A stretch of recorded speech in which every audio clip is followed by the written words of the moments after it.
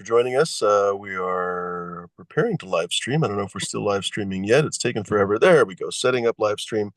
So I'm going to mute myself briefly and go for it, D. What's going on, everybody? Welcome to the show. Brains came and see me. There we go. Into the light. This show is for educational and entertainment purposes only. You have to be 21 and over to be here. If not, you have to get the flying flock out of here. You cannot be here. Back to you, That's Fumi. right. I am really struggling to figure out what's going on with the stream here, so hopefully it's working. I guess just go for it. Smash, say hello. What is this? Yeah. Okay, it's just a text message. I'm going to try, if possible, to post the link and stuff, so we'll see how we go. Go ahead and introduce yourselves.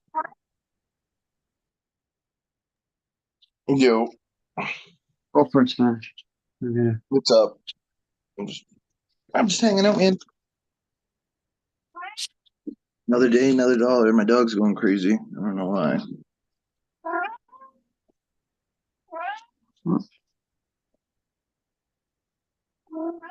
Right D, on. could you post the link in the chat? I'm not going to be able to do that right now. I'm already ahead of you, bro. There you go. Posted.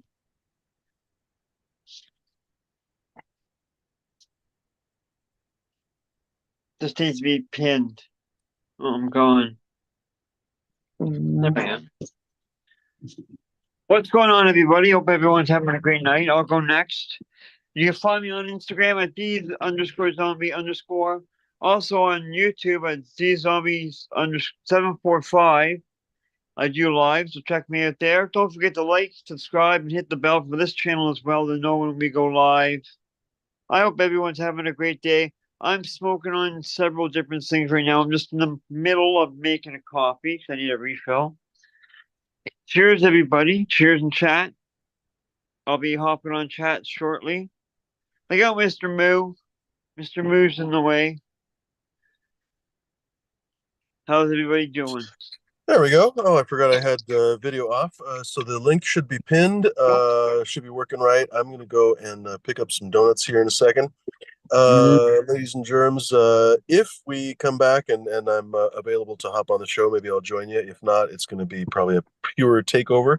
So hello, everybody from, I guess, cloudy Los Angeles right now. I'm on Melrose, I guess. In fact, I am on Melrose. Anyway, I'm gonna hand it off to you guys. Hopefully we can figure out who the skunk is, because yeah, you never know these days. Maybe it's the skunk themselves. Maybe it's Pepe Le Pew. That'd be awesome if it was Pepe Le Pew. Anyway, cheers everyone in the chat. I'm gonna bounce here in a second. First I better hand it off to D and make him the host. There we go. There's my light. Boom. All right. Enjoy the show, gentlemen. Have a good Later, one. Later, man. Be safe, bro. Whoa, where's that cat going now? Are you smoking on Smash? I've got Sunday driver. Nice. I want to try that. That's another one on my list of wanting to try. Even though it's sativa, I want to try it. Has a red setter farm. Yeah. Pretty sure it's a hybrid. Oh. Right on. That's even better. Oh, I'm gonna put that thing on. I gotta do some. Put the ding dong on. We know. Sunday driver is the hybrid genetics between FPOG and Great Pie. The strain is 50%, 50%. Nice.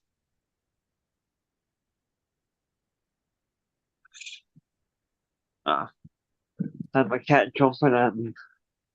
Right on, yeah, that sounds good. I like grape.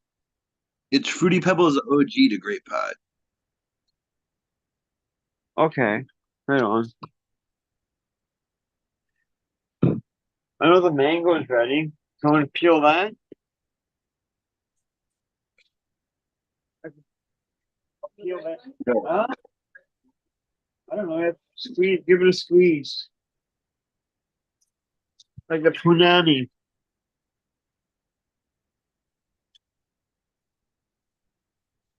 Bear with me, everybody. I'll be down in a minute in the chat. Just making a coffee and. Mm, I need to refill. I'm fucking tired, dude. I've been sleeping like shit. Mhm.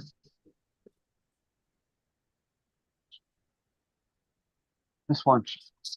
I can kill this if you want.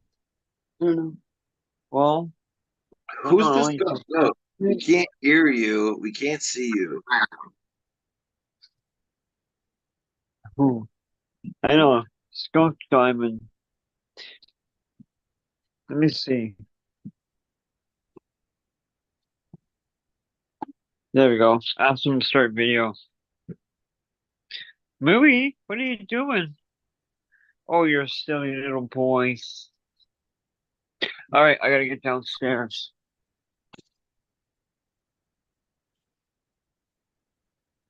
Who Oh, the loyal subjects. The loyal subjects on YouTube. This is but a scratch. By the way, speaking of Tis But a Scratch, don't forget to go check out fumadoro.com or Fumes of Gold to get some awesome genetics or some awesome merch. He has some awesome different shirts, including the D-Zombie safety meeting shirt. It has brains on it. Pretty sweet. Use the coupon code BRAINZ, BRAINZ, for a discount on the seeds. But now open up the chat. Chatting. Now I'm gonna roll another joint. so hungry. All I had was soup today. Mrs. D made a bomb salad earlier. Had a big salad with cheese, shredded cheese.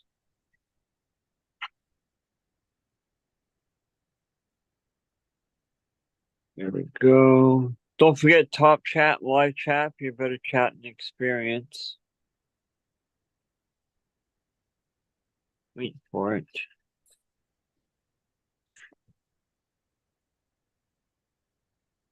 There we go. There's everybody. Cheers, everybody. Jason Line, Robert Grandula Jr., Miss Chronic in the chat, Crymore Grows, Southern VT. I guess that's it. Cheers, everybody. I can't see who was first because the link's in the way. But yeah, come hop on and join us. I'm gonna be here for the next couple hours till about 2 o'clock Eastern Standard Time. It's 11 o'clock East Pacific. My Georgia pie. Okay, Captain, sounds good. Oh, I can tell you what I'm smoking on now. I picked up 2 ounces of Black Diamond. And it's pretty dope. Usually when I order delivery, I get an ounce, each come in an ounce bag, but this time they sent it 2 ounces. I'm like, okay. I got some other stuff too.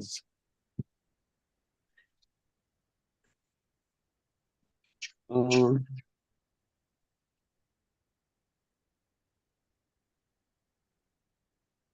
I don't get a hardcore.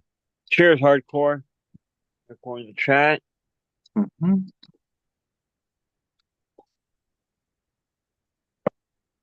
I'm now gonna roll a joint. Oh, and I got hash too. I got a bunch of hash still. Let's see. Uh-oh. Only got 3 grams left. Shit. Gelato.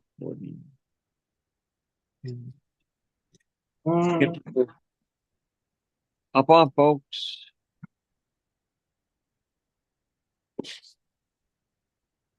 What else? Black Diamond. Cheers, Salt and Sea Seeds. Hope you're having a great night.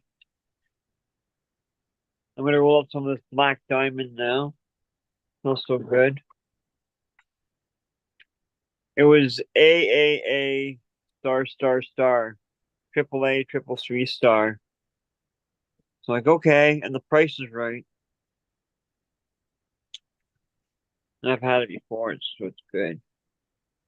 I might be changing cannabis companies, delivery services, because they're really starting to fuck up.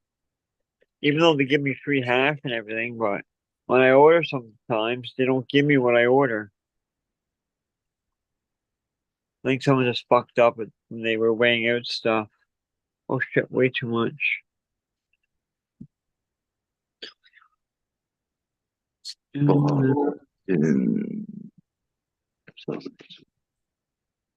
Oh, let's go, baby.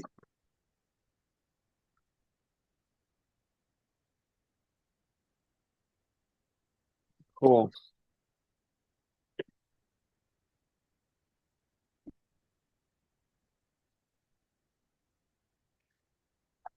Game Right on. 3 of the playoffs, the Celtics versus the Cavaliers. Oh yeah. I got Celtics in 5.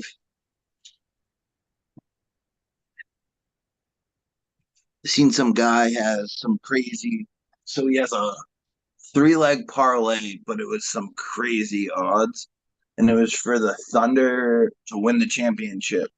And the Thunder are actually in it right now, and they're playing Dallas. So he went into the game with a $75,000 payout.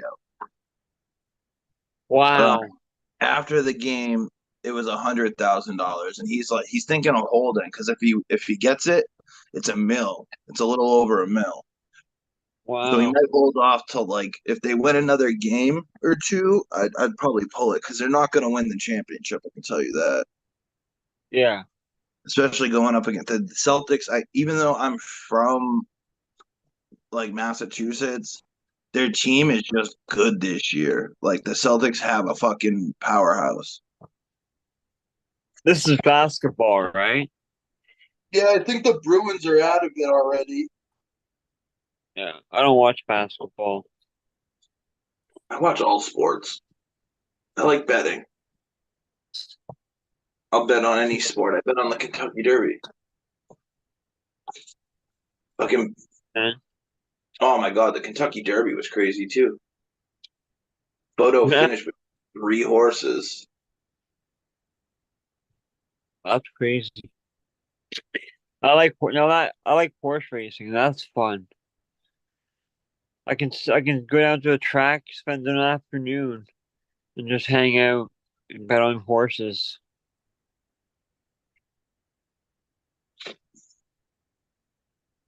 Even if I lose, I don't care. It's fun. Horse betting's such a toss up though, unless you are like really on the inside. At least with sports, I can like kind of judge like if Yeah. a player's gonna be over a certain point. With horse racing, dude, you never know what day a horse is running good or not running good. Yeah. It could be oh shit, I forgot the word I was gonna say. I forgot the word. It could be Exhilarating. lame. It could be lame that day. Not good.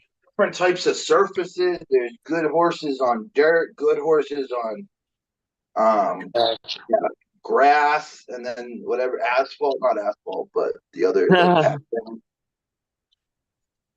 hard you clay. ever watched sorry. Have you Ugh. ever watched have you ever watched camel racing? That's interesting. And then yeah, I've watched ostrich racing. Okay, that's pretty cool. I haven't seen that before. Yeah, some dude just grabbed the back of an ostrich and then just riding the bitch. What? That's crazy. Dude, ostriches are cute. People don't realize Yeah, how big. yeah. No, yeah. They're big. It's just funny because the camel racing, there's no rider. You see the you see the camels on inside of it like a track, doing like a full track, but they'll be inside, and on the other side there'll be like all the owners or the whoever that own the camels be driving along in their cars, following along, Yeah, watching the look, camel race. it's just like horse racing. Here, I'll put a link in chat so you can. Cause I'm on my phone. I know how to do this.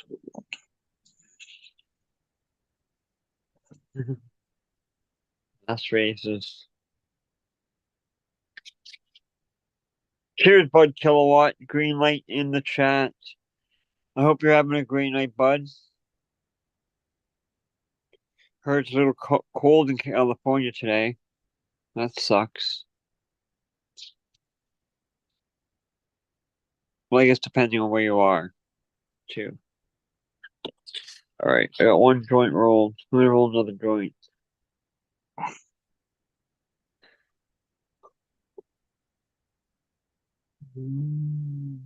Hmm. Roll this. Neck and neck giraffe race. That's funny. Ostrich racing. A fucking sponsor. I hate that shit. Let me close it. Look, who's riding ostriches? It's not even. I can't even see it. What? Let me see if I can see it on the playback.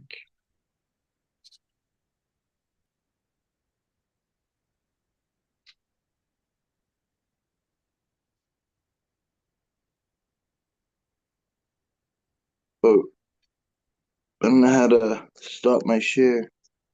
Oh, there What we the go. hell? What is this? Wait. Wait, that's bedtime. That's mochi. Or not mochi, but I think this is pink. See, it's supposed to be mochi, but this isn't mochi. This is astro pink. You sent me instead of mochi. I can tell.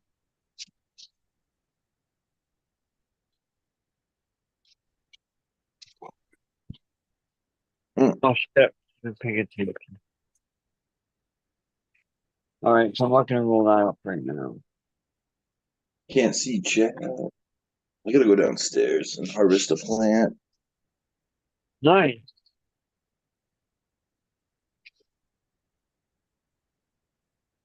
Oh, here we go. Some nice big buds. Couple big buds. Boulders. We got boulders. See, this is supposed to be. Hold on now.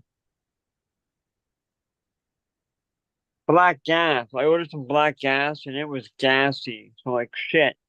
Next day, I'm like, all right, I'll order some more. Just so they don't run out. And they brought me this shit. Which they're still good. I've smoked this before, but it's not what I ordered. Bunch of bullshit. Oh well.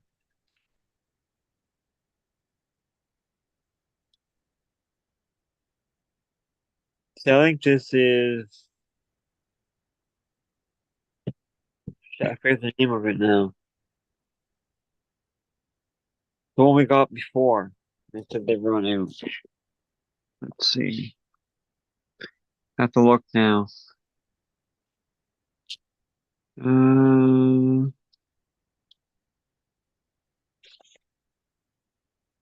oh, it's cheap shit. They said I think it's McFlurry. They fucked it up. And the only reason I'm not saying anything is because they give me a bunch of free hash with it and a pack of gummies. Oh, there's Captain. Let Mr. 420 in.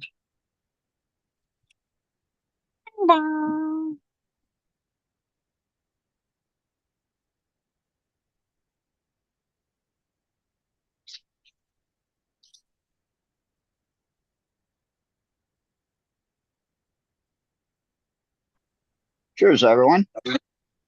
Hey, Captain. We're gonna plug in today.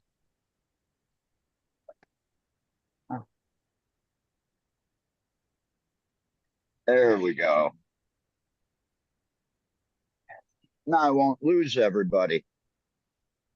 Hang on. Let me just make some. Ah, I'm gonna go see about a coffee. Nice. I may have to have next make me a coffee, and holy shit, I'll have to go home and get more Valium. Yeah, okay, so yeah, that's just answering my question. Then it's gonna be that strong Yeah, ass coffee. Yeah, when nice. when next makes coffee, it can you can walk a couple miles and not even think about it. Wow, I need to get next over here. Make me some coffee. He makes some strong coffee, that's for sure. Nice. And I See, if think you I'm stop out using of the my Keurig, you can make strong coffee too. that You one. can do pour over tea. You can do French pressing. Way stronger Yeah. coffee than a Keurig. Only two. I want to try Turkish when they cook the coffee, heat the coffee in the sand. That looks dope.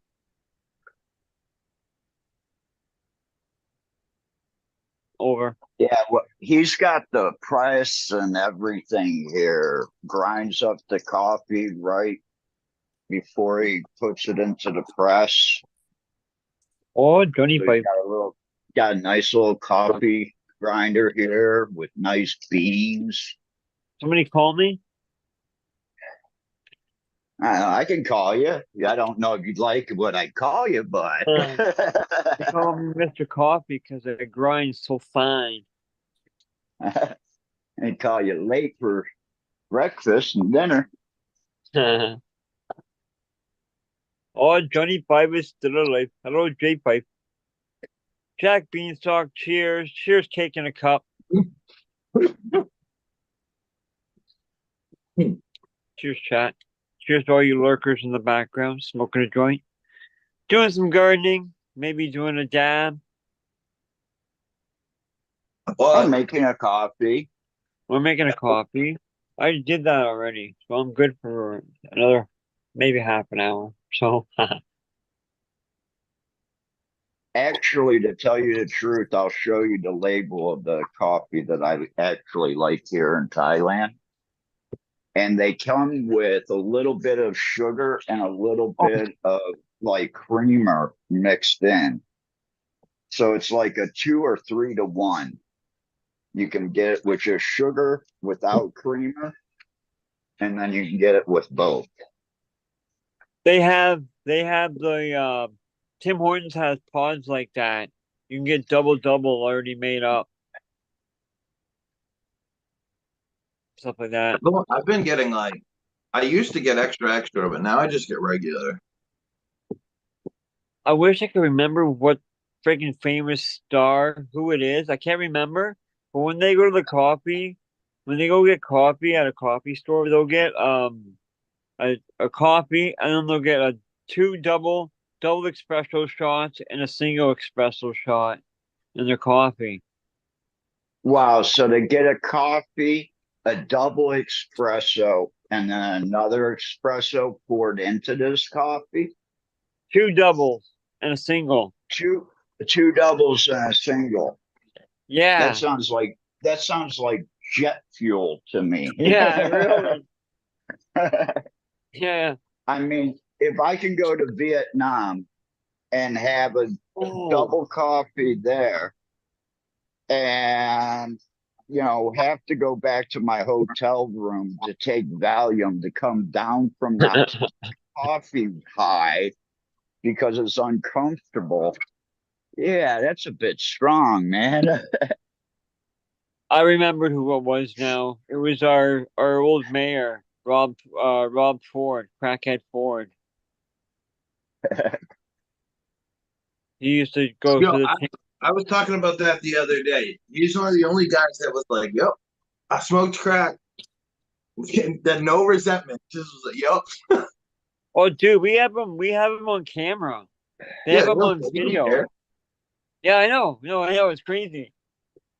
He Well, was like, when I go to run for political office, I'm gonna have to tell them, yeah, I did coke.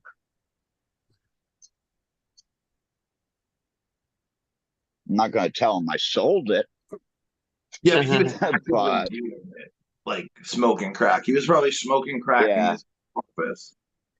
See, And I haven't touched a line of coke in 25, 26, 27, 28 years, good. 29 years. That shit's yeah. Fuck no. Yeah, you don't need that shit in your life. No. MDMM, Can't. anyways. The hell? Anyways, what were you I'd gonna rather, say? I'd rather roll than be geeked out any day. Oh yeah, But I don't know. I haven't touched except it for years. except when someone puts 1.75 of it on the scale for your first time. Uh, All right. yeah, Points. that caused me a problem actually. That amount for the first time. And I mean, we're talking, this was like really good stuff. But yeah, it kind of ruined the whole experience. I actually physically I watched the actual Molly turn into M1. You could see the downgraded quality. It was crazy. I'm watching the quality of my DMT go down right now. And there's not enough time for me to do all that DMT before I leave. Yeah. That's a little bit too much. I like my tripping, but yeah, that's like balls to the wall.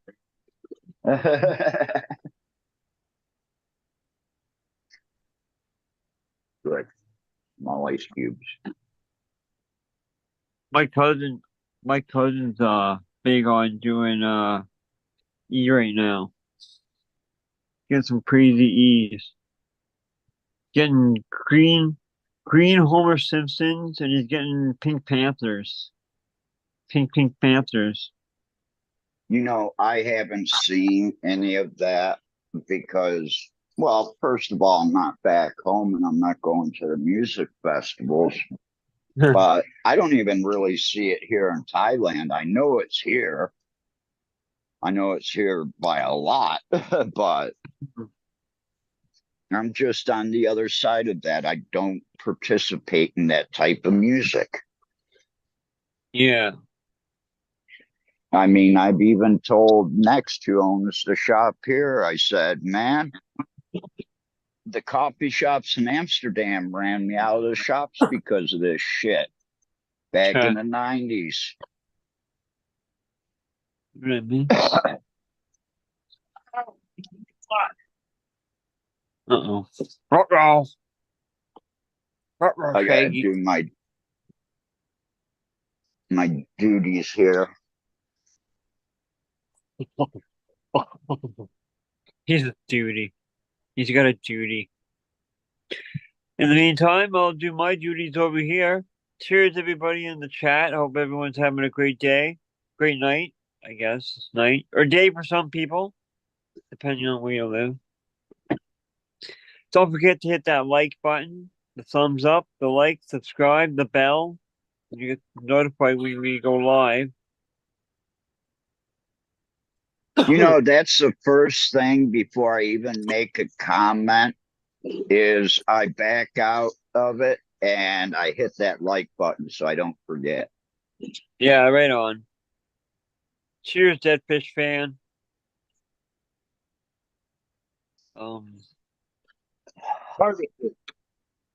Nice. Which one's that? Smashed?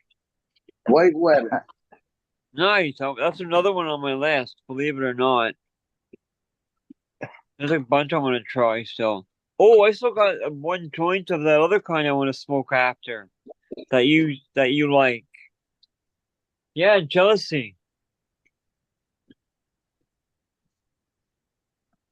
Well, we're just gonna have to wait for the sand to dry out some. It's like being cute.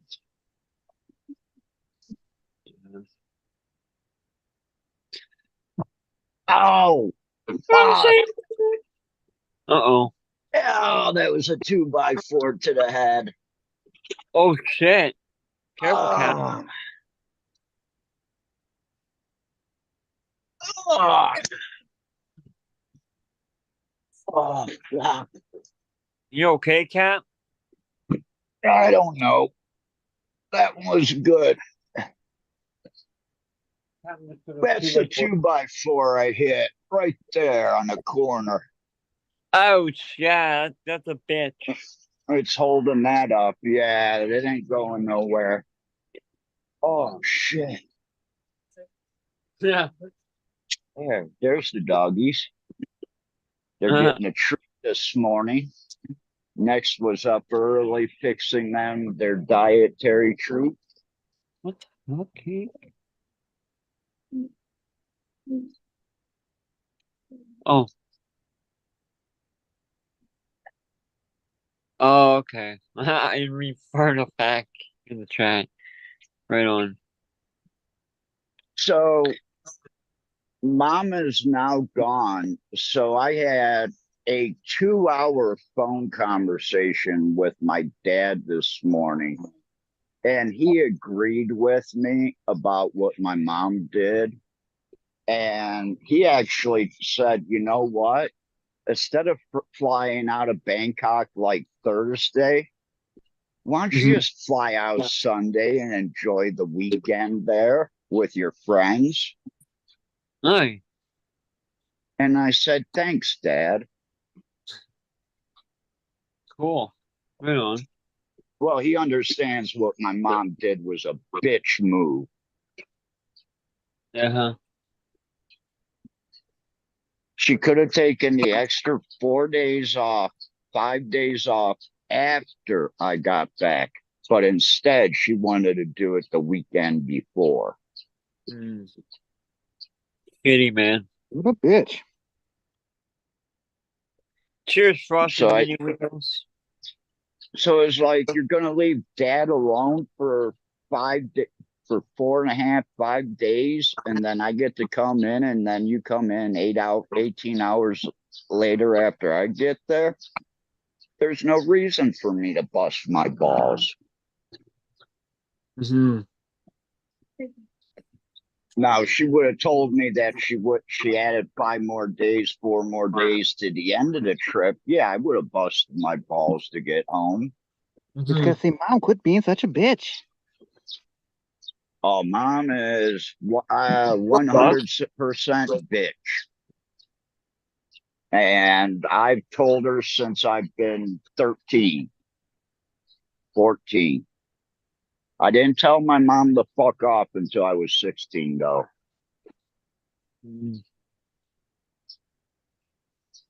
Well, I went off on her really hard when I turned 16.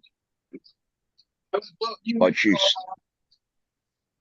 a troubled student.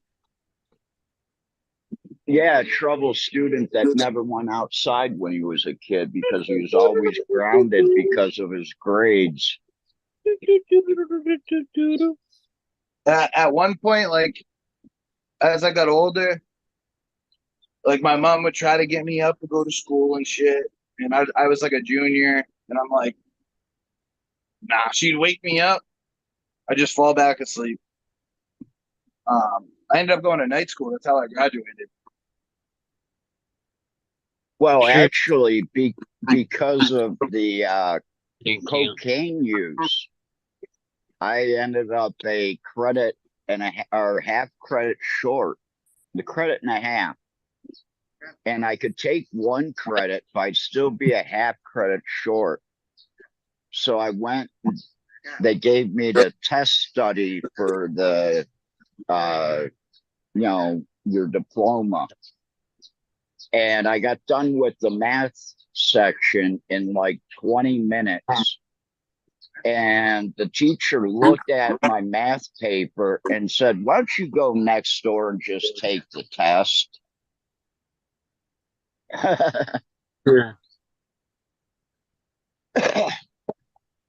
When I was 16, So I got I busted got with a my bunch of weed. GD. Ah, I knew it. I was right. The goose ratted you out. You weren't given any.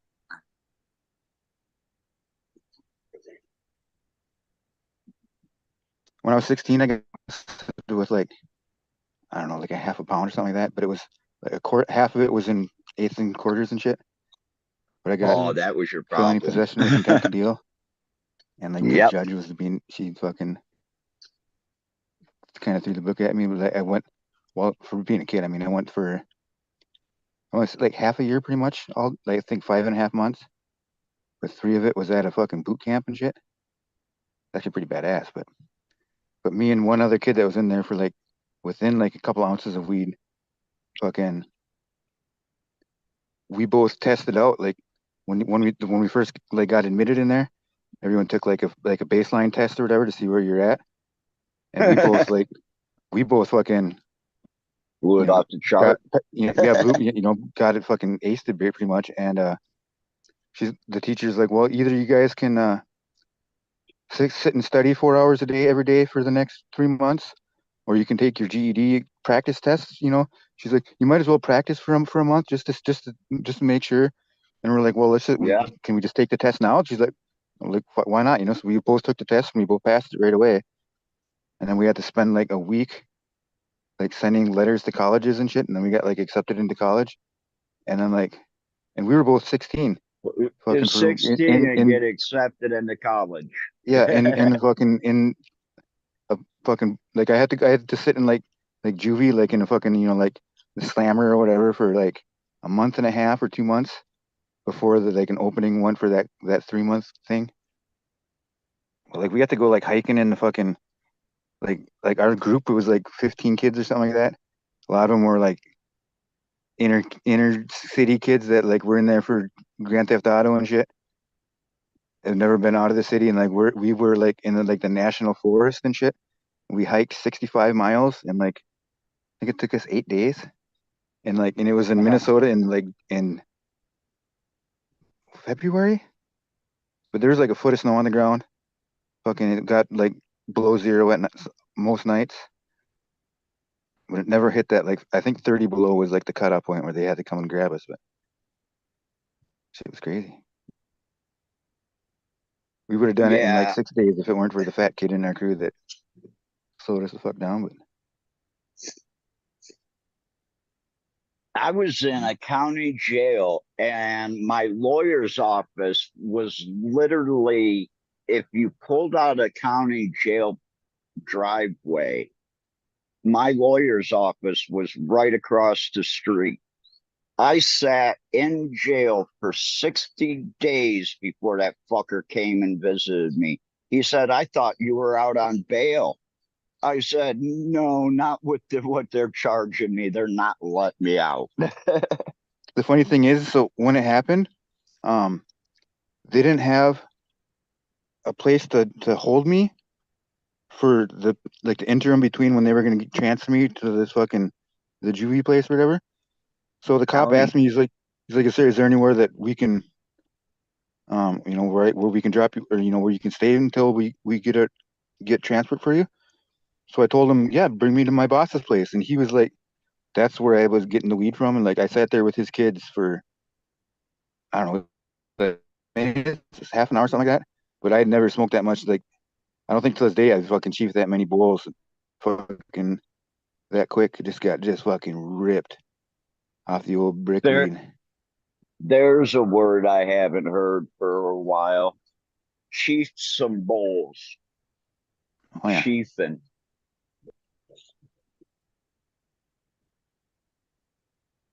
Wow, that brings me back to the old days.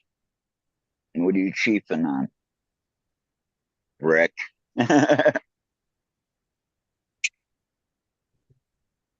You know, Fucking people ask steam me box in your, about or what do they call it? Steam box in your car or whatever. hot Hot box. box. What about I used to like doing Mexican hot boxes. You hot box the shower and you run the shower till the steam runs. I used to do that in one of my apartments because the heat in there was shitty in the winter, Yeah. and I would just turn. But it was like this. There was enough apartments in the complex that you always had hot water, so you could just run that shit, and it was like scalding hot too. Like you could fucking like whenever I would have fucking wrinkly clothes, I would hang them up in the hangers in the bathroom, and fucking just turn the shower on full blast hot, and just let that thing just steam up.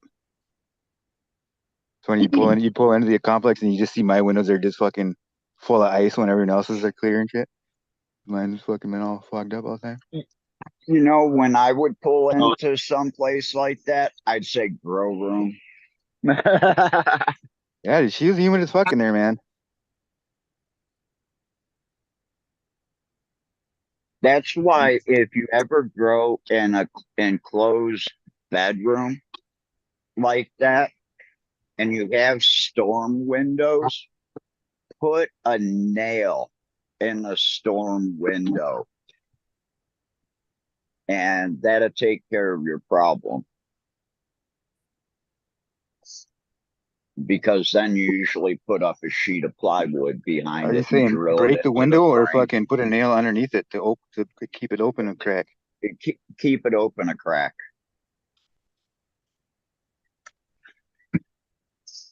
Cheers, cheers, Operation Annihilation.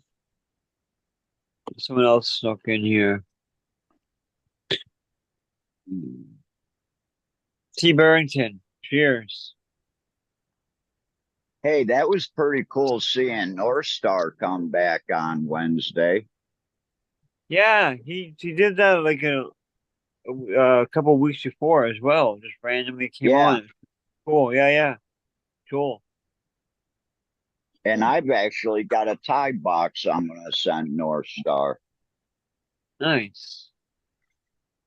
He seemed interested in working with some Thai, and I just refused to send one to someone because they made a comment.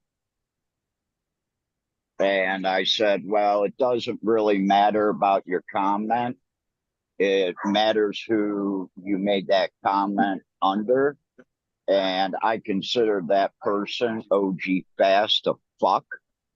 Oh. And I said, just because you're friends with them, you're not getting this. Snap. Oh, they're trying to say Death Star came out in 1995 from a different person. Now we got Cheers, the ice Doc. guy coming. Cheers, Doc Diesel. Cheers, everybody.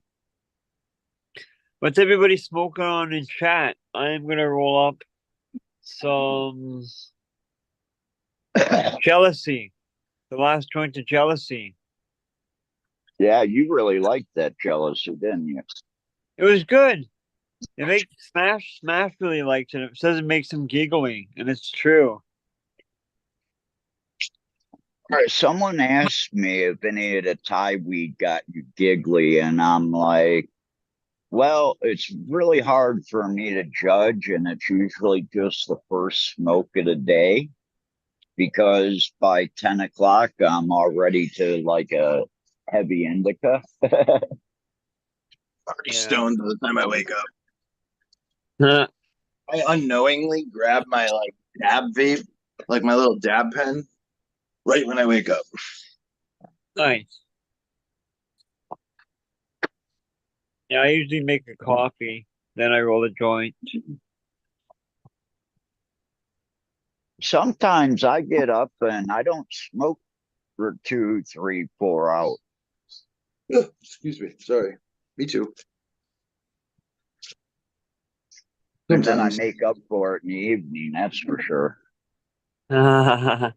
Sometimes you just wake up and you gotta just go right away or be like start doing something right when you wake up and you just don't have time.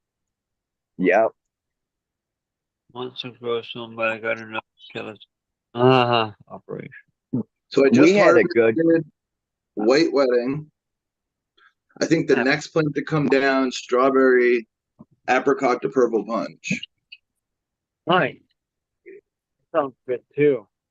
Then I got Cindy Cake 9 going in, which is a wedding cake crossed Cindy 99 crossed to their mail. And then I have another Wilson Otter Pop. I got a bunch of blueberry cushes. I have my I like Chemdog coming down. I have my papaya coming down and my apple fritter coming down. How'd your apple fritter turn out this time? Big and chunky? Well, it's a cross. It's the cross I did. So Okay. it does look like apple fritter. I think if I would have gave them their own separate pots, they would have got way bigger. But I was doing this little experiment where like I put like 3 to 4 regular seeds in one pot, and it worked pretty good. It sucks because the apple fritter, obviously, I got two. I popped 4 seeds. I got 2 females. They look great. They're starting to stack heavy. But I wish I found those males sooner because I guarantee you they would have been bigger. The papaya, I popped 3. I got 1 female, but this female looks great. And with the Chemdog, I popped 3 and I got 3 females. So there's 3 different females in there. Nice. She's turning purple. The apple fritter Chem 91 Calio is turning purple right now, like real dark purple. Sweet.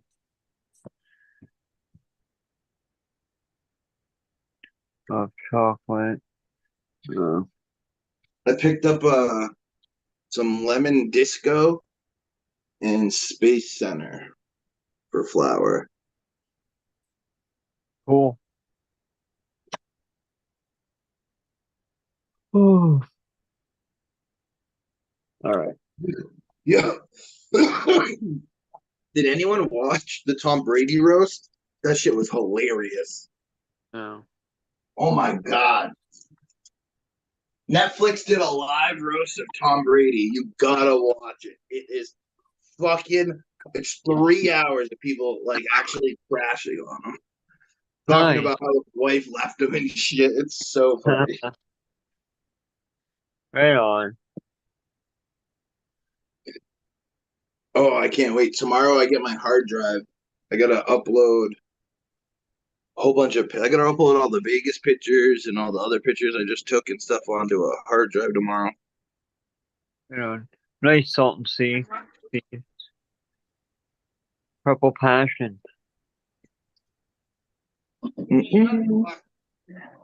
So all the grow supplies that I had here, I've been able to resell. Nice. Yeah, and I only lost $100. I need to get a. I think I'm gonna put the HPS up for sale and try to buy an LED. The HPS is, I mean, not the CMH. The CMH is cool. It's like it gives nice. It works good. It's just with an LED the same power, it could spread out like the spread a little bit more. Mm-hmm. So Is that a digital ballast? Yeah, it's called Digital Greenhouse, and it's a digital ballast. Well, if you're giving it away, I'll pay the shipping. I was gonna see if someone wanted to Since it's a digital. He's selling it. I'll send you a link. I'll show you which one it is. It's pretty nice. It works good. It's over. You can overpower it too. It goes all the way up to 110%. Not sure, Jason. What's the Which I've never seen before. I can actually unhook a driver and then hook it up to one of the other ones. Because I've literally got a driver that just runs far red. That's its own job, is to run far red. Uh-huh. And I Oh, this. looked at the box too, and it said 1100 watts. And I'm like, wait a second, this was 1,000 watts from the wall. Now it's 1100.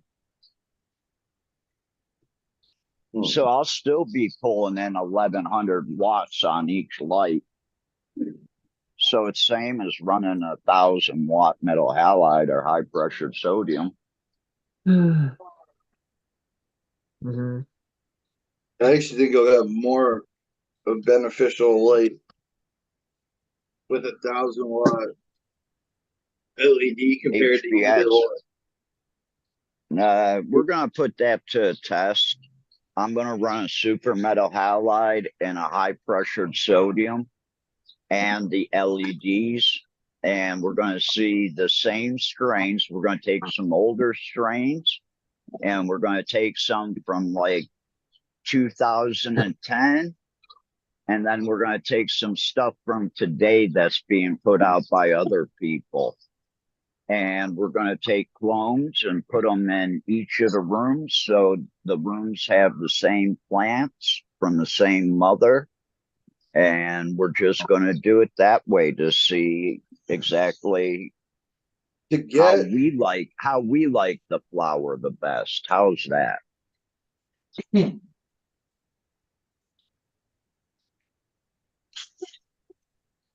Because I don't like my buds rock hard. so That's not what she said. the most beneficial No, thing she with just the likes to LED, snake. Yeah. like you want to actually try to keep your plants like in veg 24 inches away. I raise and lower my light to be about that, and then in flower, I'm about 12 inches away with the LEDs. Yeah, see, if I put a high pressured sodium at 12 inches above a plant, I'm burning the shit out of it.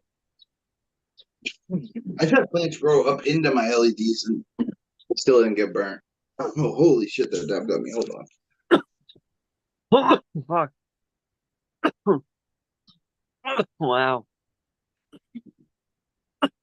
I just hit that once. I'm coughing like a motherfucker. Ooh. So here's the coffee I like here. Super rich. The gold pack. This is pretty strong coffee here. Are you gonna take some back with you to the States? Yes, I am. It's instant, right? Yep. Hmm. But I mean, it's a good instant. That's I awesome. mean, when you pour that, you don't put any of the more sugar or anything like that with it. I mean, I had 4 grams of sugar to it, or yeah, 4 grams of sugar to it, and it still tastes like freshly brewed, Nice. and it's strong. I don't have a problem with instant. Like when I travel or something, I'll always have instant coffee and my cream with me. Mm-hmm. Always have to have my coffee. French press, That bro. cream, I that love a French cream. press. You mean French like press that can one bring it right anywhere. there? Well, the one I have, well, the one I had, it's more of a kettle, and it has the built-in strainer. Yeah. Whee! See, he grinds up here, and then when he grinds up here, he's got a scale right there. And then he weighs out the water that goes into the coffee canister. And then he weighs out the water that goes into the cup that he puts under and then squeezes this into that cup. So you're getting about 5 ounces of coffee. Cool. Yeah, but that shit, like I said, you can use it for jet fuel. Holy shit. Well, he handed me a cup of coffee and I told him I wanted a big cup. So he gave me my big cup because this is my cup here. It's not a normal sized Thai coffee mug, but he put that halfway. I took a sip and immediately filled up the rest of the cup with hot water.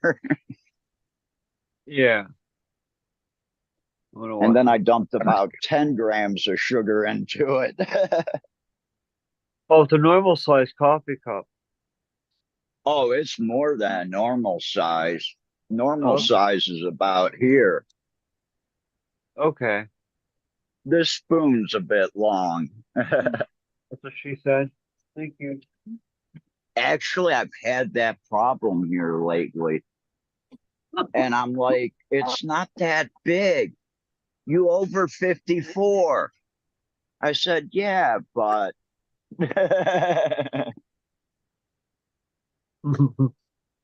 so a lot of the girls are limiting guys to their cock size here. Oh. Oh, Tubuku. Yeah. Tubuku. Chai. Yeah. Chai. Here's 71 DP0. Yo, what up, 710? Oh yeah, 710. Everyone calls him DP or yeah, whatever. Just don't call him late for supper, right, man. I seen it. I seen a video he posted recently with some fire. The can of sewer. He was like And then it was aerating some hash.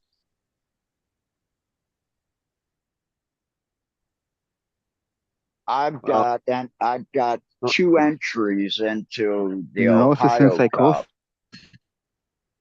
Right on, Captain. Oh, yo, They sent me an indica and a hybrid. And I said, I've got Thai seeds. I can do sativa. They said, you don't have time. Oh,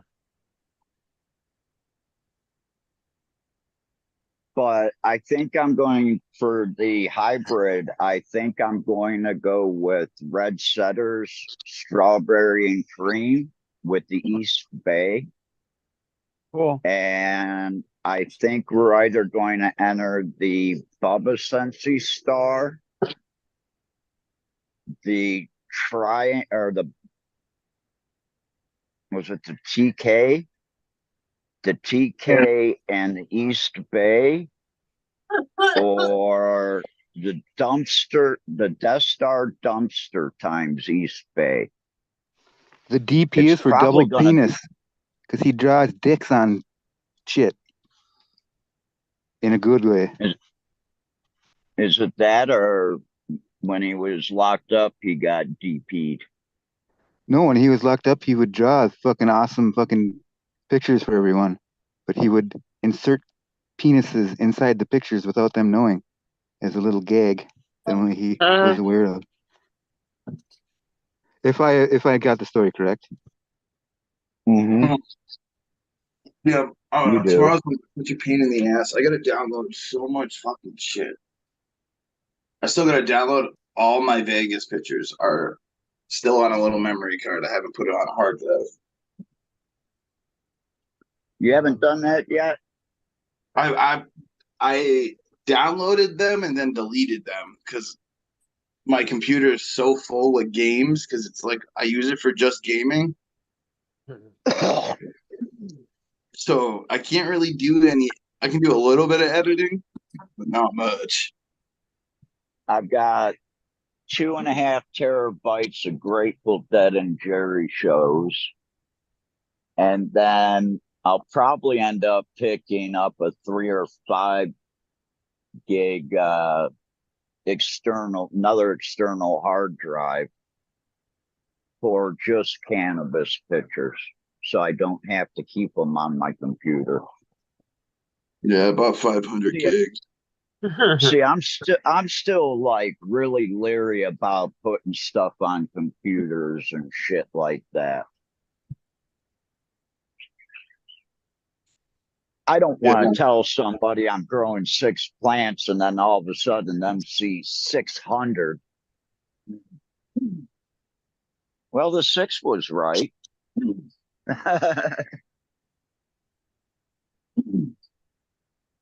You just got to frame it So I right was, so you can only have 6 in view at a time. And then you'd be like, oh, now I'm going to the neighbors, and then here's 6 more. And you do that 100 times. Yeah, I've got 100 so people in this community. I went through Michigan's Equality Fund, and I don't qualify anymore because it's been over 10 years since my felony. It's been 12 years. Well, 13 actually. And 10 years is the cutoff for that.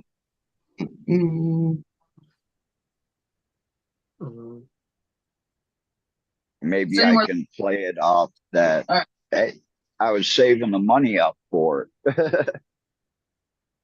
I gotta buy another GoPro.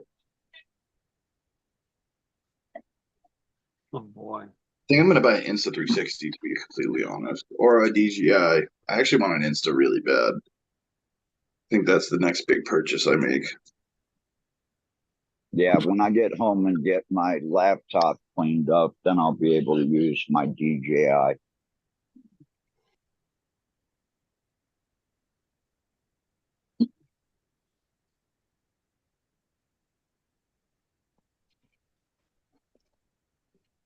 GoPro works Actually, I'm good. gonna have a couple more days here when I get to Bangkok. Maybe I can take it into one of those guys and they can clean it really quick.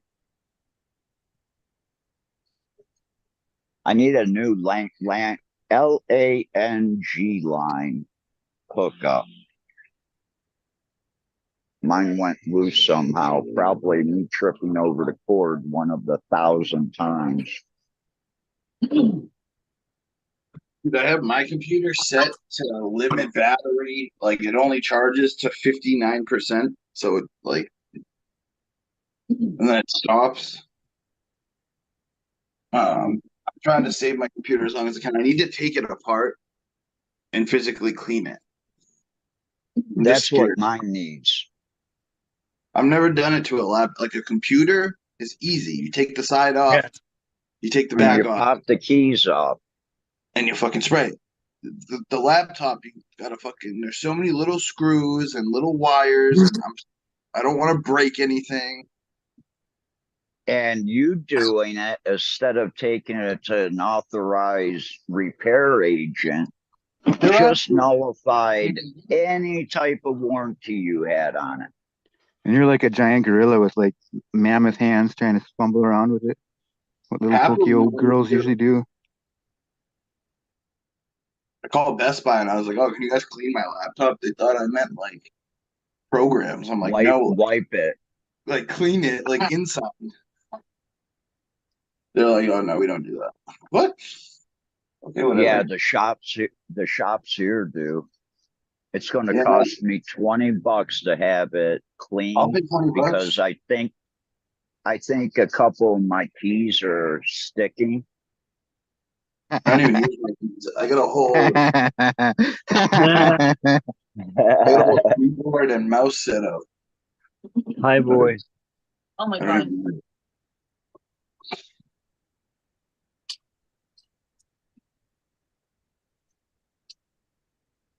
Got to be all that resin. Dude, if you No, look at I lent it out to a friend and he said, "Hey, I just want to borrow it for my vacation." And I said, "Cool." And then he brings it back to me and you could tell where he spilled some kind of sugar drink on it. if you're ever fortunate enough to see D's keyboard, there's enough weed on it to roll 2 joints. But mainly, no, it's mainly seeds now. It's like covered seeds. Are And those cake seeds that you're pulling out of the pot that you're getting from wherever? yeah, some of it. Those could be interesting seeds to pop. Yeah. They could be a fucking headache. Yeah. No, Cake the is headache is when you start getting into these ties, and then because I tell everybody straight out, hey, expect between 25 and 40% intersexual traits. But That goes for on the streets too. thanks to strain hunters, part of my catalog is now on YouTube. Also, they're doing the same thing. Like I watched them. I never thought about this when I used to watch them. They walk into a field of like plants and they find seeds in bud. So hopefully that was pollinated by a male. Well, You yeah, they have don't. When you get fields like that, pretty hard not to get pollinated. I mean, they spend all their days cutting males down. Some of them just leave them be. If they just do hash and shit, they don't care. I put a post up keep more seeds for next year with a big pile of brickweed that I broke up, and I was only able to pull 53 seeds out of 100 grams. Yeah, people know how to fucking deal with it. Like, even if you got fucking fields, you should be on top of it. To have sensibilia, you should be on top of it. Get rid of the males. If there's still seeds in that garden, and I'm thinking they do it for next what they call land races in nature. That's how nature does it. They just let nature happen a lot of the times, and they just help it along. Nature happening is something we don't like, technically. Well, in the new days and age, but we haven't been making just straight sensimilias since till like the 80s or whatever, 70s. I don't know. I'm not. There were some people in the early 70s doing sensimilia. They've been growing a lot longer than that in Thailand. Because that's what Southern Ohio, they started making sensimilia in 1970 from an old grower. But yeah, Thai seeds, you can pull out the seeds between November and December here.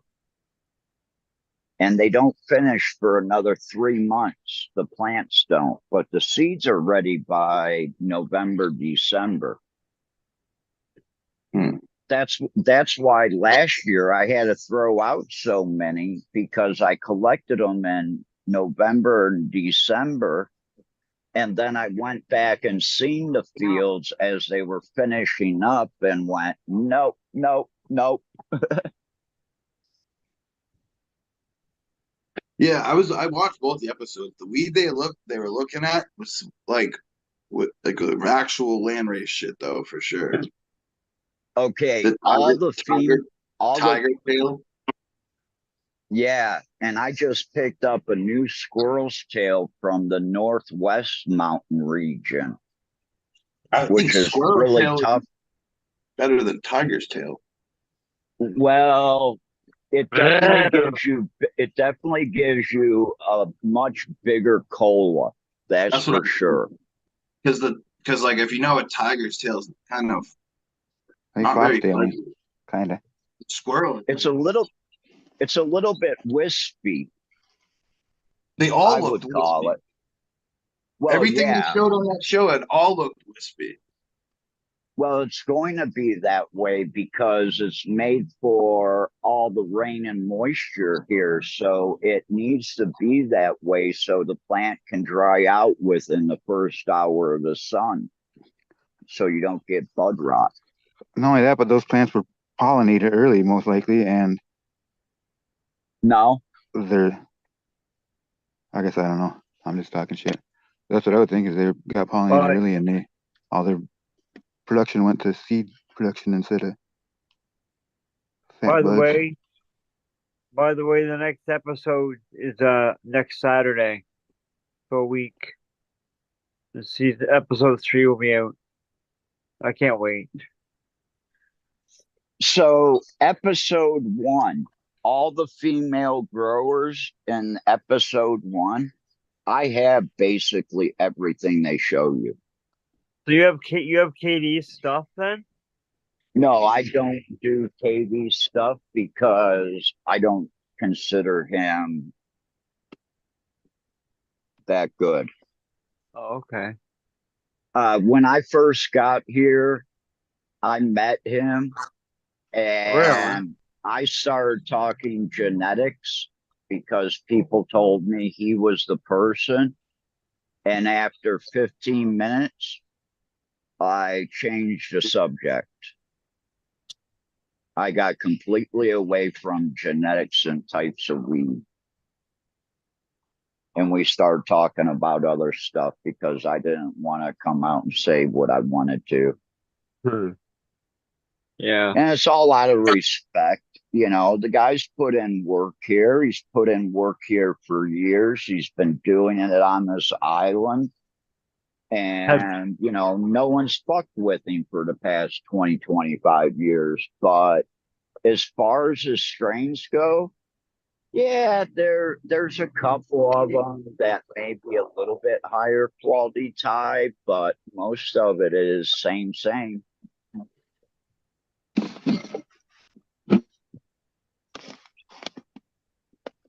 Like he hasn't separated a lemon tie, he hasn't separated any of the fruits really, so he hasn't really done any work with it. If you guys are interested, I can pick you up like a couple 10 or 20 packs, whatever he sells. I can pick those up for you, but I'm not picking them up to take them back because he just wants way too much. No, fuck no. I don't even know if I would work with that high stuff. It would take me way too long. Yeah, but there's people out there that understand that if they take that tie and then they hit it with an Afghani and then they hit it with something from South America, you just made haze again.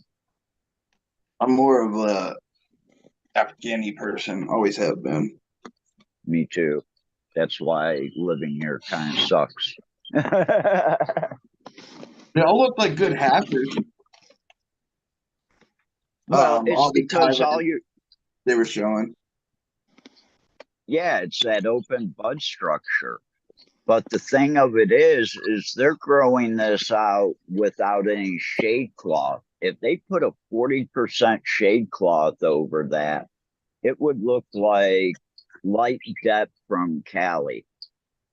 So you would still have all the triclones and everything like that.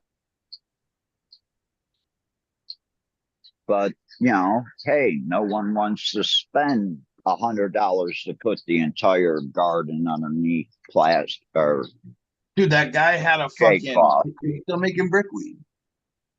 Yeah. Yeah. Wait, KB or whatever. Who around here still makes brickweed? Really? What they're doing now is they're taking like the really small bud and the sugar leaf trim and they're pressing that in the brick.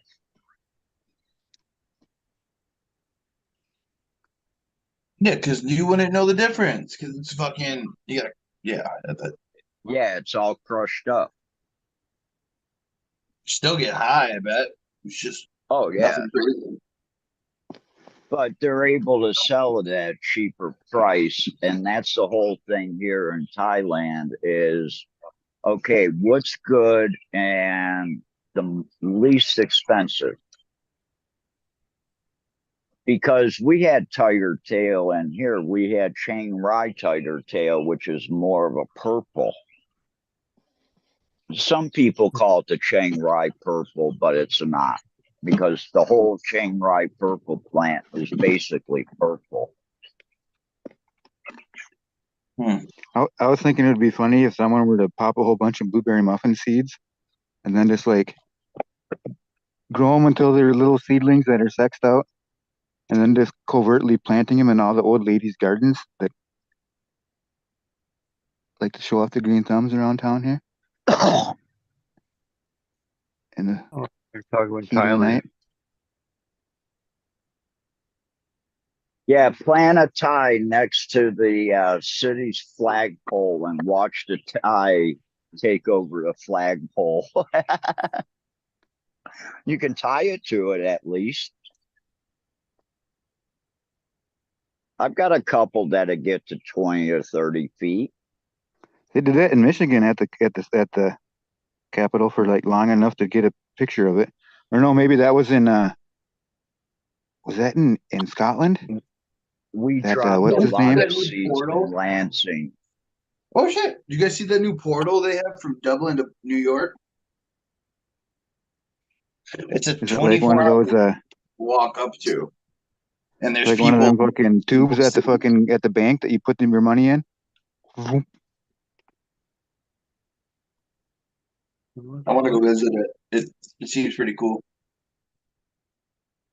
It's the first of its kind.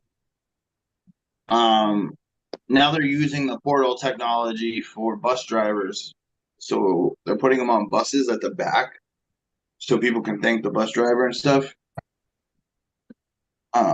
Like the old days. Sooner or later, I can't wait till I don't know if teleporting is ever really gonna happen. Well, it does happen Definitely in wouldn't. the quantum world. I mean, when you have your fucking spooky action Bored. at a distance or whatever, your fucking quantum tunneling or whatever the fuck entanglement shit.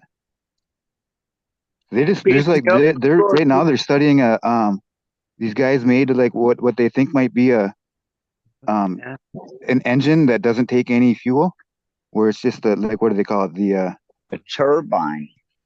no, there's a term for it, that like a everlasting engine or whatever, but it worked on Earth on Earth or whatever in their trials, where like they made it accelerate without any putting any force. Like that's like the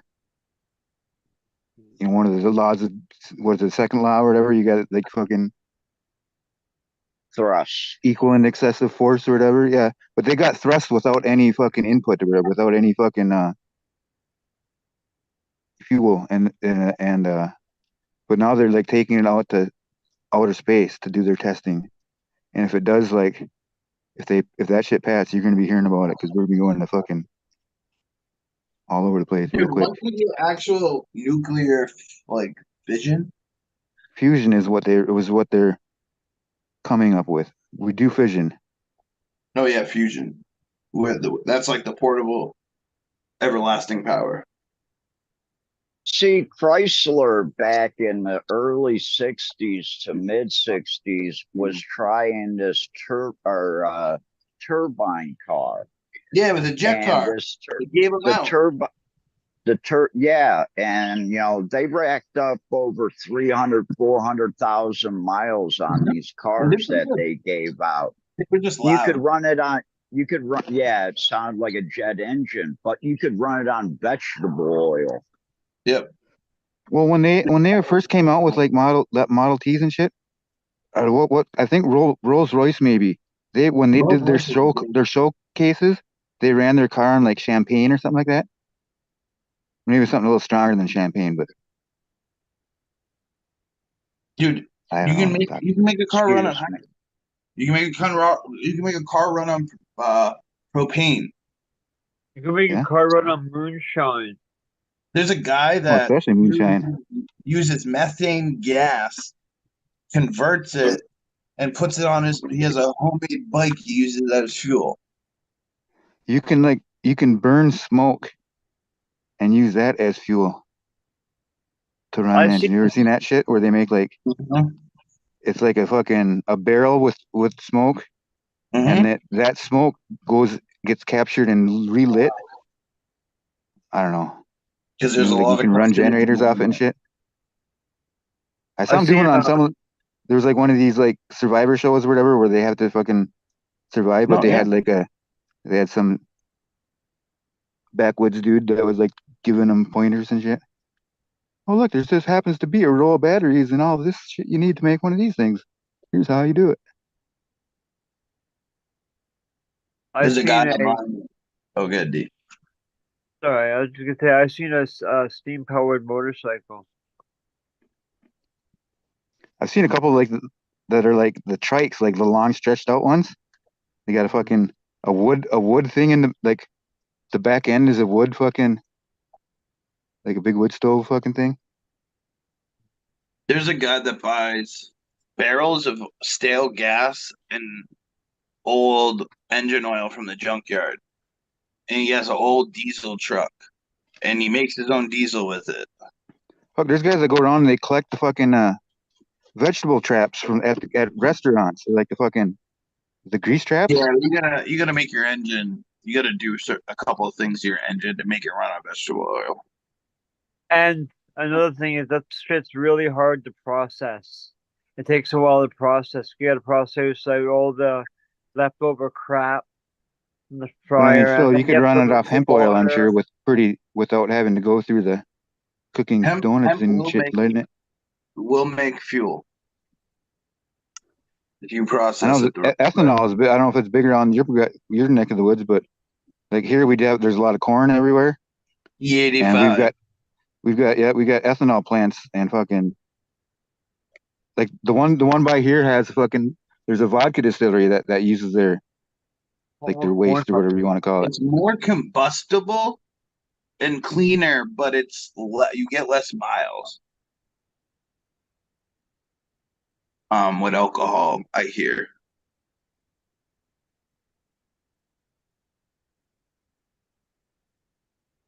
Someone was showing a Chinese electric car the other day, and this thing was fucking sick.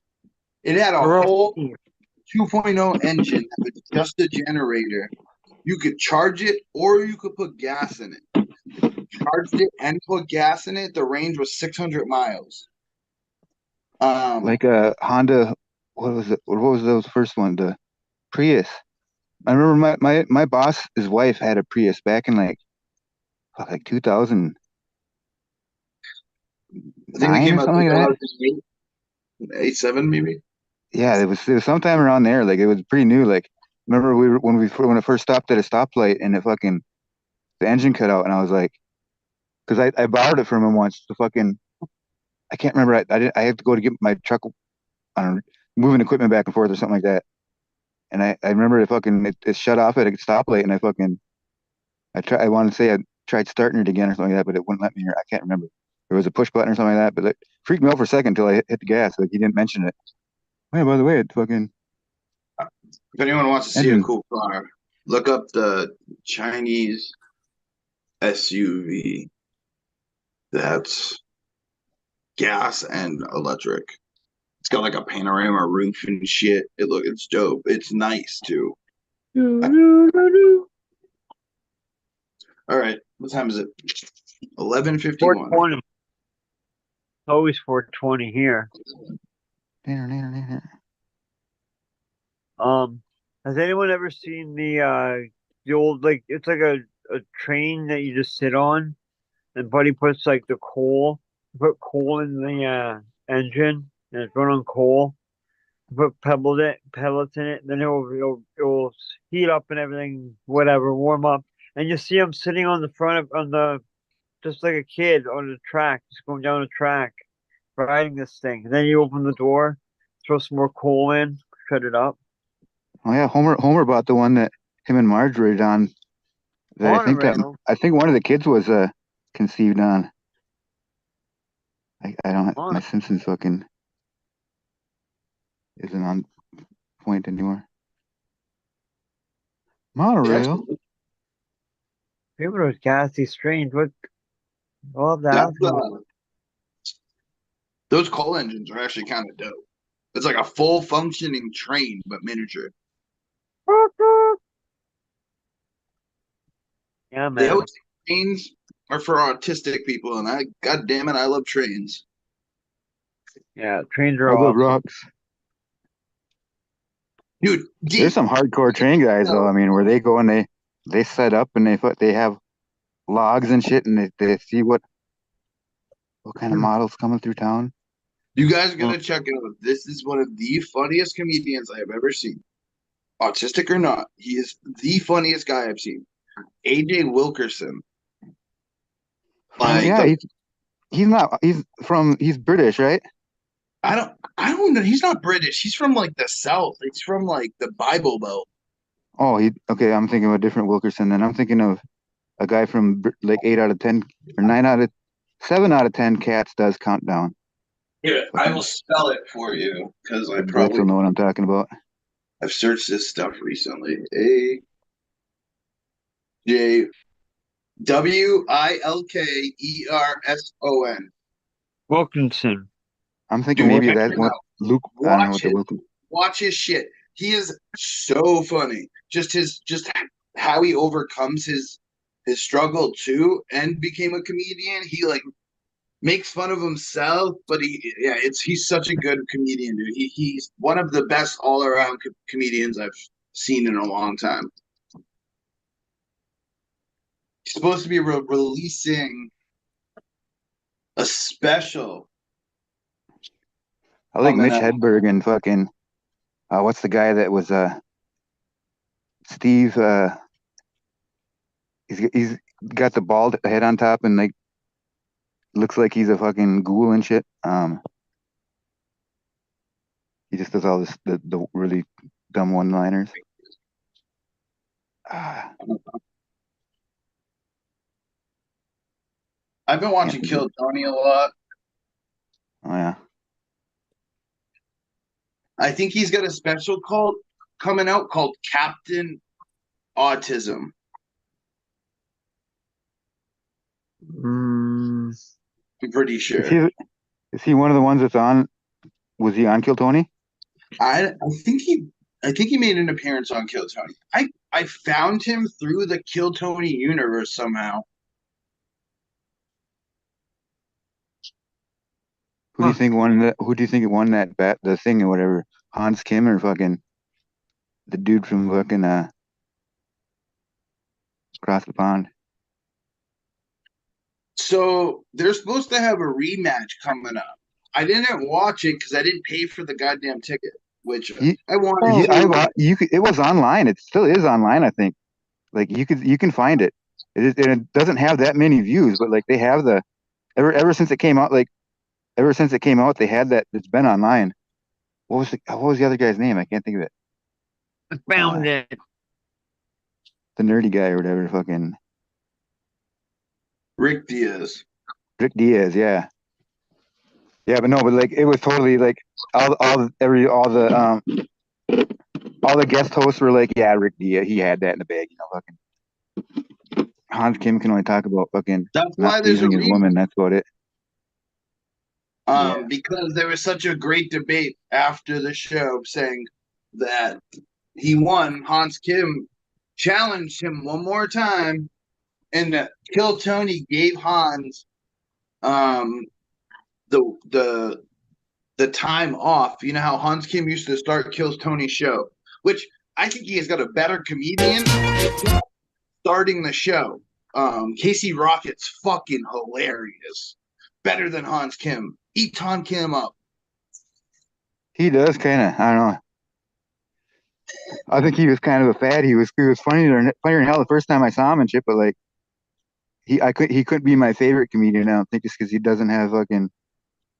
He just puts a lot of funny words together, and then that's a joke, and then he moves around really quick. Yeah, Casey Rocket. I don't know. He's kind of funny. It's like Carrot Top on crack. I like there's a chick on there not too long ago that was like, one of her jokes was that she was like she did comedy shows at Burning Man, and she said pretty much what that is have you ever had period sex in a sandstorm? That's Burning Man. We actually go in a tent so we don't have that sand. Damn. I've been to Burning Man a couple times, and man, I went there one year, and that must have been the hottest year of Burning Man. That was like 99, because it happens in August. Yes, cake. That was a year for crazy shit, man. That was when the Limp Bizkit fucking 99 Woodstock. Yeah. Break stuff came on and everyone just fucking went crazy. It was a riot. It was like $10 fucking waters. What the fuck? Yeah. Let's burn this shit to the ground. That's what happens in the fucking. Was that in New York Woodstock or where was that? Must have been, huh? New Yeah, York. That's where It's in Woodstock is. Bethel is where they hold it. I watched the fucking documentary on that Woodstock once, where that was kind of crazy how that all came together. Like the guy that had the land, like the land and everything. Jaeger was his name. You know what well more about the story than I do. Well, the president of the chapter went to that. And it was like, no, I'll just stay here and run the chapter. All right, guys. I'm gonna go eat. Good night. Be safe. It's fine. I got some chicken parm and some Oh, that's awesome. lasagna. So I want to go munch it out. Cheers. Man, I can't wait to get out of here and get some good meals. Right on. Like the two best steakhouses in town closed down for Songkran in a total month afterwards. No, that sucks, So, dude. yeah, because the one place makes this Wagyu burger and it's really, really good. And it's still under $10, Uh-huh. Right on. which I think is a pretty good price for a Wagyu burger. I mean, shit, the Wagyu beef that they use. I mean, I can go buy a kilo of it here at the one shop that sells it, but they want like, I think the kilo that I see, What's the key for you? they were wanting like 28,000 baht. So that's How many still baht works is that? It's like $60 a pound. Okay, and this is a serious question. Have you ever been tricked into eating some cat or dog that was actually delicious? No, Have you ever been no, tricked into because it at all? They're tricking because here in Thailand, you are not allowed to do that unless you have it posted that 'Cause I you got- actually serve dog and cat. And there's one restaurant here in Chiang Rai that does serve dog and cat. Oh, Green motherfucker. fingers will know what this is. I got tricked into eating carne lingua in a taco at my buddy's fucking. Lingua is one of my favorite parts of the beef. Yeah, I didn't know what it was. I didn't know what it was, and like I used to get my weed from this guy that owned a little fucking burrito shack in the fucking mall, and one day we were sitting there after hours or whatever, and he's fucking slanging me carne asada fucking tacos like they're going out of style, and I'm just wolfing them down and fucking. He's like, you gotta try what we're eating in back. And I was like, all right, but I can't tell you what it is. It's a secret. And I was like, all right, once you eat it, let me know what you think. And it was fucking amazing. I think I ate like 3 of them. And then he's like, carne lingua. And I was like, okay, I don't know what that means, but it's fucking delicious. Cow dick. No, cow tongue.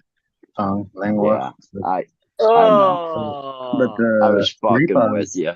The tripas are my favorite. That's the milk intestine. The one that Oh, holds the milk. God. Yeah, fried it up. That super goat fried up head and cheese crispy. or whatever must be good. I saw that when I lived in California. Fucking Dude. not so much in Fresno, but in Hollister.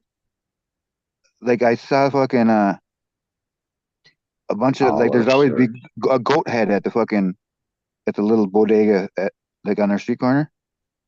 And it was always a different goat's head. Like I'd go in there fucking almost every day. And like they must have gone through a lot of goat's heads. Either that or that thing fucking was like possessed and it changed all the time. Changing everything. Came down and yeah. walked away. The next time you go in, it's got a big pentagram on the forehead. Yeah, who knows? I mean, there's all sorts out there, but Bloodstained cement didn't tell you anything, bro. It's a giant pentagram. Fuck. and there's always a guy out in front with a fucking one of them big like oil like a 50-gallon drum fucking Frying smoker or whatever smoking. up. Had tri-tip sandwiches for $3 a pop. Oh, Nice. They were Oh just fat as man. fuck. That's why I went there every day. In this city. And then Yeah. then you'd walk 2 blocks down to by the highway, and there'd be the orchard pickers would have they'd be selling oranges for like for $1 a piece or 50 cents a piece or something like that. Yeah. For like the best, they would like pick the best oranges. The pickers would save those for Yeah. themselves and go sell them fucking on the street and make their money in Well- wages that way each day. Well, see, And that's they'd be better actually- oranges than what you get at the stores and shit. Yeah, they're allowed Well, a certain that- amount, so they take it and sell it. Shit. and they pull out the stuff that's the more riper stuff, and the farmers let them take that as like part of their pay or bonus, because they know that fruit by the time it reaches the store is probably not going to be any good. My brother used to they work in don't- a fucking this fruit wholesaler place in this small town I lived in. But like it was crazy because when I lived in California, I saw the trucks from my little hometown out in California, like a lot of them. But like I guess my brother, he worked there in high school, and all he did was like empty a truck of watermelons into a warehouse, and then stack another semi with those watermelons again. He was like, the watermelons is all he did. Just fucking moved crates of watermelons on and off trucks all day. But like I could run a tow motor all day. I mean, that'd be fun. I think he used just to pushed work around one of them activities. one of the hand carts, the hand dolly or whatever, or like a hand forklift No. Never mind. with like the I've pump never- on it. No, Those things are no. actually pretty smooth to run if they got nice ones and nice floors and shit. Yeah, but the floors are nice. I feel like He-Man and them things. Yeah. We used to do crates of batteries, but never fruit. I Crates of used to have, A lot of the forklifts are ran by propane. yep. Yep. batteries. But not medium fast enough.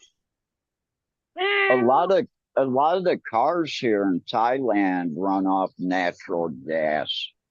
But the problem is the natural gas tank basically takes up like 3/4 of the trunk. The dumper. I'll suck cake.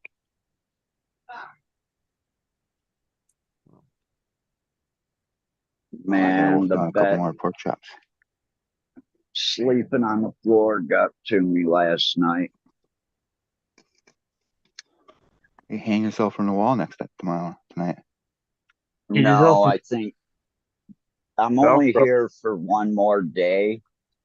So Kill I yourself is figure what I'm what saying. No, I'm I'm just going to kidding. do is probably get a hotel room tomorrow night and clear out my house tomorrow. I gotta move a fucking refrigerator. My shoulder's fucked up. I can't do nothing with my left arm.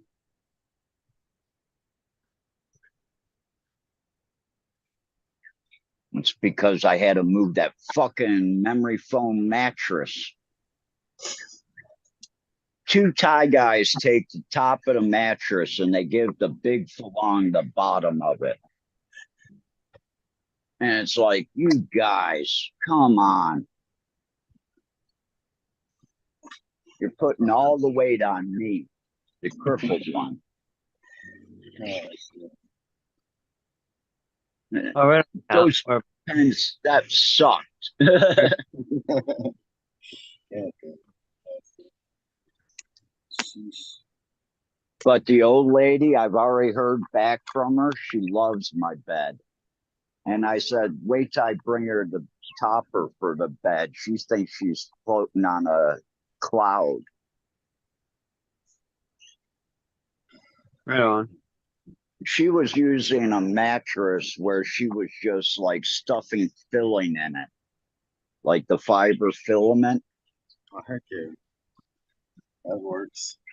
I mean, I just lay on a thick blanket, but I don't have no. I have to. My back.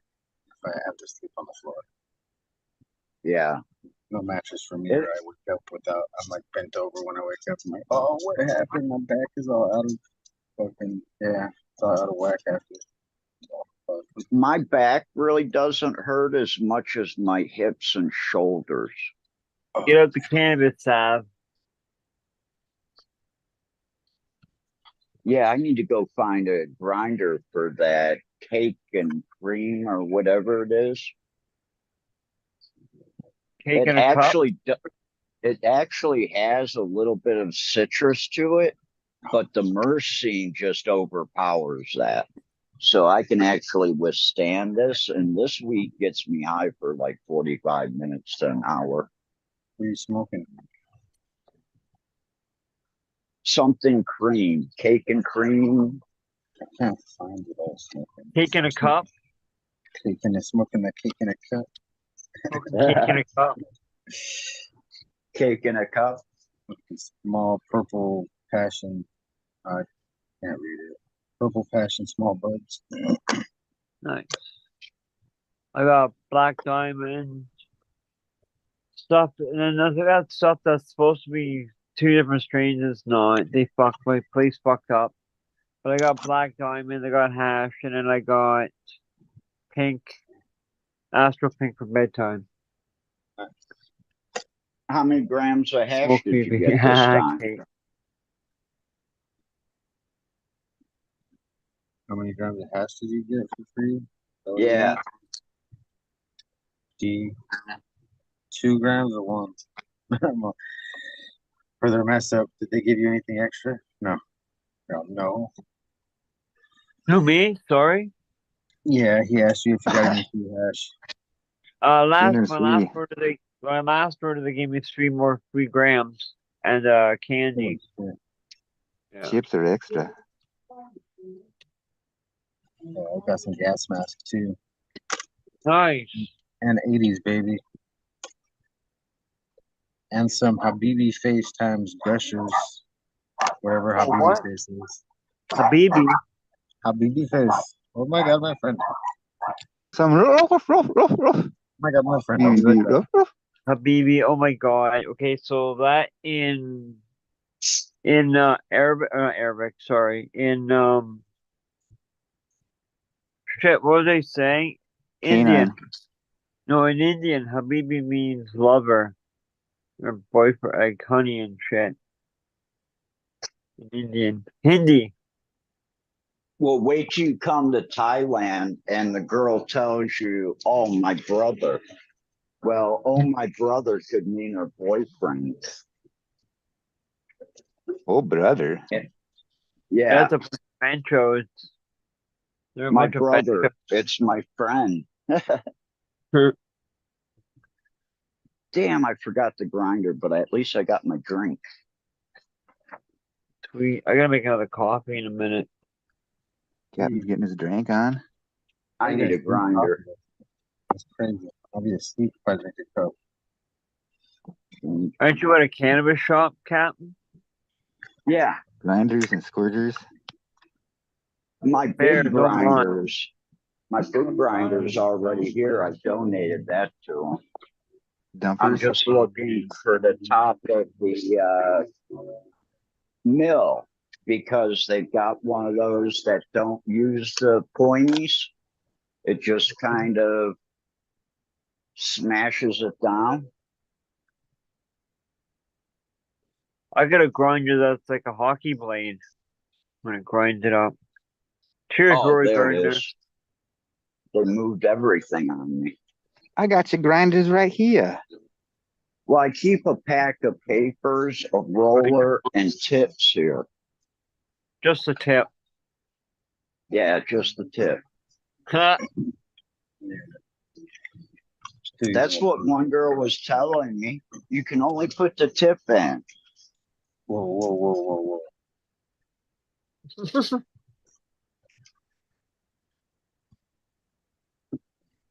You know what the leper said to the prostitute? Uh-oh. Keep the tip.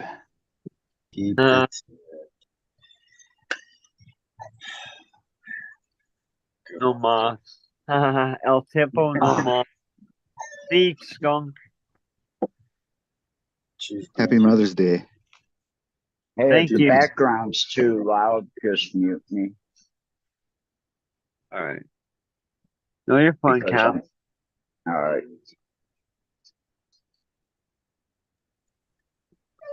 Now, someone put this grinder in backwards. Dumbass. Get the tobacco off of it. Oh. Cheers, Al Telescope Uranus. Welcome, everybody. Cheers, chat. Where's it going? He's back. Cheers, Salt and Sea Seeds. We haven't said hello to you yet. Cheers. Hey, Robert. What's up, guys? Hey, Sultan T. How are you guys doing? Alright. It's good. Doing good. I just planted some stuff. Got some stuff in the soil. Got some soil so I can do stuff, garden stuff. HPS Benny's in the crowd.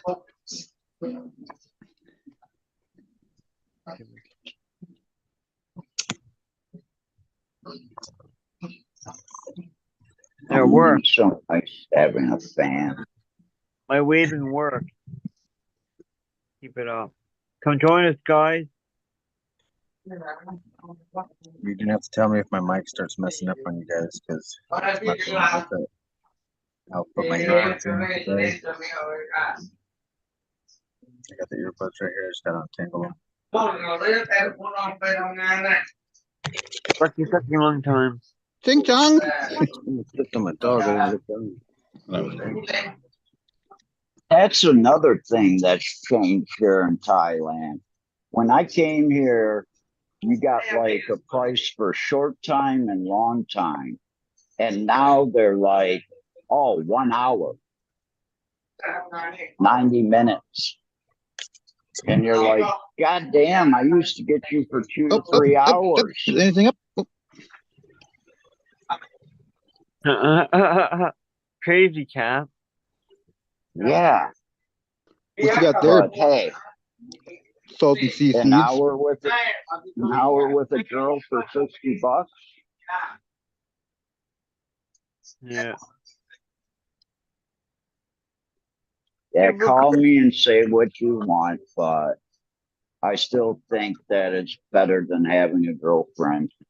It's a lot I think cheaper. we got the wrong person muted right now. We got to just hear what Sultan Sea Seeds has got growing on in front of him. That's a good one, Brian. Funk timing. I gotta get my dog. There's grasshoppers in this room. Get out, grasshopper. I forgot to close Wait, it. your dog's name's Grasshopper? No, but he eats all my plants like a grasshopper. Oh, He knows okay. I'm talking. He knows I'm talking to him when I say it. He's like, "Oh man, me." He's just gonna come rip my little plants up. Go walk in front of the camera. Started. Pop some stuff from Joel. I'm looking for This some good guy's stuff. walking around with a automatic weapon. My phone is too dark. Hold on. What the hell is going on? I don't think you can afford them, J5. Now I can see this thing. Sheesh. Hardcore. 27,000 baht. Roxanne. This one's doing good. Red rumps times the Pomakush. Right on. Smells That very red- florally. I like that red pop.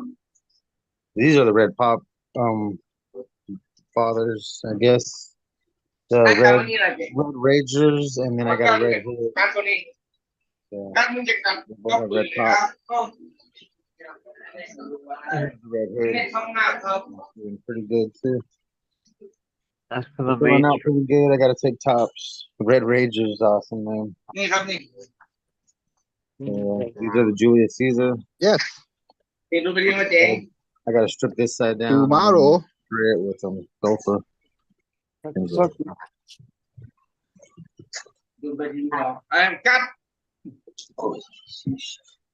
Oh, There's an analuma from me that I made.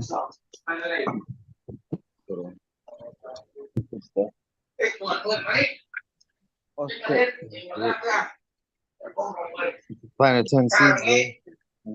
I can't hear what you're saying. What? I can.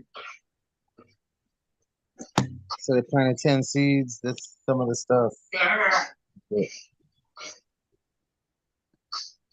too hot in this room. I don't know the temperature because it's 82. Holy shit. I'm freaking sweating. It's not horrible though.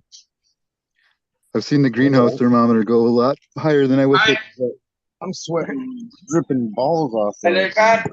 It's too hot for me. Gotta get out of there. Sheesh. I used to steam my apartment, bitch. Way too hot. Oh shit! It's I about that don't want to time. hear that. You can go outside and get hotter. It's nice outside. It's fucking hot. It's like 90 degrees here already.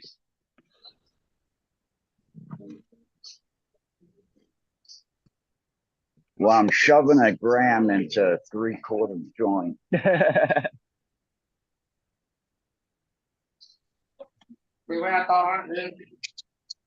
Good thing this one's an old roller. She's a little bit stretched out.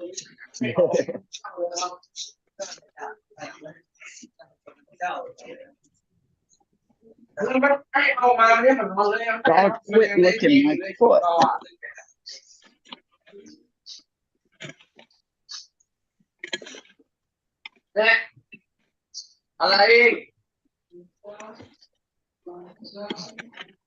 A bunch of stuff. Citrus sap times tsunami. Citrus tsunami. Quit it.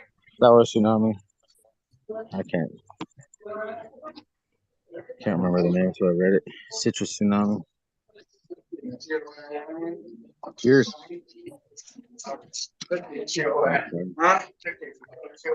Got a bunch of boy plants right here.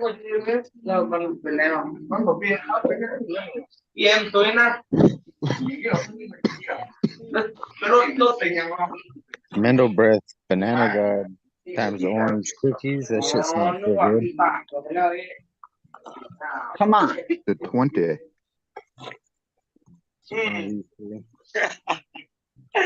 Cool. The boy in the middle's got to be pulled out. That one's nice. Nice ball too. Giant Mexican papaya. Papaya. The Mexican papaya. It's about 7 feet tall.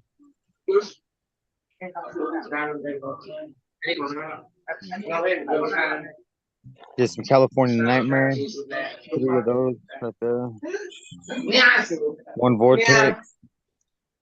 One other one I forgot the name of, but the tags in there. I just fucking can't read it right now. Yeah, I had to ask Spartan the other day if he actually put extra holes in the bag he gave me. Because I dumped those vortex on my floor 3 times. That's fucked up. And they come out a different hole out of the bag every time. I had to ask him, I said, did you put like 3 holes in that bag and then put it in another bag? Focus. Get a vortex, boy. This one's narrow. I say, is that a male? It looked like wispy as shit at first. Yeah, got all the boys right here. Oh, okay. Wasn't focusing. Well, it is a sub-cool strain. He didn't grow big buds. What the shit in my face? Freaking insect. I'm right underneath the light, no wonder. Freaking full of bugs today. Oh, there's a gecko. What the hell? What the hell, man? Ask it if it can get you money on your car insurance. It's big too. I gotta turn you guys around and use you guys as a light.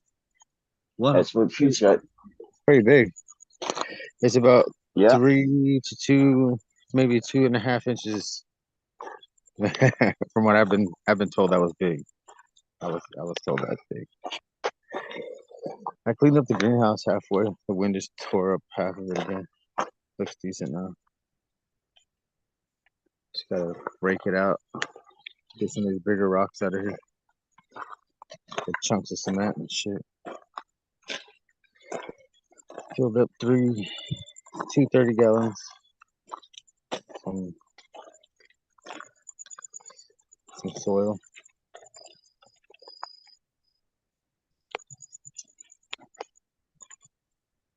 There's 2 pucks. Just stick your head in there and just go. 2 Take a pucks back deep breath. Is Mother's Day? When is Mother's Day? Well, That's coming up. It's happening now in the East Coast. 24 minutes ago. Yeah, today, tomorrow. Okay, so I can call Mom tomorrow or tonight. Cool. Mother's Day right now in New York City. Actually, no, I can't because my mom's on the fucking road and she doesn't have Instagram or Messenger on her phone. All kinds of cool. Let's go rock the flip Right phone. here. See what it is. Captain, you strike me as a flip phone guy. Is that a flip phone you're using right now? Is that a good picture? Gushment No. over here. That's an How long did you hold out before you 9 got the Pro. smartphone? Actually, I was using a flip phone until 2006 because with the Motorola I had, I would get phone calls and messages where other people couldn't.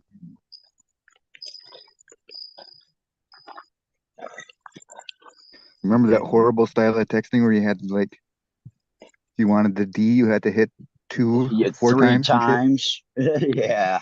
Dude, I love that. With the 6 button and the what button was it? Like, with they had dots on them where you didn't even have to look and you could just not look and text. yeah, if you like knew the S or the D, it. the Yeah, I S can't and the remember. Fuck. I can't remember One of the the typing. 2 middle ones had the dots where you could just guess off of everything after that. Not guess, but know what you're I pushing. could type. I used to type like a motherfucker in college, dude. Like I was like, Dude, I was a pimp I when know it was we had over 80. now I I want can't to say I've fucking hit type 100 meters a minute and more, maybe. trying to get out of here. It's totally black out there. Can't see nothing. Damn, I don't have a light. I'm gonna see if my phone will pick up the northern lights. It's fucking cloudy tonight though. Last night it was pretty badass up here apparently. Like I saw it, but I didn't go out of town. See it fucking. The hell, somebody's driving behind me. Gotta stop. Turn my phone around, put it against my chest.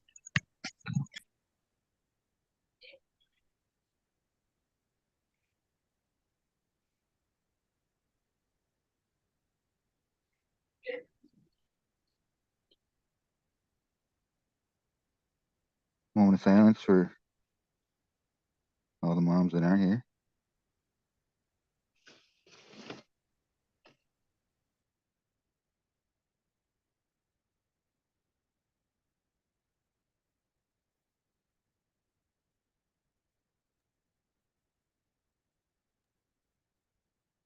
Hey, I forgot about Motorola. I was just looking them up.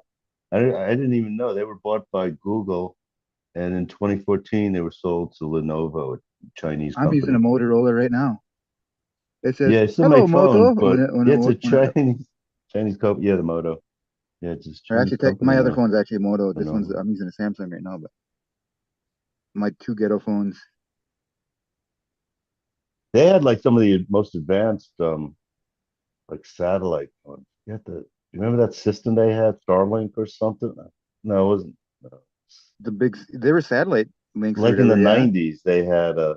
my parents had one that was like, Satellite phones is what It they was were pretty called. expensive though. yeah, it was Yeah, like a the little satellite carrying phone, but case they that had was like, I some. don't know, it was like $5 the size of a what a New minute. York phone book must be like or some shit. With this little leather case, and then it Yeah, had the they used to cord be on it. hot shit. Like it was tethered to the case still. The Razor. Oh, system I had a lot AI. of like the fucking. It was kind of ahead of its time. Like that was during the time when like there would be video phones you could buy where if somebody else had the same this type of video phone thing, it was like a regular phone, but it had a video screen and some kind of camera, and it just went over the phone line. What was that movie Some kind where of built-in Michael modem or Douglas is on the something. beach with a cell phone or something like that? Like a big fucking They're just so advanced now, it's crazy. dinosaur up to his ear. But yeah, the AI is gonna. I did like the So Virgin Mobile thing and like I always had like the throwaway phones, paying for minutes like a motherfucker. yeah, Net 10. Trying to scroll through the fucking internet browser on a little one by one screen. Yeah, black and white Fucking with I don't even think it wasn't it just text Huge, Jeff, by the way. graphics. Crazy. But yeah, AI is even more scary. There's nothing you can do about AI, but it is kind of scary. I guess we're like watching and living a horror movie, possibly anyway. I guess it's the two versions. But I didn't realize like there's drama going on in the AI industry for like the past year involving like from these main guys. Ilya, you ever hear of this guy Ilya Ilya Suskova? Suskova? Suskovic.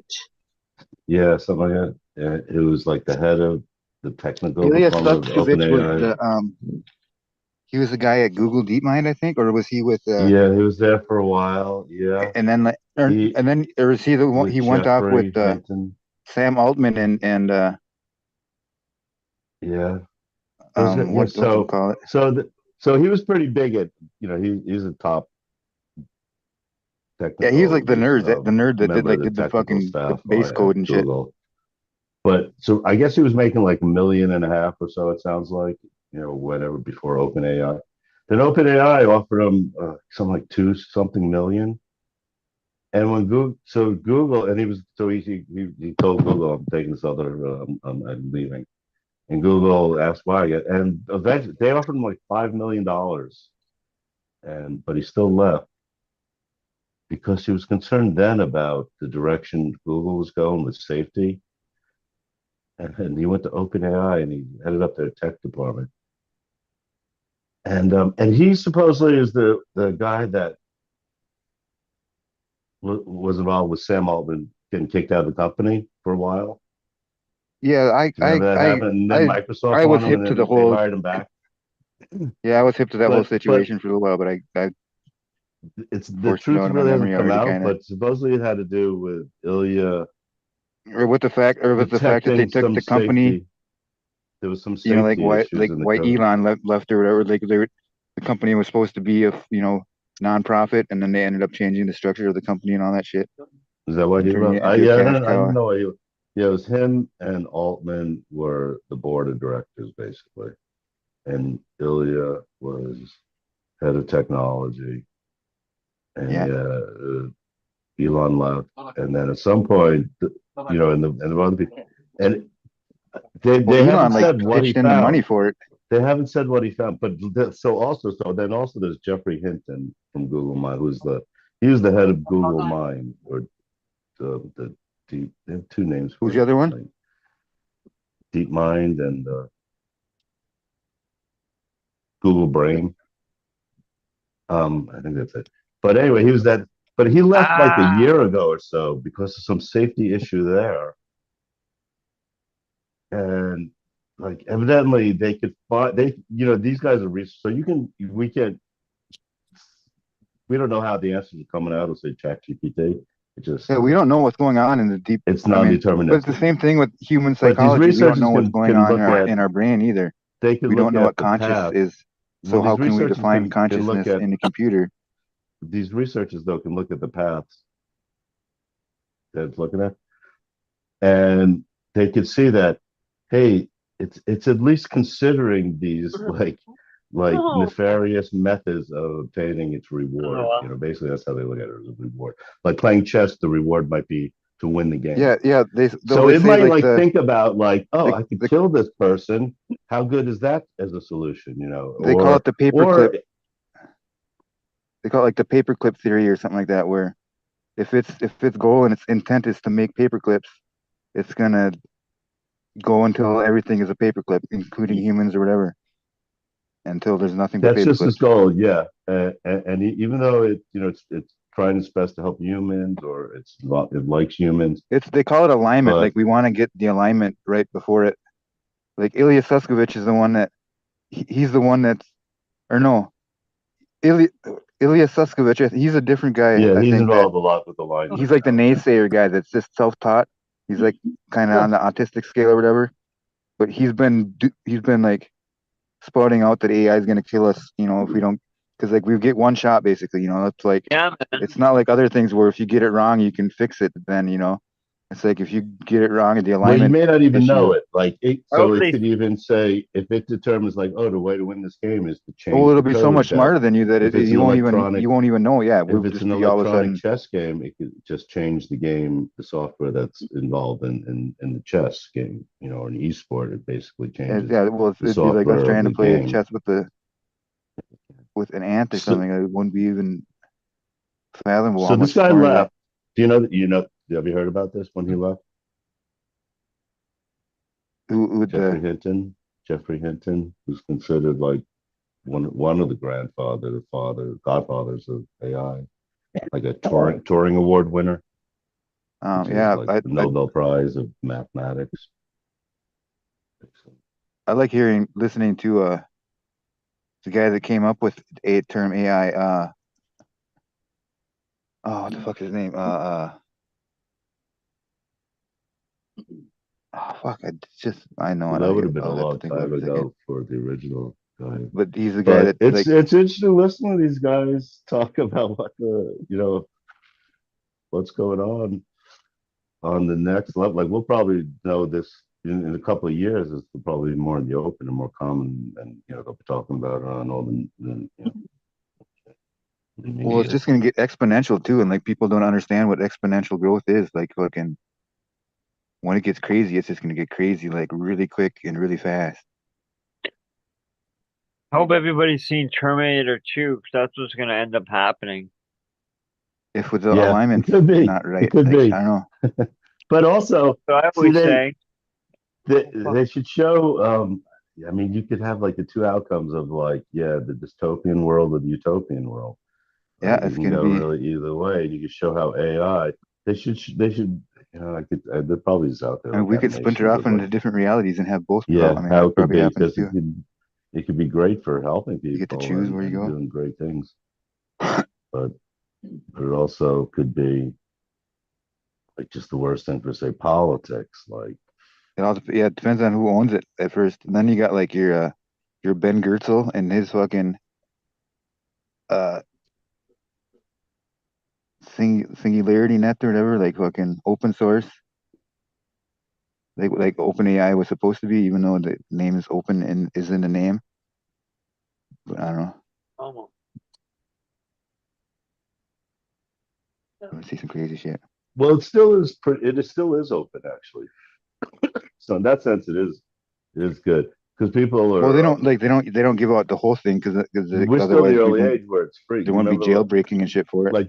like Google and like originally the search engines used to charge like a penny a search or something like Yahoo, to do a search, and then event but if you sign up you get like I never some paid amount for of search. money. No one ever really pays, but because you get some free money and to start off with and I but used so then Ask eventually Jeeves. though I think was like the they started putting advertisement on because that was before advertisement even no. there was There was always a any. banner. It was like I got on. No, It I would have don't think been so. No. 96. I was 13. There you go. thank you. No. Well, I guess maybe depend where you went. Because back then the first websites I remember going to were like I like went to IRC chat rooms. like a hotel or some commercial site that happened to make a web page and put it up because there aren't that many. I went to then. I went to like, so like we would get No. these fucking like an old PC that was like just on the verge, like a cheap one, and they would break down and shit. So I had to figure out how to keep this thing on so we could fucking, and like it was like the AOL dial-up CDs that you would have, like people would get them in the mail and they'd be worth so many hours a piece, and then you would Yeah. have to call sometimes you'd have to call like 800. There'd be like different 800 numbers like that were different parts of the country, and you get that beautiful fucking fucking noise. And Yeah. fucking a 28.8 connection takes a half an hour to load a titty. No, I did Yahoo chat. Fucking, I can still remember the first chick I ever talked to was some chick from Australia that was like the same age as me, named Rihanna after like a fucking some fucking song from the 80s or some shit. I don't know. Fleetwood Mac. Is that what? Yeah, it must have been that. And I had a fucking I made a website, Remember right. fucking a GeoCities website back then. Fucking, I think you can still get like look at it with the fucking Wayback Machine or whatever. A lot of times it's like sites that are defunct now or dead. You can go to the waybackmachine.com and like punch in that address, and sometimes it'll still have like a screen like a capture of that of the page. Yeah, but ChatGPT is a bit like that. Like eventually, I could imagine there's going to be ads, or you can pay for chat for version 4, 5. Well, you can already pay to be like the free version isn't the thing. The GPT Plus or whatever is the pro model or whatever. That's where you can. It has memory and shit where you can actually recall What's that one conversations and all that shit. What's that pro? Well, mine remembers my conversations, the one, just the free version. But not when you log off and come back onto it again and like want to start a new. Oh, maybe not. Well, I just stay logged in. I don't know. If you stay within the same thread line, like there's a I don't know how to explain it. Fucking really, if I log like there's a countdown where you have so many tokens that you can use. They call them, I think. So many inputs. Yeah. To like, which can be so much text. There's like so many commands. I don't know. There's a way that you can jailbreak like there's the image designers. But anyway, you can pay for and it runs out of tokens, but you can click on the token and then like there'll be an error and you just cancel that and refresh the screen and you can just click on it and it opens up right away. That probably means nothing to anybody, but it's a cool little like they let that slide where you don't actually have to get more tokens to not have to wait 10 minutes for an image. Tokens. So apparently hardcore cake that wasn't no chick from Australia. That was Cake in a Cup you're talking to. I think I love you, Cake.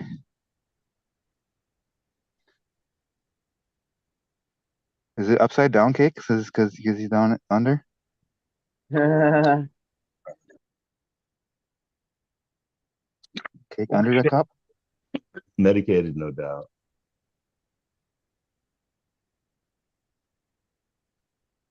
Cake 16. Subcool used to use these medicated, like Cake in a Cup things.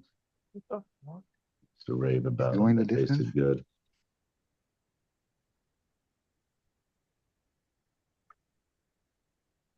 Next time what the fuck's his name? The guy that says that he wrote like fucking like he coined the singularity fucking term too. This old guy fucking he created all sorts of shit like the first synthesizer that was indistinguishable from a grand piano. Fucking that Stevie Wonder played. He worked with him. I mean, I'm just stoned now. I can't think, but in any case, he says that like, yeah, he's Ray Kurzweil. That's what I'm thinking of. Yeah. And he's fucking like he predicted that the singularity was going to be in 2029, like back in like 1999 or something like that. And like ever since then, like especially in the last few years, like that's where all like the consensus is going towards, if not sooner than that. It's always gotten That's like less when and we less and reach less. like human level AGI, where like they get smarter than us, and then vastly smarter than us, and fucking Be over smart. very fucking utopia or dystopia. Yeah, they would bring up some interesting stuff too on this Oh God. interview with Ilya and that's the head of NVIDIA about so there's a billion seconds is 30 years, and so if a word a second would be about a billion, I mean, just roughly, as nighttime you're sleeping, and it's kind of a slow pace if you're talking or you're listening, but a billion word. But so and that's about the models nowadays. But they were bringing There's up still like more neurons in the human brain though than what and, they have and something in a also neural about there's net. a limit. So, but there is a fixed limit of number of words out there that AI can learn off of from, say, the internet. And they just brought the concept about, will it be able to generate its own words and conversation? Yep. And they thought it would too, and they brought, people do that. I mean, when you sleep, you do Well, that, it can sure as fuck come up or with a You can be or image introspect, with a introspection. good explanation. So I mean, that's I bringing got it also the then zombie to another fucking level where picture for the with thing like just like a it's half a thinking, paragraph of fucking words. and could be thinking up something nefarious. I mean, it's it's they also brought up. I mean, they're basically Oh, they trying to lied. Like I they're find so I basically use it quite exploring how close doing the a neural image network shit. is to an act and what they've done with it to a human brain, to an actual I human brain, and what we consider consciousness. I just heard And they something about that also, neural net just malfunctioned. The one that's the human transplant or whatever. Elon Musk's thing. Yeah, I guess that just malfunctioned somehow. But they said so. Yeah. So they brought as far as malfunctioning. So the neural net is basically like a big multiple matrices, a tensor of Or no, the numbers. neural link is what I'm saying. Neural link, yeah.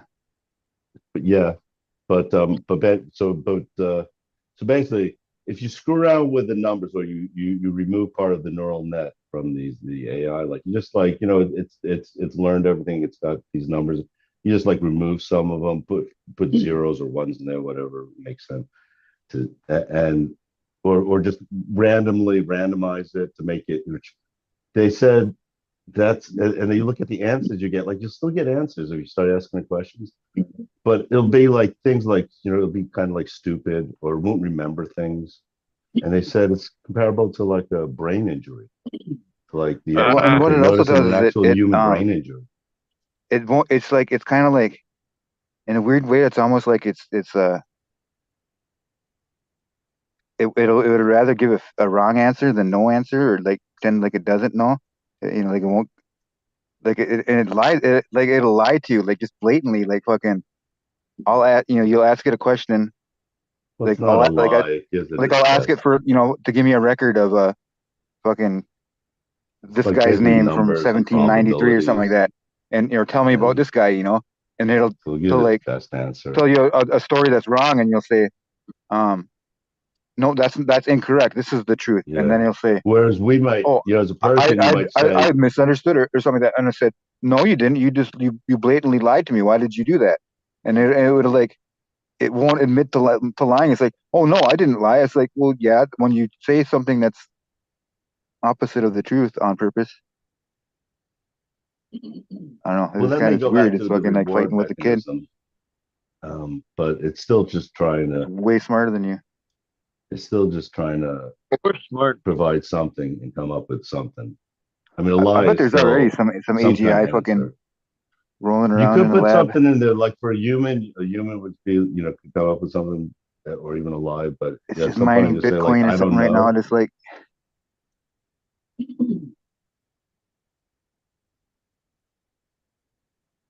I don't know. That's fucking.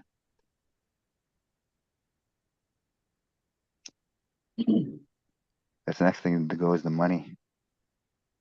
Gotta get that non-traceable fucking. That's gonna be here soon. The American dollar is gonna drop like a rock.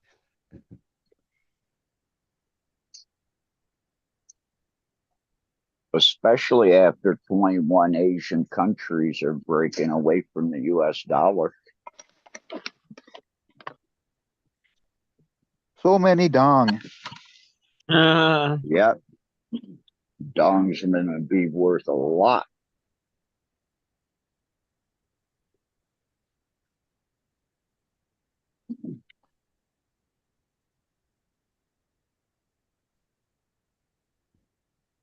What do you think about? Did you hear that report that in Russia they've got a lot of gold, but it's all staying in Russia, and it's really not helping them selling world. No, what's happening is every country is hoarding gold because gold is the only other tier one asset besides the US dollar.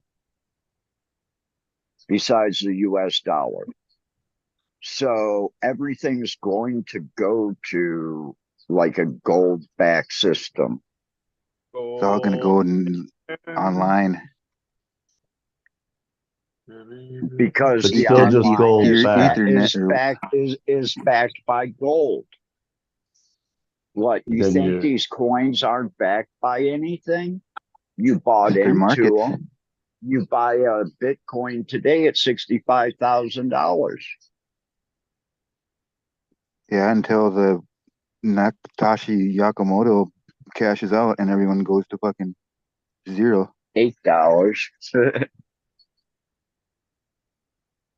I have no hey, idea if that's that makes life. any sense or not. I just like fucking stone. I'm not a fucking banker. No, someone could cash out and drop it. You know, someone had like 50,000 Bitcoin. Yeah.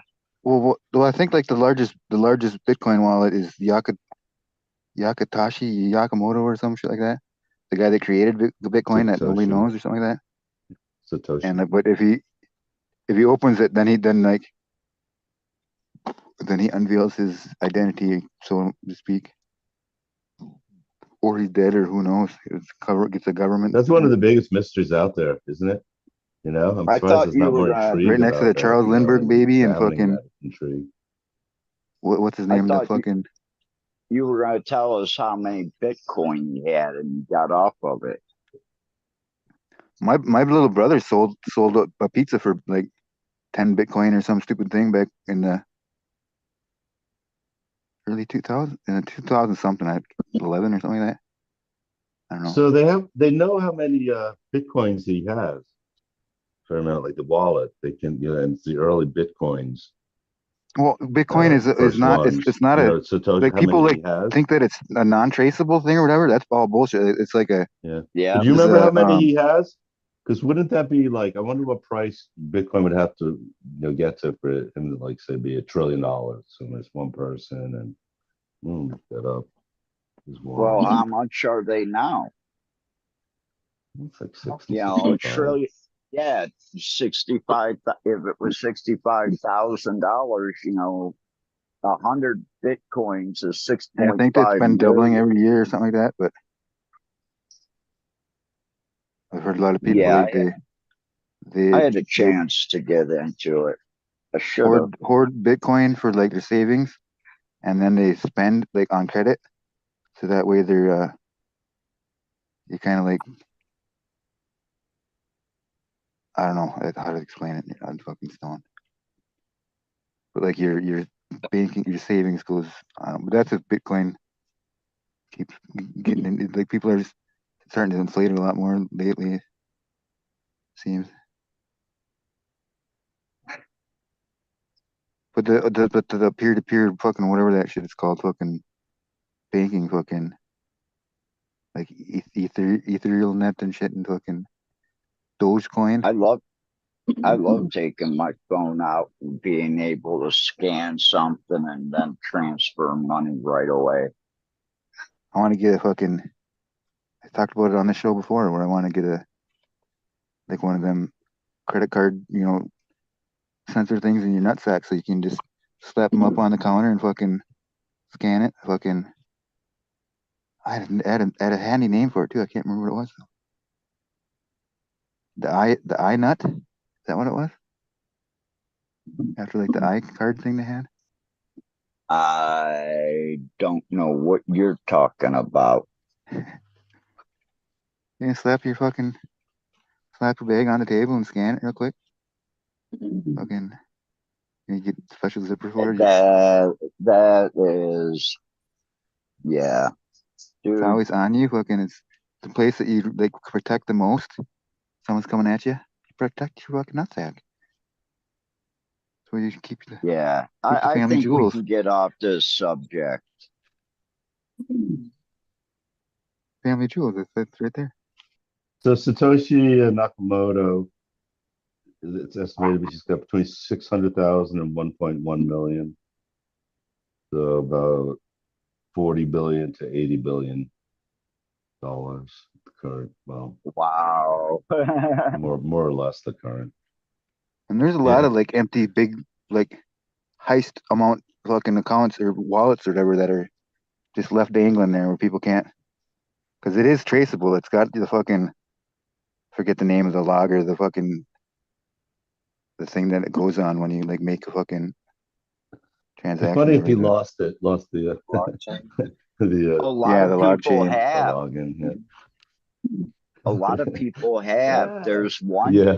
one guy that's got one more chance, and he's got like $3 or $4 million in it. So is he saving it? I think that was one of the possibilities. Oh, maybe he shouldn't even try. Just wait till the technology is out there that's good enough where I it'll be think, ensured that that it'll work, or the copy is yeah, the system, so he's got an infinite number of tries.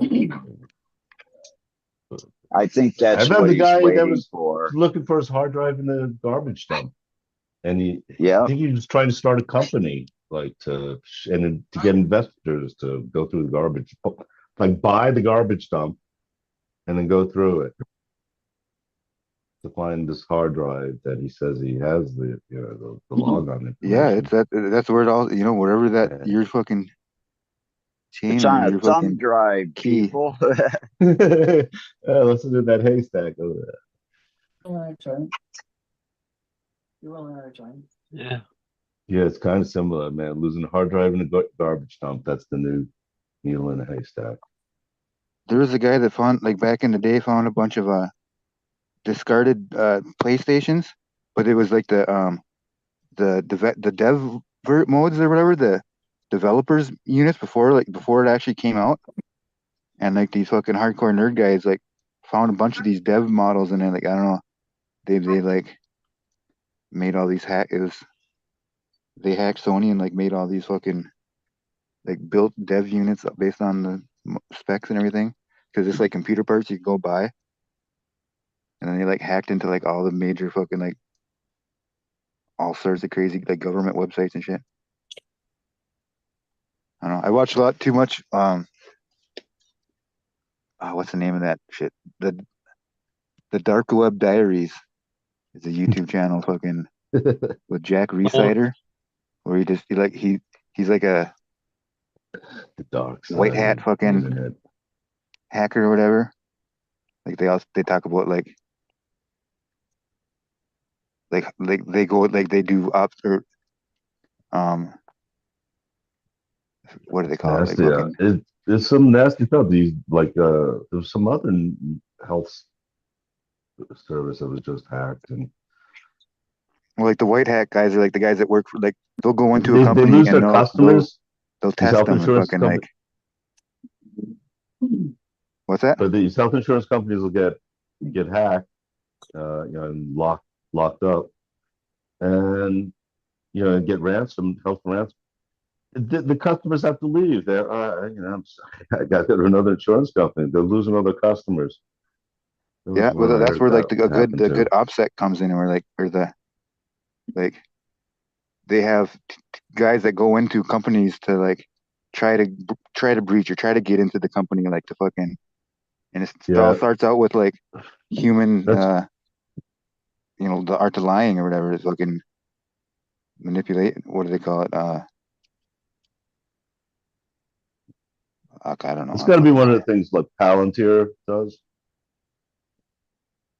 I'm not sure. Not exactly that, but for protection and monitoring, to protect against it, hacking and maybe people try, someone trying to get into the I think well, it's system like, and or then there's like 0-day exploits where it's like they're exploits into like there's so many of these hacks that are like unsolved like keys that it'll get you into a fucking Android or get you into a you know, but it's a 0-day because they haven't found out about it yet.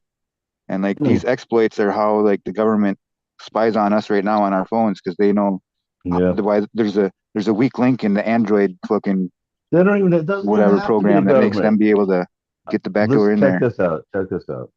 So yeah, I saw a paper And then you today get that like bug hunters that go and try to find those. The government's got I don't know. I'm sorry. yeah, that's good, but that's kind of like yeah, that's like the first thing that was tried, and yeah, obvious, but yeah, now it's probably like AI stuff checking it and yeah, these things just monitoring the system and just looking for strange things happening. Uh, Yep. but also, so yeah, Anomalies. as far as it doesn't even have to be the government listening, apps can do it.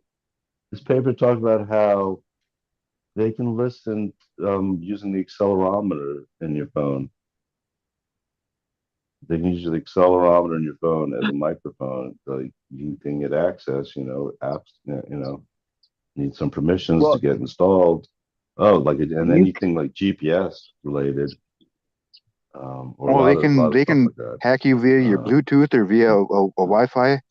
I mean, they'll there's all use sorts of multiple. It's ways. not just GPS. They'll use like you maybe you don't accelerometer, see where even you are, your position from the last time they I say the ones that precisely they're where you using right were. now too are like ones that are 0 days where we don't know about them yet technically.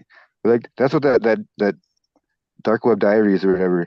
He interviews like all sorts of guys that like got caught and busted and did their time for the like big things. Like the creator of fucking the Pirate Bay and shit was on there. Like all these big um I don't know, crazy guys that just were basically a lot of them like were white hat people at first too, like ones that would pen test they call it, where the penetration testing they'd like break into a courthouse or something and try to get into their or a bank or something and try to get into their fucking systems whether it's Yeah, that's with why like black hat stuff was allowed probably, and I mean they yeah, and, have and it was well they always still do this today. I mean government these people guys there.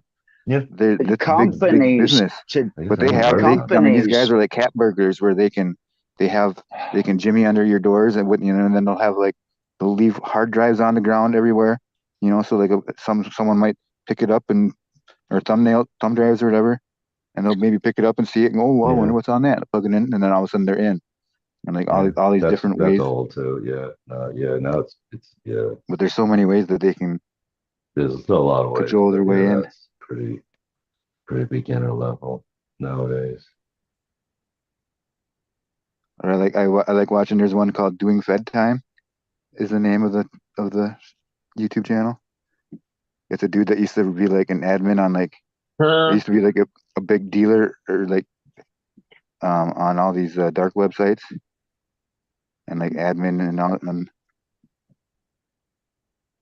I don't I've know. got a friend from high school, and he's got like 3 or 4 different contracts right now with big companies, What do you know? and he spends X amount of hours a week looking for weak links in their systems, and he gets paid big, big money. So many bot. No, He's from high so school. many US dollars. Yeah, that shit's important. Well, that was I mean, I remember when it was even like, oh, you're this, I forget if it was even called hacking back then.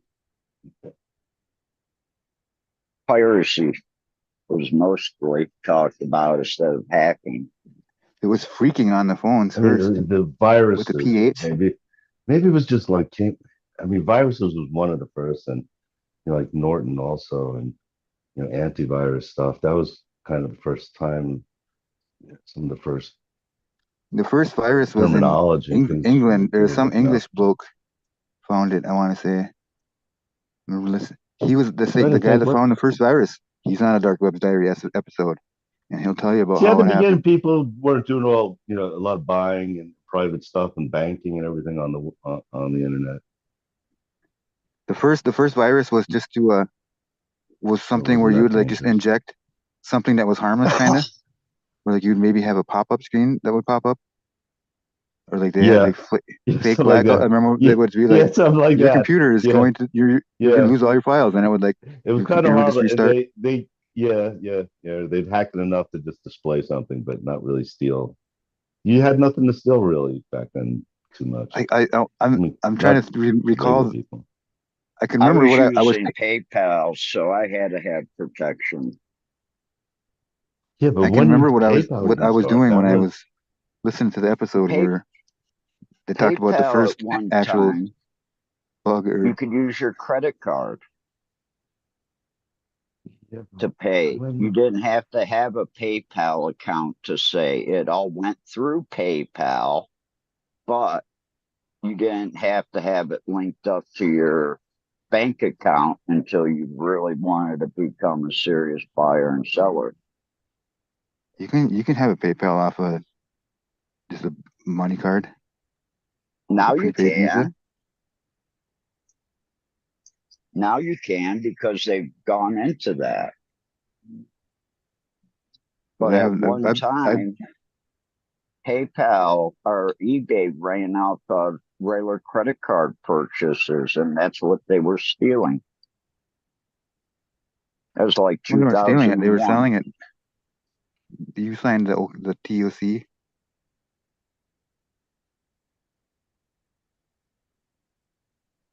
Yeah, I've actually got a credit card back home that I have to file with.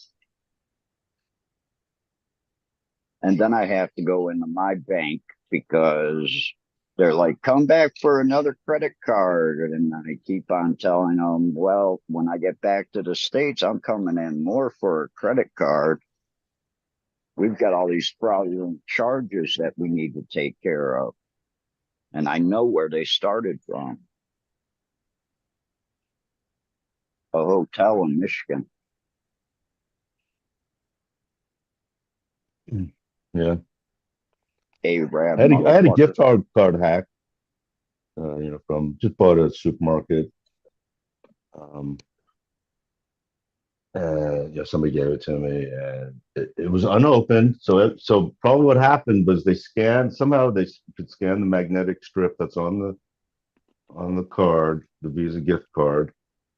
It's in cardboard packaging, flat, and it wasn't opened, and they used it right away. Inside of it, though, there's the back of the card with the pin that's written on. I assume that's not on the magnetic strip. And then also inside the packaging, there's a 4-digit pin that's printed onto the inside of the packaging. That's like something for registering online and so these two. So somehow somebody used it without either of those pins. I'm assuming that pin on the back of the card. It's not a magnetic strip. That would be stupid. Or maybe So, Well, the when you way just they, I'm sorry, go still ahead. trying to get the $100 back from this gift card. It's the biggest hassle. Here you It's go. like it's Visa, it's backed by Visa, it's backed by a bank, but it's like this general, giftcard.com balance, I don't want to even say the real name, but so, one of these general things that they all use. And this is far from Kroger. They shouldn't even be using. Oh, you look online, it's like, oh, everyone has these problems.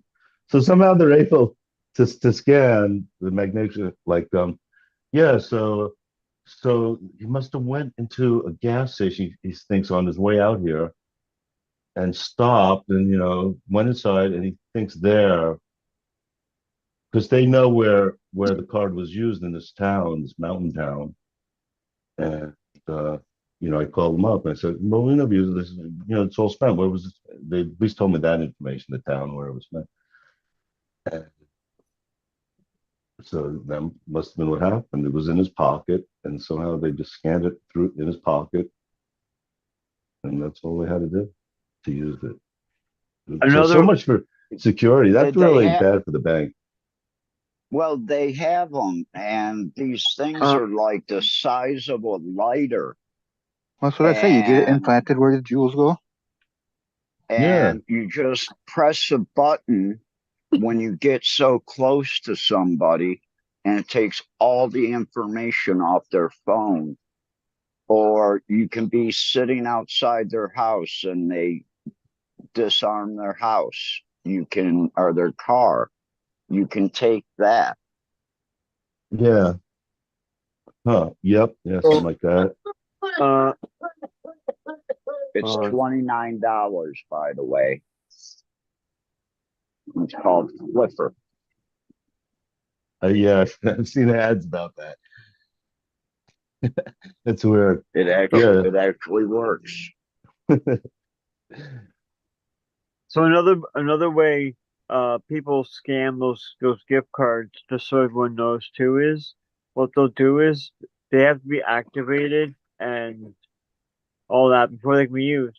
But what people will do is they'll steal the gift cards and before they're even activated right from the store, take them home, they use a hair blower, get all the information out, and then they put it all back together and they put it back on the shelf in the store. So they have all the numbers written down. So then all they have to do is wait, and they put the gift card at the front. So all they have to do is wait for somebody to buy To a bunch buy of one. gift cards, and then they just got to keep checking the numbers every day. And as soon as the card gets activated, bickety bam, they got the money. Yeah. That's another way they do it. yeah, yeah, yeah. If you buy, make sure also they haven't been jiggered with. They And it's found hard. that in Cleveland, and how they found out was they pulled a couple of the higher dollar gift cards off, and on the back of them in pen, someone marked like 1A, 1B, so they could keep track of the numbers on the front of the card. And they'd go into the stores like every 2 days and see what number they're at or letter they're at. And then they'd go through and pull all those up and then use them, just Yeah. like Dee said. And they can take those cards and they can put them into get cash back too. Yeah. And that's what they were doing, is basically getting cash back. And that's Or what they were doing was buying stuff, then taking it back to the store and taking store credit on a store credit card. Mhm. That's what a lot of So they. Sorry. I'm sorry. No, go ahead, Cap. I keep interrupting. No, I just lost that anyways. Oh shit. Sorry. It's all right. So that's what a lot of Indian scammers do when they scam the older people too. They'll get gift cards. They'll tell them to go get a gift card, and Yeah. they'll take the Like money. thousands of dollars Yeah. of gift cards. Yeah, and But then they'll take that and they'll transfer into real cash. There's one that they actually opened up an LLC underneath the guy's name, and he doesn't want to really admit it, but they finally got him to do some legal action. But they had opened up a LLC underneath this guy's name with all this information, and Oh yeah, it's not hard. they were racking up big debts. And it's like, the guy's from Youngstown, and he's only like in his late 50s. Oh. But he doesn't want to admit to this, and he doesn't want to talk to anybody. But at least they finally got him after like a year to finally go get a lawyer to stop this company. That's crazy. Yeah. They're like $500,000 in debt. That's why I got is it LifeLock on my phone? Yep. LifeLock for identity theft. I Yeah, have and with identity AI, it's theft going to protection. be a new thing to watch out for. I've had it for 7 years, ever since I moved to Thailand. Oh, yeah, that makes sense going abroad. Yeah. Because over here, they've got a lot of those scanners, and they can scan that magnetic strip on your credit card Yeah, or your Yeah. debit card. they're wallets with Faraday cages, basically. I mean, and how about your phone? Like, man, you got to have a soundproof, uh, vibration-proof box to put that in. The accelerometer, they're so sensitive nowadays. That's why they do it.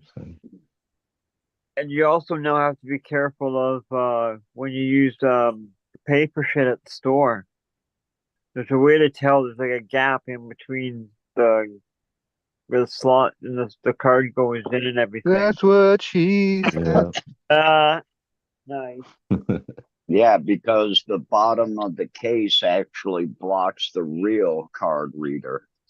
Yeah, exactly. There's a lot of those in Michigan. But the guy in Michigan that stole mine is the manager. I got into a big argument and fight with him. What a fucker. I was out in the parking lot. He was saying shit from the doorway, and I said, why don't you step the fuck on out? 13 years I've been on the Bay. I've been on eBay since eBay 2000 or 1998. Wow. 99. Well, did they just have books back then? It was because of the publications, baseball cards and comic books and stuff. Did they have baseball cards back then? Maybe, I don't know. Maybe they did. I'm thinking Amazon. Yeah, you said eBay. Okay. The first thing I sold on eBay was a jacket that I fucking took out of a dumpster, and I sold it to someone in China for $500. Fucking crazy. Oh.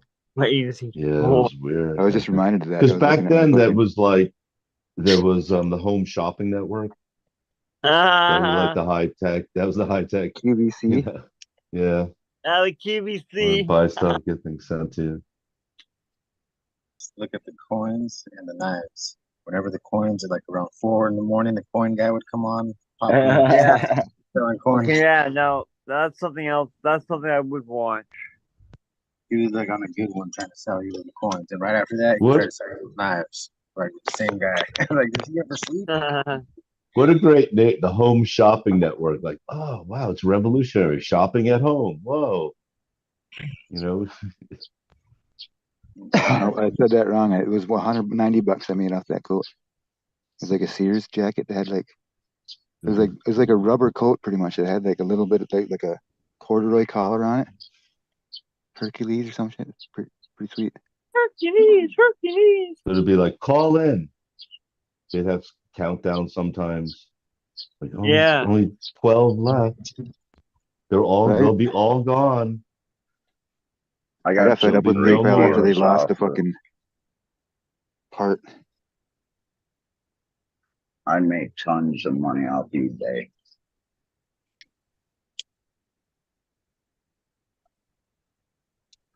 I bought some pretty cool shit. Terry Bradshaw, when he got drafted into the NFL had a small little dinner party, and he autographed 50 footballs. And I do a sports card show. The only one I do is in Pittsburgh. And I was able to score that for like $145. Wow. Yeah. Holy shit. So I put a ridiculous price on it because I knew people were going to try to talk me down. But yeah, I ended up getting $1,000 for that. Yeah, no doubt. Well, there's only 50 of them, and it was from the, draft dinner in Fun Fuck, Pennsylvania.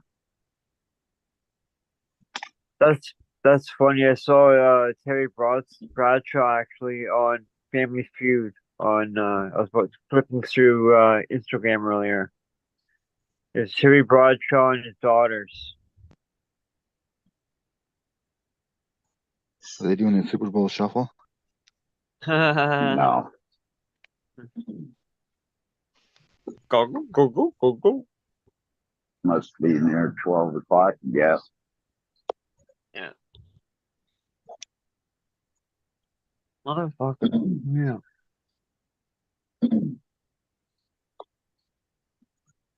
So does my sound, is it better now than the first part of the show? I had myself mute, like the mute thing hit in the corner, the first half, so I could barely hear what you were saying or what Green Fingers was saying at all. That was I because had I this muted banner I on in here. I didn't realize. accidentally muted the volume. Would you say Green Finger? No, he had the wrong speaker on when I had the wrong speaker on, but I couldn't hear nobody either.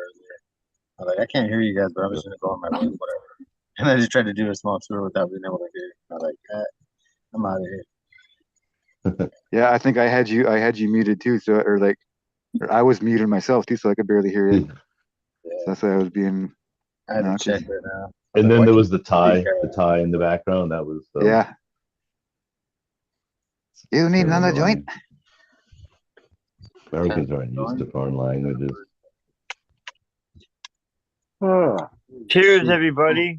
No, it's a good Especially catch, the man. tonal ones. It was the tonal five and we languages are different.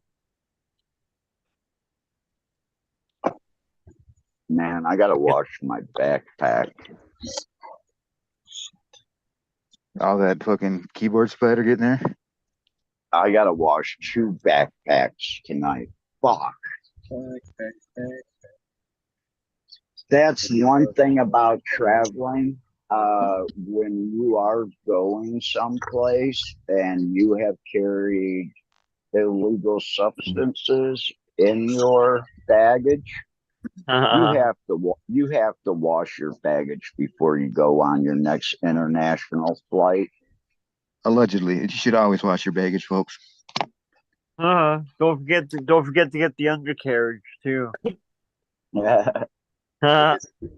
Get sticky. They're all tight here. They're all tight here.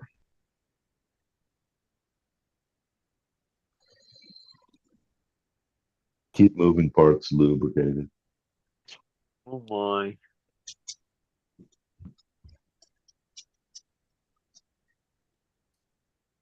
Oh motherfucker. That's just general hardware advice. Also, all your C5 tools. is scared to come up here. He's playing with his rock.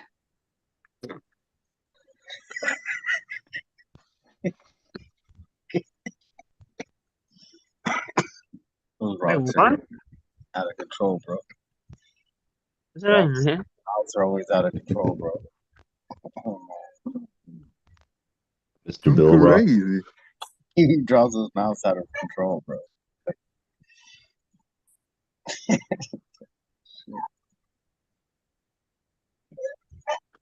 I gotta get my dog. He's back there crying.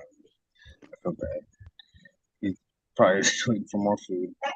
Let me check. Food. Yeah, food is expensive. Yeah, prices are out of control. $2.50 for avocados. Yeah.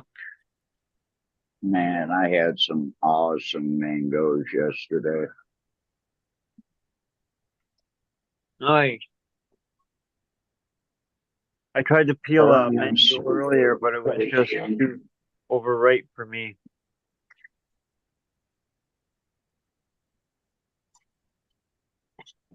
Sorry, whoever stepped over or onto. I ate like a half a pack of Fruit Loops today. Half a box. Holy fuck. Love that animal paste. Gelatin. Yummy goo. The hooves in the ears, right?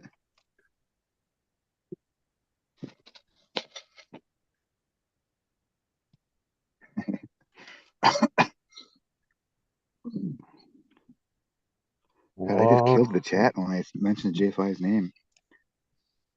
I didn't even scroll up. There we go. So 80s baby's good. That's what I rolled up. I rolled up. Rock. Yeah. Do I roll up Yeah, I again? think I'll roll a joint for a change. Black Right. Diamond. Oh, that sounds fire. You should just call it hard or J5. Because it's a rock. It is fire.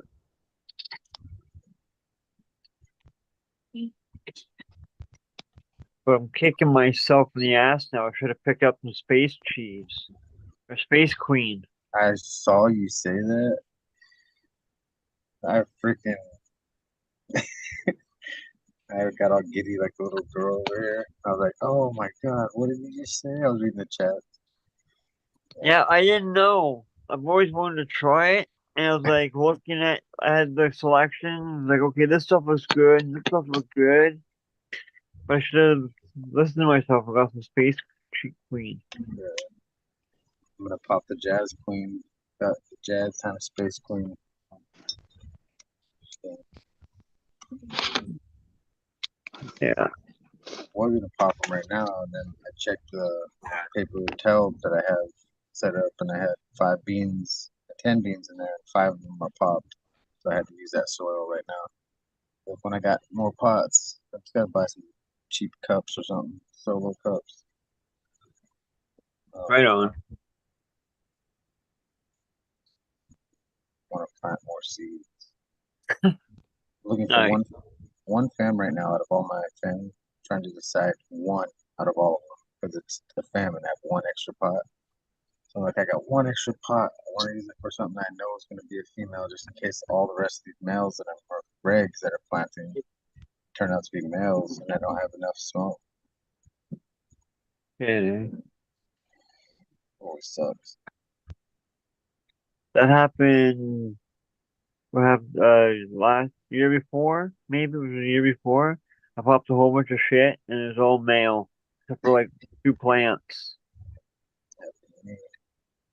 I was like, oh. That's why you plant twice as many as you need. Mm-hmm. Yeah. And you say, well, what do I do with the extras? Well, you find a place out in the park or someplace along the freeway that doesn't get light, and you plant it out there. Right in front of the police station in the planter. Don't forget it's legal here in Canada, so I can do that. Well, Just keep them all. No, I'm gonna keep all the plants. Shouldn't have a plant count. That's stupid. Mm-hmm. Plant count. I only have 6. I don't know. I only showed you 6. Or, oh, I only showed 6. I'm allowed 12. And that's still not enough for me. I'm gonna grow the biggest plant you'll ever see though. That's why I don't care. That's what the hell is his name? Mr. Tree. You should get some Mr. Tree seeds then. Apparently he has stuff too. 17-foot plants. Oh yeah. Yeah, I got the Mima that the one that popped up out there on its own. It's already like 2 feet tall, but it's just bushy. It's freaking gonna be huge. Yeah. The last one was at least over 10 feet. The little one was under 10 feet. I could reach Nice. the top of my hand. So one I could reach the top of my hand when I reached all the way up. The other one I couldn't get close. Yeah. I had a Sometimes blue. it's too much. A lot of spiders up there. I had a blue dream that was over 8 feet. It Yeah. was awesome. I got some blue dream crosses out there. Green crack, blue dream times hotcakes or toast. Yeah, I think it's. Oh, forgot. Green dreams. Got 3 of them out there.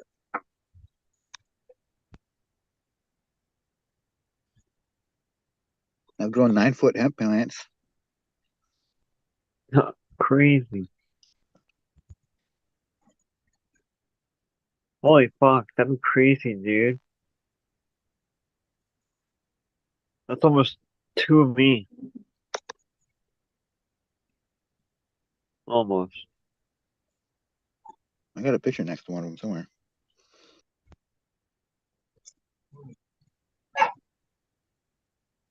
We should Stop get sign was Tyler. like the We need stalk to was get like 6 Tyler inches back. wide before it was chopped.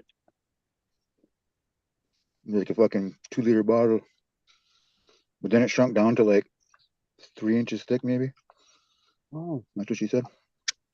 nah, fucker, beat me to it. Ah, Gotta get Fumi back on about the next grow off, the aqua grow off or the fish grow off or whatever we're doing. There is something on my phone draining my battery. No. to do a solo cup challenge or whatever.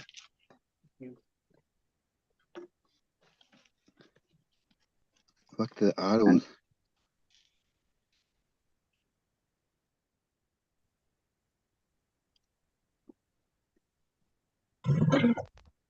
Cheers, chat. Cheers, everybody in chat. We see you out there. apps. You want the Discord frosted? We got Discord. You don't gotta wear pants even. Green Fingers doesn't wear pants since '94. That's why the camera's so high. Captain doesn't wear fucking pants. No, I do not wear underwear. His balls are sticking to the fucking chair right now. Ants. So that Thai guy's yelling at him for, get your balls off the chair. Slaps him with fucking Hi, ice water and nuts. Only on counter hey, for round smart. guy. For I beg.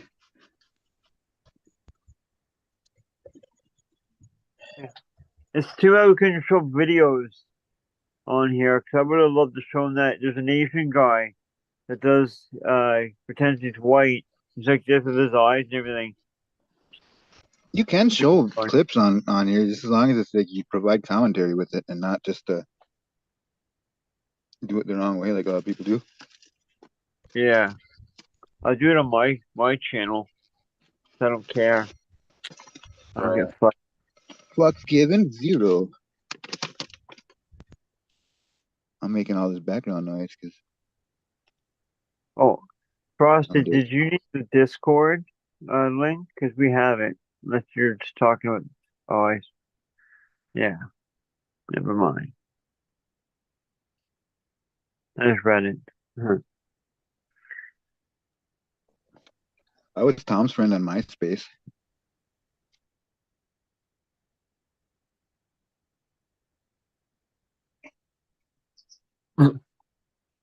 Left you all speechless.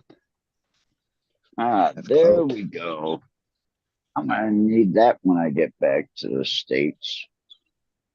Ooh, El Pointo. My clear account. Where are you at right now? I'm in Chiang Rai. Since I'm staying for a couple extra Oh, I just meant days the country. instead of What part of the world are? I'm still in joking. Thailand. I know. And I'll be here for a while. I make less sense the further the night goes on. as usual. Oh, Wow. Instagram is at 2.48 gigabytes. I would do it. Yeah. Giggity.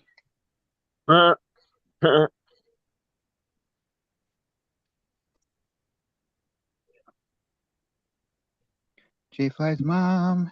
Happy Mother's Day. It's starting to get hot out here. Okay. I may have to go back to my house because the inside is kind of packed right now. Might have to turn my heat up. It's cold here. You said turn your heat up. I did. Nice. It's like 72 Huh? or 73. Like all the time. 90 degrees here. What's the air quality today? It should be pretty good. Yeah, 38. Wow. That's almost back in the States numbers. It's freaking hot here today. 80 That's degrees. possible. 80 degrees inside right now. Probably That's- why I can breathe. I just opened my front door or my window, not the door because I don't have a screen, but my window because it was so hot. Now it's nice and cool. It's like, oh shit, It is a balmy 66 degrees here tonight. breeze. Like Right it's been getting down to 40 every night, probably, or 30 damn near. I tell you what, when you go from like 100 degrees to like even 62, 63 at night, man, that's pretty cold Cheers, bud. when you get that much of a drop. Hey, buddy. Hey, bud. Cheers, bud. Yeah. How's everybody? Hey, Green Fingers. Good to I see don't you. know. What's up? That's not big. That's good. Wow. I'm gonna have to actually plug this phone in. Uh-oh. Ow! Fuck! I just hit that same 2x4. No. Yeah, this time I know it's there too. Oh, fuck. I'm gonna put a hat on at least. Get some Yeah. cushion. At least if you're a little I- buff. Football The helmet. headphones almost saved me. Almost. That's what I have to do in my grow room. I have to I wear a hat and I actually put a bandana like stuffed up in there, just like added cushioning and like as a buffer area, so I could feel like, oh, I'm about to, get the light, man. I've got a permanent mark on my forehead from hitting one of the lights Yeah. years back. That's No, Because I it's used so to bright, have- so you're not looking at it. You're looking away on purpose, and like I And it's used the to worst- have. glad I'm short. I'm sorry, D. No, it's okay. Go ahead, but Cap. I used to have 2 burn marks on my triceps because we were straight dropping lights. So reaching into the take off leaves out of plants every once in a while, I'd kind of brush up against one of the lights. So I've been burned by 1,000-watt HPSs, damn. like burned by the bulb. Oh, I've fuck. slapped my head pretty good on some rafters a time or two, especially after you're running around them all day with the hard hat on. So you kind of feel like you're invincible because you can just bang up against that fucking rafter and it doesn't matter. But then you'll like have a break or your hard hat will fall off or something. And you just kind of take one to the fucking. I don't know. There's not more injuries with construction companies. But then when The you got the roofers, I welt was on watching there, it this holds your roofer hat down today. better. So it's kind of win-win. What? Yeah, I was If up you're there, 6 foot, if you're 6 hammering foot stuff, just tall, squatting. if you're Yeah, 6 foot tall and you walk through the scaffolding I'm with a 6'1" and I'm hard a little hat, monkey. on, and you don't dip your head underneath each one, yeah, you're cracking that. And I don't care if you have a hard hat on or not. Those Oh yeah, you can, dude. bracings, You can bounce those around hurt. like a ping pong ball with a hard hat on, man. It Kind of. still hurts. I'm sorry. I've hit some of those really hard before. Well, yeah, that's when there's a point, a breaking point. But Because when I went back to bricklaying, they said, okay, you're starting off as a laborer again. like I say, So when I'm doing rafters, like that's when I'm like crawling up and down like 50-foot wide rafters that are being strung in by a crane and shit, and like climbing up it like a little rat just so I can put a spacer board up there, fucking undo a chain and shit. Like, so I'm fucking squirreling around like a little rat. So you get a little bit brave, or I don't know. I don't know if my sound's coming through. okay, I'm still losing power. Right. Joints are a lot nicer if if the bud's a little moist still, like it's not fully dried yet, or just on the moist side. Like it's I wouldn't smoke this in my bowl. Yeah, but this is perfect in a joint. Astro Pink. Leave it up for an hour. Yeah. But yeah, that's what I've been doing. It's still not totally dry, but I want to smoke it, so I take a few buds off and leave it overnight or something like that. Just don't leave it. Just don't leave it out like if you're in captain's weather. Yeah, and it gets wet again. Shit. Yeah. No, it's like in the 40s, I think here, I'd say around. But, yeah, Astro Creep 3000 was my first zombie seat more or less. tape that I ever had. We're back to 40%. It's about 2 a week or rings 10 a days day. old. Las Right. Exorcito. It ranged between 4:30 and Oh, there about it is. 6:30, 7 o'clock, and then it'll stop until about 10:30, and then it rains basically until 5 a.m. Is that at your favorite bar? No, the 69 bar is. Yeah, I gotta turn- See, I didn't even have to think about that one. Man, that one just flew right out. It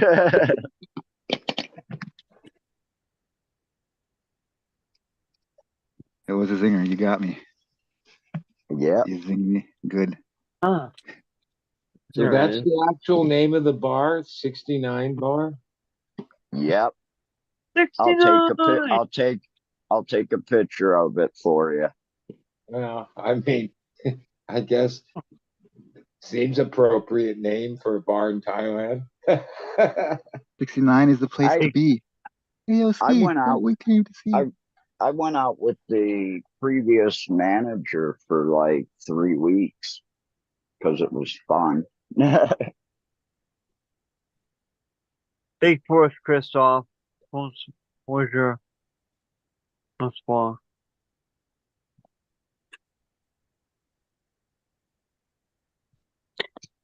Baguette. Mm.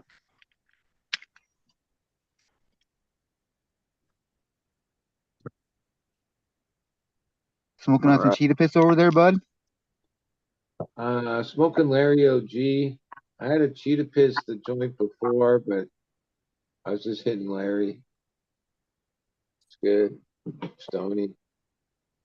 Captain Larry.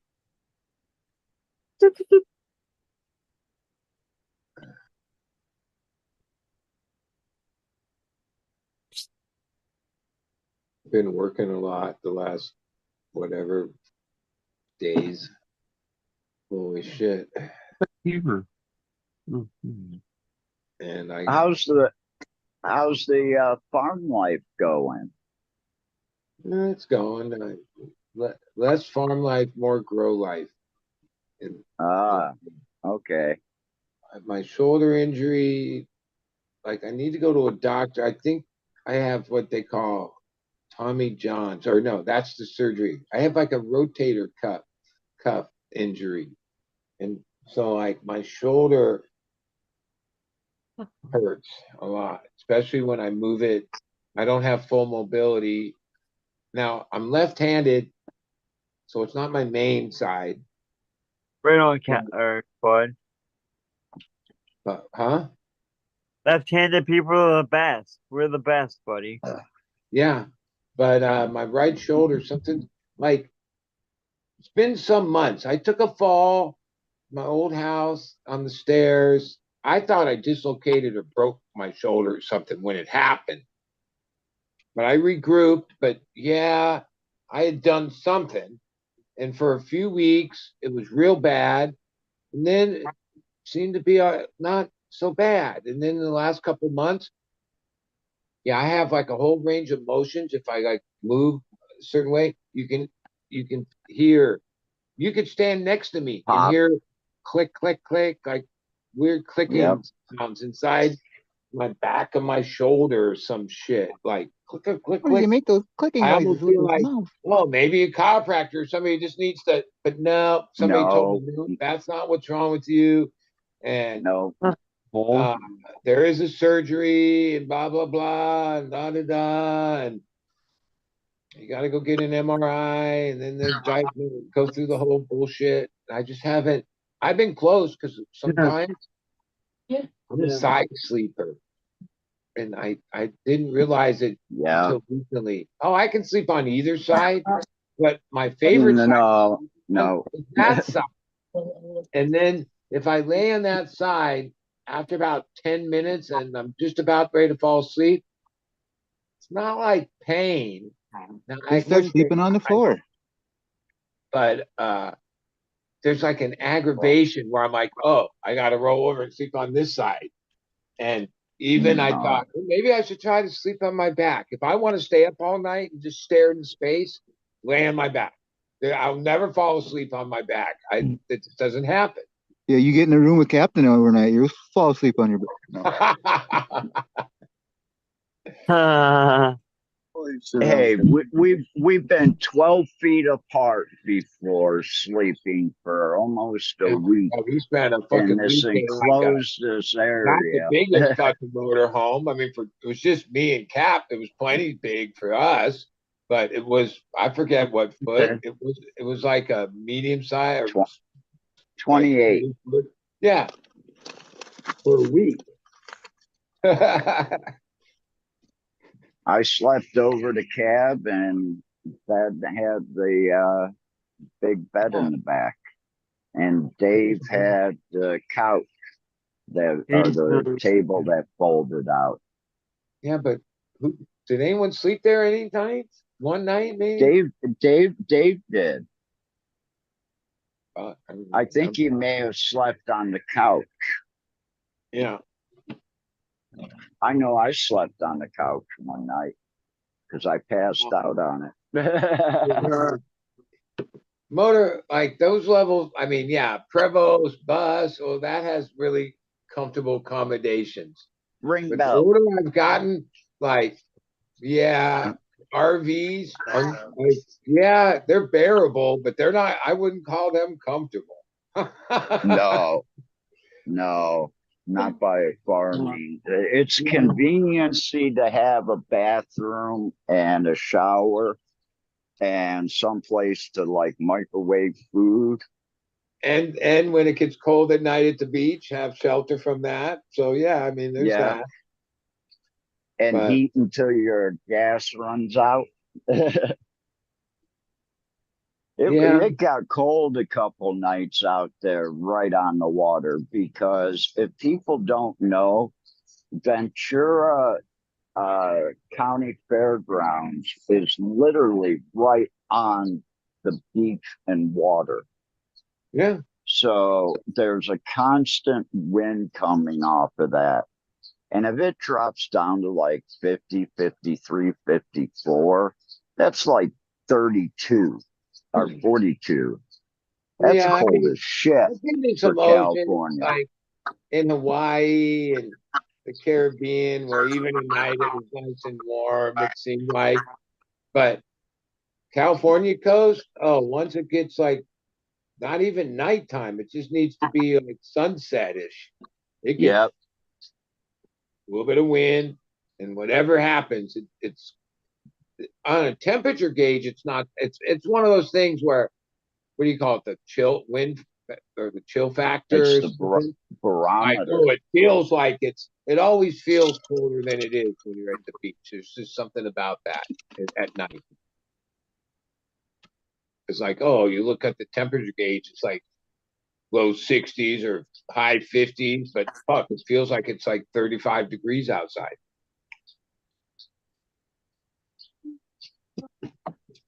The ocean.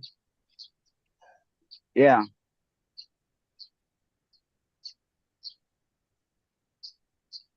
Because the ocean's only what, 68 degrees or something?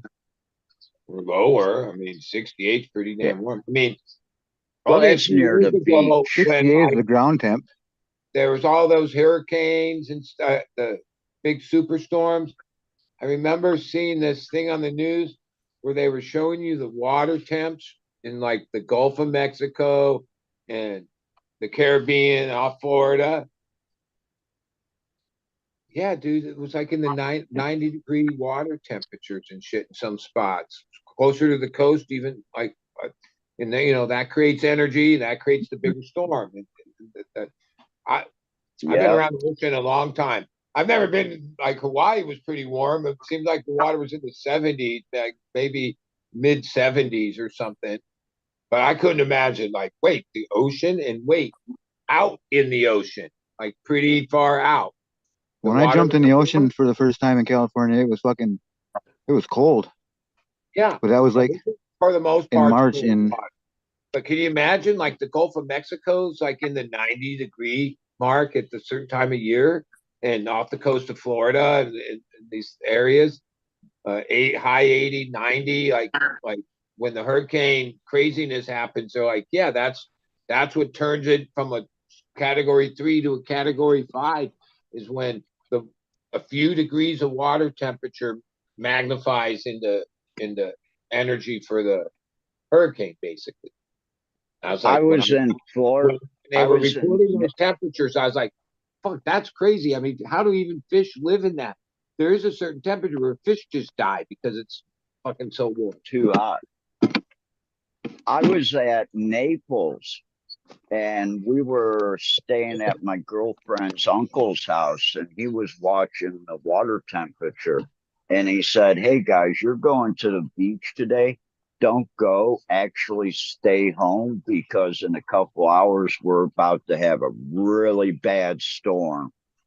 And we had to go out with a chainsaw and cut trees to get out of the driveway. Well, But here's it's all something I know because of that about the temperature beach, of the water. going in the ocean. If it's pretty sunny and warm outside, right?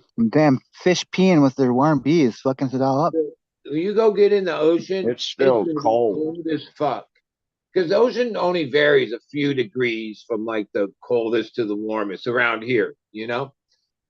But if it's like overcast and kind of chilly outside, But a few degrees that change to the same ocean temperature temperature is like water will seem pretty warm. It's like the weirdest thing. Like the hotter, sunnier it is at the beach, the colder the fucking water is. But like well, in some of when that, you're in the ocean, you can like just pee your closer to pants the and it warms temperature up. outside makes the water more palatable. But if it's warmer outside, it makes the water colder, right? Feel colder to you. But yeah, like I've been Like there a the long whole time, being in a sauna thing, it's not the heat that and soothes you, it's the fucking shock to the cold when you get out of it. yeah, That's like the major. That's why if you go to a sauna, they have to have a hot whirlpool and then a cold pool. So when you come out of the sauna, you can go in right into that cold pool with that cold water. That is I mean, awesome. I know, fucking, maybe Bud has never experienced this, but you haven't lived until you fucking been in a hot tub in like with 2 feet of snow on the out, like a hot tub on the porch with 2 feet of snow in the yard, and you And sit then in that go hot jump tub in the until you can't take it snow. anymore, and In fucking Lake jump in the Tahoe, fucking I was in a 3 foot hot tub snowdrift. a long time ago in Lake Tahoe, but yeah, and cold water, Ben prob water like lake water can be really cold, right? The lake water here is fucking freezing right now. I'd probably get hypothermia if I fucking Yeah. hopped in there. I probably, I don't know, like this time of the year, a lot of, or earlier, like I've done several years where like I'd helped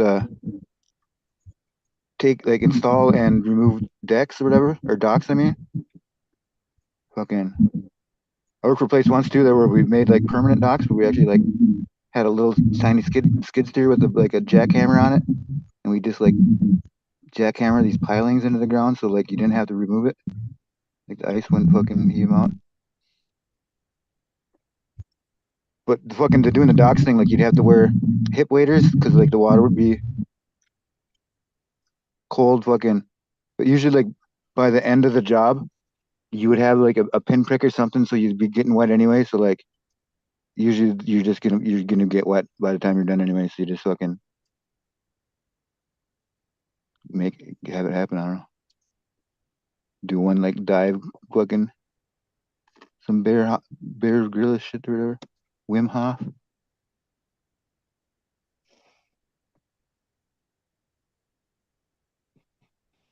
They do the polar plunge up here shit all the time where they cut a hole in the ice like fucking.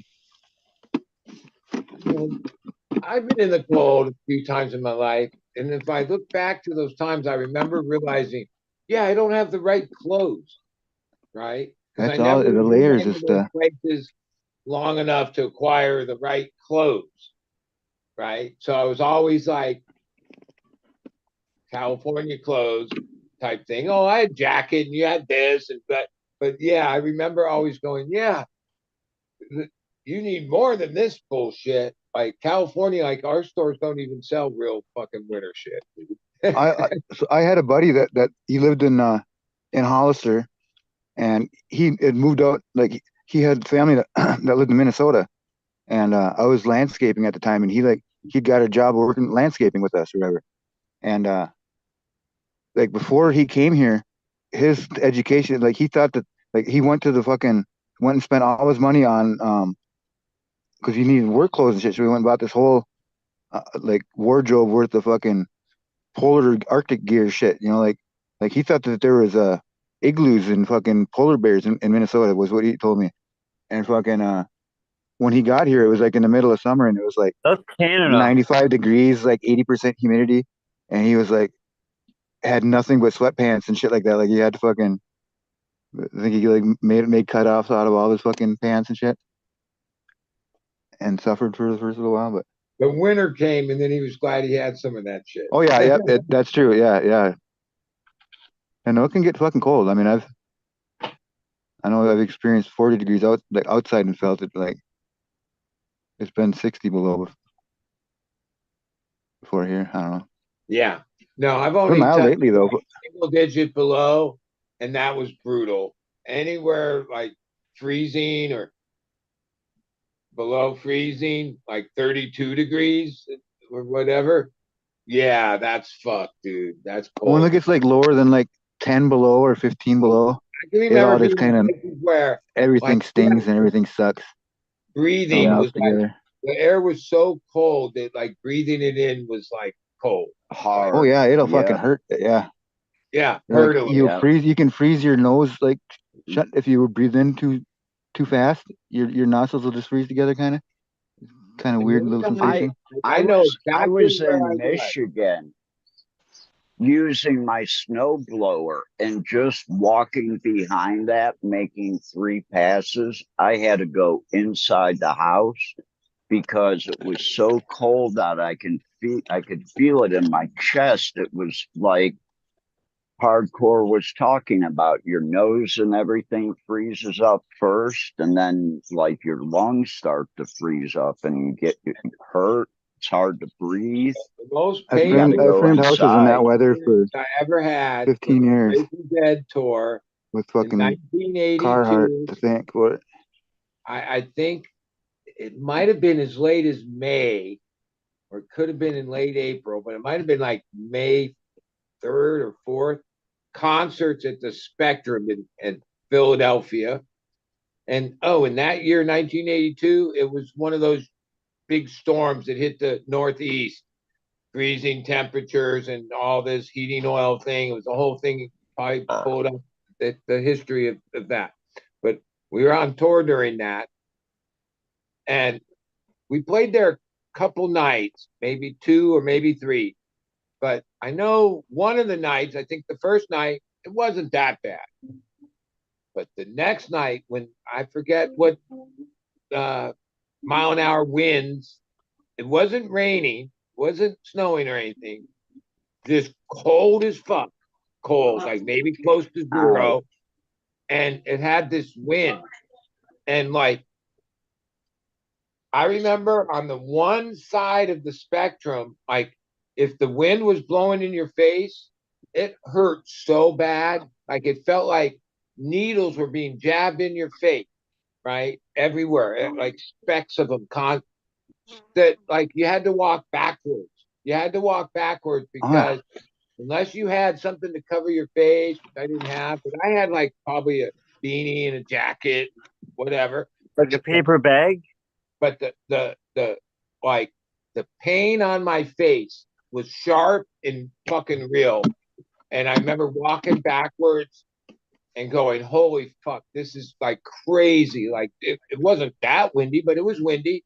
And the I wind, don't know how many times I've had my hands, my fingers, like usually it's like when I'm working or something like that, because like say I've worked in some really cold temperatures, like a dumbass, but fucking usually, you've got gloves that you can do a lot of shit, pretty nimble shit, but like sometimes the gloves have to come off and like I've gotten so close to fucking frostbiting the shit out of my hands where you like your instinct is you want to put them in hot water or warm water Hot right away. water.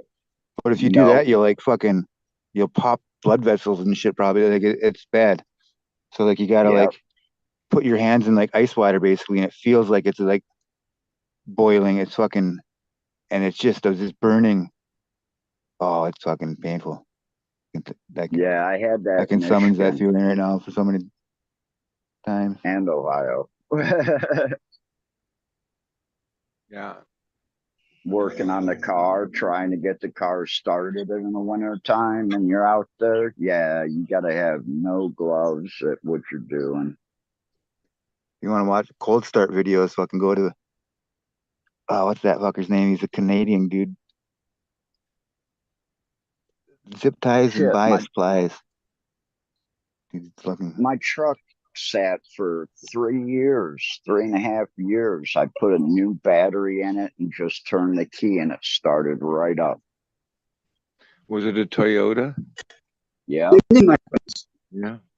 I mean, Toyota's been around a long time, but like in its current state, like older Toyotas, like people just know they're like the really most reliable car and they run for fucking ever.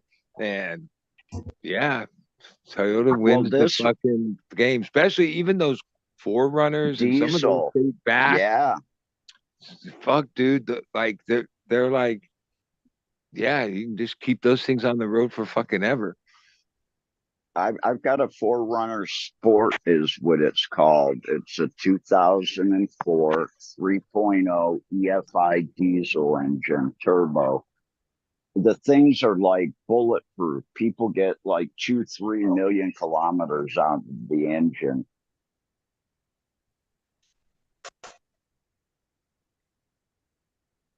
They're like bulletproof almost. Yeah, I mean, they. I I don't know if can't they go always were fast. that, like, or It's a, like but in the later years now, late model Toyotas are like known, like, oh, if you're gonna buy a beater or an older car like that, a Shit. Camry, Yeah. Toyota's Buy the a best bet Toyota. as far as like getting 300,000 miles and not having anything go wrong with it, where a lot of those other cars don't make it near that far. Oh no, you make it in today's cars, you make it 60, 70,000 miles and you've got to drop 10, 12 grand into it. Yeah, they got And that kit down. Even the newer Toyota, like, yeah, that's how it is. I have a I friend, can't believe, Tom. He's like well known. He like his car body or mechanic shop. His name is something Toyota, but like he's known. Like it's always like older model Toyotas. He does a lot of volume, but he keeps a like I go to a shop sometimes. Yeah, he keeps a lot of old Toyotas on the road, dude. Like I hear him telling customers, "Oh yeah, we can just do this, that, and yeah." And there's like yeah, even this one tip. I was there last week, and he was talking to this guy because I guess their ceiling, the roof rots out on Toyotas sometimes, the Camrys, and then it leaks when it rains. And then he's like, "Yeah, you buy that stuff like." He's like Willie Mays, that fucking weird rubber shit, and you just paint it on your roof. It looks ugly as fuck, Flex Hi, seal. Billy Mays here.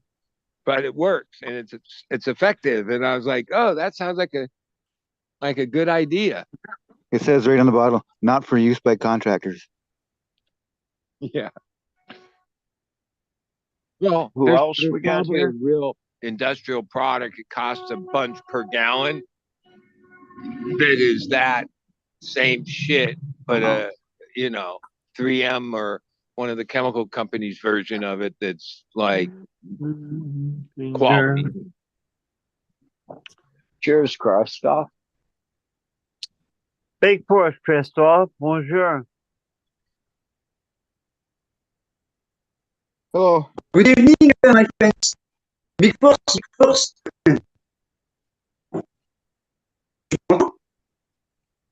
Tu m'entends, dit? Yes. Yes. You're breaking up. Roboting. You're roboting, Christophe. Big ups. I heard that. Big force. Big force. Yeah. Big jug. Yeah. Wait, did you say that out loud? Don't come here to Thailand. Ah.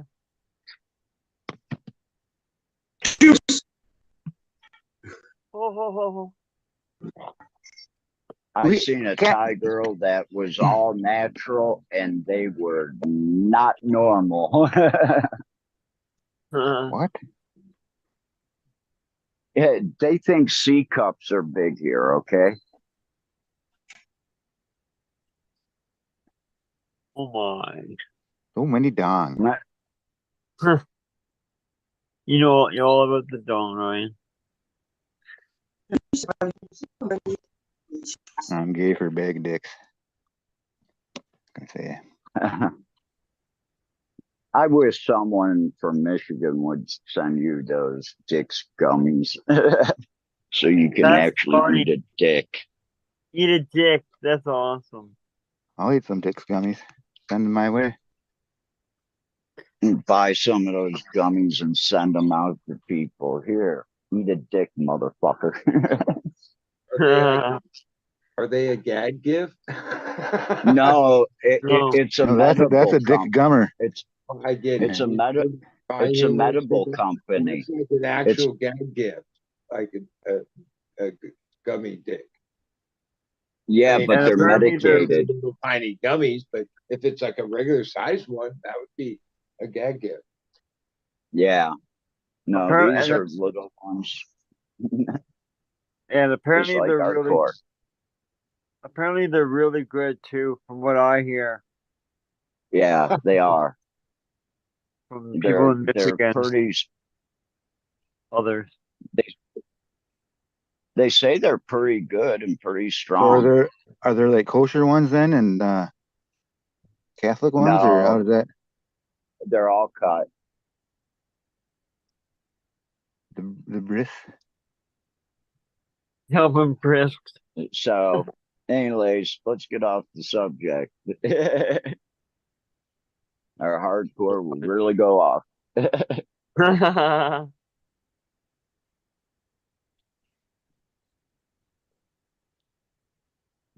So, what are you smoking on? Cheetah piss? No, I just have a bunch of half joints. The one I just lit was apples and bananas. In the And last then Larry had OG before that, and and then Peter it was Pan some. before that. Cheetah Piss So before that. this afternoon, I guess I rolled 3 joints since about 3 o'clock, 6 whatever hours. One apples, one cheetah, and then one Larry. They were all good. I go now that I'm down to like basically the roaches. I'm going back and forth, and they all are good. They're all stony as fuck. Yeah. Hey, Birdie. You were sitting right there. Kitty? Open the door. Yeah, that's pretty good weed. I'm still high off that joint. What, it cost you like 3 cents a pound or something for some indoor fucking No, cookies? that actually cost me 35 baht, so that was $1 per gram. That must be rough. You know, my one friend, my one best kid, he's got like a month to get all this shit together. Because him and it's a group effort, but have this booth in Germany in a month, right?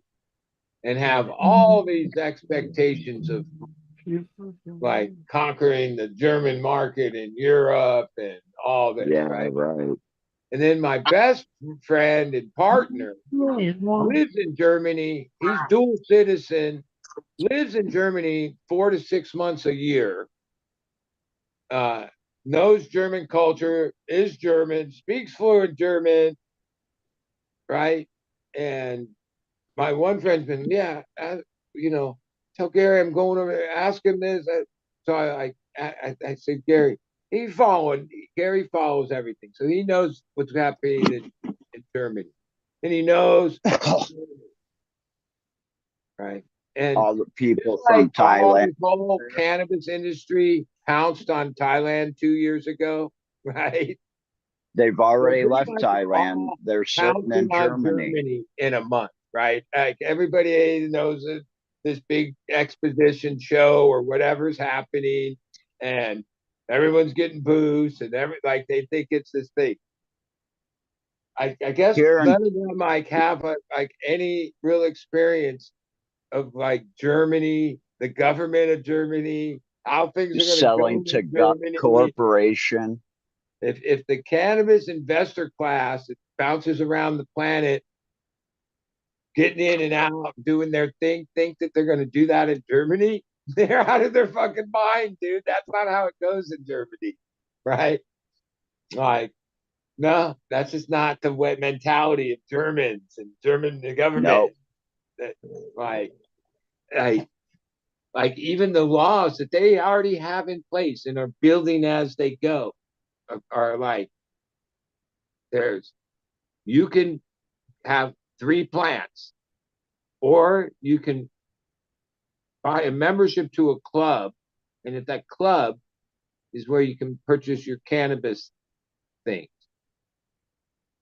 And the see, like everything's like going to go like be through the government, okay, to be in that legal market. Now, there'll probably be some gray area market, all that, and there already is that in Germany, but they're like super low profile.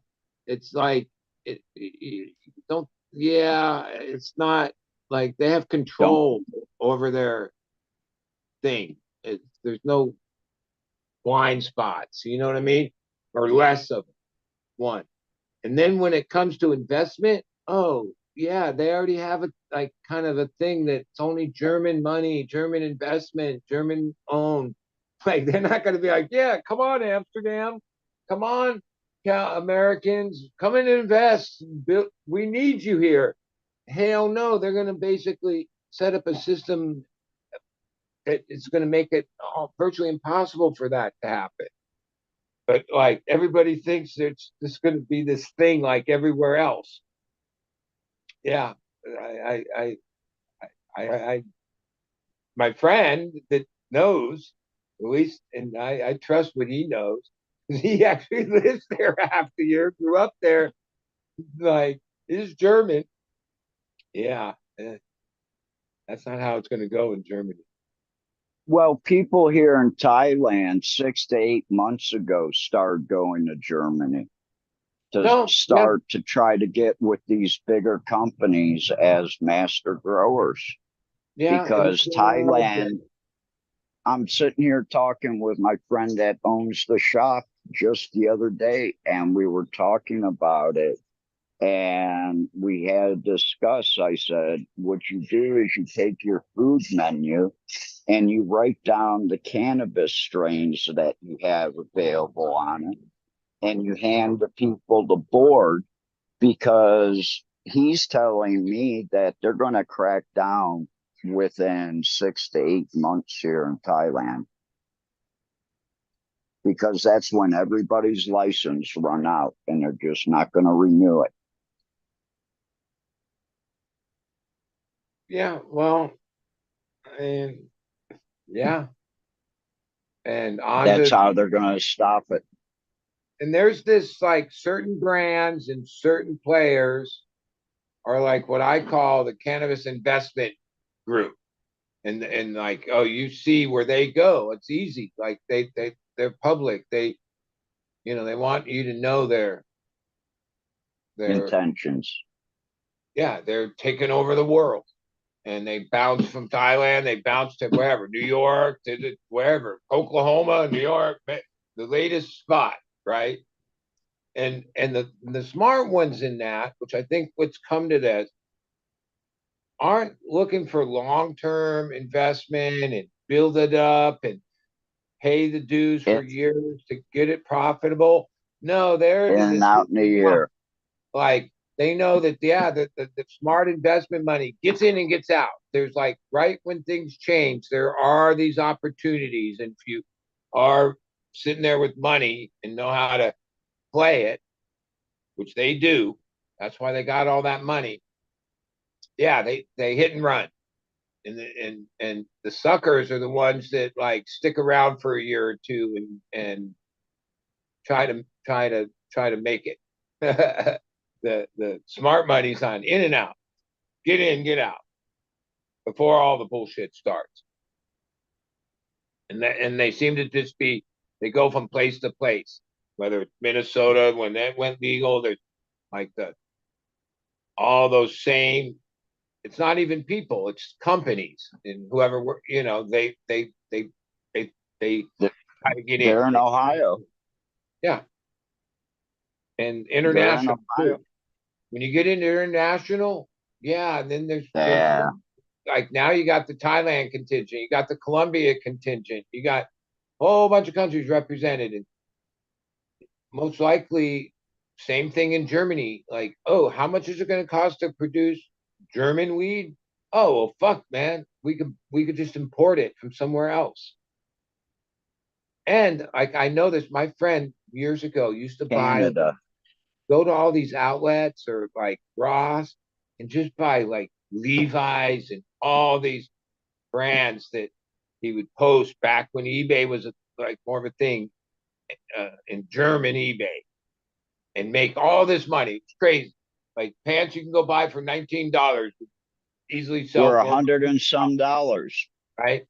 But then Germany's government, unlike us, that we guess have this fair trade thing, and like if you send such a thing, even if you call it a gift, before they deliver it to the person in Germany, they they declare like a value on it. You got to pay that on top of whatever price. Okay, like they collect tariffs on any goods coming in their country.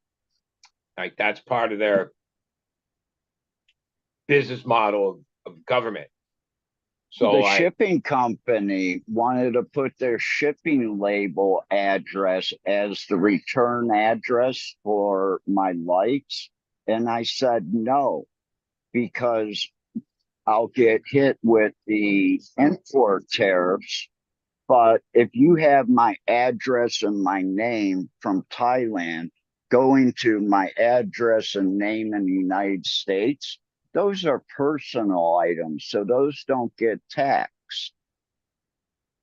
yeah. But they wanted to put their label from Bangkok on that, and I would have gotten, I mean, they would have probably cost me $30, $40 a fucking light to get in. yeah, That not would that have the been United States 100 bucks. doesn't have a system that's similar to that. It's just that our system has like 1,000,001 loopholes in it, and there's a lot of ways around it. Where some countries, oh no, they've tightened up those loopholes. Even like, even if someone like you sell a $20 T-shirt online, like a concert shirt, somebody in Germany buys it, you send it to them, then they're gonna like have to pay like $10 more just as a tariff or some shit before they'll Yeah. release. Before you can send a box international from Cambodia, even if you have it all taped up and everything, they open it up in front of you. And just like in Germany, they assess whether it can be shipped out or if they need to charge a tariff. Tariffs. In But America, that's why you want to use the U.S. Postal Service, because FedEx and all these UPS, they're privately owned companies, and they can at will open a package if they suspect foul play. UPS can. Whereas, yep, FedEx UPS can. The United States Postal FedEx Service can. cannot. Wow. Okay. Because they can put it aside. They can get a warrant for it. Okay, but no, it's things have changed within the post. There's a department inside the Postal Service called Postal Inspector, whatever. It's a federally law enforcement agency, right? In the last so many months, they've acquired this new technology that works along the scan beds, right? It basically, when a box comes by, it blows air on one side and collects it on the other. And it can detect molecules, right? It's like, it's not like, oh, it detected the smell. No, it detects, it's like they've taken it to a level above that. It's technology. But do you know how many They're like just billions? a molecule of certain things, cash, all these things. But do you think that the billions of packages that go through the United States Postal Service go by that sensor? I mean, we're talking billions is more than Santa Claus had in his like sleigh. over time, yeah, because it's not about some pot that's in the system. That ain't what they're fucking. But like, you want to watch out for things like you don't want to use too much tape. That's like a red flag. You don't want to make up fake return addresses or fake names, because the addresses are in the Postal Service, and if it comes back as a fake address or a fake name or something like that, that's a reasonable, that's a red flag for them or whatever. Or even handwritten labels, or even one that pops up. And just last week, I talked to my friend, and somehow some of this information. My friend, like vacuum sealed bags, like they won't. He's not a partner. If you do it correctly, it shouldn't permeate all the layers to get. His friend out of high school, and these guys are like in their late 30s now, but high school friends. He works in the postal inspection department. It's a federal agency, like within the Postal Service. Okay, that's his career. And like what he says, how it goes is that depending what they find in the box, right? But most things like weed and low-level things, they might do instantaneously. They have the database at the disposal where they can pull the receipt and pull the image of whoever was at the counter that mailed that, right? Yeah, well, they can. And like the thing is too is like, what they do is they don't start an investigation or anything. They might send a thing to that post office with that image and say, oh, this person. Or they'll send you what you call like a thank you letter, where they'll send those if you use your own Yellow address as a slip. return address, they'll send you Yellow they can send slip. you a letter trying to scare you that says, we have your package, come and pick it up. And then, in which case you throw away the letter and you don't go and pick it up, obviously, or it's a But like trap. Yeah. what But I mean, Boy technically, always unless they come kicking in at your door, there's without I don't know, it's bullet. Anything I ever got in the mail, I left by the door for 4 days because they weren't going to pay someone to sit outside my house for 4 days. They were well. And also going by to, then, any if I a took lot of the their recording box devices in, will die within that matter of time because they're just run by batteries. Or like you can drive a package outside of town, maybe 15 miles, so you're out of their radio range and shit. They have a tracker in there.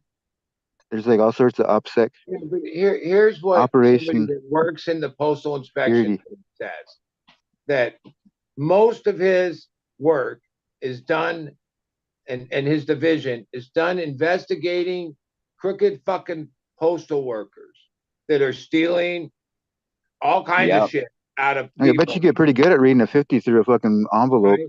He says that is like most of our real investigations, and we have authority with that. Unless a private, whether it's Fed or state or any agency, comes to them with investigation, like warrant, all that, then they will cooperate. But other than that, now, there are this list of things that those caught in the system triggers a whole other thing. That's fentanyl and other powdery substances, and fuck, a lot of this is anthrax and all kinds of shit like that they're still super worried about being in the mail system, right? But like things like weed and benign shit, the postal service's procedure is they seize it, they have a fucking thing, it gets picked up to be destroyed, and that's like the end of it. Okay, they don't, like, unless there's an investigation from an agency, they don't they don't have the resources for any of that, because like he says, the resources for our division is because we have so many like bad postal workers basically that are either yep. stealing money, order this, that, doing whatever the fuck, going in people's packages, because as much as you might find some weed in a package, you also might find $100,000 cash in a package and $50,000 Yep. cash in a package, and a lot of Mhm. those also come up missing and shit. 'Cause people in the post office, yeah, they know what's up, dude. Like if you work there and you work on one of those lines and you see 10,000 fucking packages an hour go by, you get pretty good at figuring out which ones might be ones to look at and not. You know what I mean? I lost a $4,400 mail or $4,400 worth of mail orders, postal money orders going to a friend, and it was a postal worker, and they ended up nailing him. Where I think he, immigrants I and think he FedEx got like and UPS, 24 years. when they catch something in their thing, they make a phone call to the authorities, and then try to make the authorities involved. Where the post office doesn't bother doing that at all. If the authorities have already involved, they cooperate. But they're not like, we found weed. What should we do? Right? Because like, yeah, it's super low priority. A whole bunch of things are super low priority to them. Because as much as you can't send weed in the mail, there's a whole bunch of shit you can't send in the mail, and people send it. Yep. You just there's way it's No, the Feds because said the if most drug. They're the biggest drug mules of them all. Yeah, I yeah, mean that they all were. I forget the percentage, but when the dark web was at its peak with the whenever It that, was. Where's this was? well, it still is. It's diversified, Oh, but when the Silk Road was at its peak, there were stories that like, yeah, at any given day, X% of packages within the whole system, not just U.S. mail, European mail, fucking UPS, DXL, all of them combined. Like they had a thing where it's like, wow, that's a huge amount of percentage of packages that are like either whatever small amount, this amount, that, the other. I'll send you Inside some video clips, bud, on daily. IG. And in priority mail, I think they like priority mail. Yeah, they seem to have like built that business model just for that. Well, the priority mail too, that's where you get away from anonymity too. When you want to do it, if you're doing it the dark way, you don't want to have any trail. Yeah. But a Or you lot of want those dark web or packages were like envelope size, padded envelope size. Yeah. it depends on what you get. I mean, Yeah. And the one thing, easiest thing to ship, obviously. I mean, you can get LSD straight one from thing, Or Holland. we did some business on the Sheets of paper. what do you call it, the Silk Road or whatever. And when things came, and they all came, they were like cleverly packaged within something else. They weren't Yep. just Yeah, there's like, oh, they bought a toy and then they did this to the toy and then that, they did things like back you then. don't get high ranking on the dark web market without doing things right, Yeah. figuring Yep. shit out. Yeah. And They they know went what the they're. extra little mile to like, yeah, even if it was just a small But it amount. still is one of those things where it's wishy-washy. Where like a dark web market, they don't run for more than 5 or 10 years, because eventually they're gonna get either taken down or they're gonna get exit scammed, which is what they call it, where the admins will just take all the money and run. Kind of like that just I'd happened be with. out in 3 to 4 years, man, short term. But right now, like But yeah, I don't know anything about getting stuff in the countries like I don't know. or out of them. If I were to hypothetically be snooting around, I'd look for the fucking archetype is the new place to go. But Man, yeah. Well, I Alpha mean, Bay just got taken down it's a numbers game, and not too long ago. bottom line, in our current way we live, the amount of packages on a database, it just grows every year. I mean, fucking the amount of packages is just crazy. Look at like the amount of deliveries for these packages and just the It's billions of dollars in the dark webs. I mean, that shit's crazy. yeah. know? I mean, And unless you like, you just want to do your research before you ever dig into anything like that.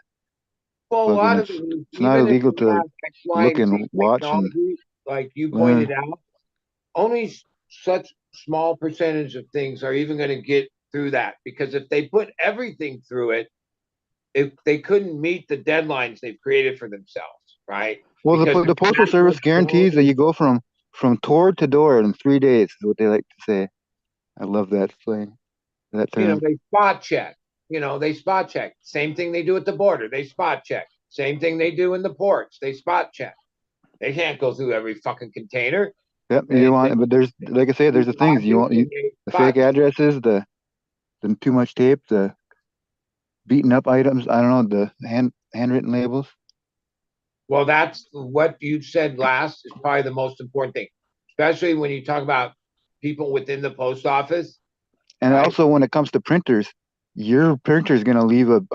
I mean, if they want to really get down and dirty, that every printer leaves a digital print, like a its own little ID on that whatever the hell you print.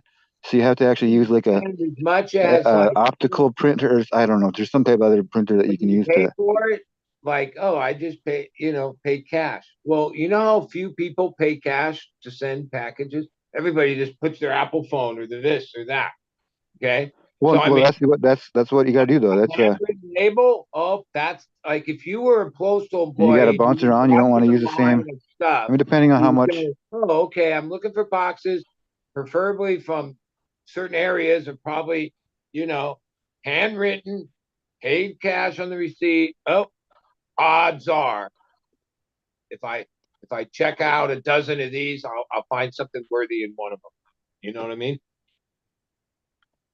I'll send you. I'll post a link to like I forget the guy's name, but he's the host of that Doing Fed Time YouTube channel. But he like I say, he was a past administrator to a bunch of these sites, and he went to federal prison, and now he does like he's an advocate for like prisoners and shit. But he does a talk at DEF CON, which is like the hackers Comic Con every year in Vegas or whatever. And but he gives I just watched it just like yesterday about what he gives is like an hour-long speech where he just basically tells you the basics to OPSEC was what they call it for Tor browsing, which is browsing the onion with links and shit. But it's relatively simple. It's just a few steps. It's just you don't want to if you I've never don't do really one of the steps, then you're had just much asking for. need to ever get a substance from like anyone that I didn't like know and have like a trusted relationship with. So even though Well, that's what you think, know but about like all that, it's but like that would break a golden rule of getting high that I've had since I was 15. Yeah, But see, no, like, and no, nowadays you can get not that doing Peruvian it. flake straight from the Colombian drug lord, Yeah, and it'll sound be the guy that'll show the listing of like the millions of people or the hundreds of thousands of, or maybe that's a lot of numbers, but maybe the thousands of I actually had feedback from people really that. super high quality coke in the Yep, and 80s. it's In the 80s, and right? I still see coke around. Trust me. I have nope. It's been 20 some fucking years. No one's pulled out anything, not even close, not even like in essence, coke used to be like where weed is today, where there was like all these different flavors and fucking this kind, that kind. They were all connoisseur. And Peruvian then flake now, and and weed, there was only like commercial weed. Peruvian flake, There was or like what I just said brick that, weed yeah, and shit. We were smoking brick weed, but we had 15 kinds of different connoisseur coke. Colombian. Now coke is like brick weed, worse than brick weed, and weed has 1,000 different fucking connoisseur flavors.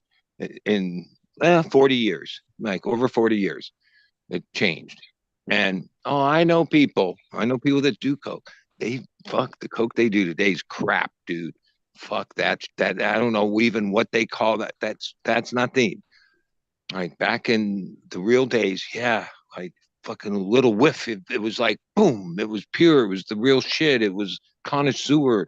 It was Peruvian flake or Bolivian this or Colombian that, and it was bomb. Today, like it's like I'd still be doing the shit if it was any good.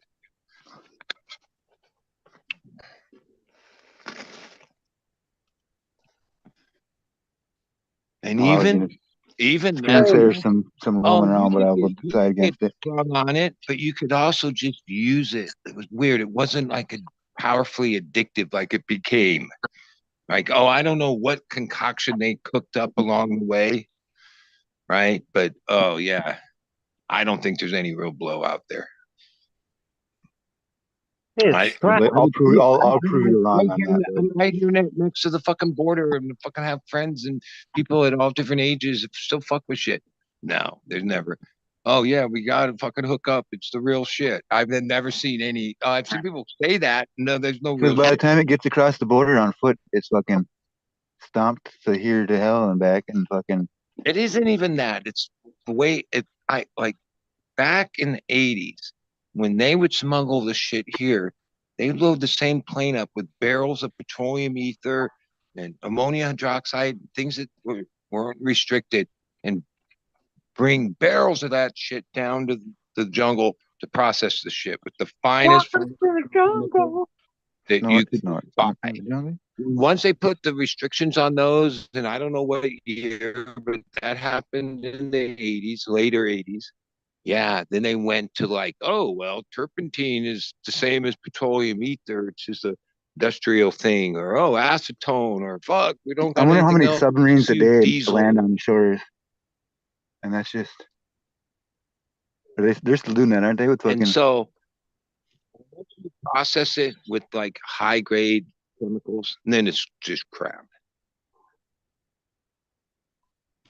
I've always That's what wondered I why think. there aren't warehouses of coca grows that are like, stacked like 20 layers high with LED lights. Fucking, No, um, they just put it out in the fucking field, Bro, stomp those leaves and take that paste, and on they go.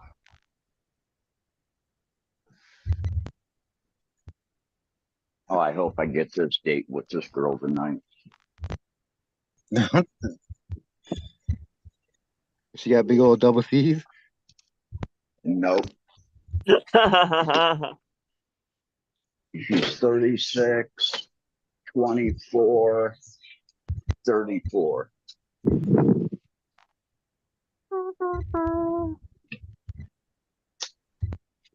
But she is Still a good guy's beautiful. butt. Now, I know girls. I don't know any girls' measurements because I like if somehow I knew girls' measurements, that would probably mean they were like a questionable type of girl, I'd say, right? Like He wears women's clothing is why he knows the. like yeah. Yeah, those are double zeros. I can't fit into that. What the hell? That's into that? What the hell's happening? She's 42 kilos. It's not a realistic size. It's not a realistic size. But 24, 34, 36 or something like that? What is the fucking. I don't know. What was that? If she ain't 6'9", or that's her mix-a-lot shit. What And happened to? you know what number is probably lied about most in the history of man? Are those measurements? Age. What were Barbie's measurements? Age might be up there, but those measurements are fibbed pretty good. Like most girls will say, yeah, I'm this when they're really this.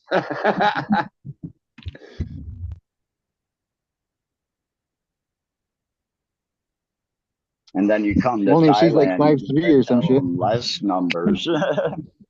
Yeah, I think Thailand they pad the numbers because most of them are like stick figures, right? Well, that's why they only weigh That's like not all the padding 40, they do. 42 kilos. You know, these girls only weigh 88 pounds and they're 5'6", 5'7". Some are 5'1" and they weigh like 38 kilos. Barbie was 30, 39, 18, 33.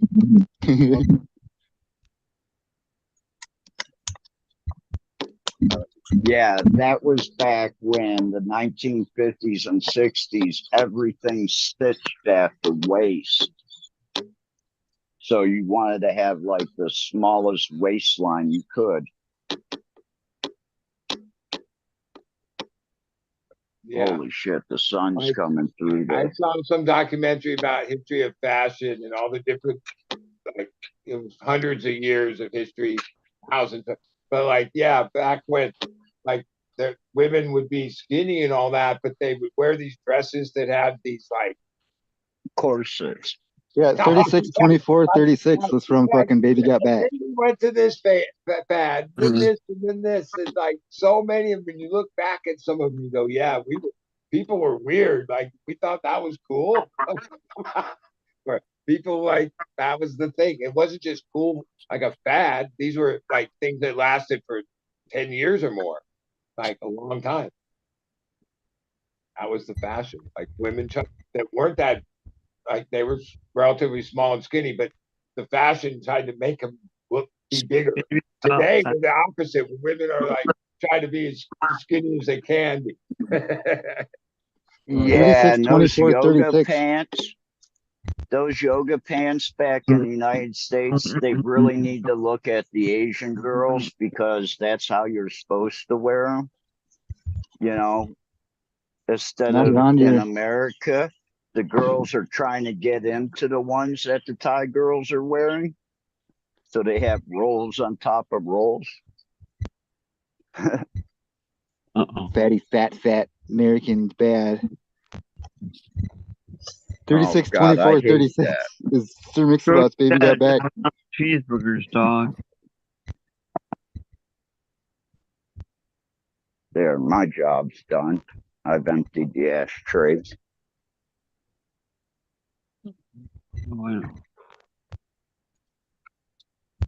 Anyways, guys, I'm gonna take off in a minute.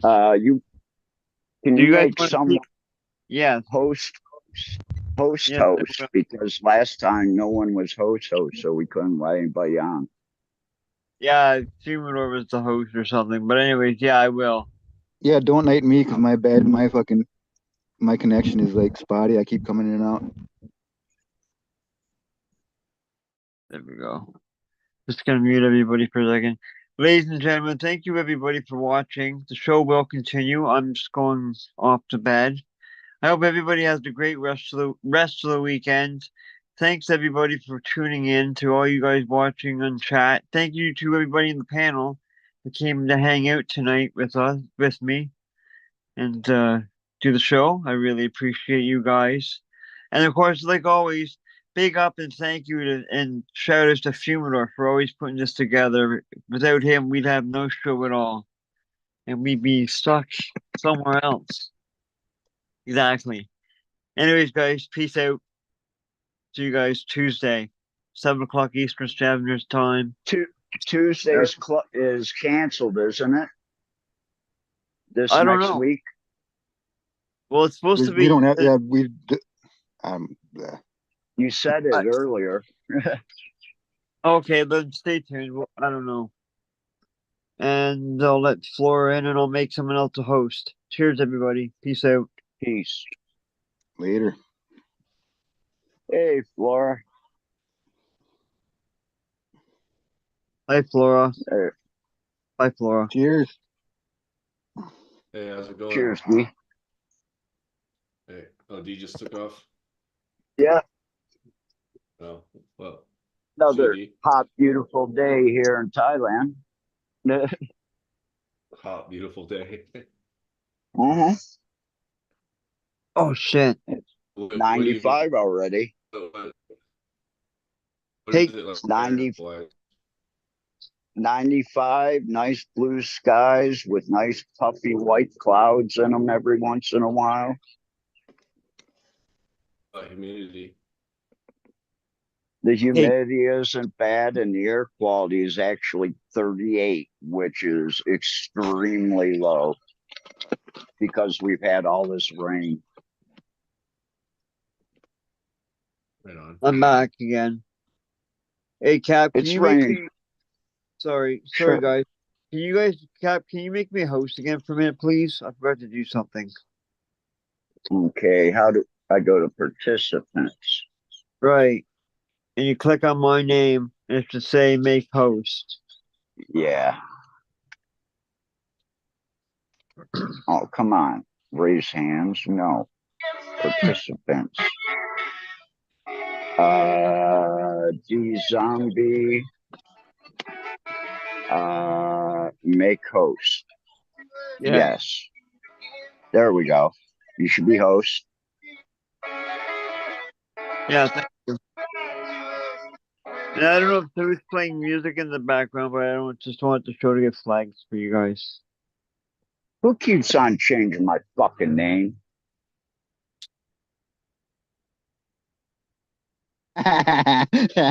Later, D. Is that you, hardcore? What? Is that you doing that? No, I don't believe I have the privileges. I didn't ask for them, at least. That's fine. Oh, that worked for my fucking name. Cool. I didn't know if that would work or not. Has that been my name this whole time? Skunk fart. Nice. Does it show up on the actual screen? Is my name? Yeah. I thought that was Fumi. There. Buddy's here, right? Yeah. That's how it Buddy, is. were you able to see any action from where you're at? I went outside. I don't see shit. Well, maybe Salton Sea. Maybe he can see this Northern Lights action. We're supposed to be able to see I gotta go Northern check. Lights. I forgot to. I was gonna check myself here too. I'll be back. I'll check.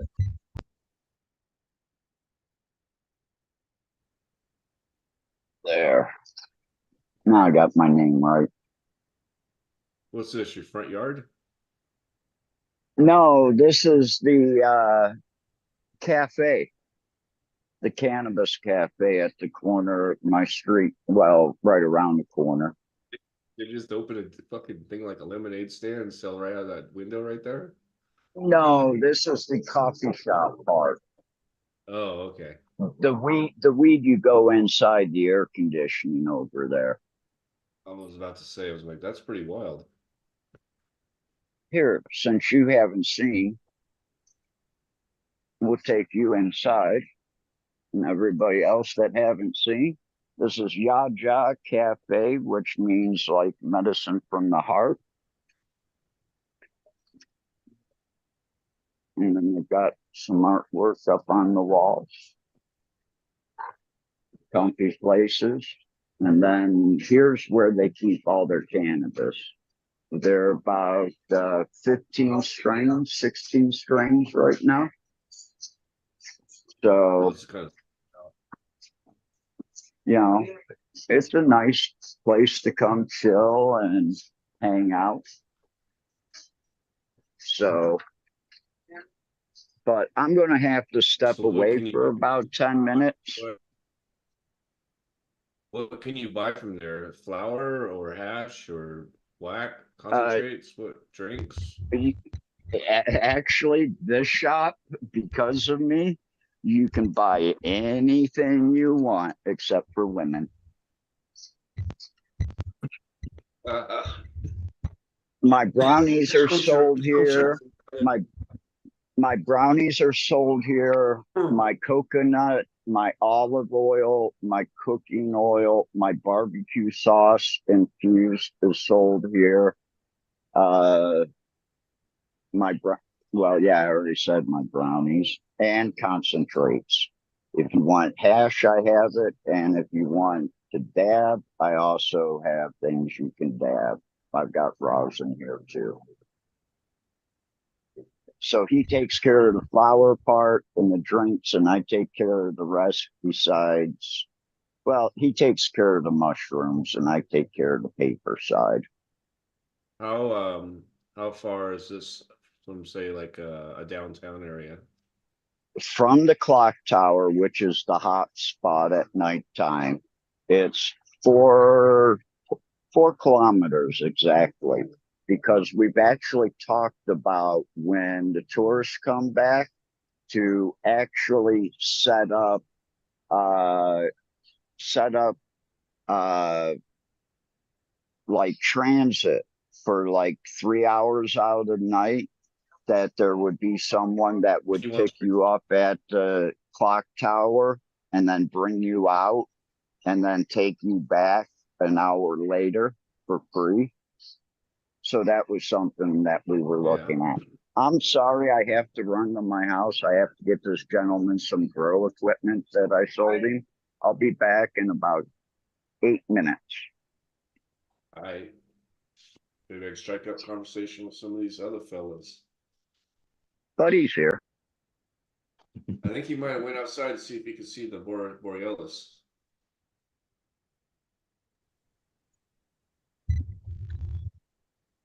Bonjour, Christopher. But probably went to go smoke a cigarette outside. I would show myself, but I'm too beautiful today. Did you see anything outside? Nothing. Did you look something? Nothing out there but darkness. All the overglow Like, from the city. got my pickup on, dress on. I can't be on camera. I'm just fucking with you.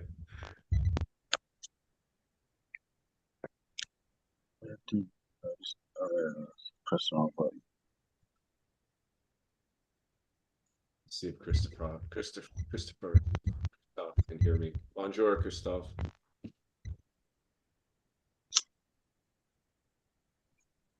He's nodding his head. Hear me. He goes, What you smoking on today? gas mask. Yeah. It's all right. So now we get the report from Buddy. If you saw any Well, aurora I'll borealis put you outside, this I way. didn't It'd see be shit nice if here. I could see whatever all this, but I think I'm too south. Beyond the fact I'm coastal. We've been in May gray, June gloom, overcast, coastal, whatever. You have a lot of light Can't see pollution where even a you're at. star. It's like foggy. Is there So light pollution where you're at? a couple weeks ago, I went down to the beach a couple times to see the rocket fly by. That was clear. It cleared up Oh for yeah, those. yeah, I could see that from here too. But Where Green Fingers is I've at though, seen a he's out lot of Instagram, dark. even from Mendo, like my friend in Yakai. I couldn't believe that. Like, yeah, dude, that you. I thought you used to have to go way north to see any of that, but this year it's visible all over the place, huh? Yeah. Well, where Green Fingers is at, it's fucking pitch black. He should be able to see something if he was able to see it from here. We're pretty south though, but maybe. There's this shitty. You guys, the Coachella Last Valley night, is bright. there's some of these people that follow me on the Instagram, and they're up in Joshua Tree, and they were posting like completely pink skies and shit last night, and I didn't see any of that shit. And I'm only 10 minutes from Joshua Tree, so I don't know what the fuck. I guess I was in here. I was inside at the time.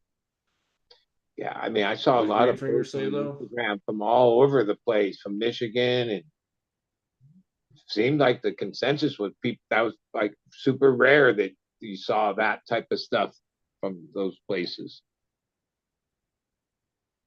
Now, Well, what? yeah, it is. I mean, I didn't even Alaska, think you know, lower Canada saw much of northern it. You Canada. only go to higher Canada to see it, in Alaska and shit. Like, I can I've seen only it before. imagine if it looks so crazy this far south, how it must look way up there. Like, it must be really gnarly up there.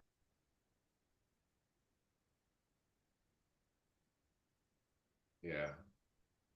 I guess there's solar flares or whatever, some cycle we're in. Yeah, the radio was breaking it down, like what the different the colors represent, like different molecules. They were saying like the pinks or something were like oxygen, and then like some of it was nitrogen. And I was listening to it on the radio a couple hours ago. Yeah, I listen to some of that space stuff. It's pretty interesting, all the shit we know and how vast, like even when I listen to that shit, I can't even wrap my head around how vast the universe is and all that. Like it's crazy. And how little we know, even though we seem to know so much.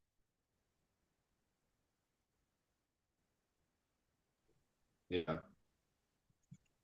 it is pretty interesting that we can analyze something from so many thousands of miles away and say exactly it's this molecule or this chemical or whatever, you know, like it's pretty fascinating. But we don't know shit about the ocean hardly, which Yeah, doesn't make you know, sense. like Just it gonna is say, kind of bizarre the things we know and what we don't know. Yeah. Yeah.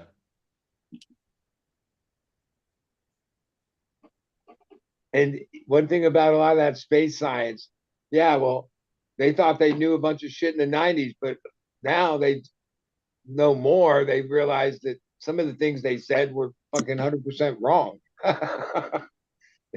We weren't sending rovers like we are now. We're sending these, you know, little small spacecrafts up to little robots, basically, right? Like way in the deep space now, and like we weren't doing that back then. At least if we were, we didn't. You and I didn't know about it. You know, it was secret. Yeah, I mean, I listen to a bunch like they don't even call them UFOs anymore, but like whatever the initials are, and some of the latest, and seems like, well, I've never seen anything like that with my own eyes, so I don't know what to think, right? But yeah, that even thinking about that, and like on my the Instagram yesterday. different. I don't know. They're not really. There's a lot of people that have different thoughts. Like, oh, there's like things going on in the ocean, and these things can have like that could be true because we don't even know what the fuck in the ocean. So We cut, the we ocean's cut an, vast as fuck. They could my have a mom, whole fucking complex down there. We don't even fucking know it. my mom caught What are you saying, Greg? UFO yesterday. A red orb on the Instagram we posted.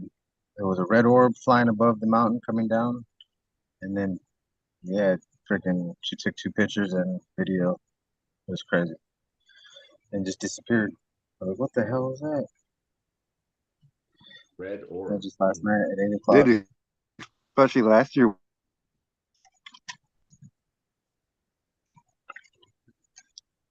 Yeah, I mean, The corn.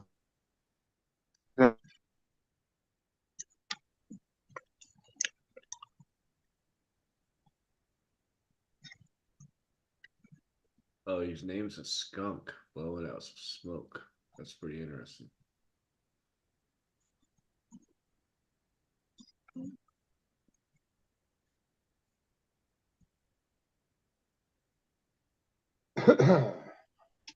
To do it for my chat. They used to be able to use them. They were like, God, ghost had their shit. And SVGT group used to have the wrench all the time too. But I couldn't get the wrench to work again. I don't know what I'm doing wrong.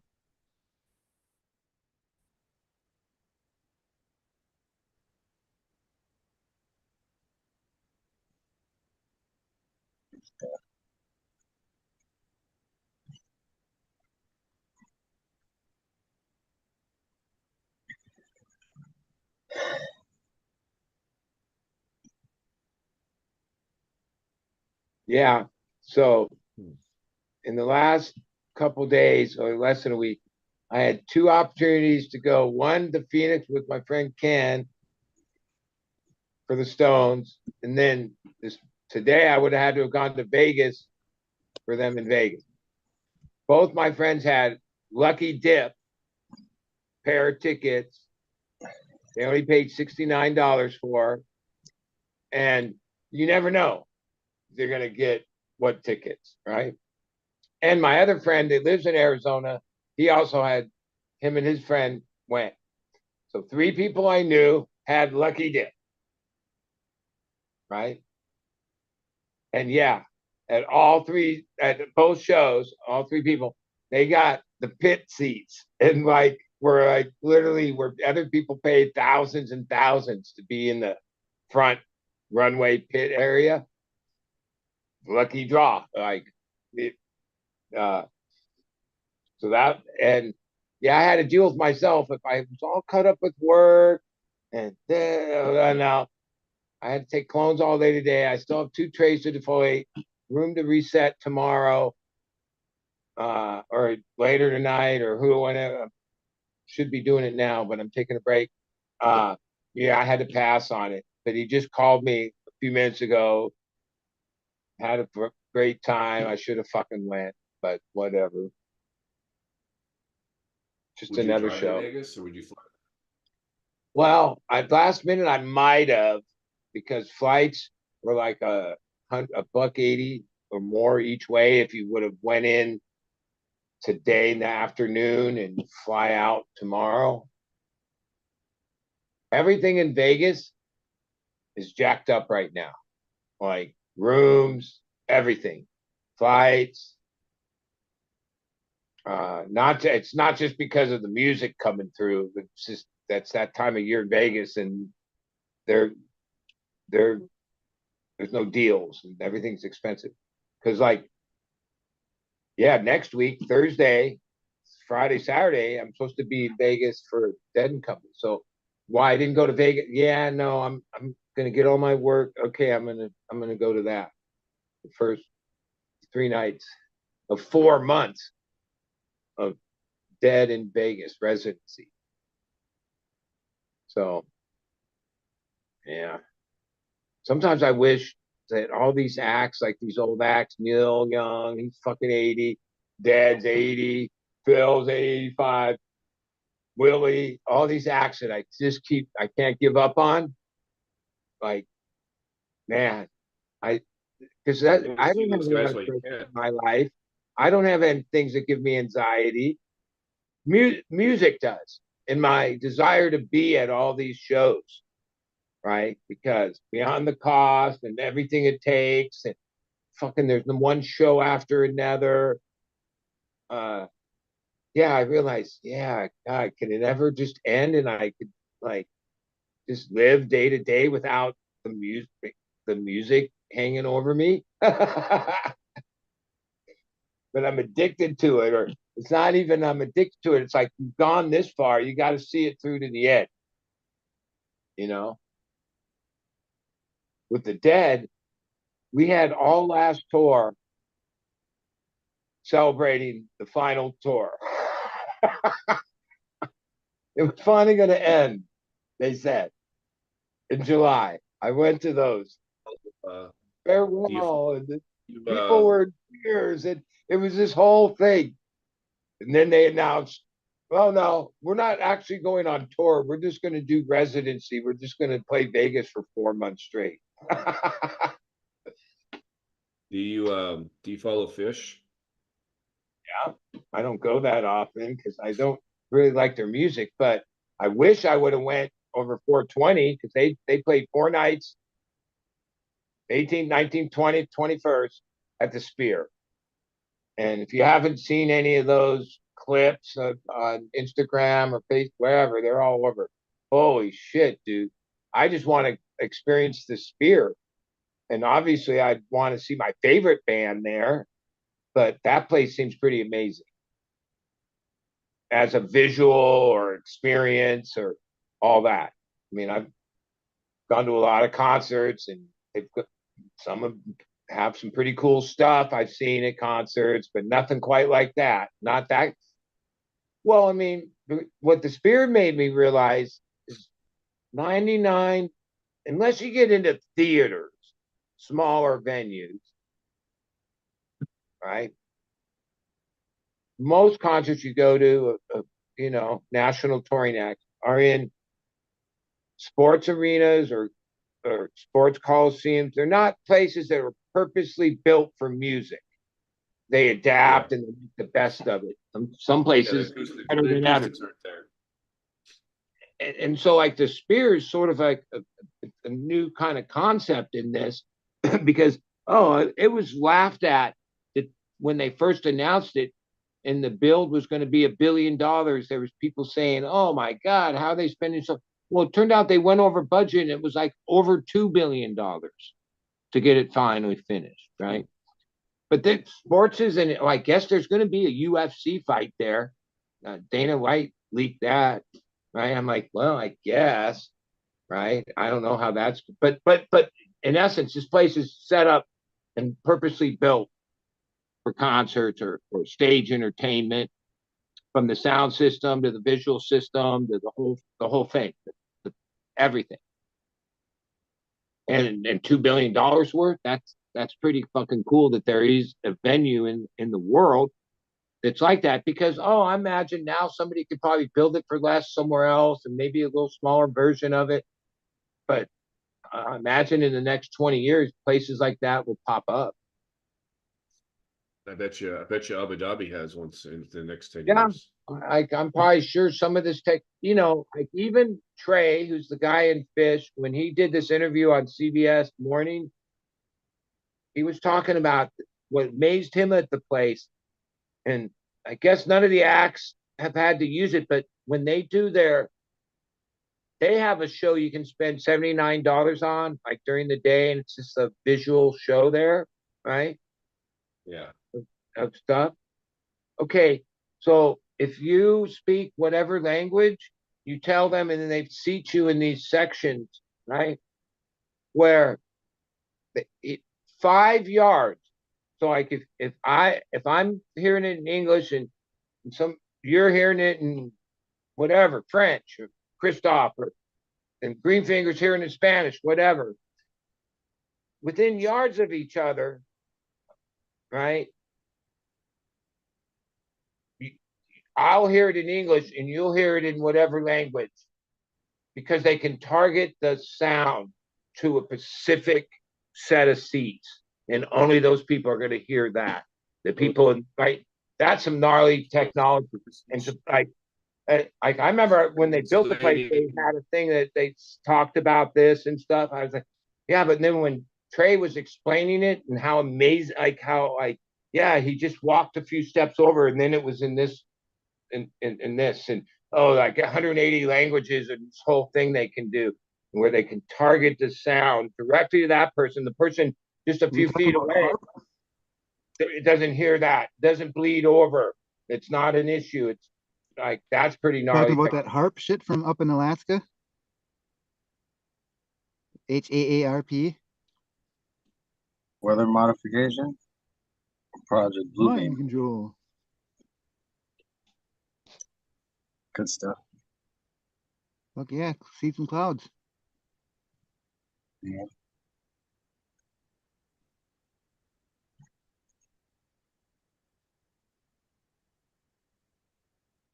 That'd be weird though. Like, how would you? Like, is it translating, but it's still in the singer's voice? Is that? Well, it's not really meant for that. It's meant for like, okay, they do this other show where they're narrating whatever. And so, oh, the narration can be in different languages, and only those people in that particular seats are going to hear it in that language. Just a few seats over, they'll hear it in whatever language, and that it won't bleed over. Somehow it's broadcasting out, putting sound. It's not like, oh no, put the headphone on because you're in this area. Oh no, we have these speakers right here. No, it's not like that. Well, it's basically it's like the opposite of when like the football games when they have the directional microscope or microphones where they can point that dish at the the quarterback to hear him say hoot hoot. Yeah, it's like that. It's probably basically roughly the same technology put in reverse. Because one thing about a microphone is it's basically a speaker in reverse, right? So that makes sense. But yeah, supposedly from what I haven't gone myself experienced anything, but I've heard a lot about some of the stuff they have there, and it's all like new, way cutting edge tech. Because you've been able to get the microphone ones for a long time. Like I was working for a guy once that he was like a bird watcher guy, and I think he said he paid $20 for it. And this is like 15, 20 years ago. And it was just a little one that he got from like the Audubon Society or something like that. This is like the size of like a Walkman, a Sony Walkman, but it's this little directional microphone or whatever, and you just put headphones on, and you could like I don't remember how far away I walked, and I was kind of whispering until you couldn't hear me anymore, but it was quite a ways. Oh, they got some crazy microphones when it comes to directional microphones. Oh, I'm sure. Yeah, I mean they can listen to the vibrations They in the can window. point a microphone at a window and pick up at everything said inside the house. They just look at the window. They don't even have to have the microphone. They just the visual of it. They can see it. Vibrations. And like some of these cameras that are just on the streets and everywhere, a lot of them, more and more of them have sound too. Like the one thing I realized in my lifetime is like, especially in Southern, there's nowhere you go that you think you're not, like whether it's the dumpster at the apartment complex or fucking any store, every single place, every street you drive down, at least major ones. In China, it's 10 times worse because they've got the social point system or whatever, where like it literally if you jaywalk, like it'll demerit your license or your personal ID or whatever, and like then you won't be able to go on vacation that year and shit like that. She's always telling me about the system there, which I even know, like to visit there, everybody comes in the country, goes through this very high-tech 3D scan. And then once you've gone through that and they let you out of customs, basically the police are not out in the streets like as much as you think, because most of the policing's done through their video surveillance thing. So you jaywalk, when it became really apparent, demerit. they had the mask rule and there was like a pretty high fine if you were You fart in public, demerit. out the street. And like one of her people in her department got this ticket, and then they sent him a thing because at a light or something he was readjusting, and somehow it got snapped a picture that his mask wasn't on, and boom, they fucking sent him a ticket. Then they'll send your neighbors all the picture of your demerit that you got for jaywalking, so they can all shun you for the next week.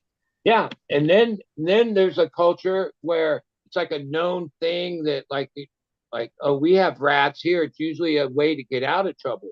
There, they just have a thing where, oh, come tell us information, we'll give you money, right? And so like everybody tells on everybody as like a culture. It's just part of it because you get money.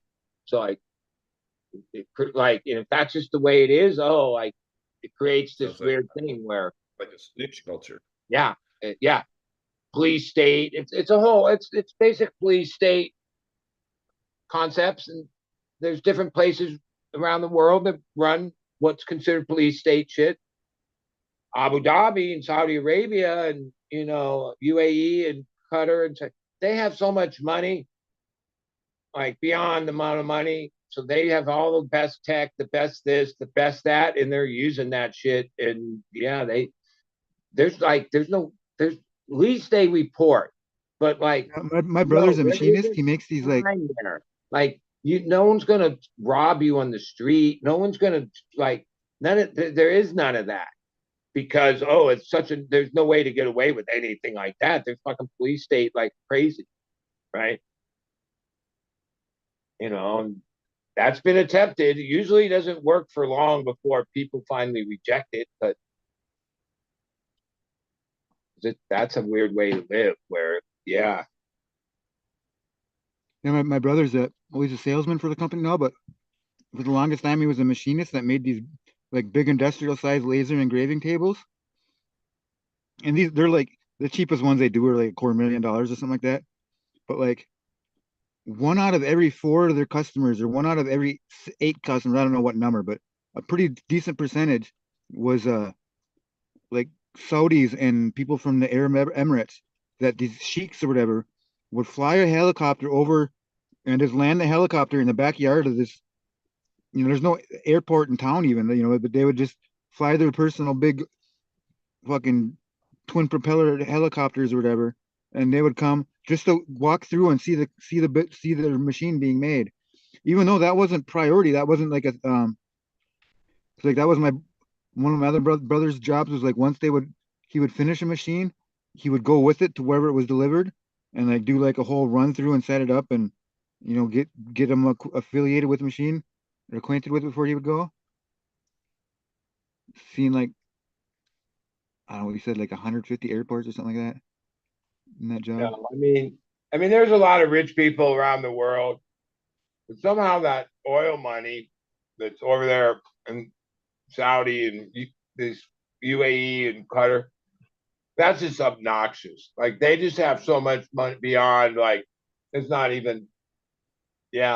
They've created like a whole other level of wealth. It's beyond. And they don't typically do drugs or alcohol, so they just have these just crazy, weird, lavish, like exotic animals and fucking falconry and all that weird shit.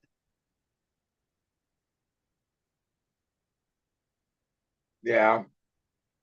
It seems like a pretty weird deal.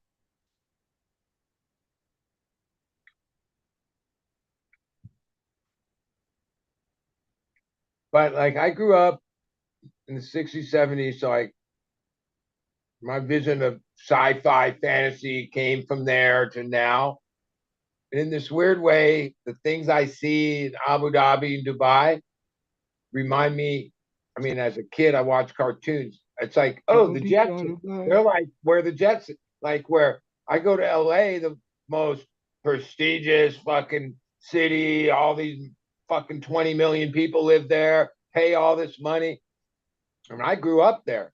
It is declining. It's just run down. It's gray. There's a couple little pockets that are freshened up, but for the most part, it's like a declining thing. Even though it's all the wealth and all this shit, seen better days, like Hollywood area, any of the areas, right?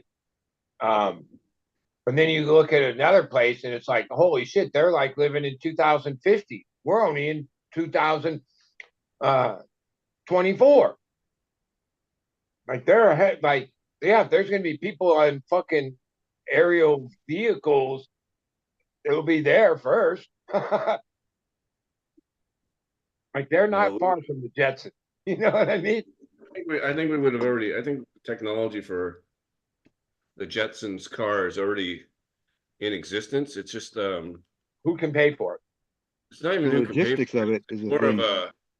It's more of like Till they can self-drive, there'd be too many deaths. not even that. Yeah, it has to be a self-driving because people We're people have a dumb. hard time even like staying in the lane, Yeah. like on the ground with four tires on the ground, right? Like look You at can all go the buy a wrecks. helicopter if you want and go get a license like Bill Burr Whether and fly the around. public is ready to accept it, You just need the self-driving is money. way more Yeah, developed and is helicopters, pilot's license ready is to implement and even though that it will have some things will slip in that, but humans are known to make mistakes. And okay, so I actually think if when we finally transition to where everything is automated, we will have less fatalities overall. Considering with the there's a lot of propaganda and people are afraid of the self-driving and the things that could happen and somebody could get killed. Yeah, somebody could get killed, but thousands get killed by human error a year. All right, so I think in the long run, yeah, Better even though off. like still have there'll be some situations that are unavoidable like that. It's not a perfect world, but I think it'll be less. I think there'll be less crash. Charlie situation. I think it'll be. I think it'll be substantially less. less turns in the city. Yeah, and self-driving cars work. Pretty I've soon been we're just gonna be like them tubes I like can at the only fucking. imagine. It's been a couple years since I've been hung out with my friend Zooey. That's one of the top people in the Tesla auto driving car fucking team. Just be a bunch of vacuum tubes like at the bank when you put your money in Like that so tube. many years ago, I was in a sport model in the fucking windiest road ever, and he typed in the address in town we were going to, and he didn't touch the wheel at all, and that car went zoom, zoom, zoom, zoom right to fucking where we went. Like perfect. Yeah. Was it a Zama, a Mazda? The zoom, zoom, zoom.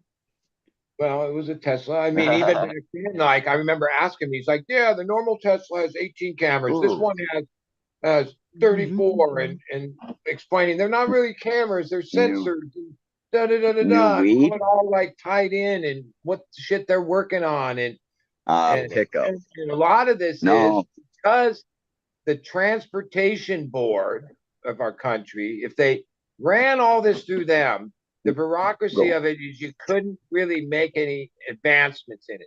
Because one, like there's a rule that the car can't turn whatever degrees. There's all these inhibitants that like make it that you're not going to actually be able to develop shit within the federal legal system, right? So yeah, within Tesla, there's like a whole team and department and vehicles and people within the company that have been developing it and technically probably illegal, right? Because it's not approved by the the TSB or whatever the fuck, right? And God forbid something happens, somebody and there's already the auto drive through, but no, this is where you can just tell it where to take you. And you don't touch anything. No. That seems pretty, yeah. I'm tired of driving. Fuck, just take me there. I could smoke weed. The wheel's only there to make you feel comfortable. And what I know about traffic, which LA has a lot of it, hit her head on. It seems it starts with like one person fucking brake checking, and then the next thing you know, we got fucking backup for fucking miles, right? where I think if everybody was locked into some like once you're on the freeway and in the lane, the car's like, all communicated and all this. That I was in an Uber with it was the latest fucking like brand as new as Tesla. Was that a chopper bike or was that like a Honda, On his Captain? screen, the not a digital representation of the shape of the car like it used to be. No, video of that the guy and the driver right next to you. You could see it as clear as day. And then if somebody pulled up alongside you on the other side, it would switch to that view. Like there was like all these modes. I was like, holy shit, this is really kind of cool. Like, yeah. And you can play Frogger in the dash console and shit. Well, I see that all the other brands have fully electric cars too. BMW has one, Jaguar, all those brands. Ooh, I imagine because one thing in a Tesla Supercars. does feel like it's like a cheaply thrown together car. Like even when you shut the door, it's like, yeah, Well, like they we're make gonna all do a their whole, parts like, though. luxury car. Oh, they're super like they ride smooth as fuck. They're quiet as can be. Mercedes and cars like that. And, oh, who knows what all those will cost? But like a fully electric car with their full technology in it, oh, that's going to make Teslas look like junk, dude. Because Teslas are kind of Probably junky. be China. Yeah. Like, I don't think they're like But around more than a cycle. I tell you what, I've looked at these these AMG Mercedes Benz, and I've looked at the M class BMWs and things like that. And even they have 780i sedans here. And you open those up and you can find like cheap plastic parts all over the inside of these expensive cars, really expensive. Like plastic is a thing. Yeah. Yeah. I mean, they're in the business of making money, but Yeah. one thing about those kind of cars, the few times I'm in them or ever driven them, yeah, you do get what you pay for. Like, Mercedes is a Mercedes, and even a cheaper Mercedes still is pretty nice. Yeah, Oh, I they're should nice. have bought that 6080i convertible. But like 1970s, Mercedes and even BMW, they had like real wood inside. Like everything was like Yeah. manufactured like really high grade, like even the door handles, everything. Like I don't think Yeah. I don't know. I mean, I understand the newer vehicle is smoother, it's got all this technology, but there's something about the old car that I still like. Yeah. That's it. Like my friend Fabio, like he bought it and it's this weird color orange, but that was like he was in horse racing and that was the color on his uh, farm's jersey that the thing.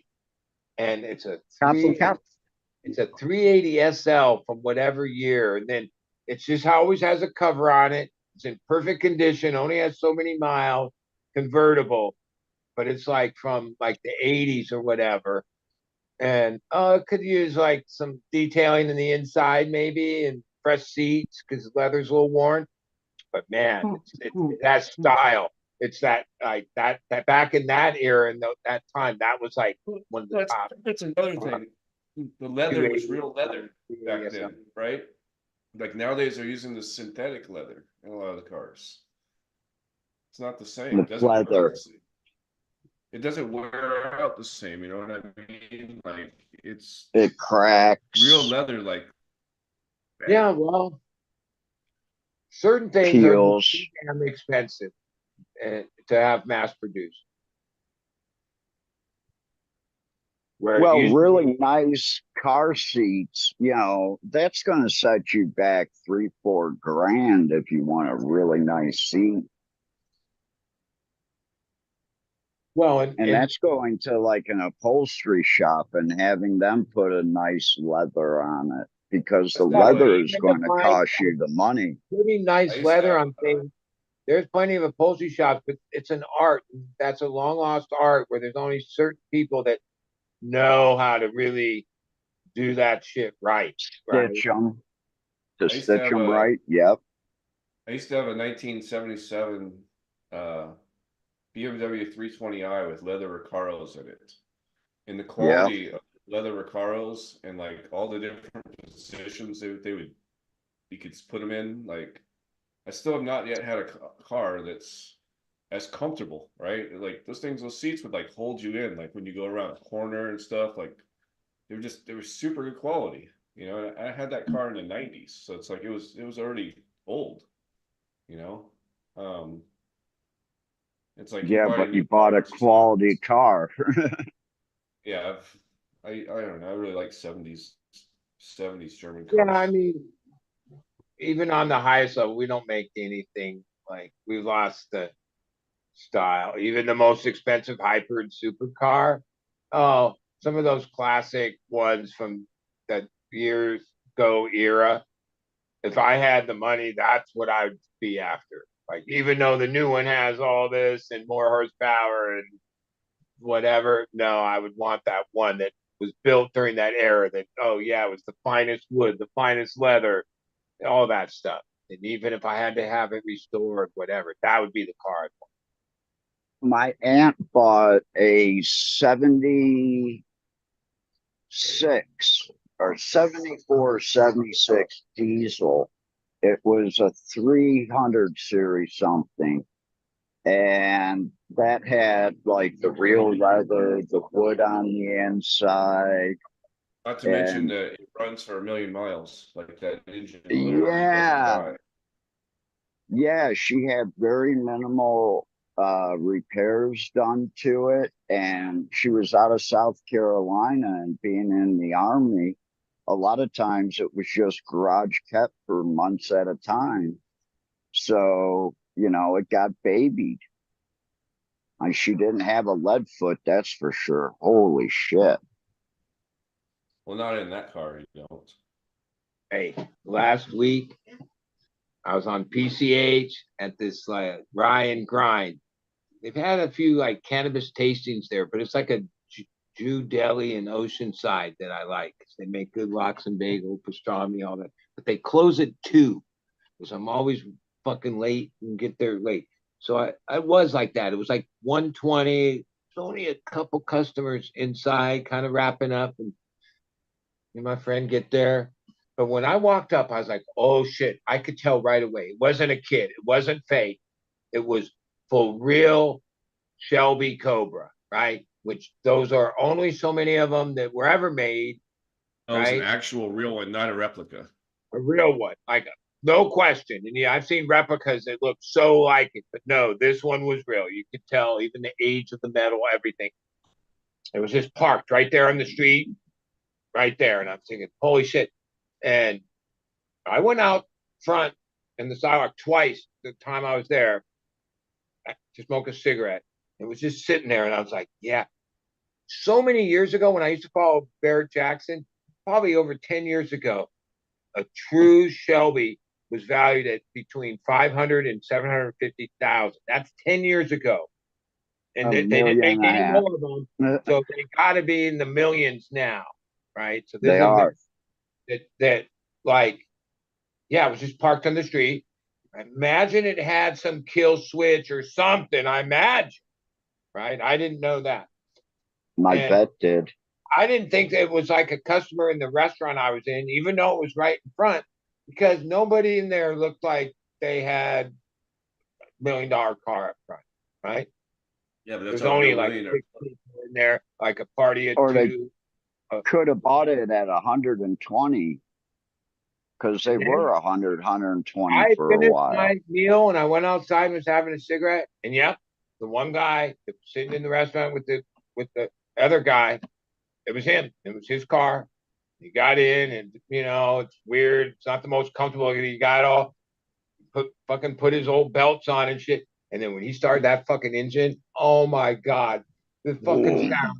That was such a beautiful sound. It was just like, well, and then sure enough, he looked in his little teeny side view mirror and he fucking like put it in gear and like, dude, the amount of power and how quick he got up to whatever speed The right there in torque. PPH. Like it, like I realized if you're driving a couple million car, even if a cop pulls you over for some stupid, oh yeah, you were going too fast, who cares, right?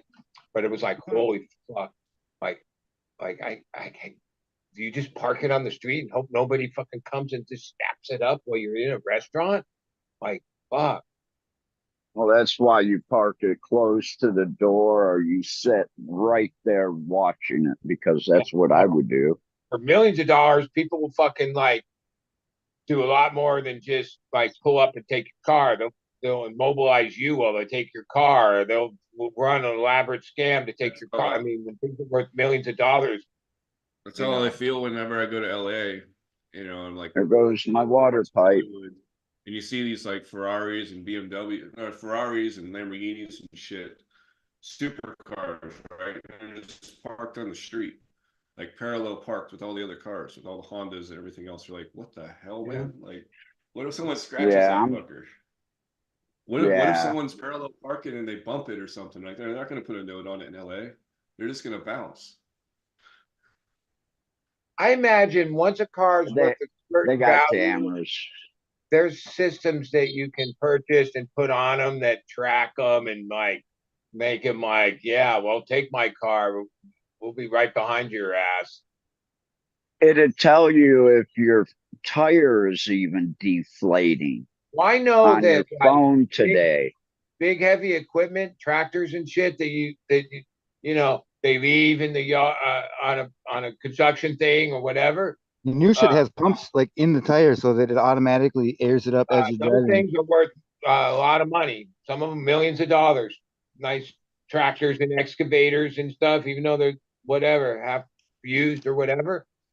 Yeah, they all have like GPS tracking things on them. And oh yeah, combine man or any all the big acreage today is done on big tractor. You ain't getting far. They know exactly where every tractor's at. That's worth X amount. Talking about stealing, not doing the fields with them.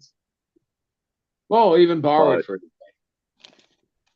You know, today the farming, yeah, they've got the GPS in them. The guy sits behind the wheel and the tractor drives perfect roads. No, they have them where you don't even need a guy. And the tractor goes out. No, but I think because of safety reasons, they need a person. No, they can be done from up. Well, it's for breakdowns and shit. I mean, it's better to have someone there. Yeah, they can run it like remote control and you see the whole thing on the screen. Plus, I mean, you might as well charge for your get your taxes out of it. Protest about it, but wait, I think it's Fort Worth to Dallas or 2 points in Texas that have a lot of commerce trucking. There's a company that is employed self-driving fucking diesel trucks loaded with stuff with no driver inside, none. And then that they only do this one route, and it's a trial thing or whatever. But I saw a thing, and that's guaranteed the future and shit. They don't even have somebody in it. Yeah, but apparently Tesla has some electric semis that they are testing. Well, have you seen pictures of the? They drive their Tesla parts from one factory to the other factory with no person apparently too. And then there's a Google car, right, that takes pictures with no people in it. Well, I guess, I mean, I didn't see it, but I think Ryan mentioned, or I think it was on this show, that over there in Abu Dhabi or wherever the fuck, Dubai, they had like a formula race for the first time where they had all these cars and they didn't have a driver in them at all. They were like controlled by self-driving tech. What I think is crazy is have you seen the drone races that they have? Like the new thing, like they've had them for a while now, but I think even like Monster fucking maybe sponsors them now, but like they're these little flyable like drones. You know, they have like the little You quadra notice that there four seems to fucking be like propellers or whatever, and they I just don't go through these 3D fucking obstacle courses like at like Mach 3, and these guys were just sitting there with their controllers doing just these insane acrobatics with these fucking drones. It's crazy. have you noticed there seems to be like a movement, a campaign, some kind of thing to try to like make self-driving, which seems to be a thing, a tech that's coming, to be like fear of it and like against it. Where I'm like, yeah, bring it on. Well, that's the Like, oil. That's the like oil yeah, lobbyist propaganda at Hard at Work. Their yeah, money. I guess so. I know that there's a lot of cars that when you're at a stoplight, they turn off and then they turn back on, even if they're on fuel, right? Where, yeah, that's a great concept. Why doesn't every car do that? I think that's going to use the starter up really fast. Yeah, I imagine That's what I kind of. I don't know. yeah, and the one thing, because I have a few friends that do have some nice cars, like newer cars, and you hear them bitch about, oh, I had to have whatever, break like parts and anything on like an expensive car, like really nice What, cars. my mom Four had hundred a dollars in a thermos. labor for the shop hours and shit. No, no, my mom had a thermostat replaced in her Mercedes wagon, and it was a $38 part from Mercedes, but her bill was $1,400 because they had to take off all this plastic and all this other shit to get to it. So it was literally $1,300 to take it apart and put it back together. Well, that's like the.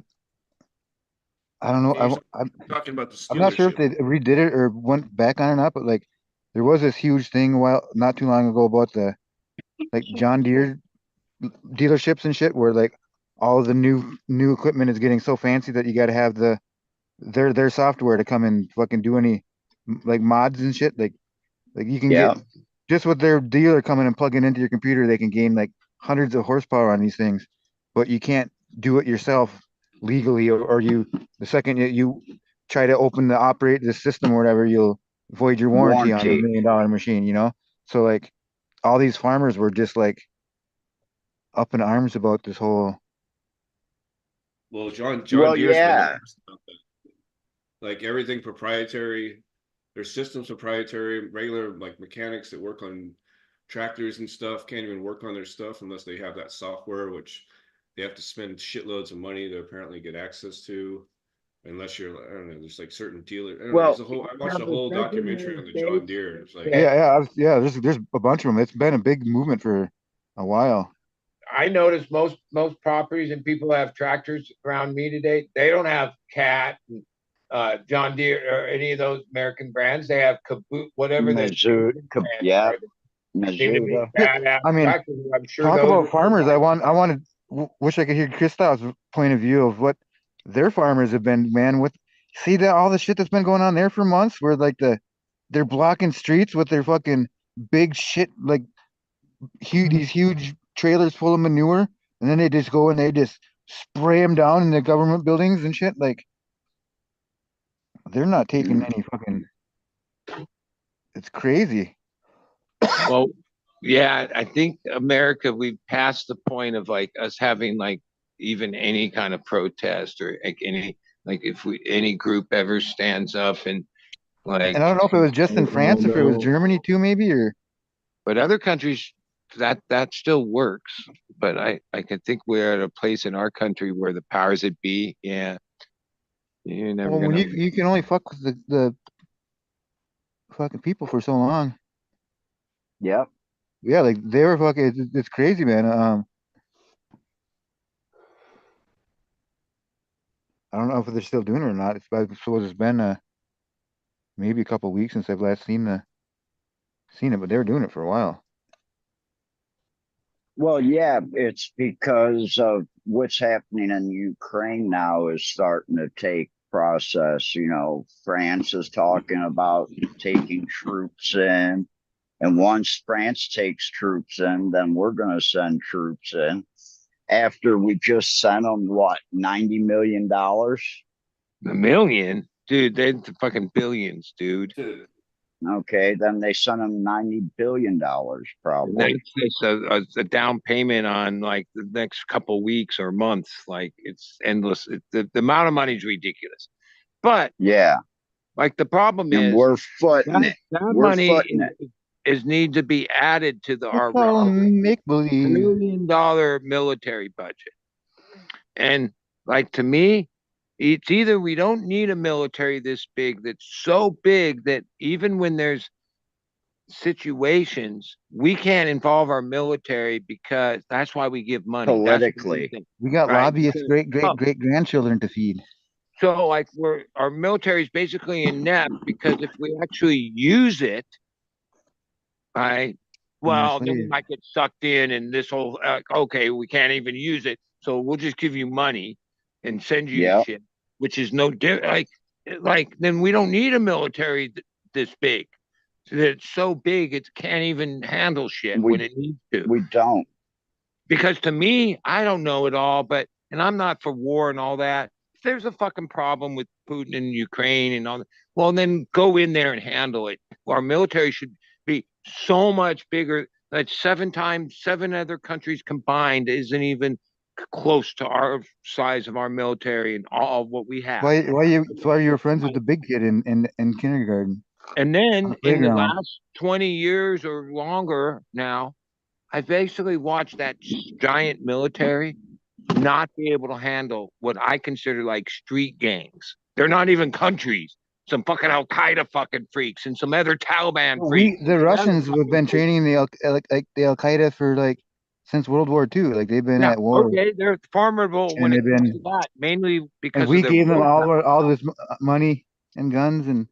Yeah, all of that goes. But ultimately, like when we finally unleashed our military, it didn't look like wait, it wasn't Desert Storm where we just rolled in and fucking rolled out. No, it looked like our military was in more cameras now. Even though it's not our military, it's like at a certain point the thing is so big and it's so much fucking whatever and.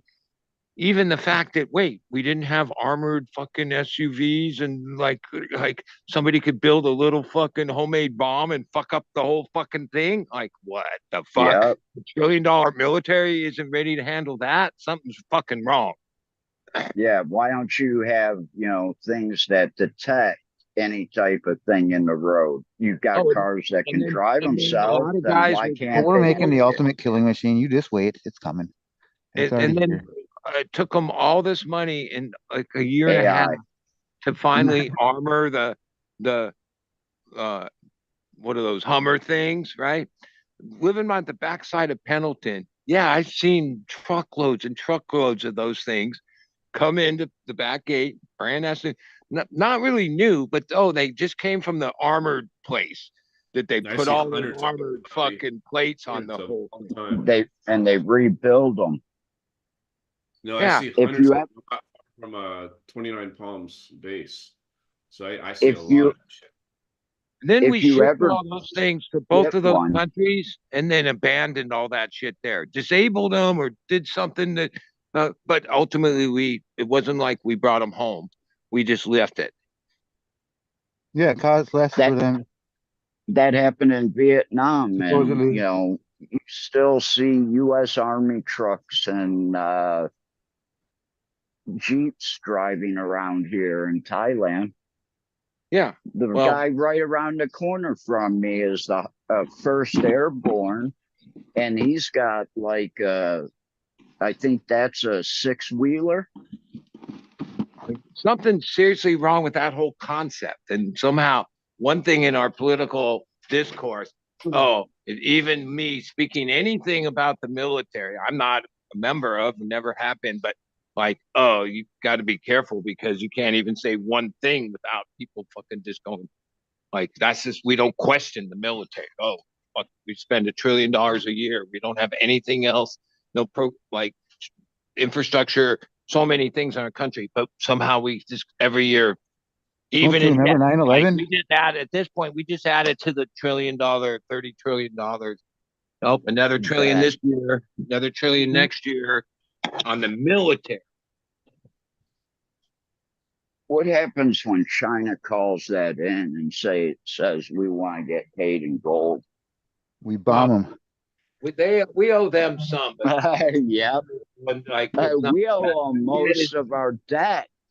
Yeah, well, they're also They, having a ton of debt too in a different way, and debt's just debt at this point. It's not even real, right? Is that Cobra from He-Man? I saw a thing that pointed out the whole world. I think there's only like 3 or 4 countries in the whole world that aren't in debt. They're these last things, right? But like every country has varying degrees of massive debt. Okay. Like if you added up all the debt the whole world has, it's like, well, that's how I know money isn't real anymore.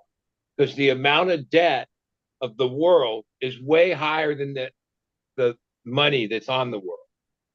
Or the like, Good, like it's made up. yeah, it's made up. It's something's changed in my lifetime. Like, I think there was a time when money, I think I was born already past the gold standard, but then I think the change is when we like really money at buddy, biggest wealth, you it were just X's and you were O's five, on buddy. a computer program and decimal points in the computer. So the computer is really where all the money is, right? No, buddy, you were alive during the gold standard. It was Nixon that took us off it. Okay, so yeah. I was alive. All right. So I mean, just in my life, we went all the way from that, which then there were a lot of years where money was still sort of real, seemed like. And then somewhere in the last decade or so, I'm not even, is money even real? Like, yeah, you don't have Here's any birds aren't real, bud. like, beyond the amount of money, but like beyond that is No, money's real. It's just that our money. yeah, real for who? The people that don't See, the have it? AI set him up quick, man. The inflation has gone up so much, so Because rapidly in Yeah. the last 4 years, 5 years. people that are in the whatever percent that have like enough money that there's He can beyond pay for that algorithm that's a and I'm really quadrillion of a second quicker than the next guy's algorithm at the fucking trading there is floor. really only like 1% of the human population that are the haves and 99% that are the have-nots, right? Like yeah, like that's the ratio. And then in that 1%, there's a tenth of the 1% are the shot callers inside the haves, right? Welcome to Thailand. Also, the redistribution of wealth right now is like a real thing, like hardcore, is where it used to just be whatever 100 families or whatever it is, controlled everything. Now it's like there's like a real wealth distribution, especially with this younger crowd, this younger generation. Well, These there's are 900 and some billion or 900 and some Chinese that are billionaires. And they've only gotten that wealth over the past 15 to 20 years And the same when we thing, ship everything over there. 100, but there's the oligarchs that somehow took all the money There's from like 4 times as many as them as us too. They're like what, 1.5 billion people, and we're 300 million. I know that we obviously think China's our adversary, but like They feed us all of our plastic. what I think China's main goal has been feed us all our plastic. That's good. this engine closer Crush our economy. is they want the yen to be the currency of the world, not the dollar. Right? George Carlin said that the only reason that With Mother China, Earth keeps humans around is so it's she can not get the about plastic. like territory or something like that. That's what it's about. And look, we're just capitulating and making it easier and easier financially to push the yen as the currency of the world. And I think that's their goal of the war we're in with them, or adversarial relationship. Where what are they trying to accomplish? It's not they don't over. Fuck, they don't need to do that. They don't even want to take over somewhere else, right? Yeah, They yeah, want they do. to be the currency of the world, not the dollar, because that's our power. That's our like what makes us the United States, the dollar, right? Even I remember when Ukraine fell and it was that whole thing. I saw stories on wherever Instagram, whatever, that because their money became worthless and Russian money became worthless and all that. Certain people, like when you couldn't even get milk or food or anything, the only thing that could buy you anything was dollars. And people in Ukraine had stashed away a couple hundred here and a couple hundred there. And for the first weeks of the thing, when everything collapsed, the only people that could get anything were the ones that had dollars, because that was the only thing that you could buy anything with. That's the power of the dollar. Because, like, you know, how many people around the world have whatever little money they have in their fucking bed, under their bed, wherever, it's in dollars. Because when all hell breaks loose and their country's money ain't worth shit, the dollar will probably still be good, right? No, it won't. Gold and silver will be it. The Well, dollar won't be you know, shit because that's gold why is the power. gold is the only other tier one asset besides the American dollar.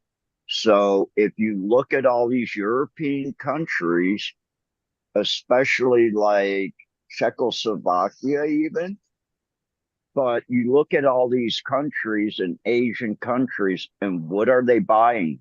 They're buying gold, But wait, and I they're don't think buying it by Czechoslovakia the is a country hundreds of tons. because and in this sometimes like even a country, a lot of these are in Africa, but other countries like they dissolve their debt. Like their countries, and someone said, oh, they dissolved their country. Now it's called something else, and all the debt from the past and the money from the past is all reset. Right? There's countries that have like basically absolved themselves of their debt, just move on. Because like, well, we don't have it to pay. We're not paying it. And so we collapse this system and just make a new system. That happens. Yeah, there was a country in Africa. It was, I think, oh shit, I can't remember it. But I know there, Zimbabwe, right? it got went so high that they got rid of Zimbabwe. that and restructured it, and they backed it by gold. People are like bringing wheelbarrows of cash into the bank because it's going. No, like I The, think the it's inflation is going so Zimbabwe. quick that I'll tell you in a second because You I could have a buy a 50 billion I stack have a of their $50 billion bills, bill from one of those countries. Zaire or something, but you could have bought that's like a like billion a dong. stack. You could have bought a stack of them like that for like $15, $20. And now all of a sudden they're like $50, $60, $75 a pop.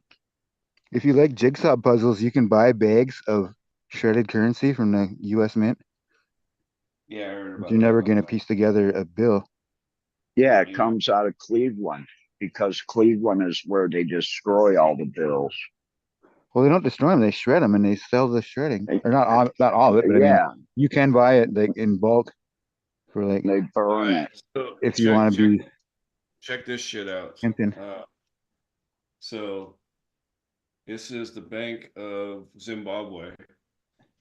Whoa, fuck. Let me turn the They even had a $1 trillion note. yeah, check this out though. This is ridiculous. I gotta turn the But you had to have stacks of those, yeah, 500 millions just to buy a this loaf is of bread. $50 billion. Good God! Yeah. $50 billion, All right? that dong. I think it's worth like $6 or something. Like Mhm. 37 baht. But I just bought it because I was like, man, this is hilarious. I can say I'm a 50 billionaire, right? I got 50 million bucks. And that's not US, obviously. It's What is it? Does it say on there what it? I suppose it doesn't in English. it's Reserve Bank of Zimbabwe. Like what's the Yeah. currency though? Is it like 20 million hijibs or No, some no, shit? it's 50 dollars. It's called dollars. Oh, they call dollars? I think the Yeah. Congo went through something like that, but they went to the conversion rate and you were able to take all those billions of dollars and get a new $1 or Get a $5 couple or nickels? whatever. Like I think Zimbabwe or one of those African countries, they just reevaluated their currency like within the last couple of weeks. And I think they gave them Oh, 18 days or something to turn in the old currency to exchange for the new currency, obviously at a much lesser rate because it's valued a yeah, lot more. So exactly. I bet the lines are kind of But fun in yeah, Congo, aren't they? Like when you're waiting in line. Do you think they just all start Congoing? What? Someone Because you're just at the because you're at the store. stand there with this big fucking wheelbarrow or big flat cart going Yeah, into the wheelbarrow bank, Congo line, man. exchanging all these money. It happened in Germany. Yeah, You could see in the line at people McDonald's lined up, or something, they start Congoing. no, to get bread and shit, and they literally have wheelbarrows of money. It's a very popular photo, or it was back in the 70s and 80s. Yeah. Every time they talked about, inflation Well, a lot of and times, yeah, it's them going to the bank to try to hyperinflation. save it and exchange it before it's only worth a Yeah. half a wheelbarrow. Oh, buddy's trying to. Yeah, Man, I let him in. I was a little slow with the button. I saw it, but by the time I reacted, you'd already done it. The one thing I wonder about our money is why we don't even have like $500 bills and $1,000 bills. Mainly because we're so worried We about did. They exist. There's $10,000 bill, I think. we should have considering the value of money and the inflation and Is there a everything. $50,000 bill? Yeah, the Yeah. fact that we're still like the There was biggest 500, basic 10,000, and 10,000. bill is $100. Like, yeah, there are these weird bills that have been made, but not in 1934, yeah, not in 1936, I think, not was out the in people's last wallet. 500. Like considering how much 30, things cost, yeah, like having a few $100 but so many years ago in your wallet, as you had a today that could $500 be it. bill in 1930. Come on, what the fuck?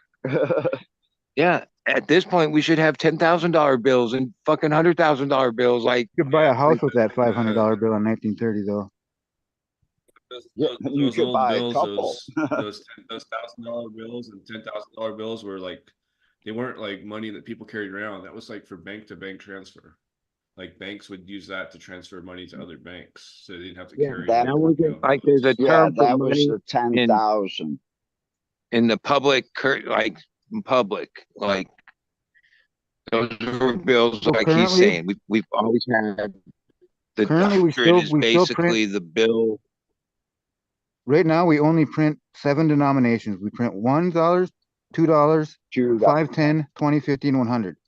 They used to print 500, 1,000, 5,000, and $10,000 bills, but they no longer print them. But they're still legal tender. Yeah. If you have one of the ones from the past, which probably are worth more than that just because they're such a collector item. Because they say payable in gold, U.S. Department. And the government still has to honor that, but realize that's all the amount of gold they're going to give you. There was a $100,000 bill, but it was only used in fiscal channels, apparently. Yeah. So that must have just been like in trading floors and shit. It says they're from not in circulation. country to country is what they were. And the 10,000 bill was just for bank to bank transfers. It wasn't released to collector the cannot public. legally hold a $100,000 bill. A nice $500 bill is bringing between $1,300 and $1,600. Let's say one of $1,000 them bill is about But then 3,000 to 4,000. Currency collectors are like crazy. Like they do it's a lot more than just the open face of face value of the bill or whatever. Like they have like the numbers and shit. Like they have shit like I repeaters and just ladders and I all these crazy fucking. those are special Well, numbers. I'm I talking could be about the wrong. ones you but come Star across notes and all the shit. time. If $1,000 bill, somebody had it and they went and deposited in their bank, most likely the Treasury Department's going to pull that money out of the system and destroy it. It's not like they're Yep. going to like, oh, you're taking out No, 5,000. You want this $1,000 bill? No, it's never going back out. It like no. so if it wasn't in a collector's hand, it would be like out of whatever 500 and these bigger nominations that have been made. There's probably only so many of them that are still even out there because they already got them all back. Or And they're in probably safety I deposit looked, boxes and shit. there's quite a few of them out there. well, it's collectors, right? It's not like anyone's Yeah. paying the bill with it. Compared to the other money, there's No. not. And we should have a $500 bill at least today Absolutely, because especially with a Nope, family of just the four 100. going to the grocery store for the week is Well, it's 500 less. It's less. bucks. They have the less money. Hey, I Fake it or whatever.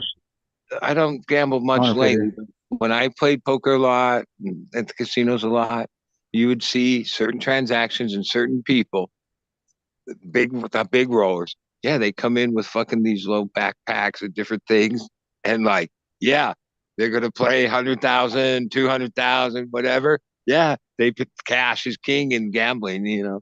Transfers. You can do wire transfers, all this shit. Now that's not what most gamblers do. They work with cash, Cash. and yeah, that's when you realize, holy shit, like they need to carry all this just to amount to this little pile of chips. You know what I'm saying? Because they got $25,000 chips and $50,000 chips and all that shit. But when they have to convert their cash into it, it's this whole thing. It's a lot of cash, dude. Like it's $100 bills and stacks of them, and like what is $1 million? This huge amount. It's not like that small. It's like what is it like 20 3 pounds. suitcases or something like that? Or Yeah. $1 million is Like like that's one of the 100 things pounds. I found. I mean, even though most of us, this is gibberish because like we don't have that kind of money, probably never will. But there are people that do have that kind of money. And then, Yeah. like, if you really had money and wanted to store some money, why you would have to have like this huge amount of it to have. I've got this book by that saltwater cowboy that was on. He was on Eagle's show and on Chad Westport too. Fucking. Yeah. I contacted the guy out of the blue. I hooked up both of those interviews, but like before he was on either one of those shows, I talked to him for like 3 or 4 hours on the phone. It's kind of crazy, and like I've got an autographed version of copy of his book that he kind of talks about on both of those shows. But like, yeah, he tells lots of stories about how big the bales were of money, and you would know how many. Yeah, it was Well, I mean, even how much physical work it is to move millions of dollars in bales from location to location. And Pablo Escobar, who's like, he's been out of the game for a long time, but like his whole thing was he had so much money that like every property, he buried money. It was just like money, tons more money, like more money they knew what to do with. Like even the cartel, they all had like gold and all that diamond big inflated drug business is mainly in cash, and they say that the cartel's billions of dollars a year. Fuck, like that's a lot of cash if it's only $100 bills and shit. Imagine if all that cartel held land wasn't they do now. still That they're held not. by them, They're not. and they're not out back there in the metal 50s. The cartels detecting. are still alive and vibrant, and they But they're out in these fields with metal detectors and LiDAR looking for these metal drums that he put it in. Because supposedly he buried billions of dollars all over Mexico. But money doesn't just, it'll like go to waste after a while underground. Vacuum pack it. Depending on how, sort, I guess, but And like If you there's so wrapped many it, ways you're that they learned how to store fucked. money wrong and shit too. I think and that book is kind of crazy.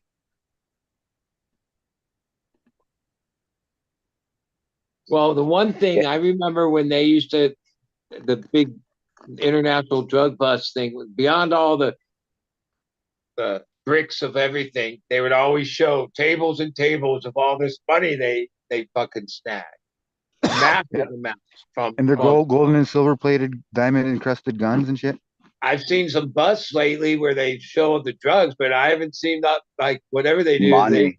they don't catch the money Well, they very redistribute the drugs. They don't want to show you that. Yeah, the money's still getting through. Kind of make that dollar off And that dollar off that it's same dollar. probably easy. It's probably even easier today because, you know, these, what were they, like computer generated pictures that were bringing like, you know, millions of dollars, and the virtual property next to Stoop Dog's house was a couple $1,000,000. And I look at that and I said, wow, that's a perfect way to launder money. Yeah. Well, I think a lot of Well, that high I mean, finance and vice is in one of the big crypto. ones right now is casserole, or the old, like the vintage 50s casseroles and dishes. The what do they call? I'm forgetting the brand names. Um, but like like the old white casserole, dish that would have the glass lid. Fucking, God, I'm stoned. I can't think of the Okay. name. We know what you're But talking like like about. there's What certain else? patterns that they had that are rare and shit that would be like, but they bring like ridiculous amounts, like thousand, $5,000 for a little 8x8 casserole lidded dish and thing. But like it's kind of like, but at the same time, a lot of those they say is like just like Beanie Babies was the first one to kind of do it. Where sure, some of them did become kind of like collectible and worth money between, or like amongst the collectors, but the money launderers figured that out, so they just kind of inflated the rates of the certain ones and made them collectible in that sense, because they would just sell. There was really a lot of times there wasn't even any of um the toy itself, with just pictures of it, fucking.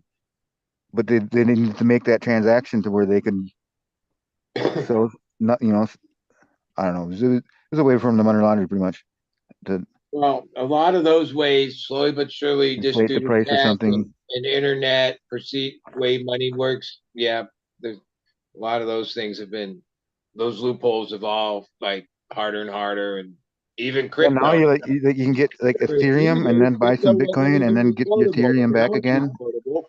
and then buy drugs and spend them to your local. Actually, there is a coin out there, and they've got like 6 or 7 big money backers behind it. What, And Dogecoin? they're writing a lot of the programs for some of the countries to switch over to the electronics. So There's quite a few of the it markets out. I mean, it I like it's like Ethereum looking, or Singularity three Net. or it's like $4 a share now, but they say it's going to actually take off kind of like Bitcoin. But you're talking about a stock or I think he's talking about Yeah, like Dogecoin or it's some currency, some cryptocurrency. You hear it's they're a smoking the crypto. crypto you know the name of it? and No, I don't remember it, but I do have it saved on my phone. a guy named Johnny Usually, So Hamchak, the and he one says that they're you once smoking I the want get crypto. when I can I get back to a yeah. real screen to actually see this shit instead of on a phone, Yeah. then I'll No, be able to separate it. sometimes He's I got a buy sticky keyboard too, so that Yeah. impairs it. Well, when I was going to get home, I was going to look into this more. That's why I saved it. Because even if it does go up a little bit right now, it's got a chance to take off because it's Even linked if it up only with does these like, big, if it only, they've even if got it's the big platforms. that's still a game. You know? Yeah. And Biggest it land, has biggest it farming has a owner. chance to be second to uh Bitcoin Oh, I don't think that's because gonna. because of the programming that they're coming up with. I don't know about that. I think was it Solana or one of those is gonna be like Ethereum second. is up there.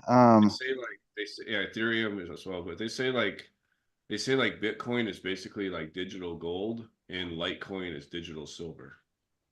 And I buy Litecoin. I've been buying that for a long time. But What's uh that at a share? let me see what the Litecoin's at right now. Just one second. I mean, you can buy Bitcoin right with your PayPal account too. It's pretty simple nowadays. But the thing I is I that use I use little of it, right? Such a small percentage of it because a coin is what is it, 50, 60,000 right now. I have to look. I use Monero, but that was for other reasons. So it's $81.49 for Litecoin. But just like a month ago, like it dropped a little bit in the last month, but it's floating around $81 right now. Because Monero Okay. doesn't have the public log chain or whatever.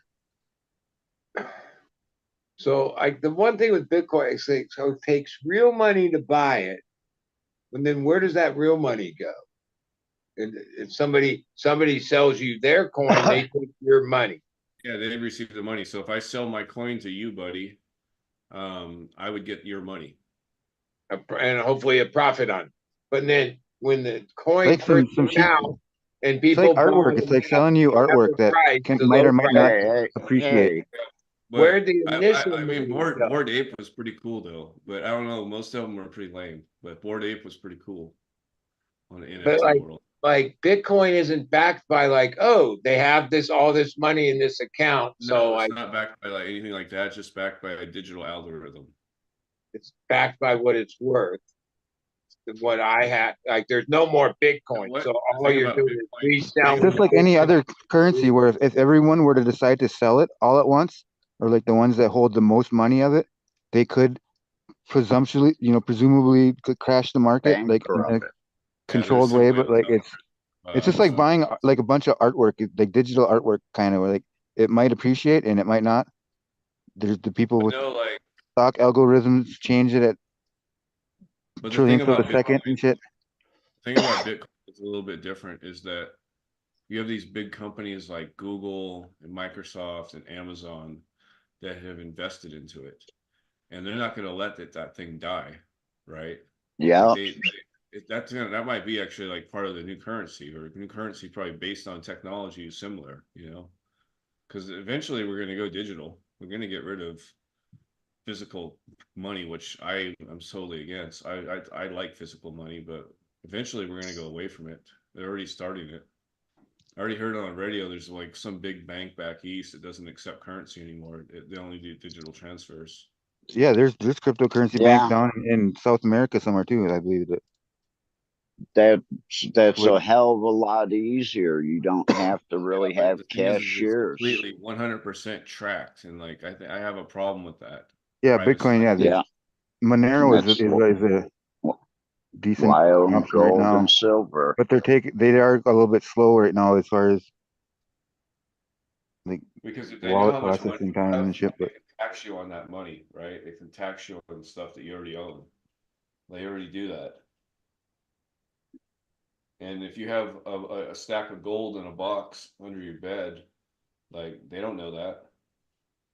I think it's just generating money as inflation, it happens. see, but the rich man will have that gold in the bank and have it saving or like building Yeah, but no, fucking. So silver's gone down some. It's down to I don't know what I'm saying. 28.13. Look at that. You would have made it wasn't about 1800 long four ago. $4.75 if you bought it when I told you. 1200 or something. Everybody. And well, I'm talking about silver. Oh, Gold's at so 23.59. yeah, That's what I meant. As I was thinking about gold, yeah, because like What's I was gonna And buy amber, it. I was gonna whale buy an ounce. amber just at? I was You gonna buy when an gotta, ounce you I in gotta invest in January, that. and then I when I hesitated. was It went up like $300 since. yeah, when I was telling everybody about the silver, I said don't forget about the gold because it's only like 1900 down to 1860. So yeah, you could have made like I, I, 500 I, bucks I'm an under the ounce. understanding that most people's investment in gold, they don't actually have any gold. They just invest like in gold, but they Fort don't. Knox Well, is empty. It's just a bunch of boxes. It's not like they there's like. there's a lot the futures is what they are. And they sell a lot of there's more paper silver than there actually is real silver. A pound of whale amber just is worth $10,000. Whale It's hamburger, you said? whale ambergris. It's a whale puke. It washes up Yeah, on your shoulder. Why the hell they would you use want it for perfumes. It makes the scent last longer and shit. oh, It's yeah, whale personally, puke. Yep. Yep, but it's a hard like crystal kind of. I saw Yeah, some like video where it was like this giant your whale skunk paint. taking a shit underwater, and holy shit, that was a lot of shit, dude. It was like a redwood tree. Well, Talking It was about like one a big fire log. hose spraying out wasn't black that sludge. solid, but it was all encompassing. Meaning, It's like the yeah, Event Horizon, Deepwater Horizon spill. That pipe that just Okay. went. So it was a blackout. yeah. You bring that up. When you bring that up, I just remember we had like 24-hour video underwater of this pipe Yeah. with oil coming out of it for days. Front page news for like 2 or 3 weeks or Yeah. a month or 2 Yeah. months or however We long didn't it know was. what Yeah. to do about it, and I what And you know I what? If you Blow it go to the up. store today, I remember there's at the time realizing that whatever the president said to the oil company, it didn't matter. The oil company was bigger than the government and was going to do whatever the fuck they wanted or not. Like, we'll see like if the Dawn dish soap in this ad has a duck on it. But Or some yeah, it poor took them a oil long fucking. time for them to finally get that under control. I just saw a commercial yesterday with that or YouTube ad that was a fucking Dawn dish soap with it like washing the oil off a fucking duck to make you want to buy a petroleum. Isn't Dawn like a petroleum based in itself or what? I don't even know what fucking. I'm Dawn's dumb. I don't know petroleum. what's in Dawn dish soap. It's Dawn's petroleum based. Procter and Gamble. And it's some kind of. It's a P&G product. in the bathroom here, we have like that orange grimy soap. We have vegetable oil. We have everything to clean your hands from fucking resin, right? But there's this product that Don makes. It's this weird gray bottle dish soap, right? And you just spritz it on your hands. It's super concentrated. It's not normal dish The soap. spray foam stuff, you mean? Yeah. Yeah, Fuck that Dawn shit. foam or Dawn. I can just spray a couple sprays and go like this and rinse it off and whatever's on my gone. It's fucking strong ass soap, whatever it is. It's not Oh like no. soap. It's like some kind of chemical soap. And you better put lotion on later because dry the In the fuck bath. out of your hands. I use Dawn dish soap for fucking like in the shower like for years for my hair for my and for my body and everything just because. That's bad. You're probably gonna get cancer from that shit.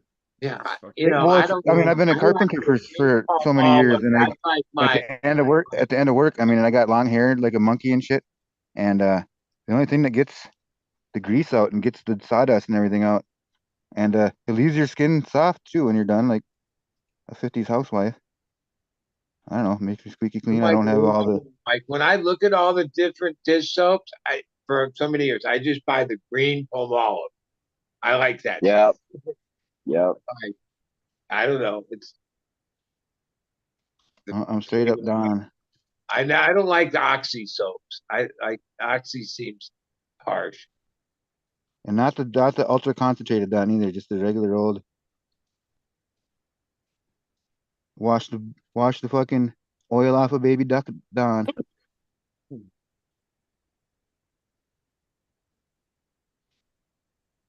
What about the lye soap? That couldn't have been good, right? Well, that lye is like what soap is, like fat Yeah, cleaners. I yeah. guess what am I thinking? It's petroleum, but I don't know if it's petroleum based. I remember being in Or jail Dawn in just so it's made prison, of like all the byproducts from the and the McDonald's only soap and that shit. you could get was until you got established and could buy your own or whatever was the state issue soap, these little bars. And I guess we always think, oh, it had a lot of lye in it or whatever. But like this Well, shit would dry you out so gnarly. Like, so if you Yeah. used it, yeah, your skin would just go chap. Like whatever was in that soap was like just fucking destroy your skin, like dry you well, out. you know what? The first soap was like what they used to wash their clothes back in the dark ages was Lard. just Pee. urea, No, urea, they fucking urine, piss, piss on it. That's the disgusting. phosphorus or whatever in the pee, fucking.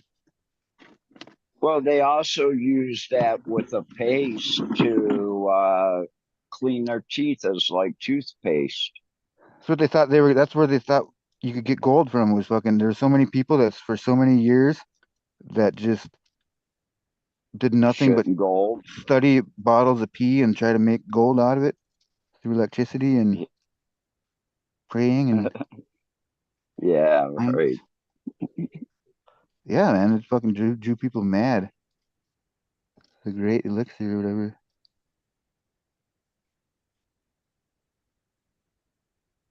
Make gold. Oh, I might have to buy a There you go. Gold atomizer yellow. when I get home. Or I what? hope I can find a used one.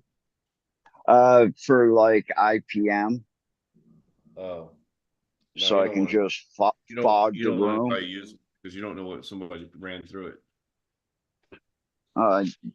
Just run new line and everything. They're not that You can expensive. clean them. You can get them for a pretty decent price online.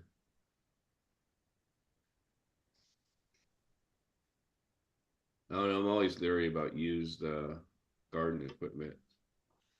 Unless it's like certain, like it's like physical hardware is fine, but stuff I that figure most of it's been used at least 1 or 2 years when I Captain look likes at to buy stuff them like used that. spandex from the Thai girls. hey, want some used Yeah, underwear? I I get a premium for them back in the States because they're already broke in a little bit, so it makes it easier for the fat asses to get into them. I knew something I like that was remember coming. like I remember like in the late 90s, early 2000s, the Japanese were buying our used Levi's up at like an like super fast rate. Like they even had all these like Levi's store, like used Levi's Well, stores. wait a second. I went home and brought back Yeah, vintage uh American is chic over there. it was 44 pounds or 45 pounds of Levi jeans because I was buying them at Goodwill for $1 to $1.50, $2 for certain types. If you And can I get an was old pair bringing that them has back a here to Thailand. Yeah. And the girl I was dating was able to get like between 1,000 and 1,500 baht per pair because new pairs are 3,500 baht. They're $100 and up. you got to find the pairs that have the Yeah, rivet right in the like I middle of was saying the earlier, my bottom of the friend crotch. used to sell stuff back to Germany on eBay, where he made most of his money. This is years ago, but in Germany, they Yeah. fucking paid so much money for like original Levi's, American, like yeah, We My parents had a friend that was a school teacher, and he was out of Buffalo, and he knew Chinese, and somehow he got hooked up with the Chinese, or not the Chinese, the Japanese, and they would literally send him a briefcase of money, and they would give him a list of things to buy, like Levi's, license plates, shit like that. And they would give him a shipping container and just say, when it's full, ship it and we'll send you more money. He quit his teaching job because he was making so much more money that way.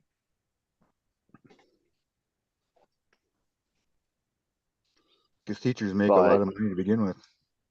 After a certain point, you're treating it like a business. I imagine it's import-export tax, right? Yeah.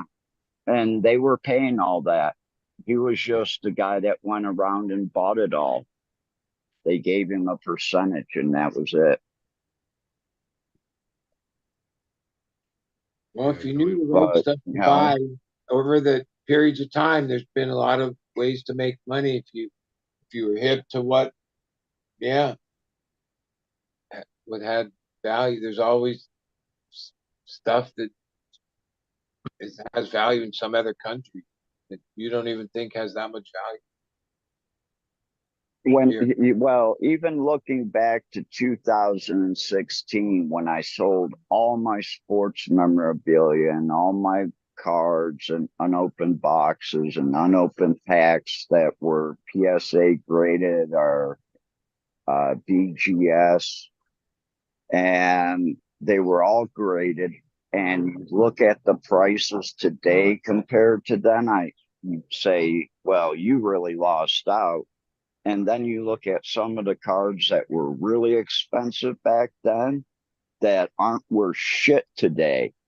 And it kind of evens out, because you can't look at any, like, especially a collectible that, oh, if I would have kept that, I'd be worth so much more today. You can't look at it that way, or I would be breaking down in the tears with the items I've had in my lifetime. The one collectible that I sort of pay attention to is Grateful Dead collectibles. And just mainly in the 30 years since Jerry's passing, since 95, there's been highs and lows. Like there were times, whatever, the economy or just the vibes, and all this stuff had hardly much value. And then there's been a couple like resurgences. Right now we're in the biggest resurgence ever. Like there's more demand for whatever little collectibles, and what collectibles they keep digging out of the hat are going for like ridiculous amounts of money. And some of them are just like some of the cooler things that were just left behind, but like when some of the big items like Jerry's guitars first sold, they weren't for that much. And then 450,000, you could have bought all three of them right out of the Rock and Roll Hall of Fame. Yeah, and there's these entities that over the decades, now they've been resold and resold because that's how collectible shit is. Oh, they're in the million. And the guy that owns the Indianapolis Colts and is like a billionaire and has made it a thing that I want everything, and he don't give a fuck what he has to pay. Well, the Wolf is owned by Jake Peavy, who was a San Diego pitcher. Yeah, he was a baseball player. He bought that one for like 1.2 million. Yeah. And some of those, like you say, not all investments become good ones when it comes to collectible. Oh, so far, when it comes to Grateful Dead memorabilia, if you bought the right stuff, right? There's a lot of flip, stuff that there's a lot of, but like the real like instruments or I could have had Tiger. art, certain things. Oh yeah, there's a chart that shows. Oh yeah, over 30 years, yeah, shit became worth a lot. I Like should have found some even my way to friend Jason, finagle that I think deal. you met Jason. He lives out down here, but I've known him since early '80s when he was a kid. But like, he's a collector. He's been involved in these auctions and stuff. But like in his personal collection, he has this base that's called Mission Control. Okay, it was made in 1973 and four, and it's the craziest bass you ever seen. But it's quadraphonic because during those years, the Dead had this thing called the Wall of Sound. It's like every pickup, it's this crazy electronics, way ahead of its time, right? That Turner and Olympic made. And there was a podcast where they were telling stories. Well, in 1973, when Phil, they were sort of successful, but money was different. Paid for that bass $35,000 to have it made. In today's money, that would be $300,000 worth. Like that's how much that bass was. It's like $1 million baht. Right, like that. And yeah, my friend Jason, who like through his deals with auctions, whatever, during one of the lulls where there was like not a lot of value on this stuff, right? Yeah. Bought it 2004, relatively 5. cheap, right? Like under 5K or right around 5K, which seemed like what a lot. Oh no, because it's like and the story I didn't know all these details, but like the electronics that are in it, those were patented, and then that's become like to this day state of the art wiring and instruments, right? But it was really the first instrument that ever had it employed because dude was like, yeah, 35 grand, I want it, which was like an outrageous amount of fucking money at that time. Some of the greatest collectible guitars from that era were I'd worth have to argue the Les Paul pickup though is a pretty. Yeah, I mean, they're like, oh, instruments? Yeah, you didn't have to be a musician. I know people that have like the most valuable collections. They don't play nothing.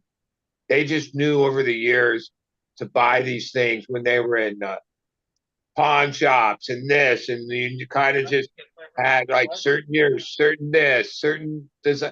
Oh my God, instruments just go up and up and up and up and up because yeah, they can't make them like they used to. End of story. They don't have the wood. They don't have the craftsmen that do that kind of work anymore. And some of those you can't. Yeah, what makes those instruments sound so good, even though they're fucking 50 years old, sound a new instrument, even with the best maker, doesn't come close to the sound. Is yeah, weird things like it's hard for me to understand, but like the kind there, there are tone woods, and then there are like they have it like the different woods are for tone and weight. Other ones are for and the combination of those and the body and the neck Timber or something like that. And like you think, Tone and really? timber. So like it's not all the electronics that make it sound like this or the amp or all this other no. On those vintage ones, it's that it has a maple this and a that and a rosewood this and a this neck and There was a guy in my hometown that made acoustic guitars, and it was just out of this little. I mean, it was like 10,000. I mean, I don't know, 5,000 square foot shop or something like that. It wasn't a huge building at all. Like I think he lived in it too, but I remember it was always a thing. Like sometime must have been in the '90s. Travis Tritt, he's a country guy. Yeah. Oh yeah. He played the Super Bowl, and the guitar that he played for that was made in my little hometown, like 5,000 people in the middle in Minnesota. But just that maker guy that made that guitar. I mean, he didn't sell them to any of the locals. No one could afford his guitar. Like I'm sure his guitars were probably pre-ordered, Well, 5 years in advance or something. you'd be surprised that, what $3,000 to $5,000 could actually get you. When you go to one of these guitar guys, like in a small town where you're at, and you Like, say, hey, listen, I want to step up to a nicer guitar. This is my price range. Can you do anything? He's going to say, yeah. And he's probably going to build you a guitar that would sell for twice that amount.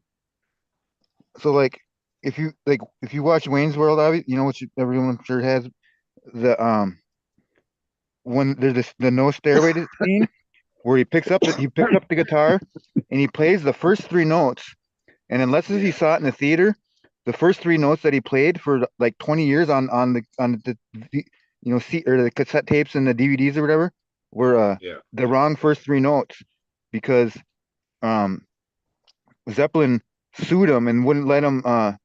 They could only afford the rights to have that in the theater version.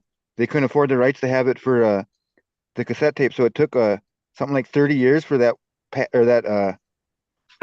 those rights to wear out, or that fucking patent or whatever they had on the music to wear off, to where now they just like re-released Wayne's World with him actually playing the real first three notes to Stairway. Wow.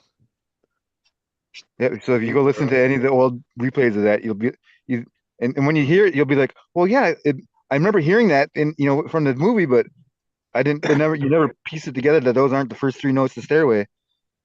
Because he goes and he puts his hand on the guitar like he knows he's playing Stairway. It's like, well, he wasn't playing Stairway at all. You're just playing three notes. Yeah.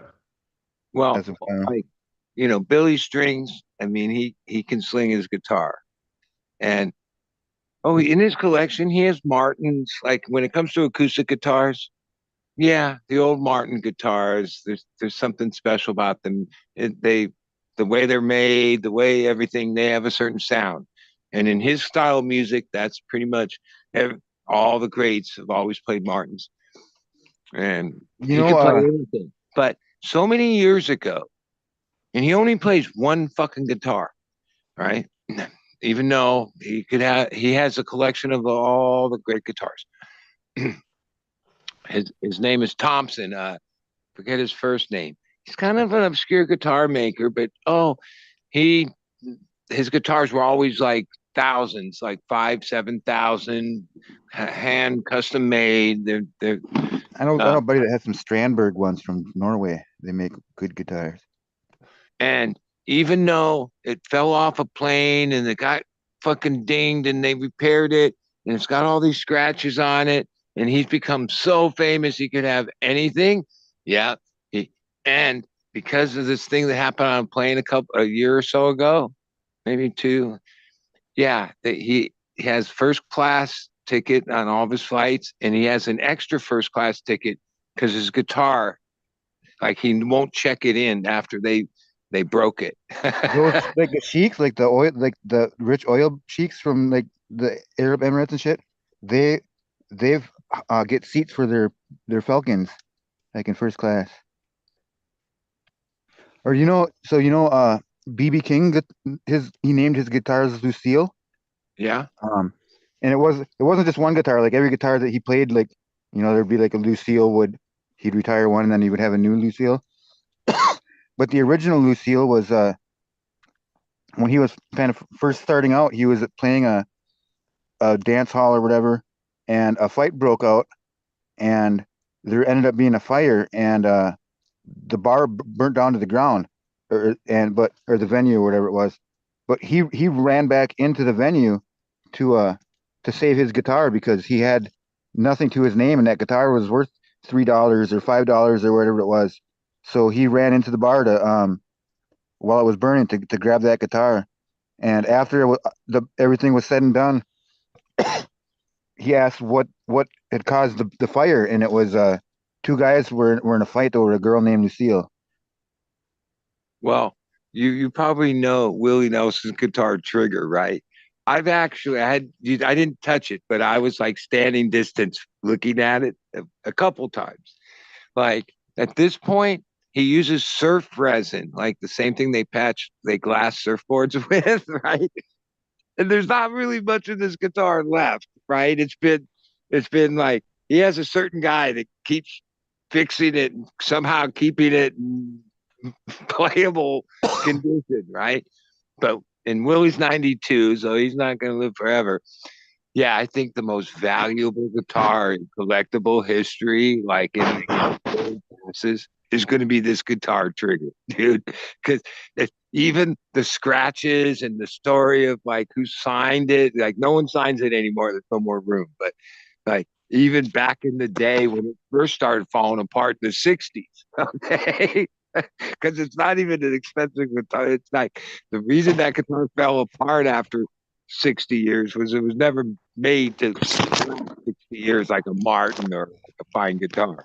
But somehow, like it's strung together. It's like got all this resin and weird epoxy shit and keeping it like a thing. It looks like it could just fall apart sitting in the thing in the rack. But that's got to be like the most iconic guitar in history, right? Because during his career, that's his only guitar. It has like this weird sound that is created by that guitar and the way he's got it set up. That's his signature sound. I guess the hurdy-gurdy is like an instrument that like it's got so many different settings and shit like that that like a person takes years to get their hurdy-gurdy tuned to the way they want it to sound and shit. And then another guitar that just means so much to me. And in the last, I saw Neil Young a couple weeks ago twice. I'll see him again two more times at the end of the tour. But it's with Crazy Horse. And oh, he always in the other shows would play what he calls black, big black, black. It's this, and even the story of that, like he was broke, just a young artist, and bought it at a at a pawn Swap shop meet. for just a few bucks, and then over the years, oh, it has a lot of work on it. But that's the guitar that's like set up and designed, and its only purpose is to distort. Like Neil Young has a lot of sweet songs, but what his real thing is like playing the most distorted. Like he's the king of distortion. No one like most people have a little distortion. That's part of the fucking rock sound. He takes extortion and then like yeah, and so with But does he have the mute button like Buckethead? well, he's got even though in this last tour he used all the stuff from Rust Never Sleeps, the big gigantic fake amps, but when he has what you see on the stage, it's all vintage, it's all analog, it's all like old tube amps and like crazy gear that he's collected and somehow pieced together to make this his system, which is yeah, no one can play distortion like Neil Young. As loud as in your face, even at 78, he's still just fucking awesome when it comes to that. And this tour, that's the whole point of the tour. He played like 90 minutes of Big Black. He did one acoustic song, two acoustic songs at the end, and other than that, it was just in your face, him and all the technology that he has, going crazy with distortion. But like distortion, you can listen to. It's weird. He knows how to like. I think Trent Reznor was the distortion. Yeah, My there's been a distortion few hero. people that are like, distortion guitar players. Some just use it. Neil, a lot of people that like Neil don't realize that, yeah, like, yeah, his real title and he's king of distortion. No one does distortion as crazy as he does. At least that's my opinion. Yeah.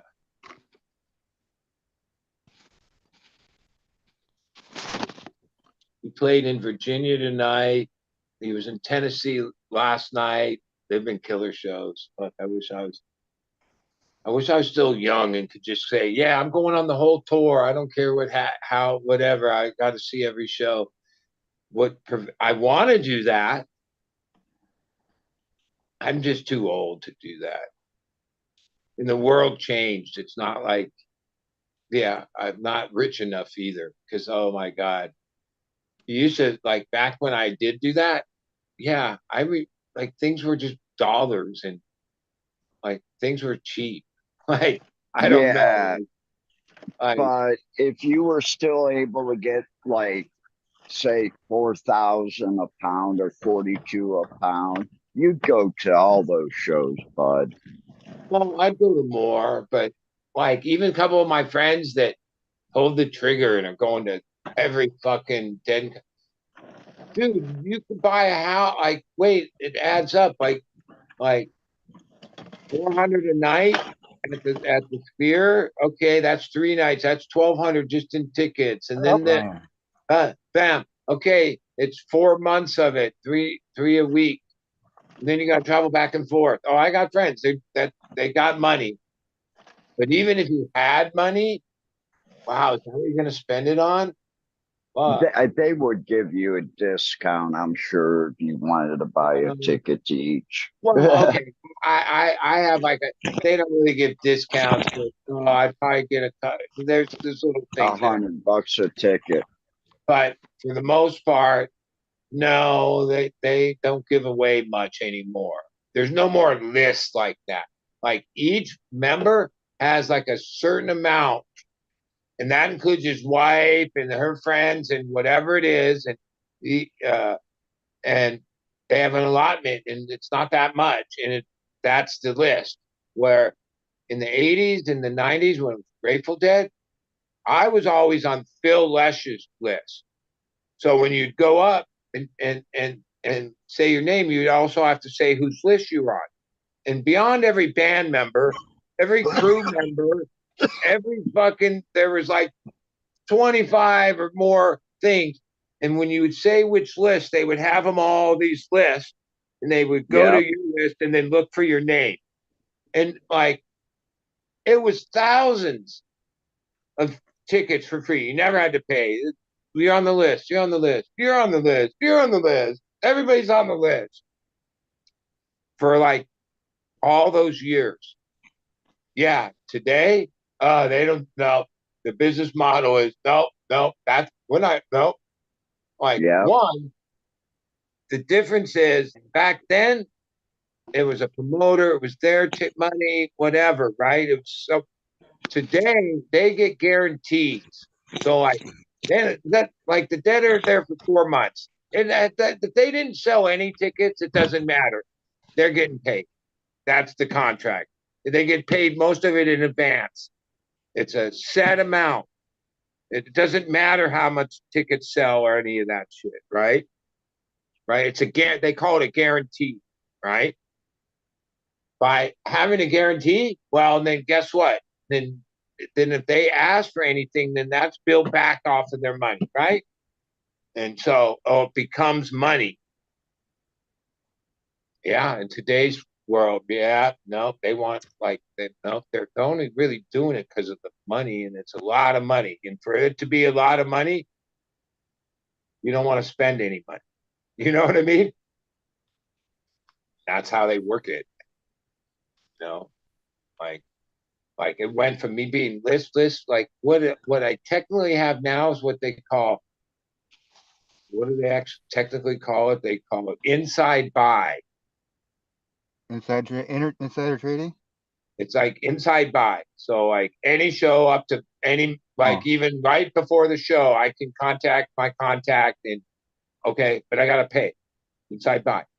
There's been times when they've had different little software things where I knew I wasn't supposed to see this, but somehow when they would send me my confirmation, it would be like everybody in the inside buy. Like this is a few years ago. And I realized, like, holy shit, that person pays too, and this person pays too, and this person, because it's the data, right? Like, oh, Bill Walton and this guy, ex crew member, yeah, like everybody. Like, there's no only each band member, and they have like literally like six things, and they have their kids, and they have this, and you got to be really close to be at one of those, right? And that's it. And probably in an annual thing, that's and an extra couple $100,000 in their pockets than the old way where they used to just give away a Bye, les amis. Bye bye. Bye bye, You Chris. too. Bye bye. Peace. Big Force. Ah, thank you, Big Force, mes amis. Big Force, my friends. Big Force, thank you. Bye bye. Good weekend. because Cheers.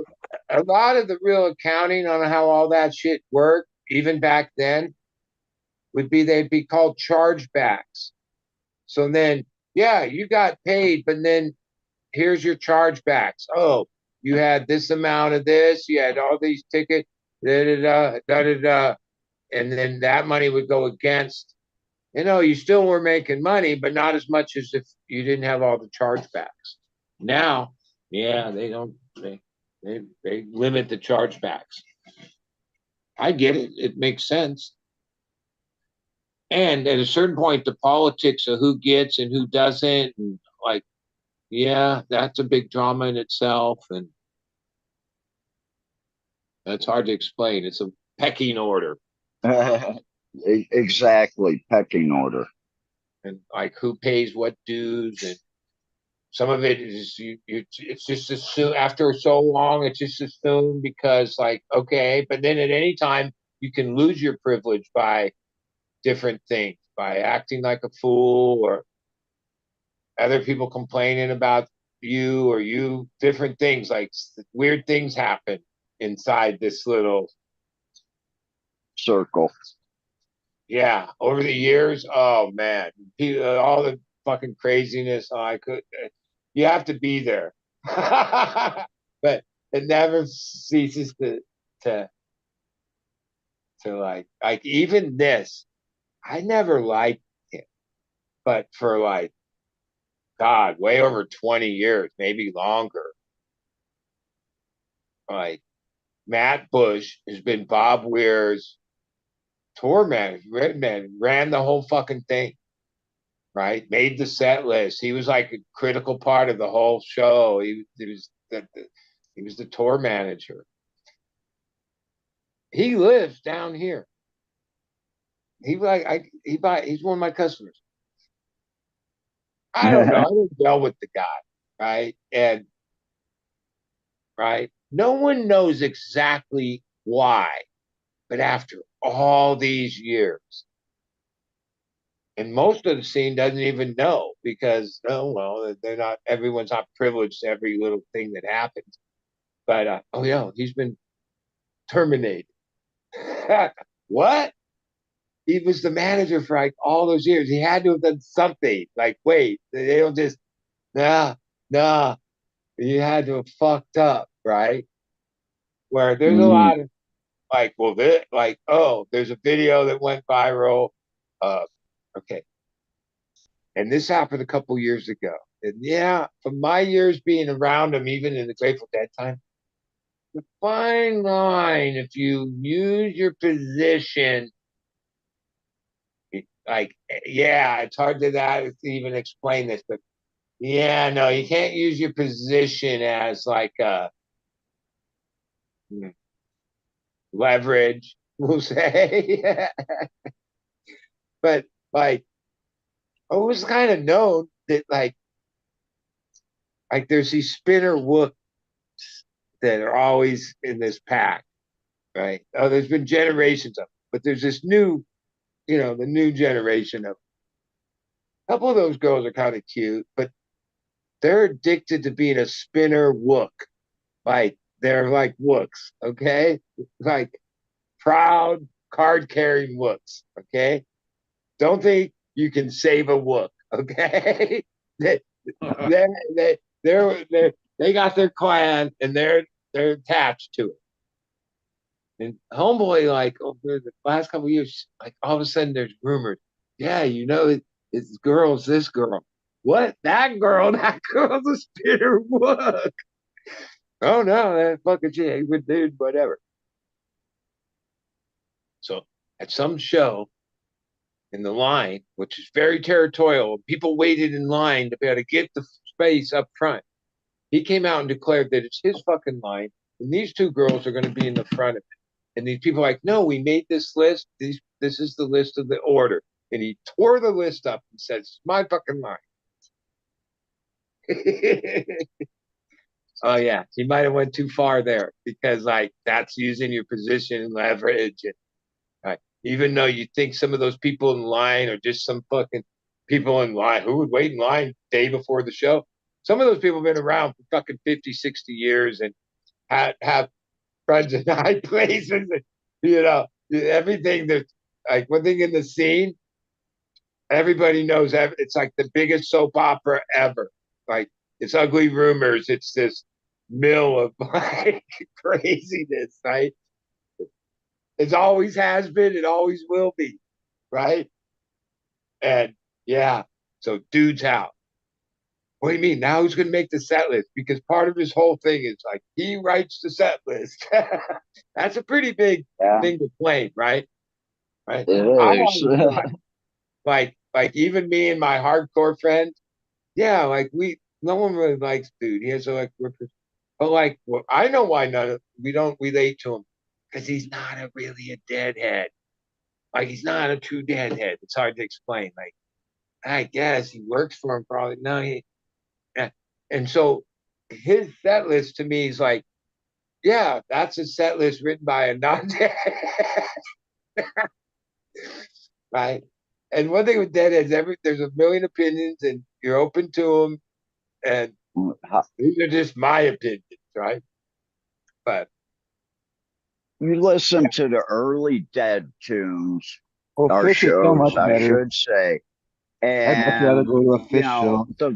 the set list, the songs, you wouldn't hear anybody stop.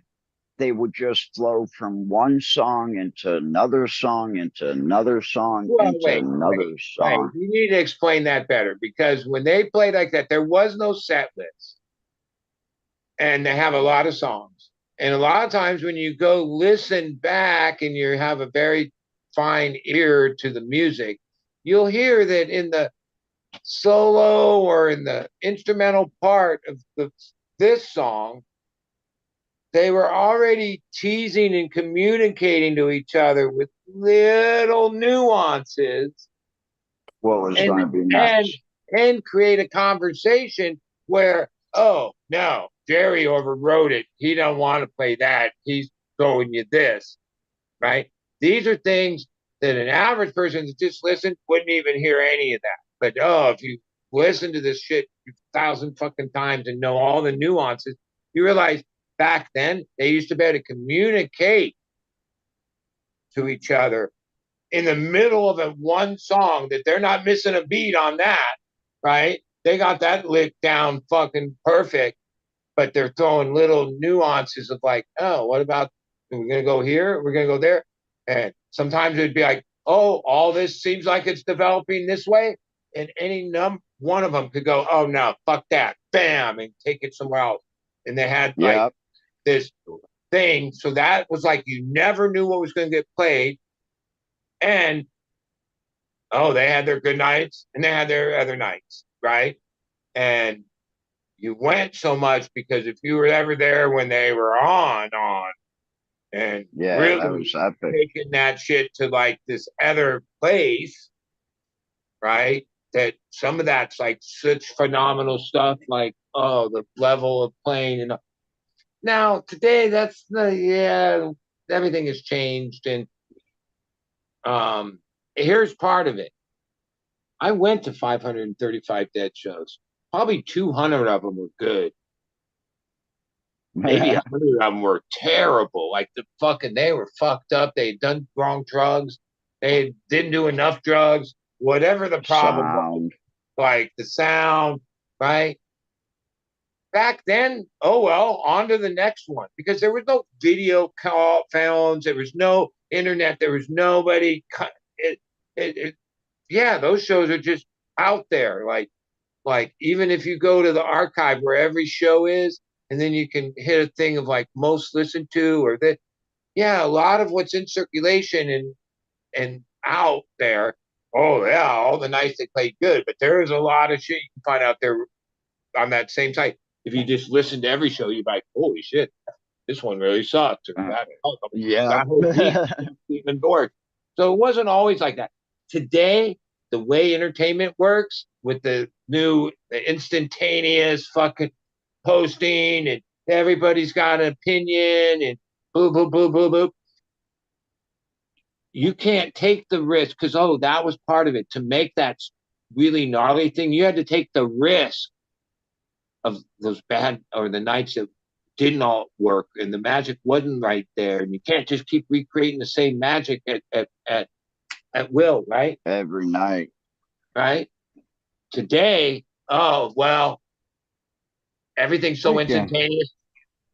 We won't take those risks to try to accomplish that. We'll settle here, but we can do this at this level pretty much every night, right? Because you can't have total fucking bad shows like back in the day, right? And all bands did that. A lot of it had to do with sound, like you mentioned.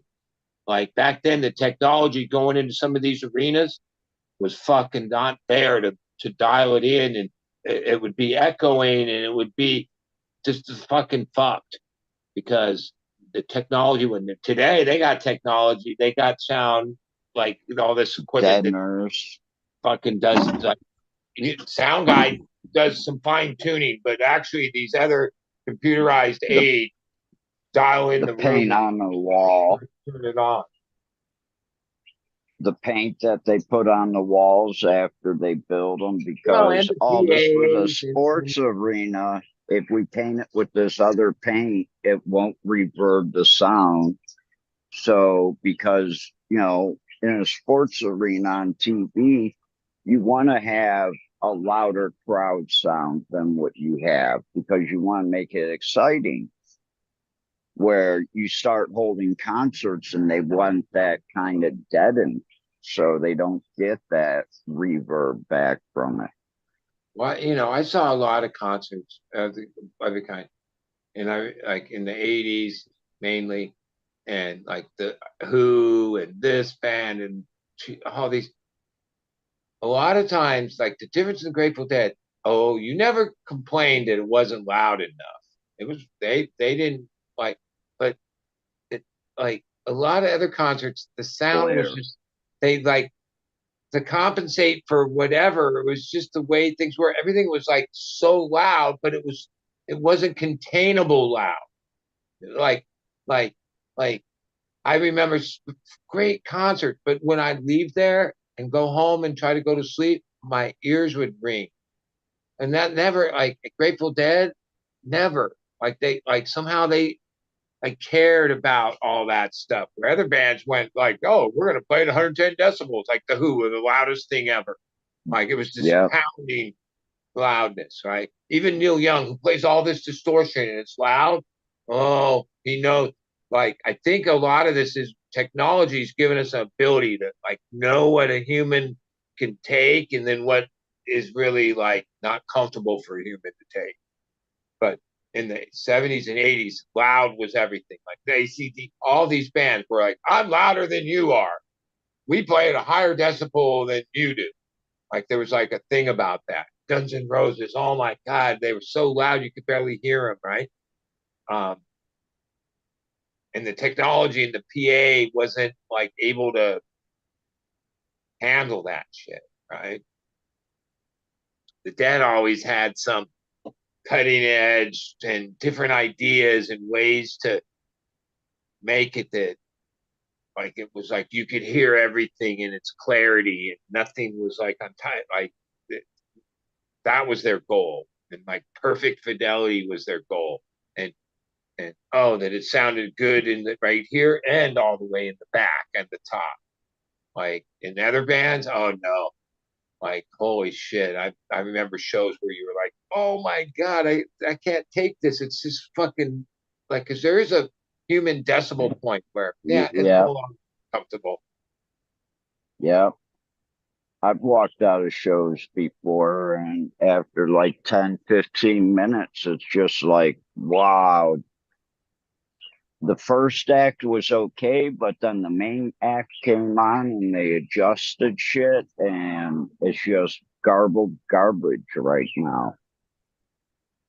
You get a headache from it. You can get a headache from it. PAs have come so far from where they were just so many years ago.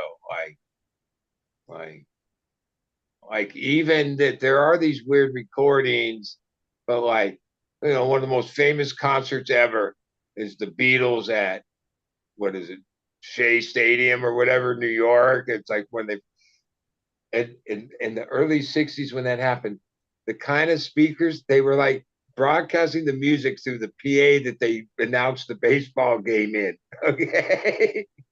That was the level of technology, right?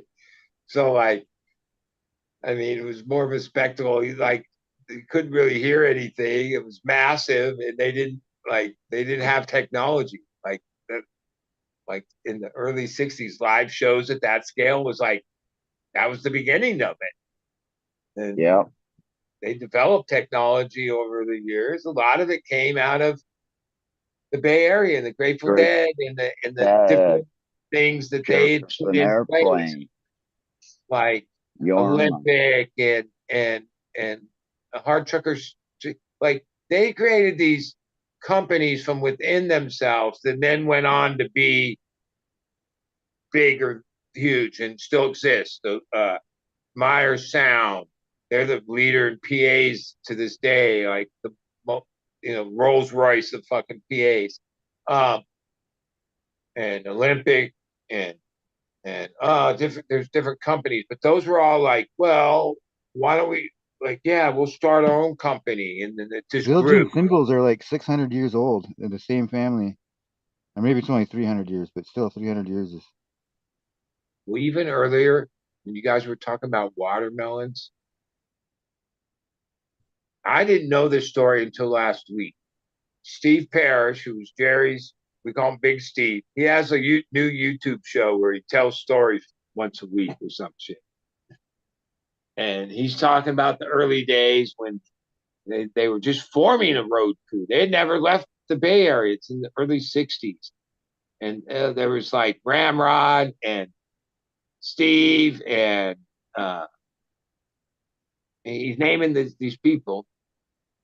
And he tells a story that like how we learned how to load a truck and go on the road to New York when we went to New York the first time was because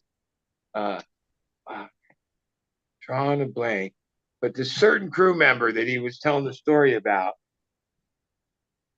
grew up on a watermelon farm. And when we first got our first truck and we brought it to the studio and we're trying to figure out how to get all this stuff, crazy shapes and this, and we didn't have cases to New York. Dude was like the mastermind that was like, from a kid, had loaded these watermelons on trucks. Okay. And like, there's a whole method to the madness. You can't just put in watermelons and hope they all sort. There's a stacking and there's a technique to it, right? At least the old school ones. Tetris. Right. And that and because he took the lead, and for all those years, like the loading and figuring out trucks, even though now they had more money and they had cases and it all became a thing.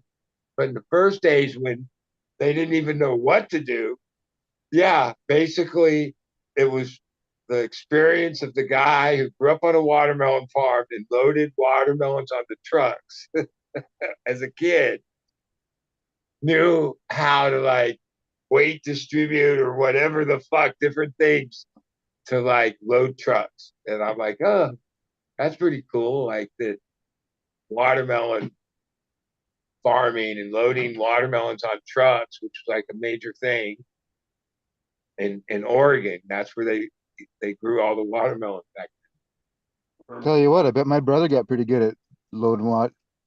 Oh, and part of the He said he did nothing but watermelons for like 8-hour shifts back for then when like they were pseudo road crew, but also sort of security and stuff.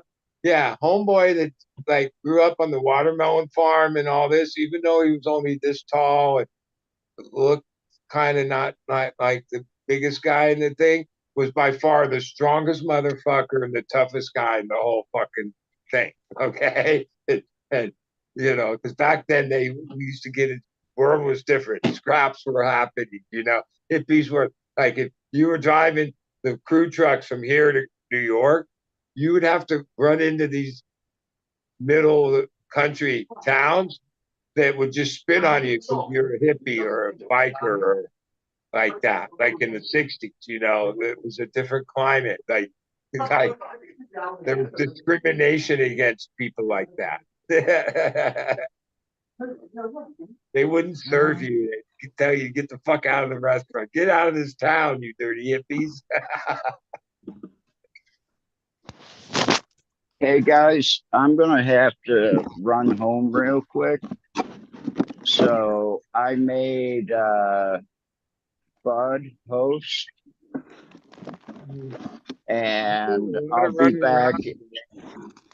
I'll be back in about 3 minutes when I get home. Okay?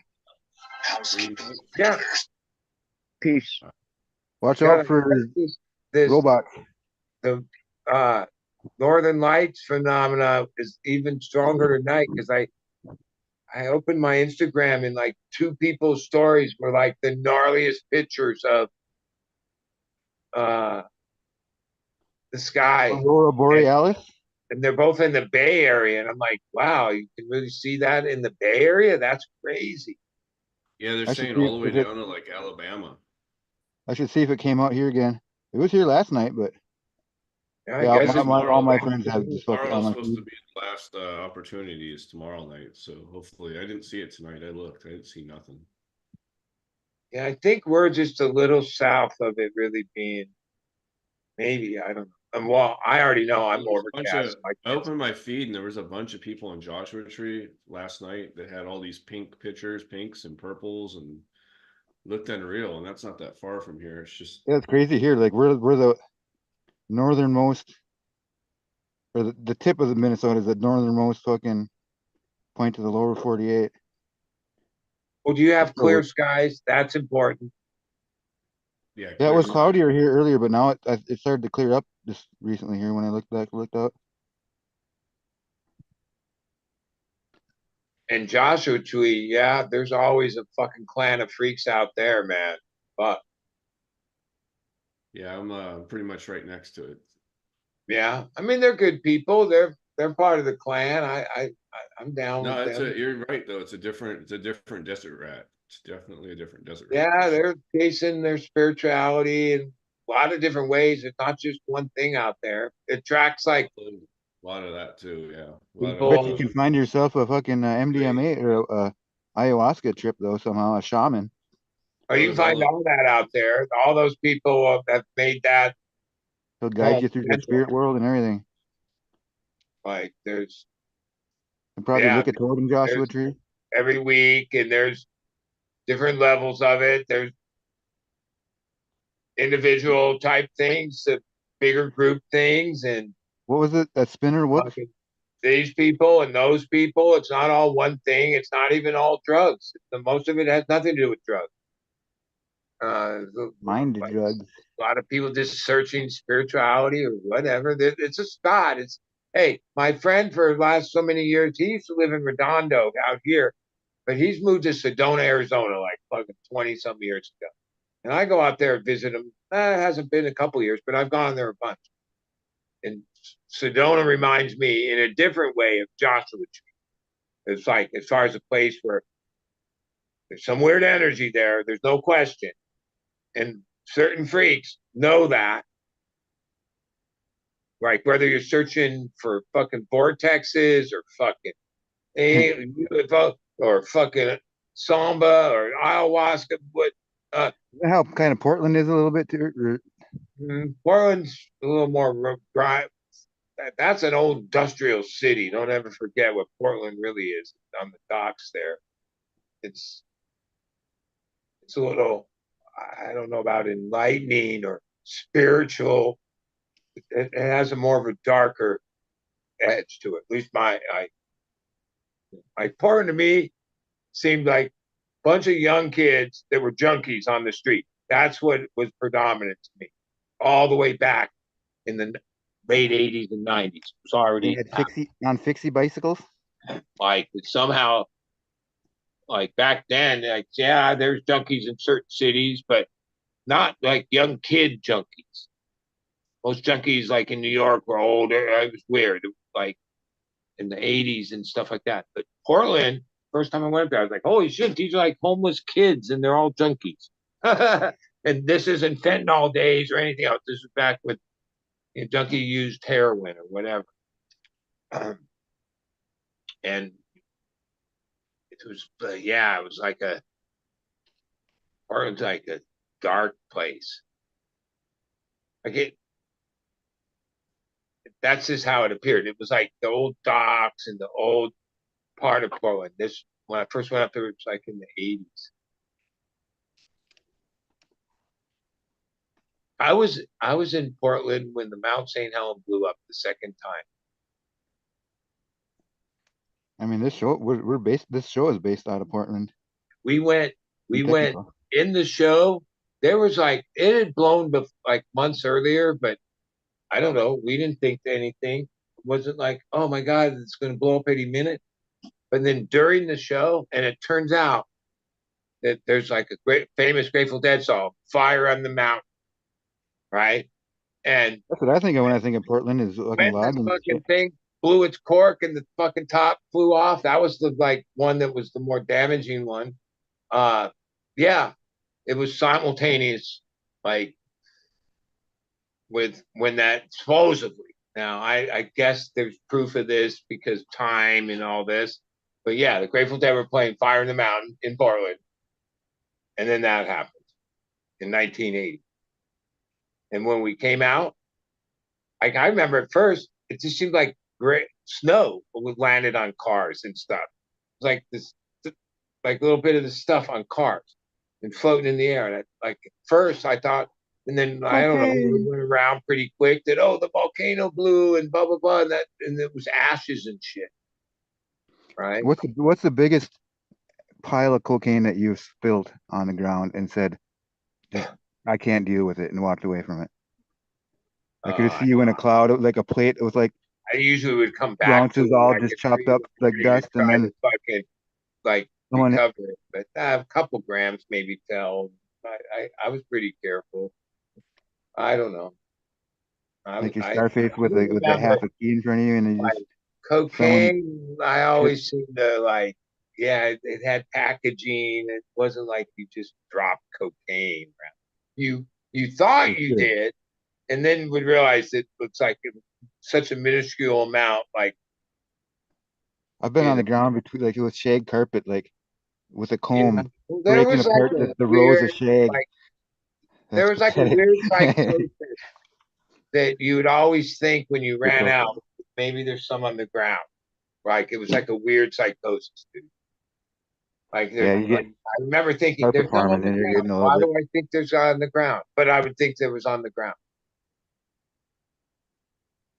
I remember it was at like when I was young. I was at the first time I was at like a bigger dealer's house or whatever. Periods of time, there were all these psychoses that came with it, like paranoid, like so paranoid, like you were like just sure that like everything you were paranoid, like everything, like crazy amount, like it was like hard not to act on it, and you would tell yourself, yeah, it's just. But it was so real that it was like hard not to act on it.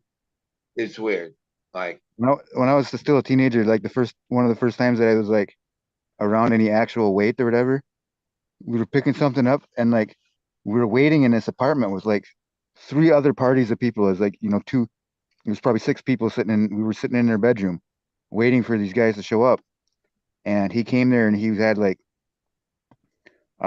pounds worth of whatever, and he was breaking them off with his card on his plate, and like these little like 8-ball chunks are flying across the room and hitting the floor, and like there's like 6 of us like just watching this happen, and like someone went and grabbed one and picked it up and like tried to hand it back to the dude, and he brushed it off. He's like, no, that hit the floor. And then like everyone just kind of slowly like grabbed what was in within arm's reach of them as it was going on.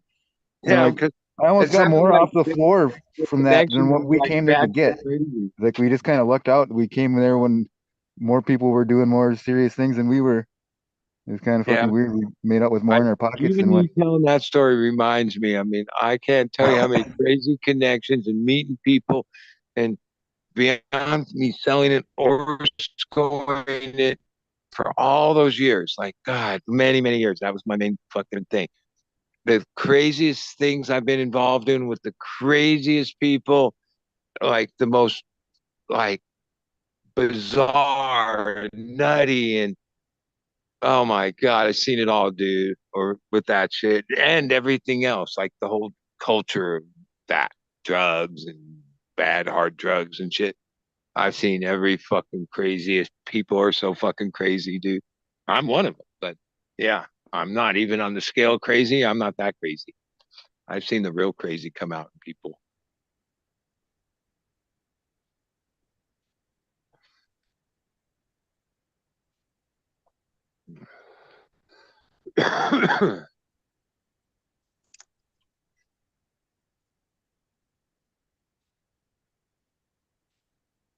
Ah shit! I was gonna say the next 420 is coming up, and I just missed it.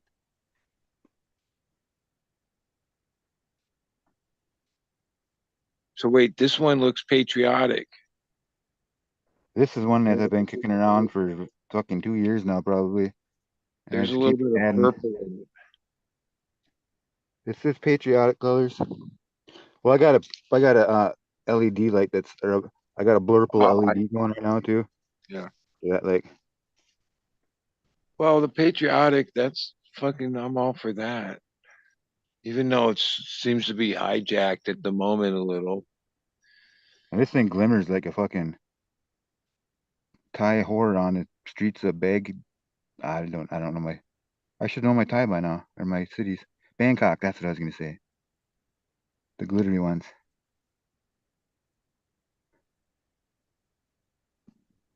That was kind of fucking shitty terms for me to use, but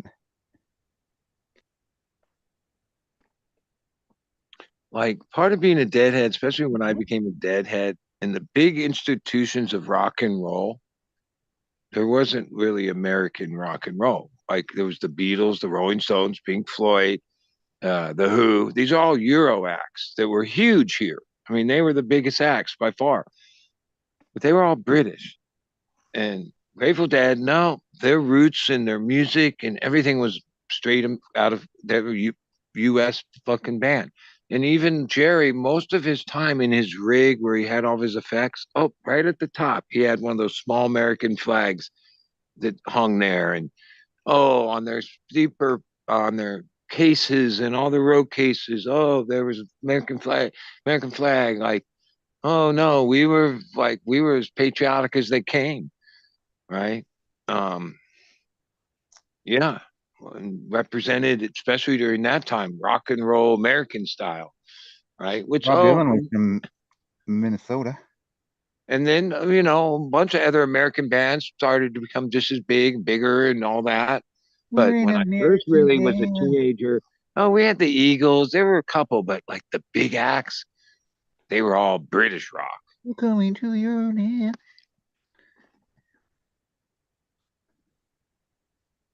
He's back.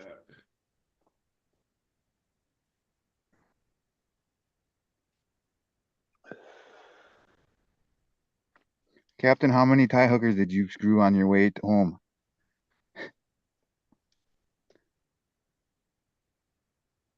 I'm just kidding. I mean, I get the feeling in Thailand, it's just how many do you want to, right? I Hey, mean, like where I'm in the not knocking United them. States, oh, you kind of got to go out of your way. It's not that easy, even in fucking anywhere. Certain countries, oh, no, it's different. Thailand, I think, is different. Well, that's weird out here. Like it's legal in Vegas. Like you can go lose your virginity to a No, that's not necessarily super at the true. Like, oh, United States. there's a couple licensed regular places, but yeah, like anything that else is cat house or whatever the hell they call that place. Fucking Yeah, okay, that's this Go weird outside exception, and it's outside the not city in Vegas. You have to go outside the city limits, and there's not that many as you would think. But still, And it's like you can like I remember there's a kid on he had this YouTube channel, but he was like this really dorky kid, and fucking his whole following was just people that wanted to see this fucking just outcast of a nerd guy, fucking kind of overweight and fucking just oh, dumb. that And guy, I mean, I think he passed on funny, but like no, stories from him. this guy that I'm talking about, he's still, I'm pretty sure he's probably still a virgin, but Oh, he's well, got, no, he the still guy has a in show. He Vegas calls that it the owns Brian Show. the cat I'm house still friends with guy him. that like was on TV and like made himself a name and all that. But like a lot of stories have come out. Like that guy was one of the fucking dirtiest, worst fucking guys, treated people the worst, and like was beyond. Like No, the he guy that I'm talking about never made it. Actually, he's still forget just his name, but like he was like this fuck. I don't even know how he got fame and some shit, but yeah, he ran a whorehouse and somehow was on TV. who's that? Forget his name, but he was a weird fucking guy. The guy that owned the cat house and all that shit. And Oh yeah, I saw that. Well, that was what. Who was it? Jim Jeffries? Oh no, he's talking about Damn mute in button. Australia. It's legal.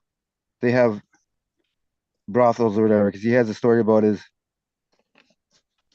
handicap buddy or whatever that he takes to lose his virginity. But Well, there was they like this big do. effort to get to like for people to raise funds to get this one guy to go to a plane ticket to the fucking cat house or whatever and get him laid, but it never happened. It came So close too, surprisingly. You got a they lot of likes. raided a lot of the bars here in Thailand, and they do, sting operations, and they'll do them, and they'll get like one place and another place for like a minor violation, and this place for a minor violation, but they In this never place, we're really violating find minors. like any of my. They don't find minors because that's one thing that will cause you problems. So you don't have them. Yeah, But, but they like do. I don't know, It's I've seen not, fucking totally a blind eye to it, but it is a different culture here in Thailand. And, a Thai guy can actually have two wives, he can have as many as he wants.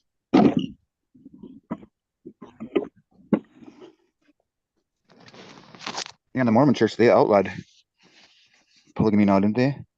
They had Or is to that still outlaw just it to become a state, so New Utah's actually never officially had it. When they were stated as a ray, they had polygamy. Just I know the like LDS churches we stand against it. They had to give it up. just like weed ain't legal in Thailand. It's still illegal. And like my friend was saying, hey, I'm scared because my business could be gone in 6 to 8 months, even up here.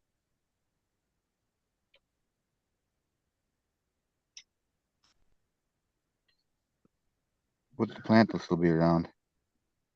Yeah, I mean, to be honest, weed was like, well, Thailand had less of it for sure because the laws were so crazy. But there's always, whether weed is legal or not, there's always weed. Okay. Yeah. And in this weird way, it's like, yeah, I miss the old day. Like, yeah, it's a hard pill to swallow doing this so long to be at the tail end of fucking all these years and it just be basically crumbling ever since they like, oh, what changed? Oh, when they made it legal. Oh, when they made it rec legal, that was the like death blow to like everything that was. And yeah, that ain't cool. See, if they crack down in Thailand, the shop I was just at will probably be one of like four that still kind of operate. They won't operate as fully, you won't be able to see the product on a shelf or anything. It'll be in a metal cabinet like the stuff at the shop. And you'll be handed like a menu board, and you can order off of that and keep it more low key. But you are still going to have to give, a weekly or monthly donation. Well, I mean, that's like if they started that from the beginning and the government had Built up a pile of money. Yeah, it probably wouldn't be like going in the opposite direction right now. I mean, from the No. beginning, we talked about this when it first happened. Just a tax. Yeah. If they would have just imposed a tax from day one, we wouldn't be having this conversation about it, because they would have actually seen, hey, we came close to Colorado, because their projections were off the state of Colorado based upon population. Well, I mean, I guess billions aren't that much in today's world, but High Times posted a story that comes from some government budget office. It's nonpartisan, whatever. That says, and this isn't because the feds are now going to be taking any money, because not this is only state tax money, whatever. The cannabis industry for 2024 is predicted nationally to be $111 billion.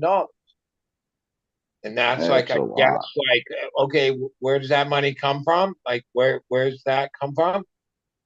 Like the 30-some% tax or whatever, and even employees are paying tax, their taxes out of their checks, and this tax.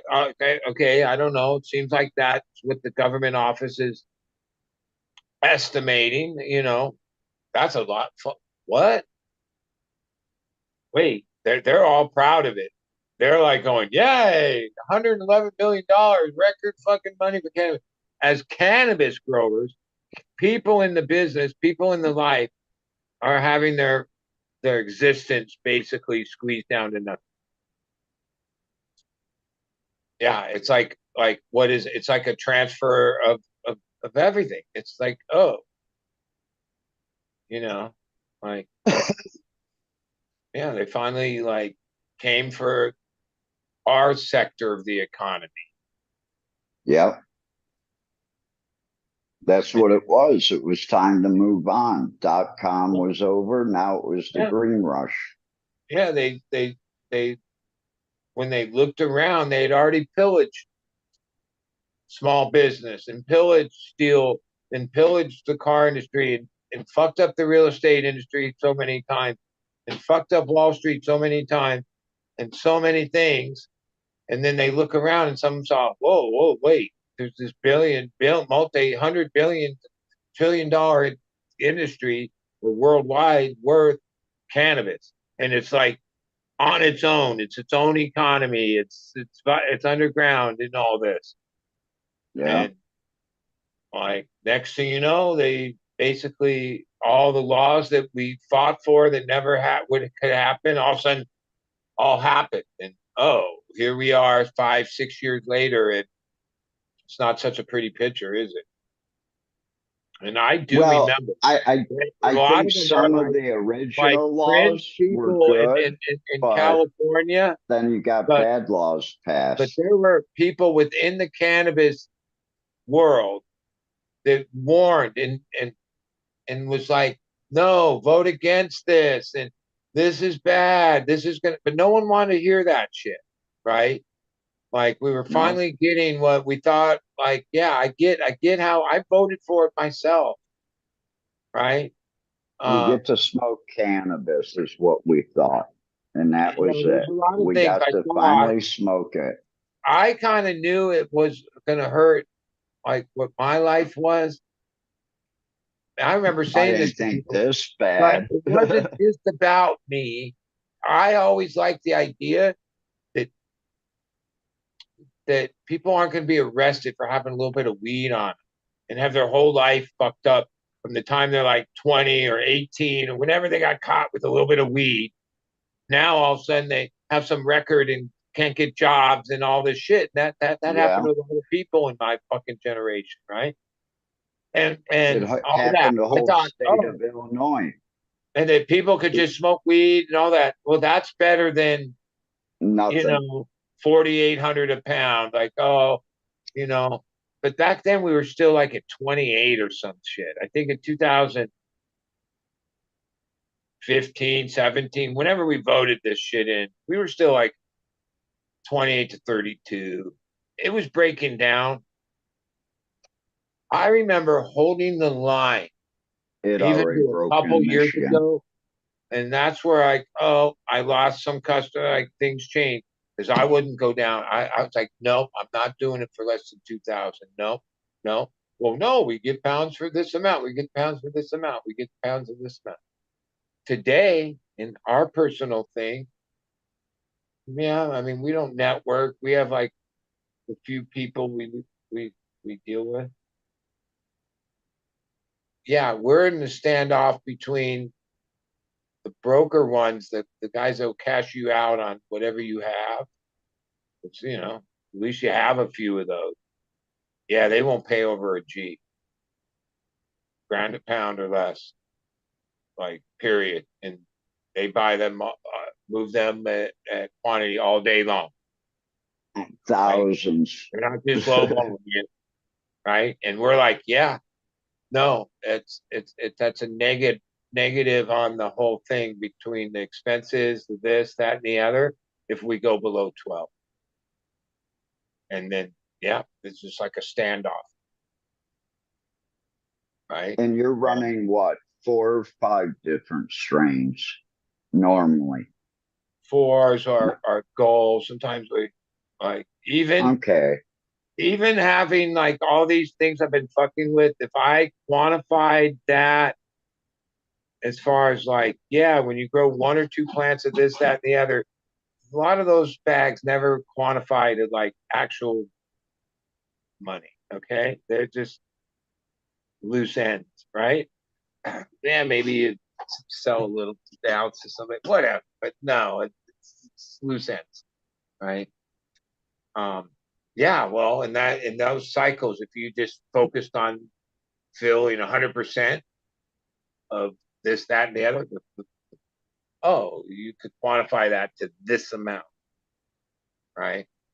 So yeah, and a lot of those, like that's why I'm like, yeah, clones, I'll put some effort into. Seeds is a whole other string of effort and has other consequences that are way catastrophic, like seeding out your whole fucking huge room, which means Yeah. zero, meaning that the crop A just loss. became worth nothing. Uh, It was a three, four, and five, with the $6,000 today, loss. that would mean, okay, partners, we each got to come up with this amount because, yeah. You got to cover the net. I can remember so many years ago, I had things happen. Not all crops came out, and there was things that happened over the years. Okay, but you just took the hit and moved on. It wasn't going to end your whole existence. Today, you're like on this like tightrope, and I think even the bigger the operation, the legal operation, oh, they're even under a tighter tightrope. That's why you see so many of them go under, and only a few at a certain scale, and most of them have investor money, and I'm able to get 4x8 tables out of Oklahoma for $25 a piece. yeah, I mean that's a thing. Like, and one thing I noticed in my, I'm friends with the guy who manages the hydro store from way before Grow Generation took it over. And business is fucking like there is no business. And you think, oh, well, it's because Online. Grow Generation bought it. No, because actually there's no other stores in any direction except Grow Generation. Okay, they're the only ones up. But what I noticed in the store, and he validated this. Oh yeah, there's still 5-gallon jugs in the aisles because there's customers like us and other people that are like scalable, right? But the one thing the Yeah. store doesn't stock anymore, and there's no real customers for, and I guess you can order it if some customer comes in, is tents, small fans, all the things that like a true home grower would come in and purchase. And when I used to go to the store and there would be life in the store and customers, yeah, some of the people in line were exactly that. They had their little card thing, and oh, you could tell they were getting this, that, and the other. That shit isn't on the shelves because one thing about Grow Generations, they only going to stock what fucking sells. They're not just stocking shit for the sake of it, right? That's the part of the way they run their game. Um, and quart bottles, right? Oh, there's gallons and 5 gallons. No, the quart thing is like not stocked that no because there's no one buying. And I And it's realize, expensive. other than the enthusiasts that have this passion and we grow and that's what we do, whatever Like you scale. wanted a I quart of think each. we think that there's more people home growing, but actually there's less, right? Because what used to be the motivation for someone to grow their own was, Money. yeah, well, they had to get weed somewhere and it was so expensive and, well, it kind of worked. But today you can get weed everywhere at any price. Why would you grow if you could just get it delivered right to your house for whatever price, right? Like, like, um, unless you're like passionate about it or whatever. And oh, online, like, well, there's no For the why do love of you the even have plant. to go to a store? Just point and click online. Their prices are better anyway, right? Love growing the plant. It's like my store that I've been going to that same store for 20 some fucking years. And I say there used to be two cash registers going and you'd have to wait your turn to get to it because there was custom and they moved shit. You saw it coming and going and new loads and more shit going. Customers buying shit all every day. Fuck, I don't go there often, but at least once or twice a month I got to. There's no one there. Fucking the workers of like I talk to them. Yeah, no one. A couple customers a day. And some guys like me types. And that now it's not the days of that. Like all these people that just were doing little projects or whatever. No, a lot of that died off. Or they don't need to go to a hydro store to accomplish that goal or something. They don't need to leave the house to accomplish that goal. It's all Well, done I over remember they had a line whole and you get the section where cheapest line. they had like one small tent set up and then they had like a display thing and right, and they stocked the boxes and it was kind of like they were big or whatever, but oh, they had different size tents. You can just go in there and buy them. Oh, now if you were to want a tent, they'd just order be there by the next day, but they don't just stock that shit there in the store because it's not selling. It's like, oh, like you'd think, oh, well, weed's legal now. So more people should have a 4x4 tent or 2x4 tent or No, anything. Actually, I think that that's also a declining thing, except for the people that are like into it, which like in cannabis, I realize there's connoisseurs, right? And one of the things with connoisseurs is whatever you think that everybody in the world, like not everybody, but you think that everybody thinks like you a little bit. So there's a lot of connoisseurs with weed. That's why it's called connoisseur. That part of that definition is it is a very small amount of people that are connoisseurs of things. But weed connoisseurs think everybody's a connoisseur. And most people aren't the connoisseur. They just like weed. They're not yeah, even picky about it. You know what I mean? And they don't smoke that often that like pretty much anything, even some fucking dirt weed. We get them so fucking high they have a great time. Whether it's not that It's not that big. Oh, they like things that taste good. They appreciate finding things in life, but they're not like if they go to purchase their own, they're like, wait, so I can get this amount for 40 or only this amount for that. I'll take the value, right?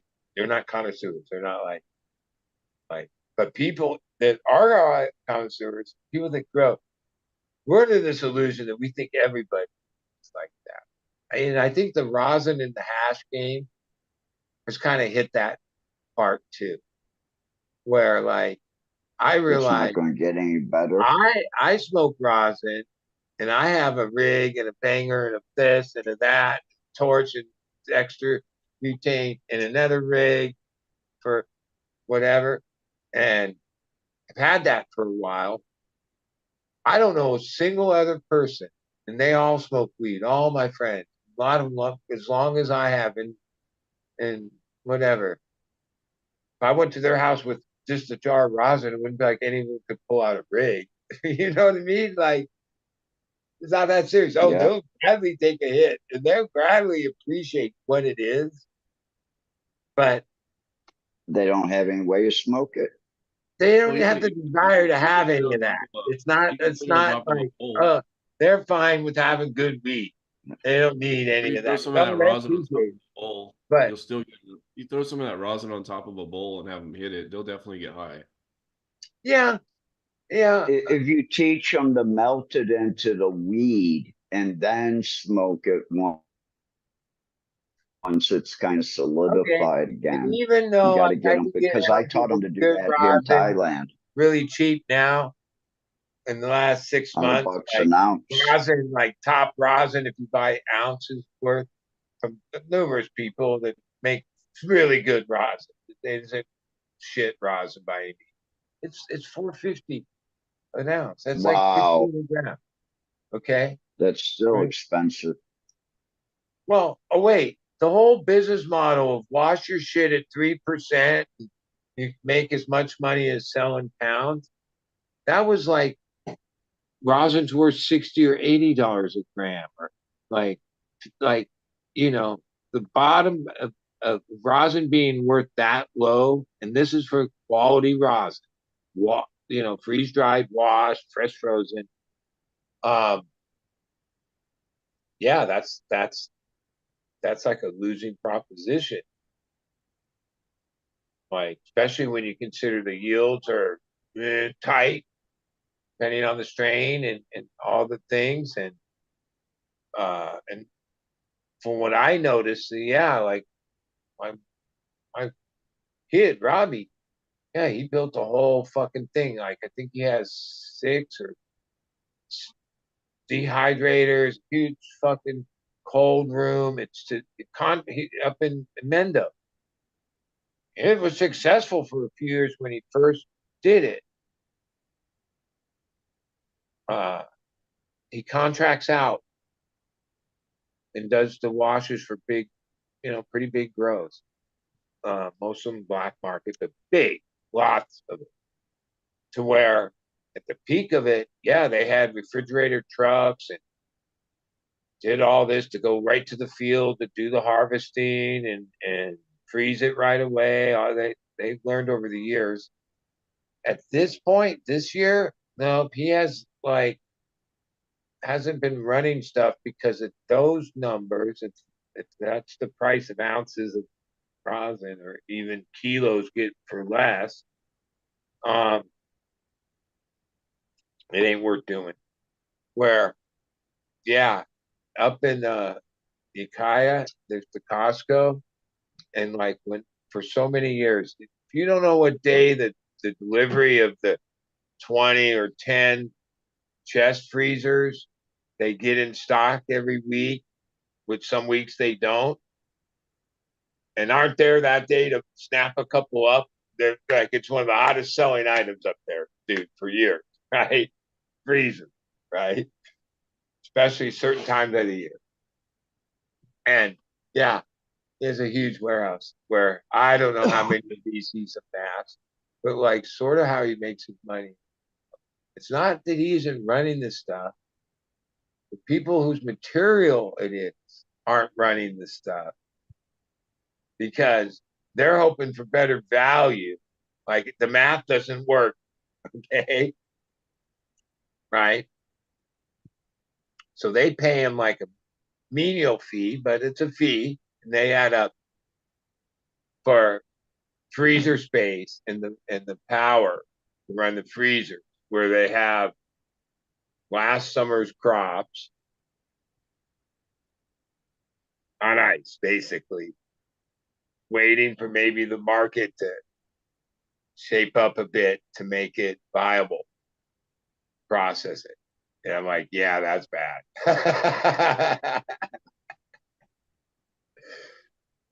That's bad. You know what I mean? Where just a season or two before, it was like a whole different thing. Right. But there were signs that they were going to, like, I think if even myself, because I could learn a lot more too. I think if everybody in cannabis, there's probably some textbook an economic business teacher would say would be the one to buy and read, that goes into supply and demand economics, okay? Which is as old as fucking business and humanity in the United States, right? And many agriculture crops have learned many lessons over the decades and centuries of how important supply and demand economics are. And it seems like cannabis industry and cannabis business ignores that there's even the thing called supply and demand economics.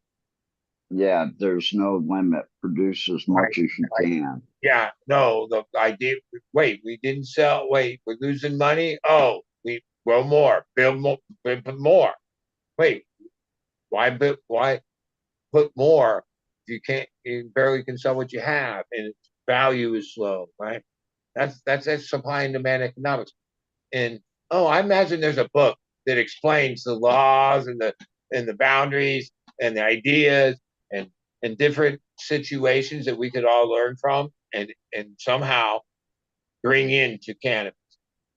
That Most sounds like things a have like book. associations and like, you know, the alliances like wheat and different things. Some things have actual laws and regulation that that like corn's a perfect example, man. If they produce too much fucking corn, then the price drops, and all of them. This is supply and demand economics. It's pretty simple stuff when it comes to economics.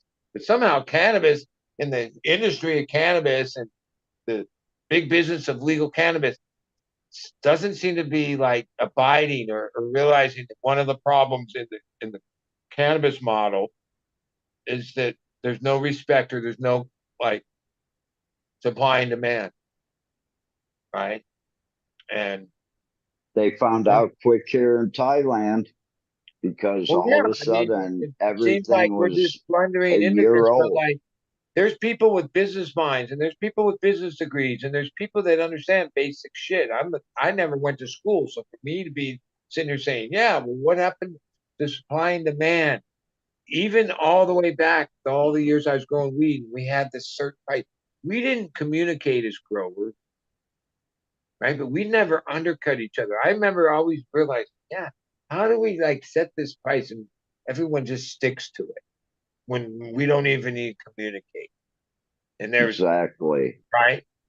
But that was like, oh, there was a certain supply and demand part to it. Even back then, there were certain times when guess what? Oh, weed was dry. Then these people would buy up the cheaper shit, make a bunch of money because when there's nothing good, anything sells. And there was all these different things that happened. In I don't know how many years, but like there's never been not even the slightest fucking drought or contraction. It's just more. Fuck, half the states destroy more than they sell through. Canada destroys more weed that's a year old than they sell through. Right? That happens here too. Because oh, it's a tax credit, and when you're running a big business like that, it's a spreadsheet and money is different, value, like you can offset and there's creative things to do when you're losing money, not selling through. But the fact is, like back in the black market legacy era, oh my God, every crumb of everything got sold through because there were these times when like all of a sudden there was no weed for a week or two, or all different places. Even California, we had fucking little tight spots and shit, dude. Well, that's part of a healthy Part of supply the and demand, game. right? Yep. That's what drove those higher prices. That's what like kept things like that. Now we wonder why it's like valued down nothing. It's all one thing. Yeah, there's so much of it that certain place to cover their nut is willing to take just anything, right? Oh, we grew so much, fuck, give us 700 pounds for it. Oh, well, now these brokers are going, yeah, well, I won't pay more than this because somebody's always in that situation. Just produce too much and will lowball the next guy. So many years ago, and I've been selling weed way before I grew weed. I don't like. I would just remember I knew certain like rules of the game, and you just sort of respected it. It wasn't like there was no communication. It wasn't like the internet where people could call you out or people that no, you had your little crew around you and stuff, right? I can remember when me and Sabrina first set up our big place out in Rainbow in 98, 99. And like now all of a sudden I have multiples. Like I'm in the game. And back then, Scott, Chris, they've been like humming along and we already had like this like thing. And yeah, 48, nothing less or more. Like 60, like you could charge 400 each. Somehow when me and Sabrina came into it, I was like going 42.50. Because like I fuck 42.50, that's a lot. That's great. Our overhead was low at that time, and these were my friends from like way back. I remember them coming over way out to our place to have a talk with me. And I was like, oh yeah, fuck. But that talk was, dude, you're fucking everything up. So and so says you're selling for 42.50. Like I'm not like it was one of those conversations. And I remember saying, yeah, but I think 42.50 is fair. Right? Like it only costs whatever to grow it. Like and sort of continued on and that created this riff. Things finally changed because they were from this different mentality of like charge as much as you could. I'm never really that way. I'm always like right below that number. Right. But that was like a situation where it was like a semi confrontation or whatever, someone checking you. That was how that kind of went. But somehow for decades, like there was like these set things and like no one questioned it. And it just stuck that way year after year. And when the world opened up and social media and the texting and all this, I I remember looking back and going, yeah, we never even talked to each other. We were all isolated in our own little pockets. We had no where to like get idea, but we had this weird like we knew not to undercut and not to the it was like just this thing. You know what I'm saying? Where today, yeah, there's no scruples. Like, like when it comes to that, some of these guys will take whatever for good weed. I'm like, holy fuck, I can't compete. Like, yeah, if I've given you that for 900, I fuck, dude, I can't compete. And then I also remember showing up at a festival and all of a sudden having people come up to me and say, hey, bud, it's not $50 an eighth, it's 60 or 65 because there's no weed here. Yeah, yeah. And there used to be like little things like that. But like today, like, oh no, there's like seems like there's no whatever that is. No, Like let me get paid and take whatever. yeah, That's what they're doing. yeah. Yeah. And it's Where I weird used how to, I guess times change, society change, people change, but like it was always maybe dog eat dog to a degree. But no, now it's just dog eat dog, period. Like there's no scruples. Like there's no, yeah. No. Some of what I'm saying, like the generation that's like up and going right now, the guys in their 30s and shit, they wouldn't even understand what the fuck I'm talking about, dude. Like if I said, yeah, do you ever think like this? Or have like this certain allegiance to the game that's like this? They'd be like, what the fuck are you talking about, dude? I gotta fucking pay this, that, the other. I'm taking fucking this price. I don't care what it does for everyone else. And here in Thailand, instead of like taking half the amount that you have and lowering your price some, not going half price, but say 2/3 of the price, where if you take half, that within 10 to 14 days, 2 weeks, you're going to be sold out of that amount. So you're going to have X amount of dollars. Here in Thailand, they don't look at that saying, wow, if I do that, then I can pay off that person. And then the other half of what I have is free. So I can go back up to that higher price, which is almost double for the last amount of it. Well, I noticed somehow, I mean, there's some low balls in the retail end, but somehow retail's what I don't go to the stores, but I hear things or I pay attention a little bit. Seems like it's steady, meaning, I mean, yeah, there's cheaper and all that value shit, but eights are still like $50, Yeah. right? And $45 or whatever. And I know all the math in my head of what each of those mean. Like a pound at $50 is $6,400. That's 400 an ounce. It's like, okay, because when Later floor.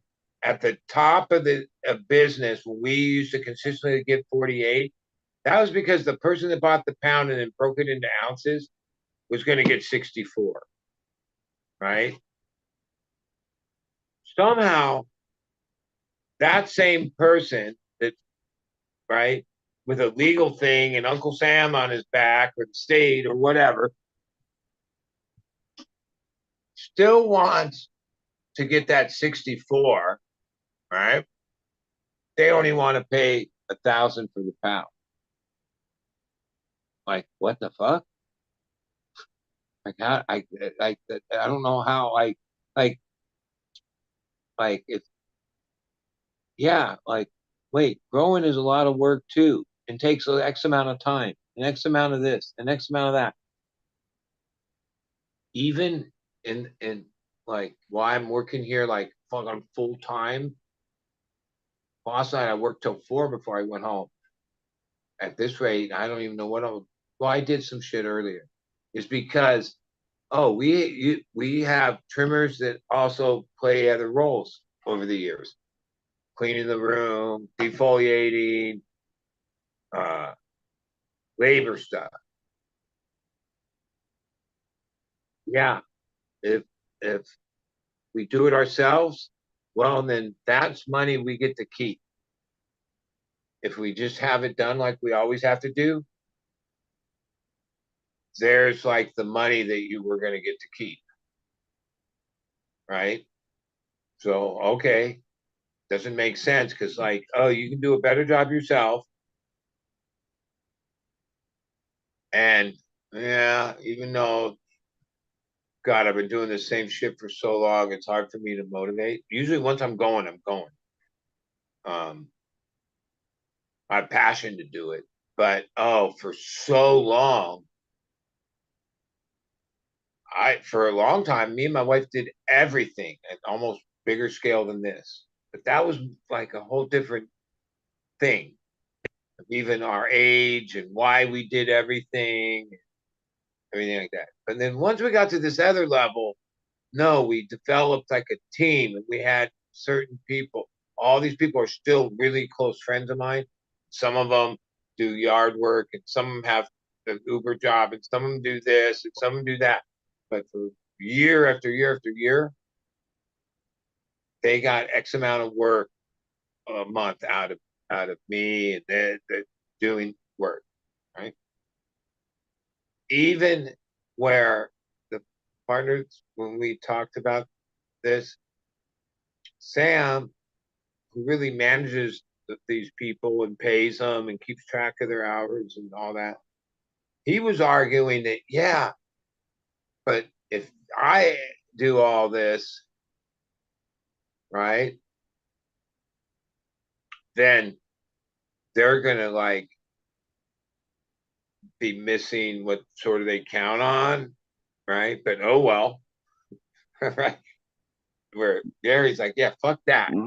If the numbers are this close, then we can't afford to keep paying this. Like, you know what I mean? Like that's what it comes down to, right? Then you guys trim all the heady buds yourself and all the Well, we easy still like, plants, okay, and that's then part of the economy. Is like, okay, we devalued their per pound trimming, but they still get it done, right?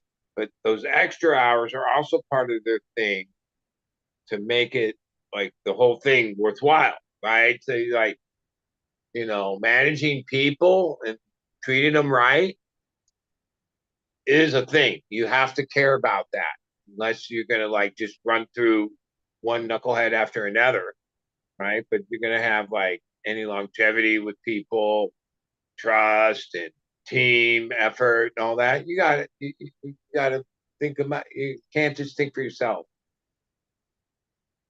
But as the game has been squeezed and squeezed and squeezed, yeah, like all those people are like being out. So yeah, I remember very specifically, and I had more people and more work so many years ago when the political ads about Prop 64 was, not only was it going to bring in money and revenue for the state that they were going to use for schools and infrastructure and all this shit, which turns out, no, not quite any of that's happened, right? Money goes to a lot of other shit, and there is money, no question, but it was going to create jobs. And even though I guess on paper there's a jobs that have been created from the legal thing, most of them are, from what I hear, just above minimum wage or like below what fast food pay. A lot of other jobs pay in California. They pay on the lower side of that.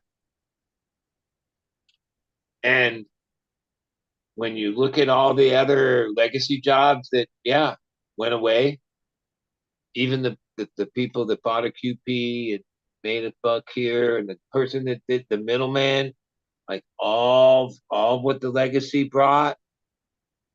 Oh no, you've actually taken money out of the people, not just the grower, the whole the eco whole thing. economy that's around the grower is contracted to nothing at this point. Right? We can't even pay the trimmer what they're really worth for the job, right?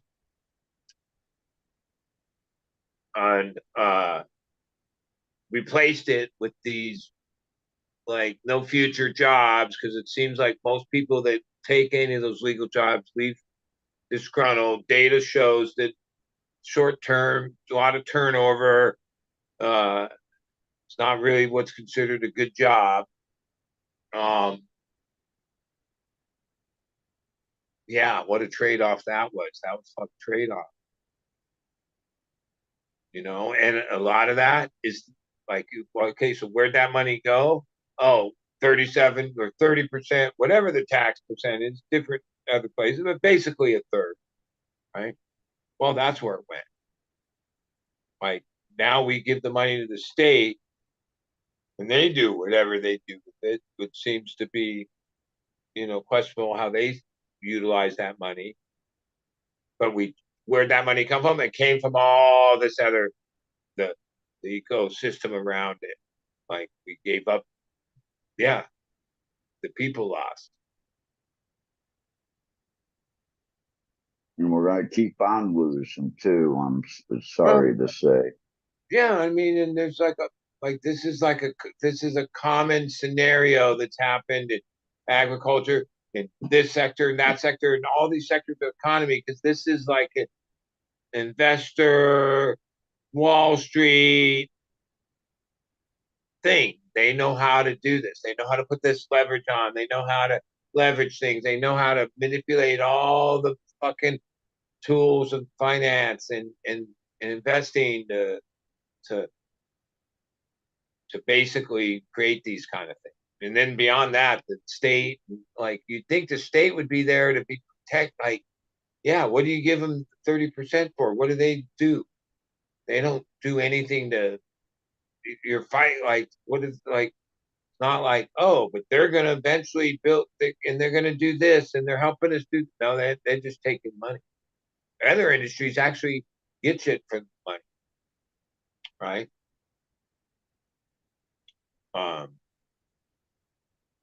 Which ultimately I think it'll get to that point because as the value goes down, which like I think the only thing that keeping them is the value for the most part of an eighth is still a good amount and equates to a good amount of tax. But the lower the price goes, even the lower that the grower takes, that's less taxes than they ever estimated. Because when they talked about the bounties of the money that the state was going to make off of cannabis, it was like based on the cannabis price at that time. They never thought, well, once we institute this law, prices of pounds are going to go down to next to nothing. So then, the tax on next to nothing is nothing. Yeah. Right. So they have an incentive to keep the price at a certain place, or otherwise, yeah, 30% and nothing is nothing. So, I don't see them doing much to do that. Because the first place you should protect would be the grower, not like not the other way around. Because even if you sell at whatever these low prices are, you still have to give 30% tax. I guess they felt so bad. I'm wrong. They lifted the excise tax off of it. Like they gave some reprieve, not because they wanted to, but because they were like strangling and had to. They had to. Trust me, if the numbers ever turn around and go back up, they'll be dropping that excise tax right back in there. And even when Fumi read, and I read numerous places, like in the Fed's papers, that just kind of like describe what they vision happening with this all, right? And I like this shouldn't be a surprise to anybody. They're looking at 70 cents on the dollar. That's a 70%. States are not going to back off from the 30-something percent. So that's 100% tax. And I've always said this, like when people were crying about 30-something percent, they needed to look around at other industries and realize that even the how much bottle alcohol, foods, cigarettes, many other things, pharmaceutical drugs, a lot of those drugs sell for fucking pennies, but why they cost $2 each? Because there's taxes, tariffs, user fees, all this bullshit, right? A lot of things have taxes way over 100%. Some of them are in the fucking 1,000%. right? It's disguised. It's a fraction of a percent here, there, and the other. Tariffs, taxes, and this, that, but ultimately, it's all taxes, right? And for sure, the government and the powers that be in that world, state and fed, and the change of marijuana laws is for that money. That's all. That's the only reason it's happening and letting it happen is because, oh, we get whatever billions of dollars in taxes every year. Okay. But we don't really support it. We're not going to make it easy for you. We're going to put a bunch of roadblocks into it. We're not going to adapt and grow and change. We're going to be rigid and inflexible, but we still want that money. Like it's like crazy that we all just going along with this shit. There isn't more people going, yeah, fuck this. But fuck this doesn't mean anything. Writing to some fucking congressman doesn't do anything. Protesting or trying to get awareness out, and we're like past all that shit, dude. We don't give a shit about that shit, dude. And the government and the power to be care less. The only thing they care about is the dollar, where you spend it. That's the only way that we have any say so or power in this is in our local voting. So we need to put the people that are for cannabis, or at least willing to sit down and discuss it, into office instead of those people that are looking, oh, we can't have that, or we need to make that are this pro much money. or say they're like pro cannabis because that's a demographic that they're but you can listen to those people or talk to those they don't know anything, right? Like it's just it's like a, what do you call it, a issue, like a like even what I really think when I really heard all of what the legislature process to move to Schedule 3 is, and even this week the DA came out and said that they don't recommend any of this. They're harshly against it. Okay, which at the beginning it seemed like the DA was on board. Well, the DA is not, according to the latest statement out of the DA. They're not for this, right? All this was just another time in the last so many years that Biden or whoever, even Obama did it a few times at key times, like made some statement or said something or acted like they were going to do something to get the little bump, right? Which it's obviously like Biden did it, and okay, he deserves that little bump, in my opinion, whatever. But it's all bullshit. They ain't doing nothing, dude. We'll be 2 years from now going, remember when they said, ha ha ha ha, and we'll be like so far on to some other madness that none of this shit's gonna change, dude. It's way too complicated. I think what's really the complication isn't how they're going to manage the states and the FDA and interstate commerce. That's the easy part. Even though it's complicated as fuck, it's how's it going to play in the international situation? How are you going to like tell Mexico that, oh no, you can't import cannabis? We'll buy your avocados, tomatoes. We can build our cars. You can do this, but no. Oh no, Thailand. No, even though your stuff is no, we're not free trade. We won't be. Oh, we might be because we're so gung ho about free trade. If you like actually make weed federally, like whatever, then that would mean that instead of growing weed, I could just contract with Colombia or whatever and create a business with import weed that I can buy for fractions of a penny on a dollar and resell for this amount. Like, why wouldn't you be able to do that? Right? that gets complicated. And how they're going to control that, right? I think that's like the part where there's the stumbling block of anything going forward.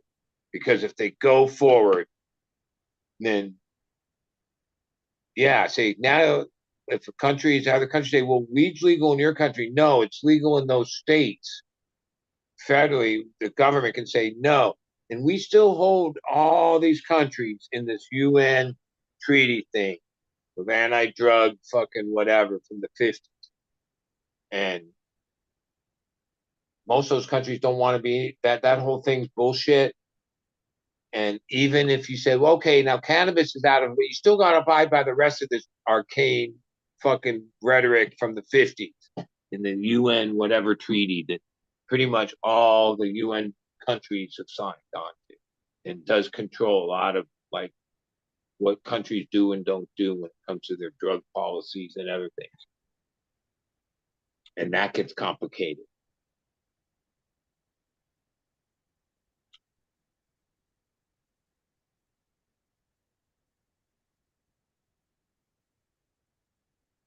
That's what I think. Like I think that's where it's in Washington. They like, yeah, but it's more than just the states and our country. How's this going to affect our relationships, and what's it going to create to the economy? How are we going to deal with? What are you going to all of a sudden say? Yeah, we did this, but we ban any importation of that product to our country, even though well, we can grow it here for fucking $2 a gram. We can't buy the shit that's 30 cents a gram. Is that free market capitalism? No. No. If it's so gung ho into this fair trade shit, global fair trade, and that like I see that. Yeah, we didn't stand up for the avocado industry and the avocado growers and many other industries that Mexico basically took from us, right? We could have easily said, yeah, you can import them, but there's just much tariff on it, this and that and the other, and kept like the price a certain way and kept the American growers in the game. No, we didn't. We let that collapse. And now, 90% of the avocados come out of Mexico. Be the same. Like, why would we be any different? Right? Like the same thing. They'd be like, well, because I know in the end, the value customers, the American customer, the American weed smoker. And when it really gets down to it, yeah, they'll be buying Budweiser every fucking day. They'll be buying, like, there's already the biggest market is like the no name brand, the signature thing, whatever it is, like the cheaper version, right? That's where most shit is sold, not the name brand shit, not the expensive shit, not the, you know what I mean? At least the average American, especially the 99%, which is the average American. Fuck, dude, they're being squeezed everywhere. So, like, $50 an eighth, you're out of your fucking mind, or even whatever per gram. They're gonna like once it's really available to them, and they buy like $10 ounces that fucking get them pretty good, like just like a cheap ass beer does, or anything else. Yep. That's gonna be what takes over, and that's Well, why. that's what's taking over right now is, oh, this is, $80, $100 an ounce. And yeah, I have to smoke twice as much, but it's only $100 an ounce.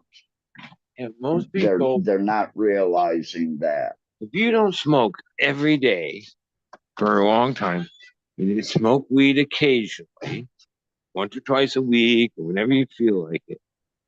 85 Yeah, we all pot I know that, saved. like, yeah, some weed that wouldn't even affect us would make them fucking so stoned they wouldn't even know what the fuck happened to them. Okay. Yeah. Even ourselves, if we didn't smoke for a fucking month and then smoke some shit that at this point was not even shit to you, you get fucking all stoned as fuck. There, I'm gonna have a good dinner. But yeah, but I really do see that, eventually there is going to be a market for connoisseur quality weed. It may not be in every state, but there's going to be some states where that is going to be available, Yeah. like But I've Michigan, seen because they have documentaries. the micro grows. And Yeah, when but you can get people taking care of 100 plants instead of 150,000, you know then that you're some going of to the get most better product. luxury liquor brands that have now like valued at like they're big for many, those took decades and decades to happen. They were just another company. And then over the years, they got elevated to finally be the premium brands, right? It's like, oh, today in the marketing, you have companies and investors in tequila and different alcohol that come in as a premium brand. But a lot of the real premium brands that are old and they spent a long time. They weren't premium brands when they started. And, you know, um, to really develop a reputation like a premium brand, yeah, it takes time. I don't think you can buy that. Oh, you can make you today with marketing and branding, you can make it appear you're that way. But, you know, a lot of the premium alcohols, yeah, they've built up like centuries of fucking reputation to get to where they And are, wealth. you know? And they Yeah. bought out their competition and, just done like big businesses done for years. And Because it'll craft, come down yeah, to the there'll be some point craft. where the big farms that are doing it right, will be bought out by big companies because of the money will Yeah, eventually get to the point where they'll but say, like well, we're it's just the going to same thing with pass it other on things. to. That company, when they acquire it, yeah, that they acquired it because this place was growing it right, and this place did this and that. That's why. But then they're going to institute their bigger business plan and ways to cut and maximize profits in this. And the next thing you know, what was once something that was touted, Good. once it got bought by this bigger animal, so many years later, it isn't what it was, and everyone knows it. So And I that still happens. don't have That happens. water. That's part of how the fucking economy of branding and shit works.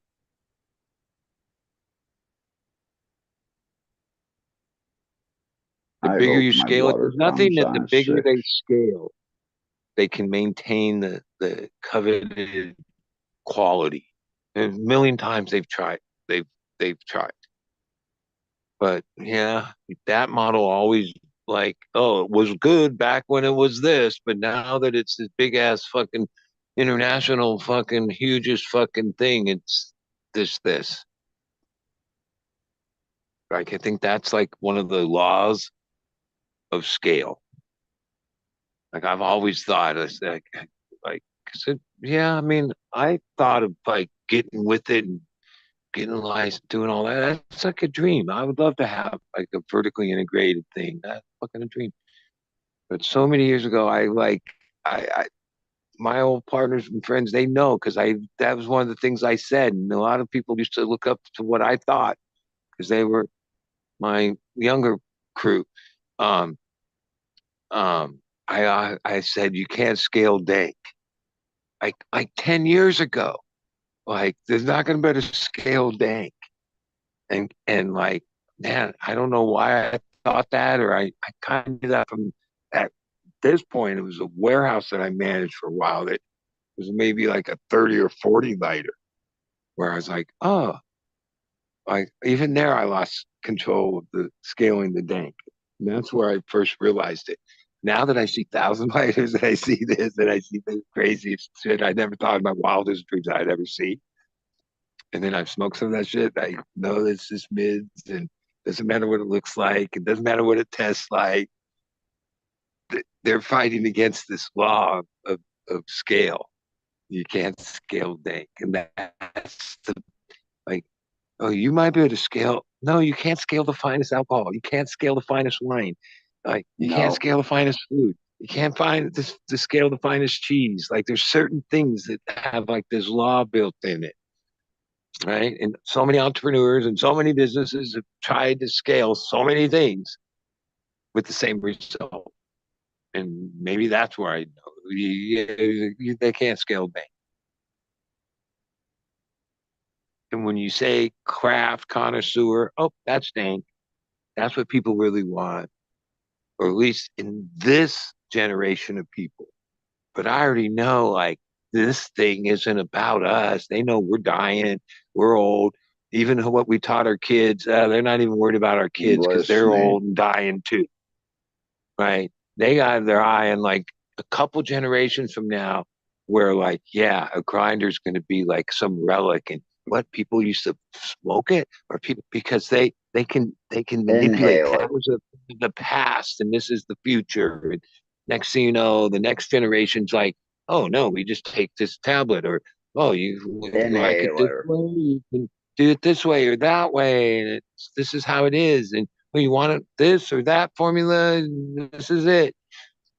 Like smoking weed, there'll still always be some fucking old school fucks doing it, just like other things. There's still guys that make certain kind of liquor a certain way, because that's some old tradition.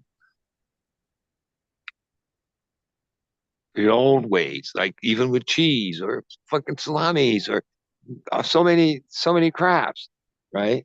With most of them, at least in the United States, aren't even available. And if they are, they're so fucking expensive. It's like only for the richest fucking people.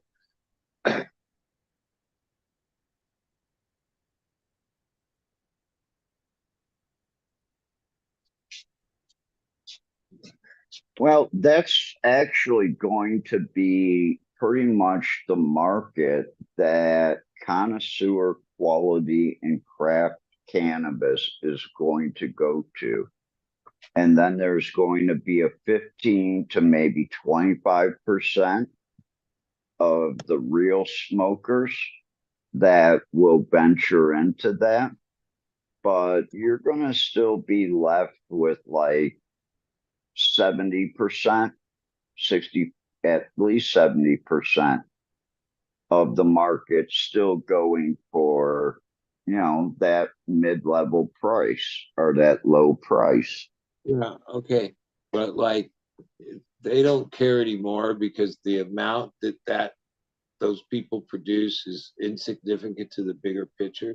But there was a time in our country where what was in the way of the legal booze business was the bootleggers.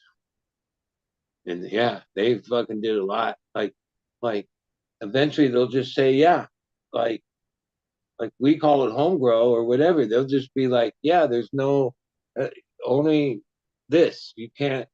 This can't be grown at home. It can't be traded amongst yourself. It can't be sold amongst yourself. And they'll make enforcement just like, oh, well, weed's legal if you follow these things. But if you're outside of that, oh, you're in trouble.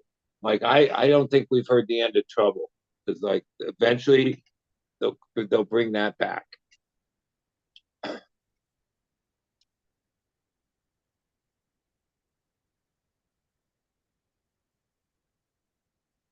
Like that even the way I remember all this happening, I remember seeing clips where it was like dispensary owners in San Francisco, dispensary owners here, and they would come on TV and they would say that they pay this taxes and it's a legal thing and their businesses are being uh, uh, outdone by the black market and there needs to be more enforcement and there needs to be this and all these things, okay? Which didn't seem that that's how it went. But now what I think that investor class and whatever realize, because I know they have all these models of how profitable cannabis can be, But there's this one big elephant in the room. And it's that people can grow their own, and there's this giant black market, right? Giant, right? And for them to really see the profits they're promising their investors and see it, the black market has to go, or at least be diminishing, not competing, right? And out competing. So the big investors were like, well, what did other businesses do? What did other titans of industry do? What did fucking Bezos do? How did he do? And all these different models of business and stuff and ideas that come. Yeah, they're working the simplest one of them. It's been done before, right?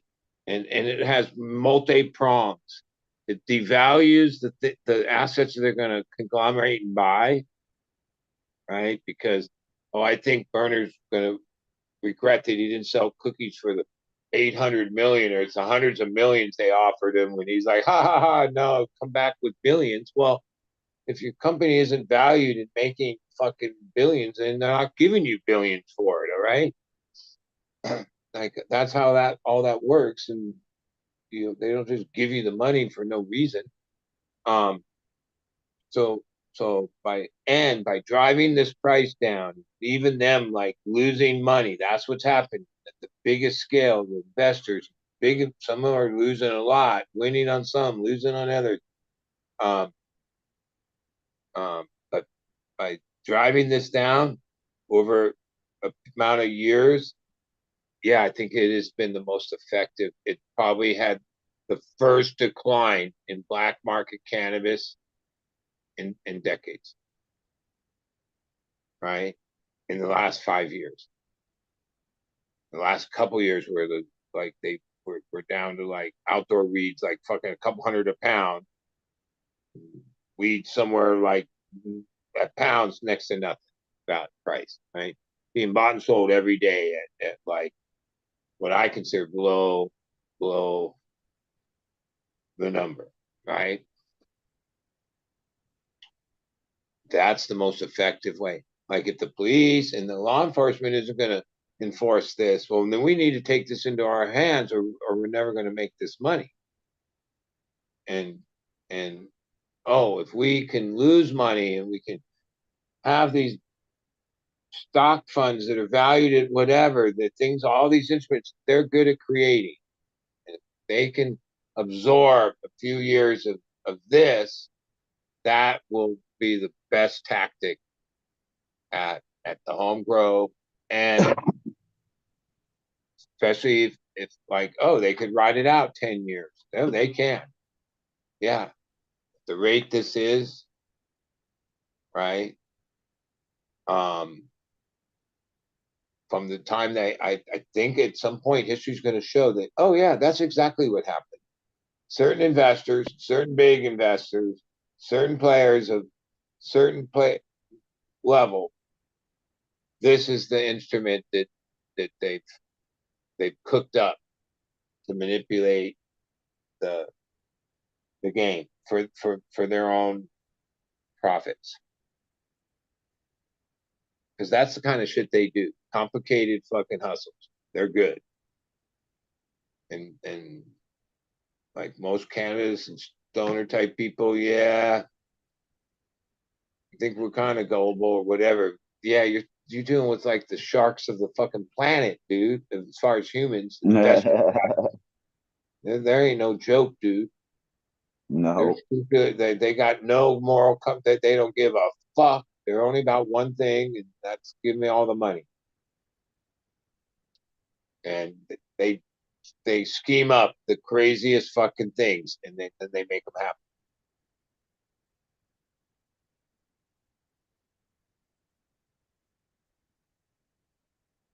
Like I wouldn't be surprised within 100 years, like most other agriculture, not most, but the big ags, they're all what do you call it? Subsidized.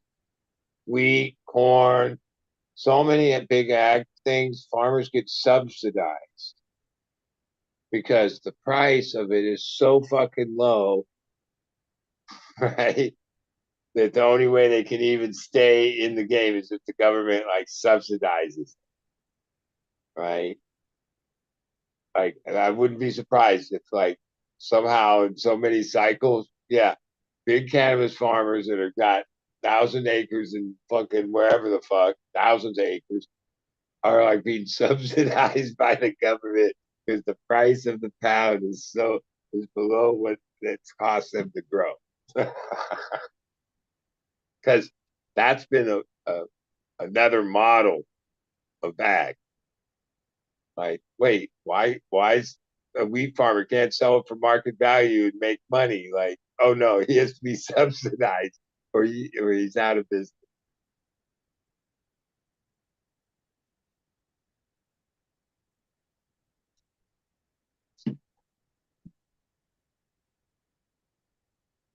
But yeah, I think that higher quality can come back. I just don't see, a really huge market for it. There can't be like, Cleveland can't have 10 connoisseur cannabis shops. They can maybe have 3. Columbus, maybe 4, 5. All right. Cincinnati, maybe 1, 2.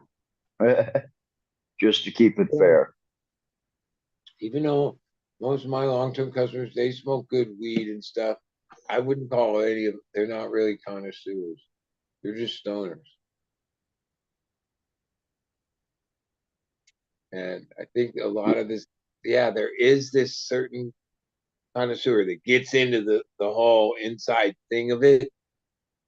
But yeah, it's not that many people, dude. Most people are just stoner consumers. Right? Now, Yep. could we make more people connoisseurs over time, make that more of an interesting thing and have more interaction?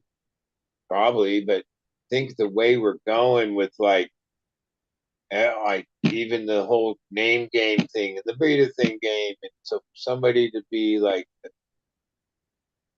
to want to like get like it's there's so much to yeah, it's just easier to be like, well, I'm not wasting my thoughts on like the latest fucking strain and this, that, and the other. I just like smoking weed. You know what I mean?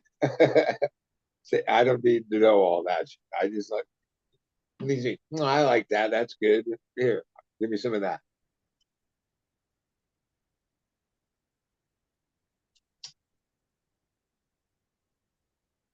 Well, bud, it's almost 5:45. I gotta get going, buddy. It's like, yeah, I'm just on here. Oh my God, it's almost 4, and I still at least got to do something. But I ran out of steam like 3:34, and still had to clean up for like a half hour. And oh man, I tomorrow's gotta. Mother's Day, so I guess it's another day. I fucking go home and then come back. That's like I used to come on these shows and it would motivate me to work. Now all of a sudden I'm in this like thing where all of a sudden hours go by where I intended on working and then I did. Because yeah, Yeah, well, I thought about being off of here 3 hours ago, but I kind of hung out with you guys because I actually noticed like that people. all I have to do is repack the boxes and I'm done. I would think that there's only like 10 people could still be up at this hour. Yeah. There It's was like 7. 26 or so watching us a minute ago. Yeah, that's amazing to me. I can't imagine. Yeah. Crazy ramblings from some old guy at fucking after midnight who probably repeats himself pretty regularly. Yeah, that'd get kind of old. So, Bud, I know you don't watch too many other shows, but go to Strain Hunters in Thailand Well, I watched the And, first 2 episodes, and I okay, saw an announcement that the third one's coming up. come, But yeah. I thought the second one was really good. I like the certain answers that some of the old Thai growers gave, and some of the different situations he showed, and uh, Well, yeah, in that first episode, all those women growers that were showing off their plants, I have most of those seeds from that are shown on that show. well, I have seeds it for those was plants. like somehow came across some of that weed and smoked it, and it was like so fucking tasty and exotic and flavor, whatever. But like, I They have a are. certain eye for what I look for in plants, and it wasn't This like ain't during either of it. those things, any of those field plants or any of that was like, oh God, I look at that plant. I guess there's beauty in all cannabis plants, but like mainly because I I'm an do indica smoker, and I do like have a those kind plant of for plants, you. like, yeah, I don't grow those kind of plants. Like, I wait, do take have one forever. for you that's with OG, and yeah, the OG shines through on it, but it comes out with banana and pineapple terps. The pineapples is interesting. Well, even the way I saw them growing and sort of the way they hung it, like at least the outdoor stuff, like, okay, that's commercial Oh wheat. yeah, Okay, all right, yeah. commercial wheat. All right. Like, yeah, I guess if It, it's it, like $10 a kilo, okay, or whatever, which it is. Like he bought some, I forget the bot. I remember kind of it from was it was like 450 baht, I think, was the kilo price on the which one. which equals 2 point something pounds, right? How much Yeah. a pound, how much was that? 450 baht. So that works out to be like $20 a pound. Okay. All right. Yeah, it looks like that. Okay. Yeah. But Right. I also broke up 100-gram brick of the red string tie, and I only got 53 seeds out of 100 grams.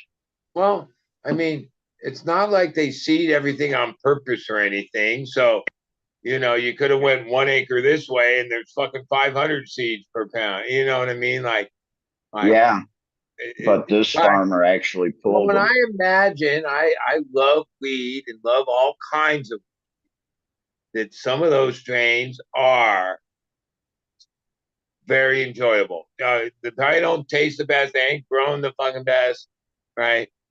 Or in like what is considered cosmetic in the current modern world of cannabis that I live in. But I still remember bales of all kinds of weed from Thailand, Thai loose weed, and Colombian weed, this weed, and that weed, had buried seeds, and had some batches were buried.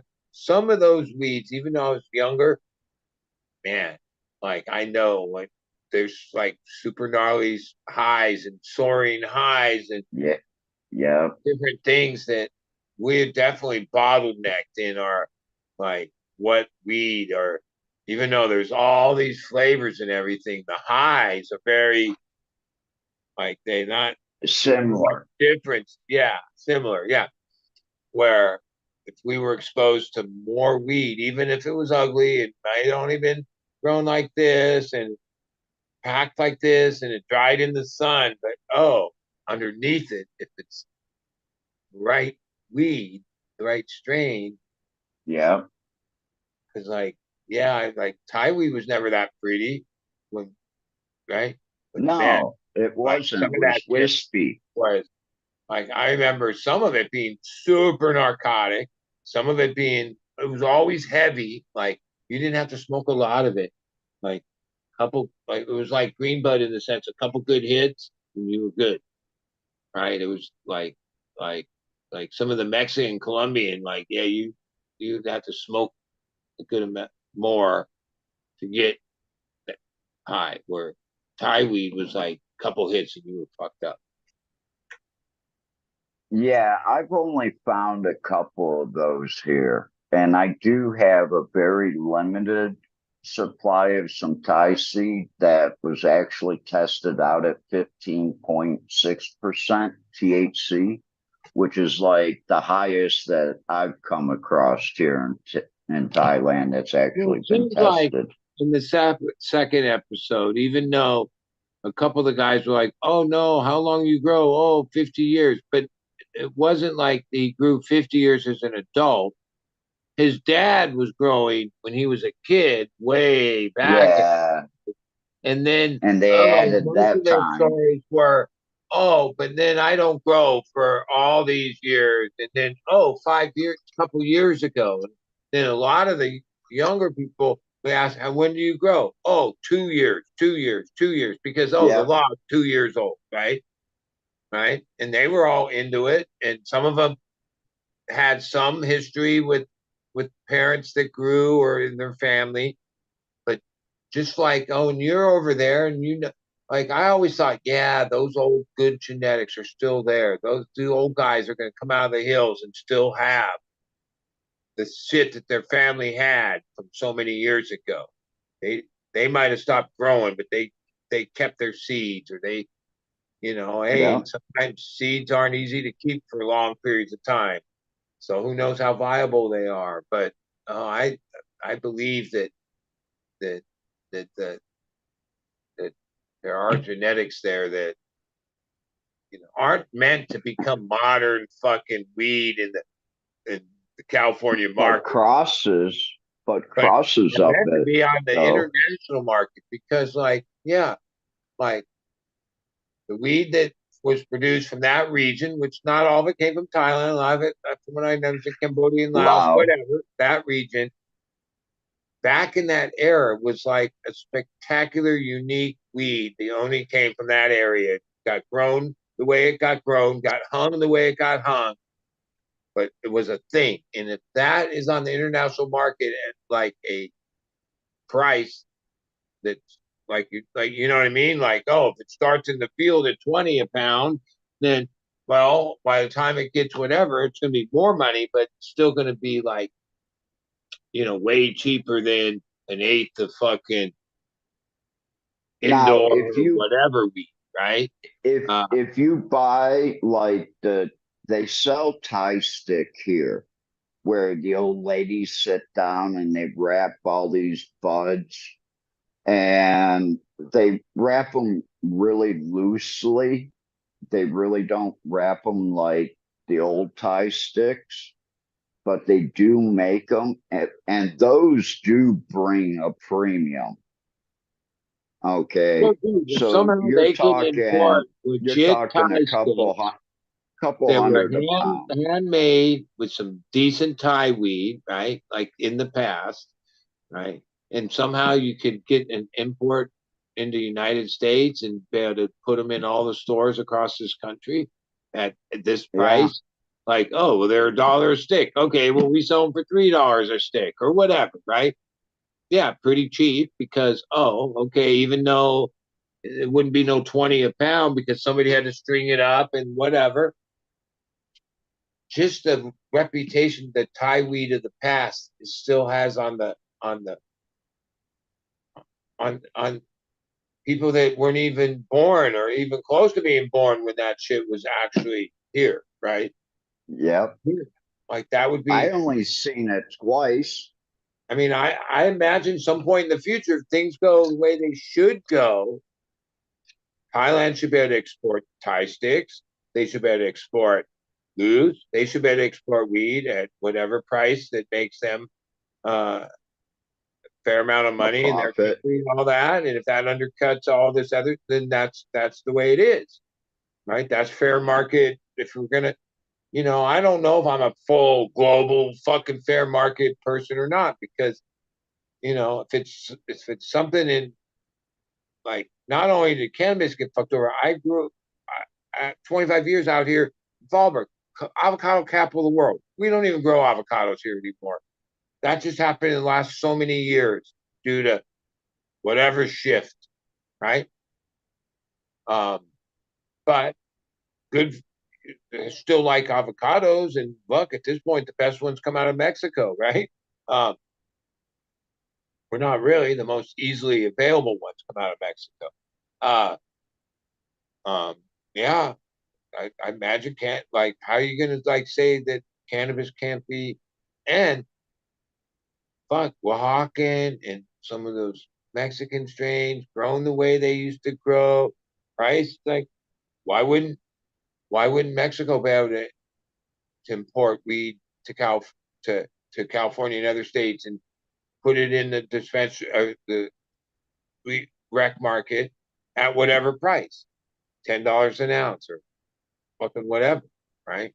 Oh, it has a couple seeds, but oh, it whatever. About how are we going to stop that?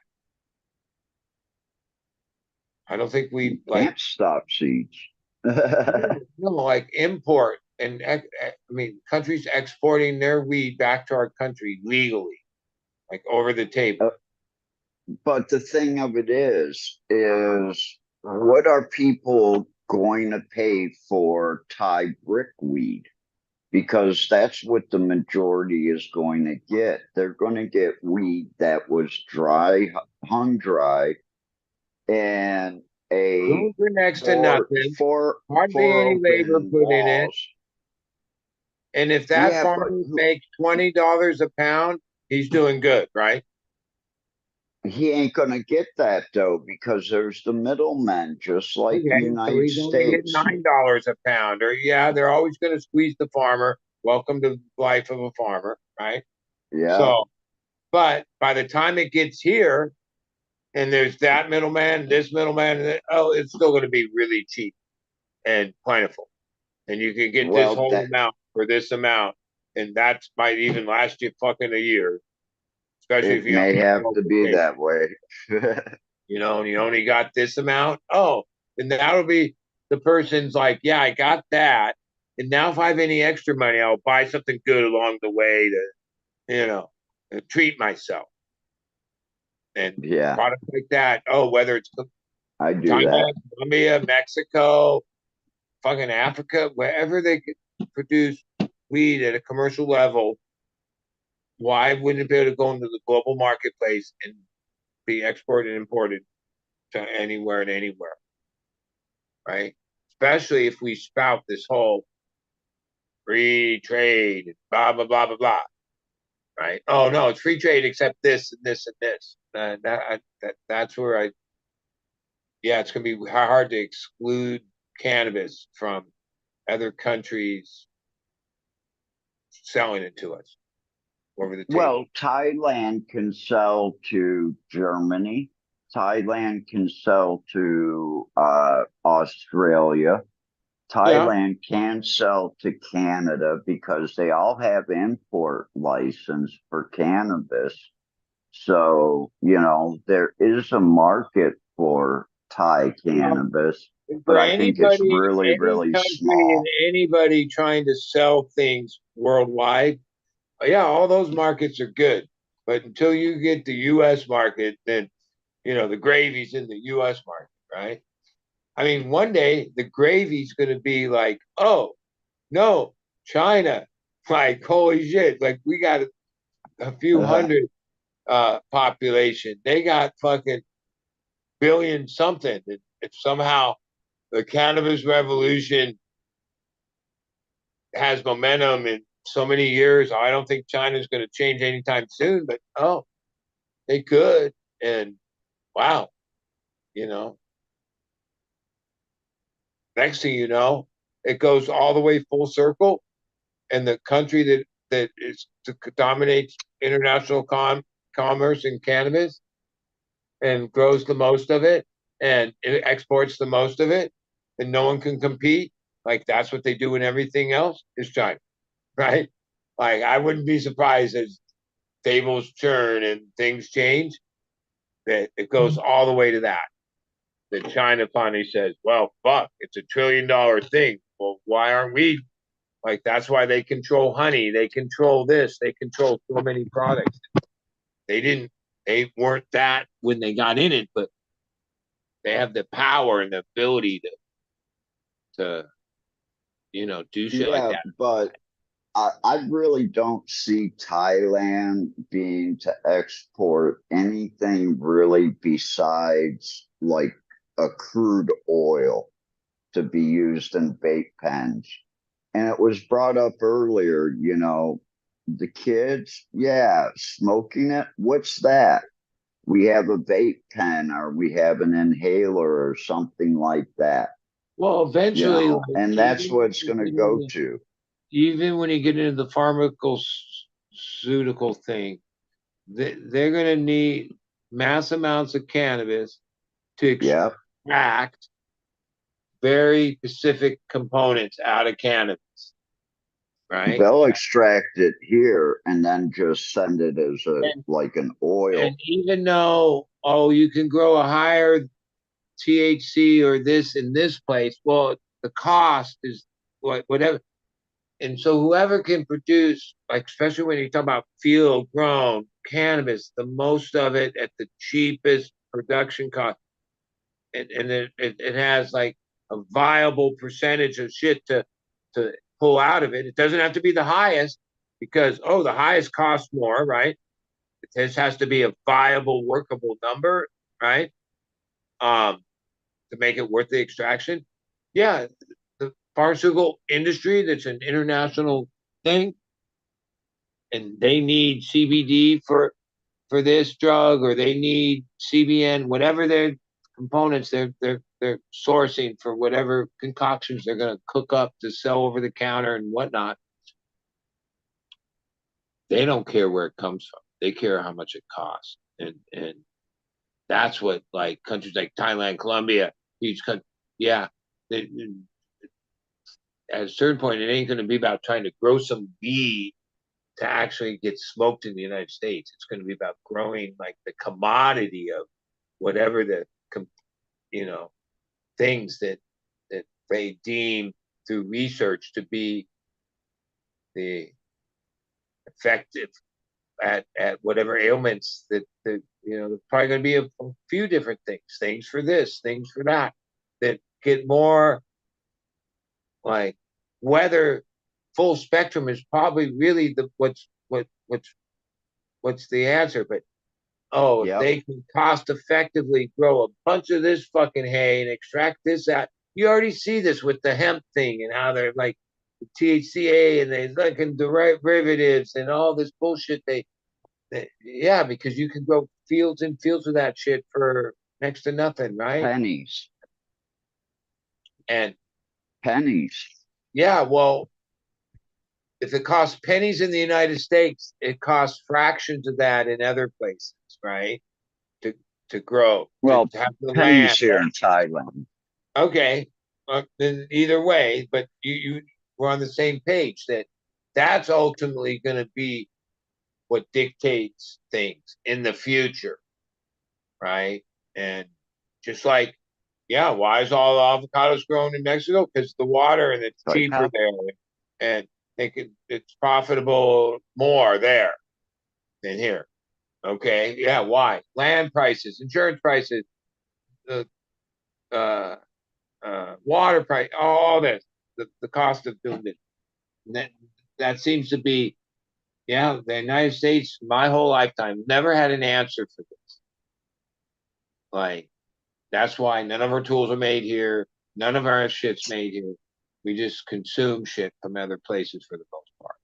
And why would cannabis be any different? And that's what I'm sure there's investors and people and trying to make plays in the long-term cannabis, that's the gamble they're going on in the long term. Right? That, there's going to be a huge need for mass fields of fucking cannabis for research and for this and for products that industry is going to put out. But if there's international commerce and all that, well, then it's fair market, and then you're going to source that from the cheapest place. Yep. Then it ain't gonna be the United States. Yeah. No, I mean that's there's people gambling on the United States. Those are people I think are people that are short sighted or like are missing what's really gonna happen. And like I said, Man, one of the reasons that the Congress and the Senate are and the White House are far from being able to rein in some federal thing. Oh, they can handle within the state. They can handle interstate commerce. They can handle all this. That's not the part that's keeping it going forward. It's like the international repercussions of it, right? I So hope my water's back on. because like in Germany, it isn't that Germany has states basically. They got they call them, I guess maybe they call them. No, this is the German government, like the basically our federal government that is bringing in the cannabis. It wasn't like, well, they already have it in this one province or this. No, no. But the so like even our thing is like, yeah, I guess our systems where states can do things and then the feds, so like states have the ability to govern themselves more, I guess, is our system.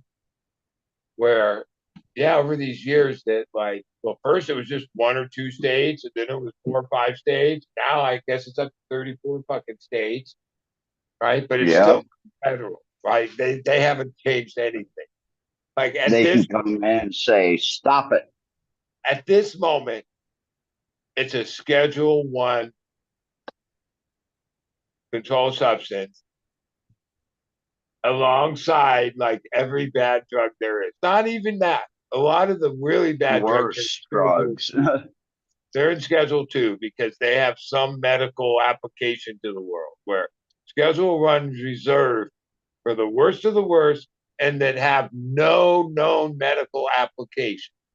Okay, that's the biggest lie of the whole thing. Like,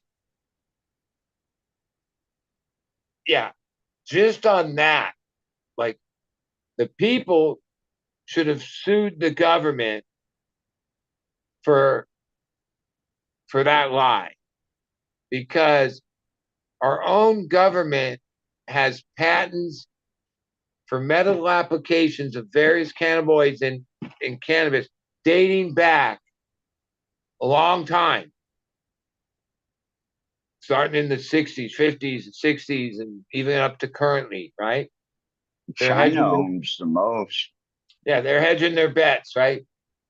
So, but wait, it either has medical applications or it doesn't. Why do you all have patents for medical applications if you think it and say that it doesn't have any medical applications?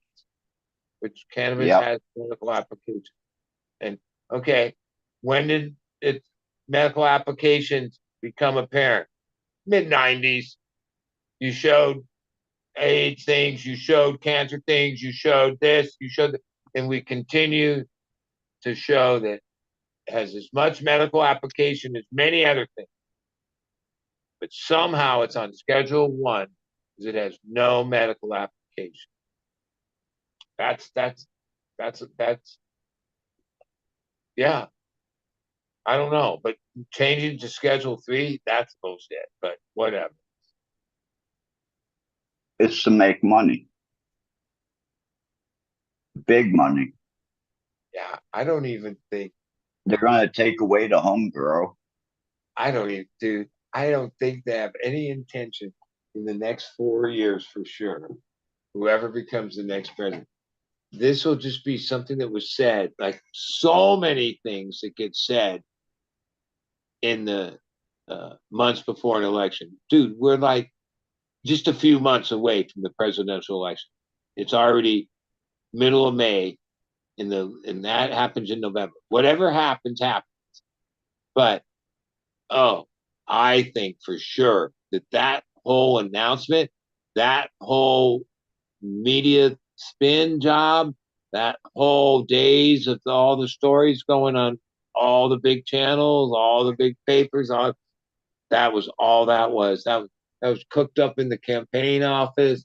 There was a way to try to get this little fucking fraction of a demographic that heard that and that softened their thing and thought, well, okay, maybe, oh, he's for cannabis. I guess I'll give him my vote. Okay. Right. Because that election is that tight. And being president gives you the ability to play those type of things, right? Oh, there'll be some other ones. They won't be about cannabis, but there'll be some other things that they're going to trickle out there. All the campaign promises, dude. Like, how many campaign promises have you heard in your life, and what fucking one of them ever got fucking done? Like, when I realized that was that first day the announcement came out, and I read the thing, and or no, it was maybe it was on the news or it might have been on Cannabis channel, but somebody read and explained all the different legislation steps that it would take. Like, okay, this is just a request, and them acknowledging there's a request. But to go forward, there's the hearing, then there's the public comments, and then there's like all these periods of time. And when it was explained, this could not happen before November. It won't happen before you make a decision on who you're voting for. It's not like there's no way legally that he can get it done before then. So you're just trusting that it's going to get done. Yeah, well, I'm betting that now, a year from now, 2 years from now, remember in May 2024 when they said this, and the whole cannabis world thought, oh, hey, what, yeah, rah, rah, rah. Even in the last few weeks, I realized in the first few days, there was like the post and the things and the comment. Everybody was like, you right, celebrate, rah, rah, rah. And then after a few days, when some people and people read it into it, and then people made content, then now it's all boo, boo. The same people that went raw are like, oh no, that's the wrong thing to do. like I was never like flippy floppy with it. I was like, oh no, it's the wrong thing to do. Right from the beginning. Like, even wait, how many years have they been toying these schedule thing? I think Biden first made some speech and demanded that they like, he acted like he ordered it, except he can't order it. Like, No, that's not the way the system works, right? He can't say, yeah, I'm signing it. No, it doesn't work that way. Like, first it has to go through the Congress and then the Senate. Those guys can't even do the things that have to be done for like our economy and world functions. They can't come up with they can't agree on anything. Okay, so you think it like in months before an election that will happen? Like, I don't know, like, how we even thought that any of that was real. You know what I mean? Like, and I guess there's some people still like thinking that we're on our path to this. No, I'm not one of them. I think it was exactly what I said. Broken like a campaign rhetoric bullshit. And yeah, it's done. Like, as far as the Bidens and the government, that they got the punch, they got the boost out of it they wanted, and even how it was timed in the middle of the Trump trial, like, yeah, no, nothing's gonna change. No, it's too complicated. All right, I'll see you. Have a good Sunday, Mother's Day. Call your moms or be with them, and Yeah, that's a reminder to myself. Holy shit. I don't call my mom. I actually have to call back to my mom because she's not with my dad, so she doesn't have Messenger. So that's going to cost me $5. Yeah. All right, Well, peace out, bud. yeah, we'll see you next time.